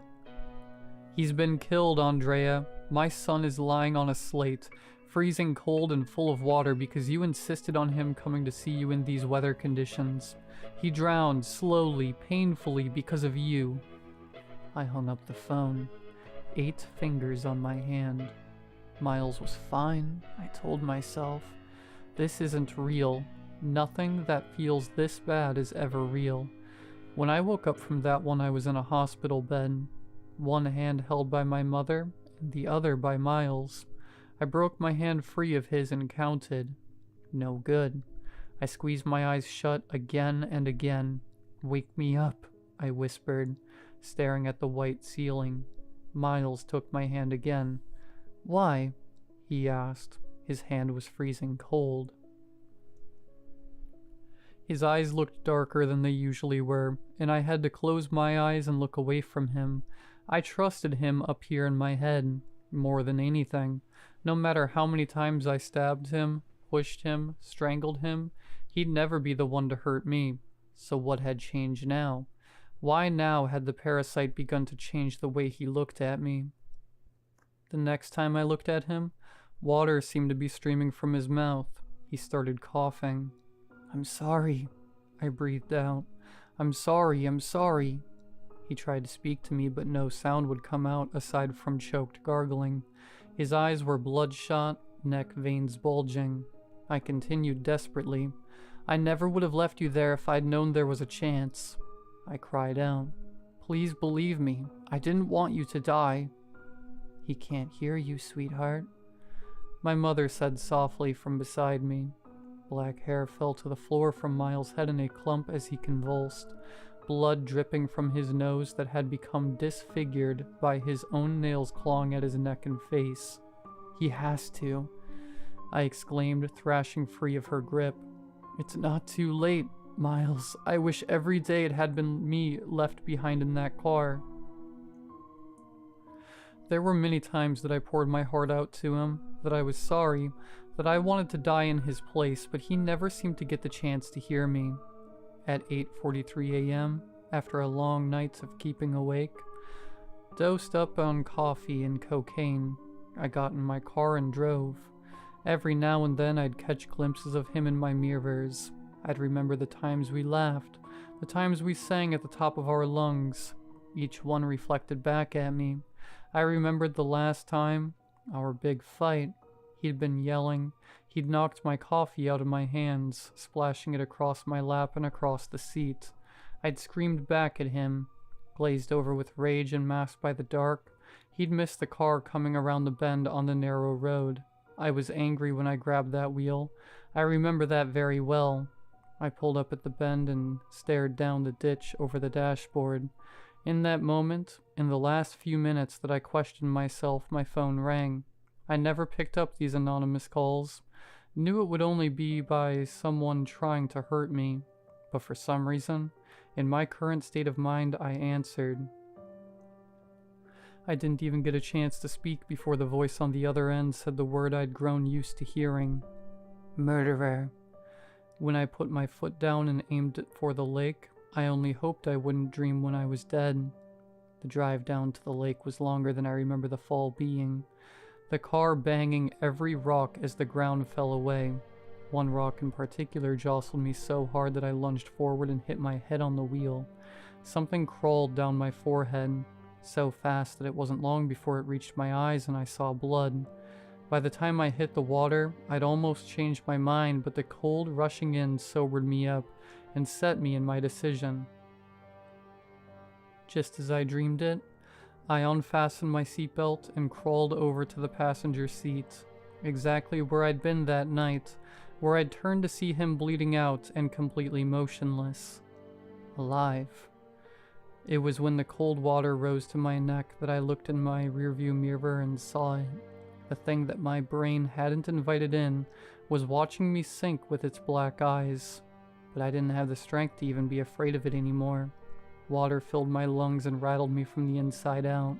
The pain was welcome, every nerve in my body reacting like electricity, but my physical reaction was to start madly clawing at the window, at the door, at myself, at anything.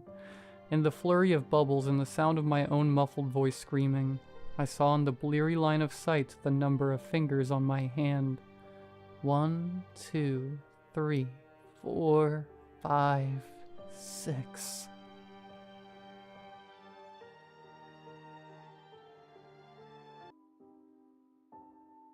When I was 10 years old, I drowned in a lake. I was gone for 8 minutes. No pulse, no breathing. The doctor said it was a miracle I survived without brain damage, let alone survived at all. My parents called it divine intervention. They were religious, after all. But I wasn't the same after that day. Not just because of the flashbacks or the fact that I stopped going near water entirely. Hell, I couldn't even shower for weeks after... I know, gross, but something else was wrong. I stopped sleeping completely. At first, the doctors thought it was trauma. My body was flooded with adrenaline, making rest impossible. They ran tests, kept me overnight in sleep studies, even put electrodes on my head to monitor brain activity. But the results just confused them. My brain acted like it was sleeping. It cycled through REM patterns. My body entered the rhythms of someone in deep sleep, but I was awake, fully aware of every passing second, every movement around me. I should have been exhausted, delirious, unable to function, but I wasn't. I never felt tired. I never needed sleep. It should have been a real gift. That's what people told me when I got older. Imagine all the time you have now, they said. No wasted hours. And think of all the hobbies. But they don't understand. They don't know what happens when a person is awake for too long because we're not supposed to be. Because there are things in this world that only come out when we sleep. And if you stop sleeping, they notice. At first, it was small things. I'd see flickers in my peripheral vision, shadows that disappeared when I turned my head. I thought it was just exhaustion manifesting in weird ways, except I never felt exhausted. Then the whispers came. I'd hear them at night, murmuring just below the threshold of comprehension. If I turned on the lights, the voices stopped. If I played music, they slipped beneath the sound waves. No one else heard them. No one else understood what was happening because, well, it was just so inconceivable. I mean, you see it in horror movies, but those are just movies. Then they started getting closer. One night when I was 16, I woke up to find a man standing at the foot of my bed. This was the first time I had seen them. He was tall and thin, dressed in a black suit that looked soaked through, as if he had just climbed out of a lake. His face was wrong. Not distorted, not monstrous, just wrong. Like something had copied a human face but got the details slightly off. His lips were too thin, his nose too sharp, too long, his skin too smooth. But his eyes weren't there at all, just two hollow voids, darker than the rest of the room. I wanted to scream, to move, to do something, but my body was locked in place. I don't know how long we stayed like that. Minutes, hours. I didn't blink. He didn't blink. He didn't even breathe. And then just as the sun began creeping through the blinds, he vanished, like I wasn't even worth his time, like he was just checking on me, watching over me, making sure I was safe. After that, I saw them everywhere. A woman in the reflection of my bathroom mirror when I got up in the middle of the night, watching me with her mouth stretched too wide, like she was screaming in silence. A child sitting on the floor of my room at 3 a.m., smiling as he looked at a toy car dripping in water. A thing, a shape I can't even describe because it was wrong in ways my brain couldn't comprehend, perched on my ceiling, its head crooked like a broken marionette. They never moved when I looked at them directly, just watched. One night when I was 18, I got brave, or stupid enough to whisper, "What do you want?" The man in the soaked suit smiled, slow, knowing, "You are not supposed to be here." I didn't know what he meant. I didn't want to know, but I do know this. Every night, people all over the world close their eyes and sleep peacefully, unaware that something watches over them, keeping them safe. Because something does. And I think I was supposed to die in that lake. I think whatever governs the space between wakefulness and sleep, the thing that lets people drift into unconsciousness safely, I think it missed me that day. I don't think I was supposed to come back, and now I'm stuck, awake in a world where I was never meant to stay. Because sleep isn't just rest, it's protection. And when you stay awake too long, they start to notice. They realize you can see them. And now, after 20 years of sleepless nights, the whispers have changed. Not a warning, not a threat, just a fact. Time's up. I don't move. I don't breathe. Because for the first time since I was 16 years old, they moved. The man in the suit tilts his head just slightly. The woman in the mirror curls her too wide mouth into a smile. The child on my floor stops smiling. And the thing on my ceiling climbs down. They were never watching over me. They were waiting. And now I fully understand. I wasn't supposed to come back that day. And tonight, I won't.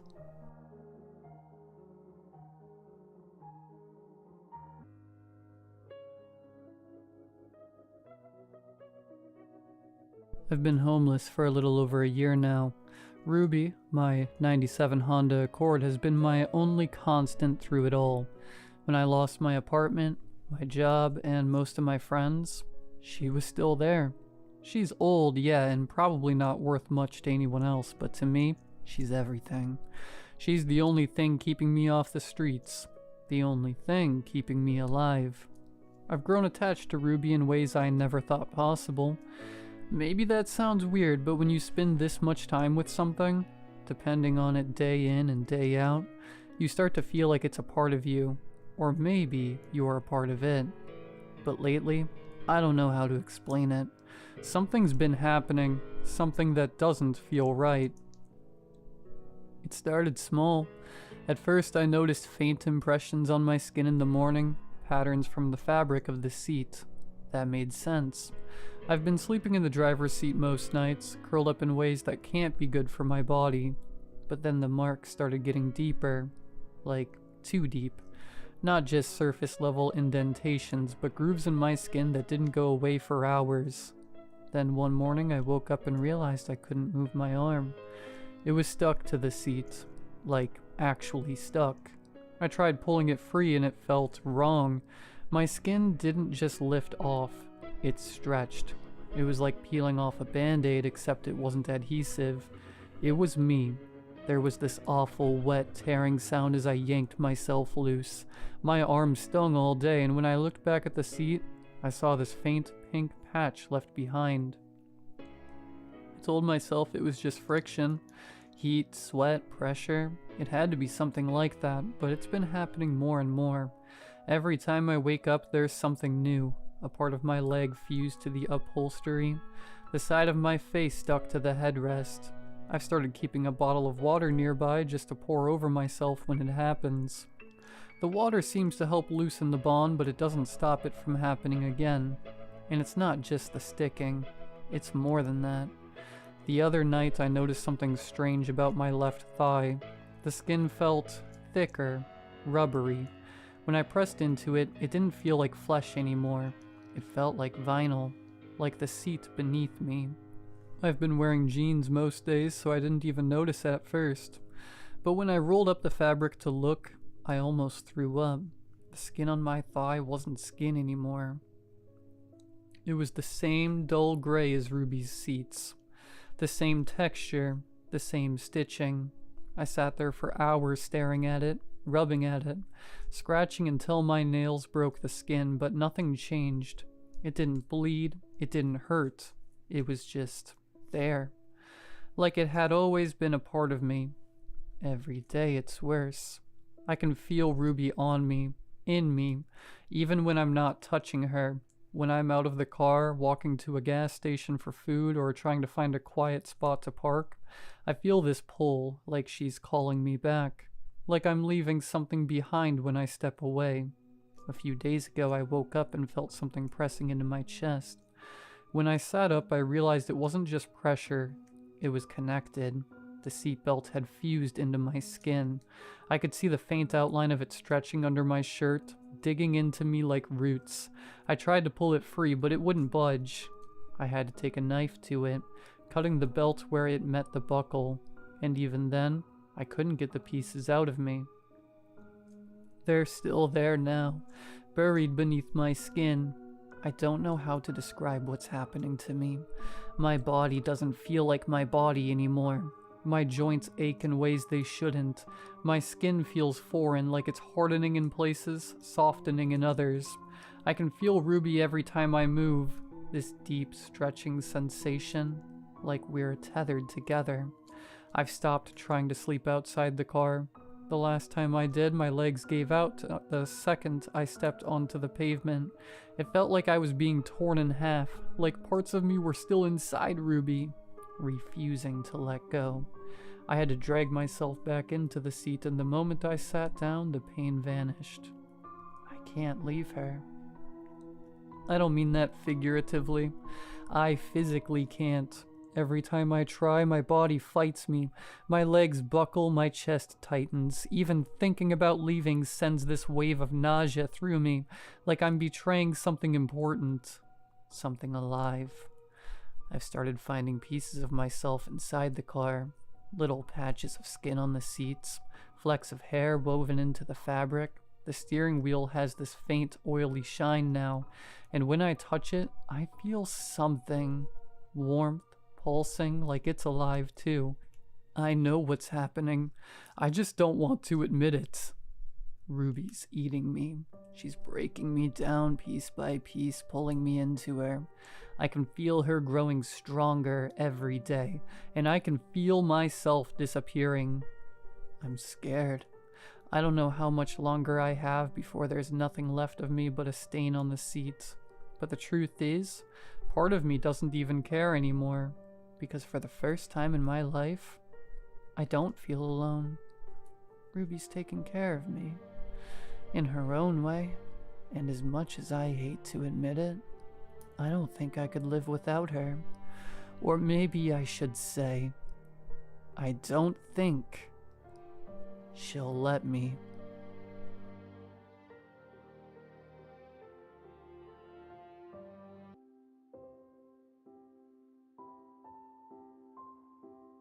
When I was a girl, I was afraid of the ocean. My father had always told me to stay away from the sea, and that alone would have been enough to make me wary. But one night after I'd been sent to a friend's for a sleepover, my father came to pick me up early and told me that my mother had drowned. The wariness that had been curled inside me thrashed at this so violently that I thought I'd drown in my dry room I was stood in. My mother had been an odd woman. She wasn't a bad parent, but it was clear that she'd fallen out of love with my father, and so I often heard strange, muffled arguments through the walls at night. None of the snippets that I could catch really made sense. She would complain how she wanted to return to the sea, as if it wasn't right there on our doorstep. I heard a confusingly intense plea for my father to give my mother a coat, even though she cared little for fashion, and had always had the odd ability to shrug off the cold even when the winds were bitingly cold. When we returned home, the place looked ransacked, but seeing the state my father was in, I didn't question it. In fact, I didn't ask him any questions about that night at all. There had always been an odd distance between my father and I, but the loss of my mother made it worse. I became panicky at any mention of the ocean, a horrible fate when you live a 20-minute walk from the shore. My father took to regularly going out to sea, a change that horrified me even more than it confused me. He'd never been much of a fisherman, but suddenly his friend would call him about a sighting of some potential catch, and he'd be off. I was told I wasn't allowed on these trips. I could think of nothing worse than joining him anyway.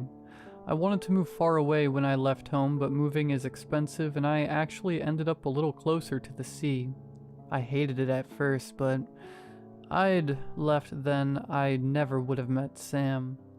Sam loved the ocean even more than I hated it. We met at the pub, and even though his job was just renting small boats to tourists and taking them on little jaunts along the coast, he seemed so enchanted by the sea. He knew myths and legends aplenty, and had told me 3 before our first meeting ended. It was hard not to love his enthusiasm. Being around Sam slowly changed how I felt about the ocean. Sam never actually tried to change my mind. He acknowledged that the seas could certainly be tragic, and my mother's death was tragic, but his attitude was so different than that of either of my parents. My mother had clearly wanted to spend more time at sea, but something had kept her away. And on the other extreme there was my father, who, even when he had decided he did want to start heading out on fishing trips, he did so with a bizarrely intense determination that had no joy in it. Maybe he's fishing for the wrong prey, Sam suggested when I expressed my confusion about the situation. We were both a little drunk when this conversation occurred, and right away I could see Sam regretting his words. He'd always been polite with my father, but never quite seemed to actually like him. What do you mean? It's nothing, I'm sorry. I pressed further, though, and eventually Sam told me. Look, it might not even be true, but I heard rumors that the big catch that your father heads out to hunt is a seal. A seal? What? I didn't know what I'd been expecting, but it wasn't this. Why would he? I asked. I don't know, but that's what Ben alerts him to, sightings of seals. Ben says your father pays him, but maybe he was making stuff up. I didn't really know what to do with this information, and our conversation moved on to other things. It wasn't until the next morning that I decided that I needed to know the truth about what my father was doing. Ben confirmed the seal story when I told him in the pub a few nights later. He had no answers as to why my father would possibly want to hunt for seals, but he had no reason to lie to me either. More importantly, he was more than happy to offer the exact same seal alerting services to me as he did my father, just as long as I was equally willing to pay. Later that night, I asked Sam to teach me how to use one of his boats. He was surprised, but more than happy to take me out after work the next day. I told him almost truthfully that I wanted to try to get rid of my fear of the open water. I was shaking the next day, but even when Sam asked if I'd changed my mind, I pushed forwards. That first session was only 10 minutes long, and I returned to the shore dizzy with fear but asking if I could go again sometime. The first text I got from Ben, I couldn't do anything about because all of the little boats were currently being rented. The second I was at work for, and didn't even see until hours later. The third time was a charm, though, and I borrowed keys for one of the boats and headed out towards the cold, dark sea. If I hadn't missed one of those 2 earlier texts, then my whole life would be different. But instead I took the boat out in the direction that Ben recommended, and soon enough I saw another boat in front of me. The sound of the shot alarmed me. I hadn't really thought about how my father would be hunting a seal, but I suppose I'd assumed he'd be using a net. As he pulled the seal's corpse onto his boat, I got closer until I was close enough to see the knife in his hand, carving away at the creature he'd hunted. I screamed. My father hadn't noticed me until the scream. I don't know if the sound of the gunshot had temporarily deafened him, or if he was just so manically focused on the task in front of him that everything else had faded away, but either way, my scream drew his attention. "Stay away," he yelled. I was close enough now to see that he was covered in blood, and had been partway through skinning the seal when I'd interrupted him. I stood up. It wasn't a seal in the boat. It had been a seal when he'd shot it. I was sure of that. I'd seen a seal being pulled onto the boat, but the partially skinned thing lying dead by his feet wasn't a seal anymore. It was my mother. He'd killed my mother. Sam had told me a legend about a Selkie on our first date. Beautiful shapeshifters who can turn from their human form to that of a seal by pulling back on the seal skin they've shed. They love for the sea, but sometimes in myths, a Selkie's lover will hide the seal skin away so that the Selkie is doomed to remain on land. The myths Sam told me never said what a child of a Selkie would be like, but seeing my father there, the skin of a seal in his hand and the corpse of a human by his feet, I didn't care. I moved my small boat close enough to the other that the sides scraped loudly together, and tore my life jacket off as I ran at my father. His knife was still in my mother's skin, and he failed to free it before I sent us both over the side of the boat. I unbuckled my father's life jacket and tore it off him as we thrashed in the water, and then I drove. I've had no reason to believe that I could swim. I'd never had lessons or practice, but something I knew that I could do this. I had my father's neck in my crook of my right arm, and even despite his panicked flailing and massive drag factor, I was still making progress. My legs kicked forcefully, and I could feel my father getting weaker. I'd never felt stronger. I continued to descend, even after he'd stopped moving, and when I finally returned to the surface, I was alone. I climbed into my father's boat and gently stroked my mother's cheek. Her seal skin was partially attached to her, and I knew that nobody could find her like that. With the taste of bile behind my teeth, I held the knife that was still stuck in her and cut the coat loose. I couldn't bring her back with me, but that was okay. Burying her on land would have felt like a betrayal, knowing what I know now. We weren't too close to the shore, and it was well and truly dark now. Nobody would come looking for my father until tomorrow at the earliest, and when they did, what would they find? The seas are dangerous after all, and sometimes people get hurt. It could be a problem that Ben knew that he texted us both about the seal the night before my father's death, but I wasn't sure he'd say anything. Even if he did, hunting seals can be dangerous. An accident would be far more believable narrative than an unarmed woman who'd barely been to sea successfully finding and killing someone like my father. The knife we'd both used to skin my mother was thrown into the sea with her body. I kept the seal skin with me, though I was too afraid to drape it around my shoulders. Would it be able to turn me, as it could turn her?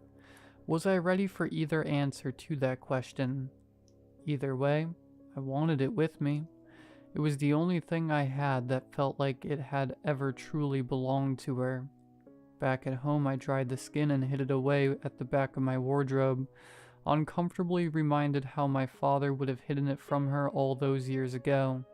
I remember how much of a mess our home looked when I was brought home from the sleepover all those years ago. I realized how desperately my mother must have searched and how well my father must have hidden her skin from her. I walked into the bathroom and turned on the bath taps. The sound of the water was calming, and when it was finally deep enough, I climbed in. It felt too small, though, and I understood why my mother had felt out of place here. When I was a girl, I was afraid of the ocean. Today, it feels like home.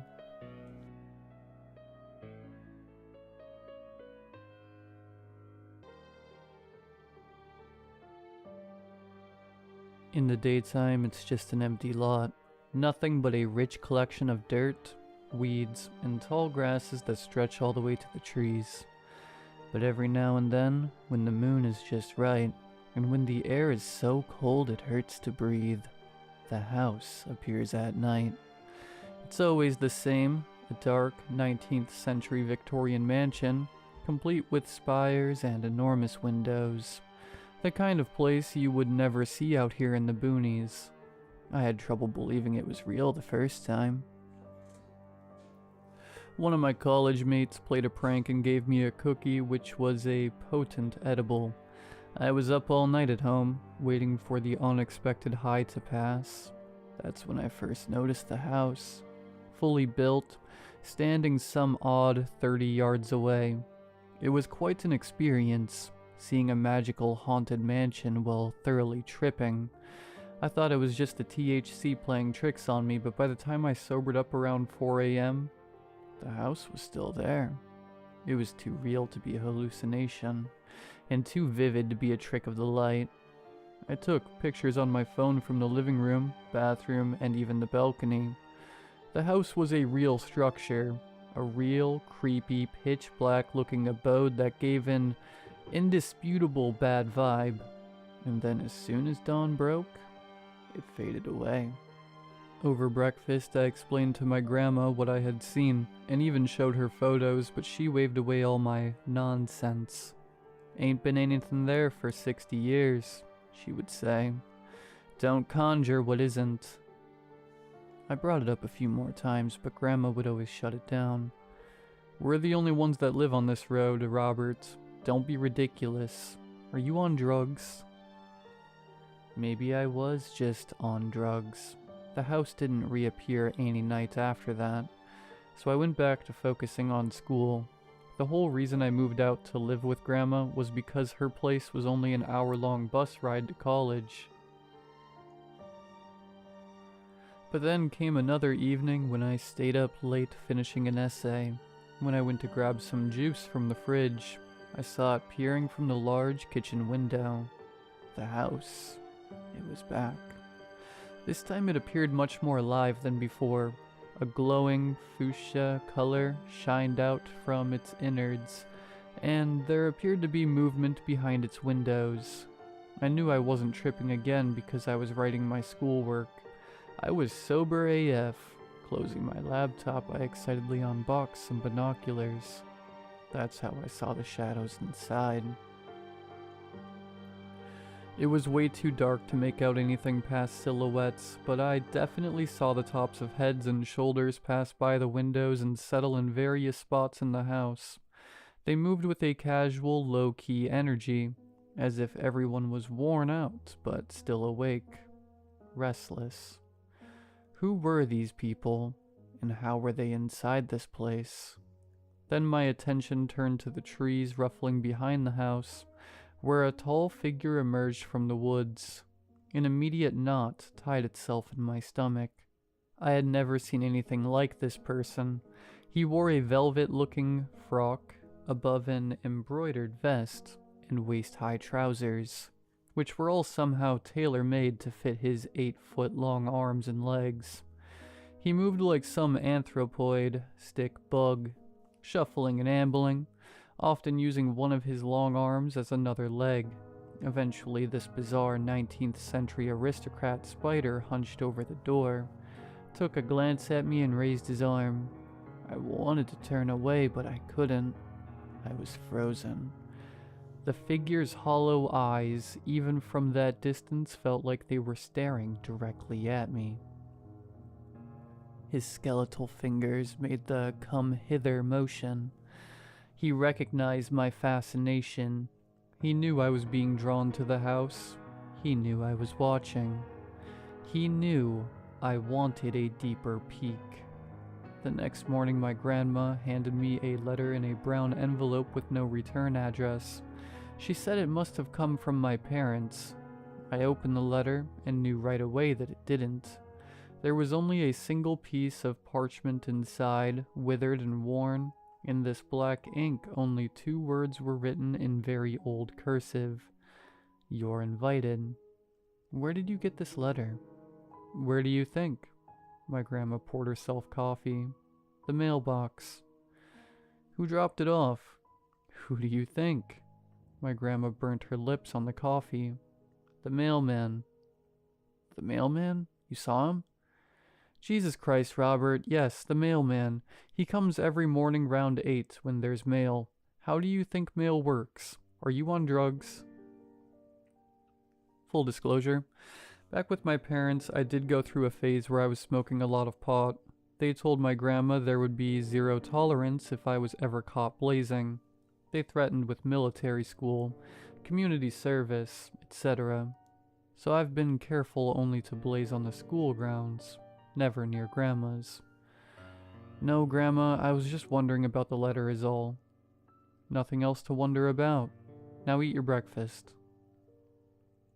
That night, after Grams went to bed, I played some Civ 6 to pass the time, eagerly awaiting midnight.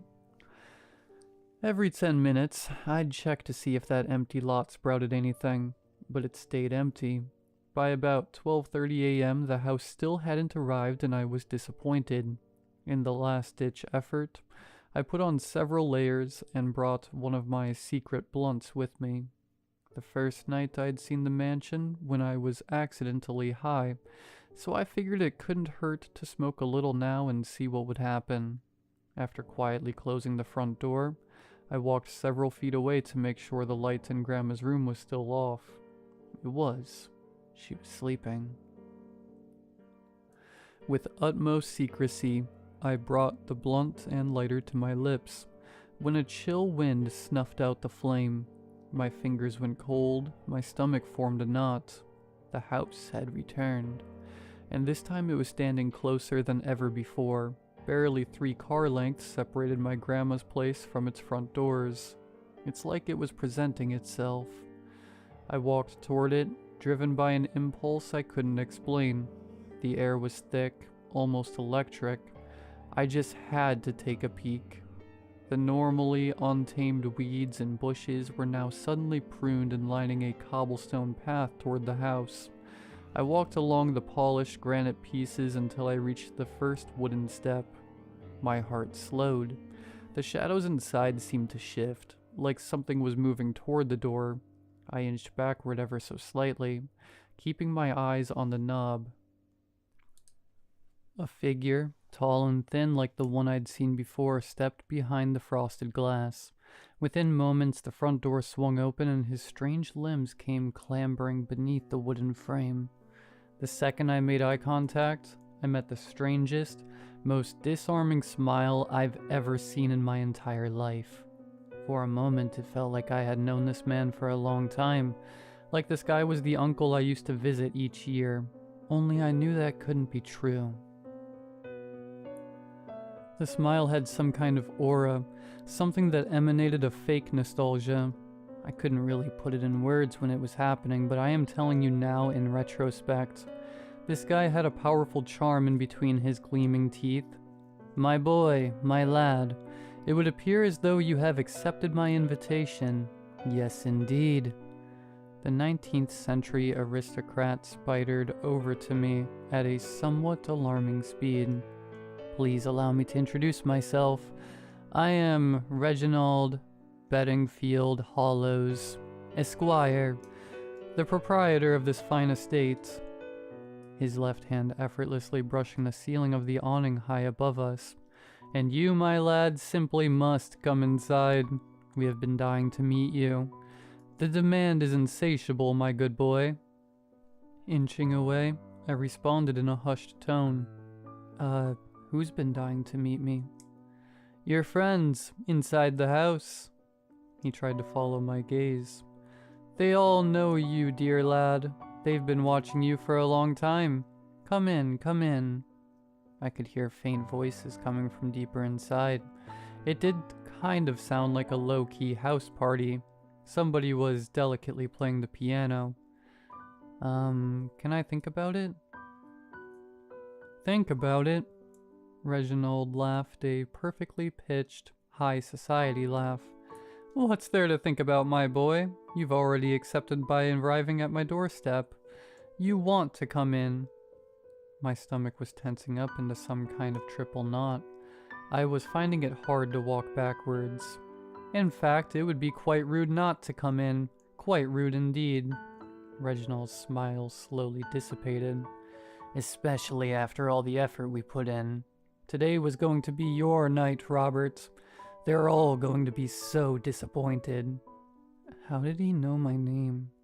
Like some kind of flexible instinct, he scooped his head down low to meet my line of sight. His teeth beamed at me like a glossy shimmer. You want to come in, Robert. We both know that. It'll be fun. Although I could feel my stomach contort itself further, an immense feeling of trust also breezed through my chest. It's like this was the 500th time I've met Reginald. It'll be fun? Righteous, Robert. A fete in your honor. A feast, a dance. The staring quartet has been practicing for ages. Again, that feeling of trust. I went from being merely tipsy to fully drunk on Reginald's nostalgia magic. His arm lightly rested on my back, guiding me through the front doors. I entered the house. The air was cold, freezing, in fact. I could see my breath in the dim light. The flickering purple glow came from several gaslit sconces on the ceiling. The walls seemed to stretch and warp, like the house. Seen what's behind those purple-lit windows? There's no escaping. The house never lets you go. I've had loads of time trapped in this house where nothing changes. I don't get hungry. I don't get sleepy. The police can't see the house, and they've blocked me for calling them too many times with my wild stories. My phone has been permanently stuck at 23% battery for God knows how long. Time doesn't seem to change here. Only warping corridors and college kids who all say the same thing. I came out here to live with Grandma. It was only an hour-long bus ride to school. Across one of the ever-shifting hallways, I once discovered a painting of my grandma wearing the same kind of aristocratic clothing as Reginald. She stared out with the same passive face, those same disinterested eyes. I've typed this story out on my phone, searching for help. I wish I could tell you where to look, but I have no idea where I am. The windows stretch away from me. If you ever see a mansion that only appears at night, and you come across a tall, spidery man that looks like Reginald, tell him that you are inviting me, Robert, to come inside. I believe there might be some kind of magic in the use of invitation. Some kind of sanctuary. At least, I hope so. It's my only chance of escape. If someone who reads this does find a way to free me from this limbo, I promise you my everlasting thanks. As a bonus, I'll give you this joint that never seems to run out.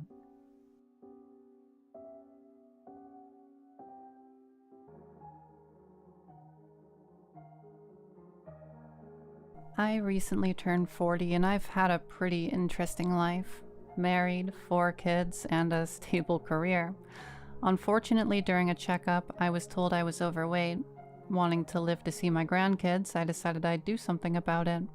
Every day after work, I traveled to a local nature trail. There, I tried to walk at least a mile before going home. Between the serene sights of the forest and listening to music, it became a peaceful stroll I looked forward to every day.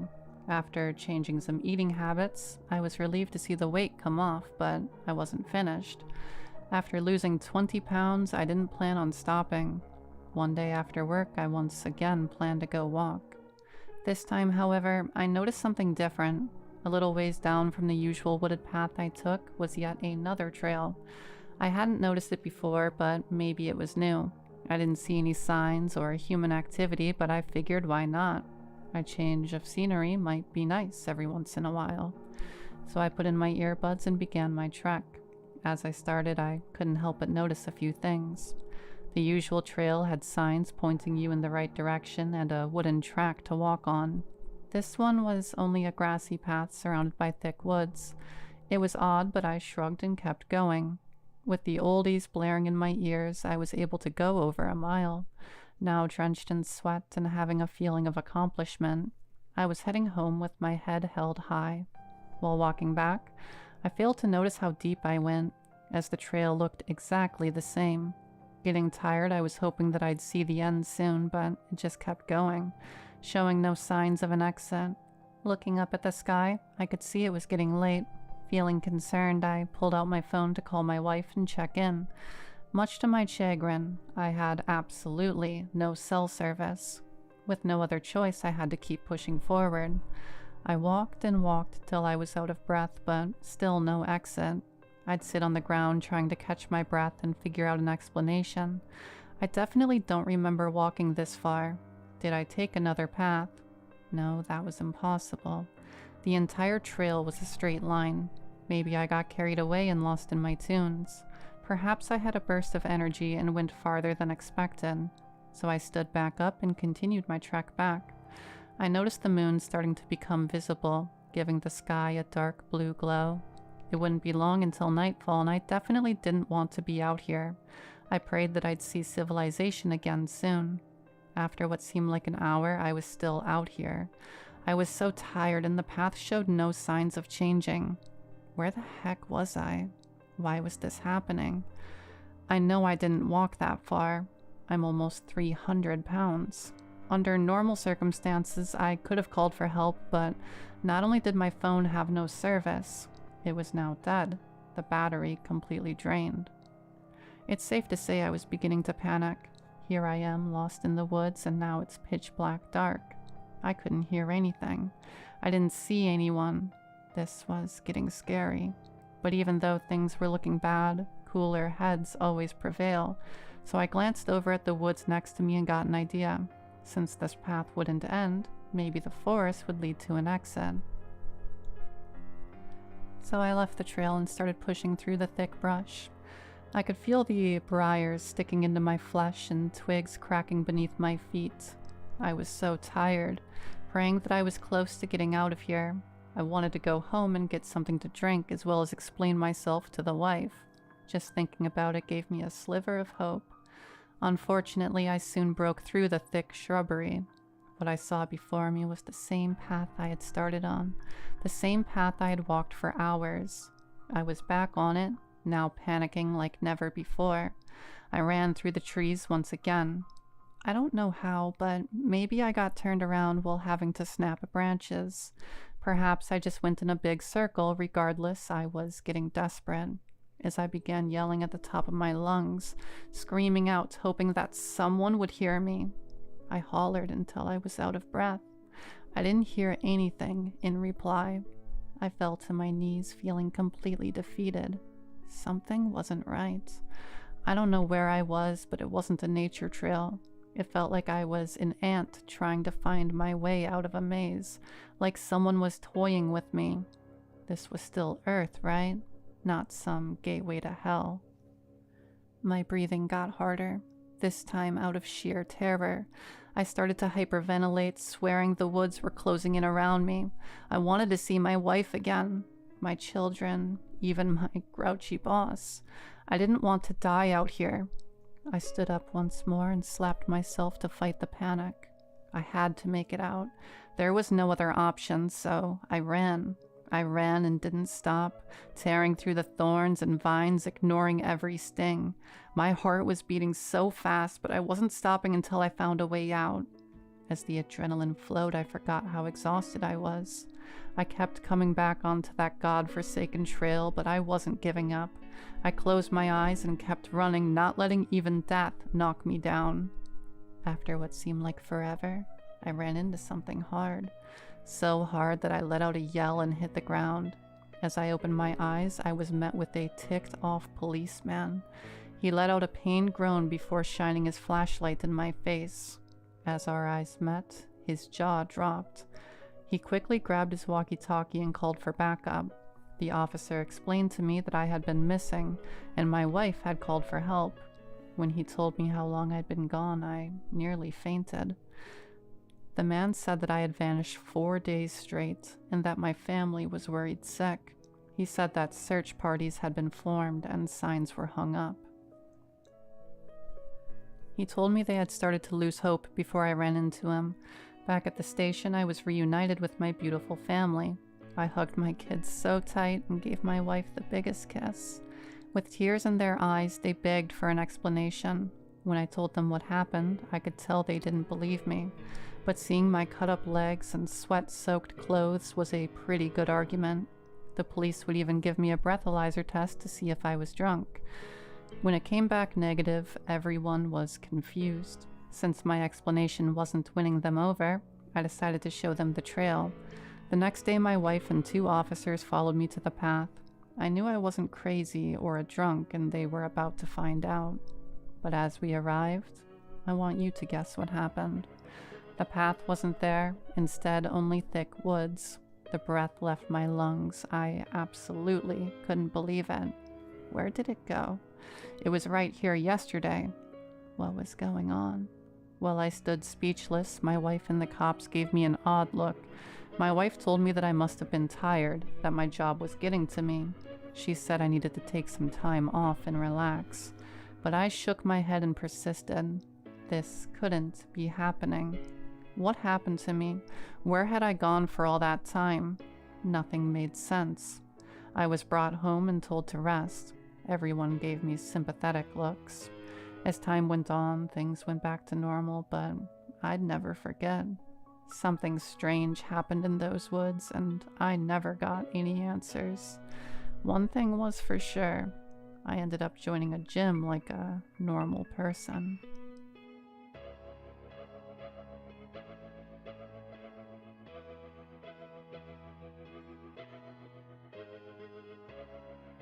I know what the title sounds like, but I can assure you that I am not a teenage boy freaking out about puberty. I truly am in a position where I can't shave. Not just my face, but everywhere.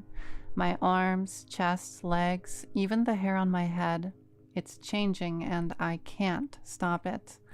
This has gotten so far out of hand that I figured I may as well look online in case anyone might know anything about my condition.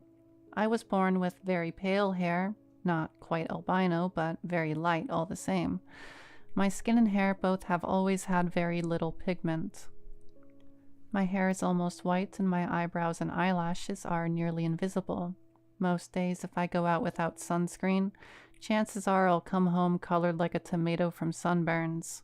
In fact, I was even bullied throughout my childhood because of my appearance. I had a hard time making friends because my parents insisted I stay inside most days. Well, if I'm being truthful, I was bullied because I was a sickly-looking kid with a lisp who liked anime, but my appearance and fragile skin definitely did not help me.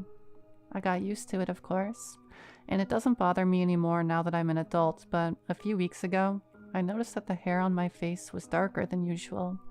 I normally keep myself clean-shaven, but sometimes I'll forget to shave for a day or two. When I looked in the mirror, I saw a 5 o'clock shadow, which was far, far darker than it usually was. It was still only stubble, but it was unusual enough for me to notice. I shaved it off with no issue and forgot about it until the next week. Normally, I live by somewhat of a schedule. I need to shave maybe once every 2 or 3 days, but after I started noticing the darker stubble, that time began to shrink. I needed to shave every 2 days, then every day, then twice daily. It got to the point where I thought about growing a beard just to be done with it, but I didn't want to give up. I went to my doctor and explained my situation to her. She at first assured me it was likely nothing, but she recommended I keep a track of how many times I needed to shave for 1 week. I did as she asked. The final tally for that week was 24 times. She said I might have something called hypertrichosis. I googled it later because her explanation went over my head. What I can gather is that it's a condition caused by either cancer, medication, or metabolic disorders that causes abnormal hair growth. She prescribed me this hair removal cream that smells like burnt rubber and garbage. I meant to use it on my face twice a week, but that's meant to keep the hair off. And it hasn't been working at all. It removes my own hair, the light blonde colored hair, but the dark hair stays on. It's spreading too. At first it was just my face, but now my arms and legs are growing darker hairs too. I decided, screw the cream. I'm just gonna go back to shaving it off. It had gotten so long that I had a short, black beard and hairy arms, but when I tried to shave again, it bled. My hair bled. Thick orange-red liquid dripped off the ends of the hair, and it hurt too. The skin of my face ached and itched. I finished the painful process and showered to wash the substance off of me. Exhausted, I went to bed. The next morning, it had all grown back even longer than the night before. Spiky, almost chitin-like follicles protruded out of the skin on my face, arms, legs, and chest. And that's when the itching started. Horrible, non-stop itching everywhere the hair was. I went back to the doctors, but they had no idea what to do, other than giving me an anti-itch cream. Luckily, that's helped enough to allow me to sleep most nights. But my hair hasn't stopped growing. I was looking at myself in the mirror earlier today. The hair must be about 2 inches long, but when I looked closer, I almost vomited into the sink. They're segmented. They protrude out of my skin, and after about 3/4 of an inch, they have a clear joint where they bend like spider legs. I'm heading back to the doctor's today. Any outside advice is welcome. I have a sinking feeling that time may be of the essence here. The itching is getting worse, and to my horror and disgust, I think they're starting to move.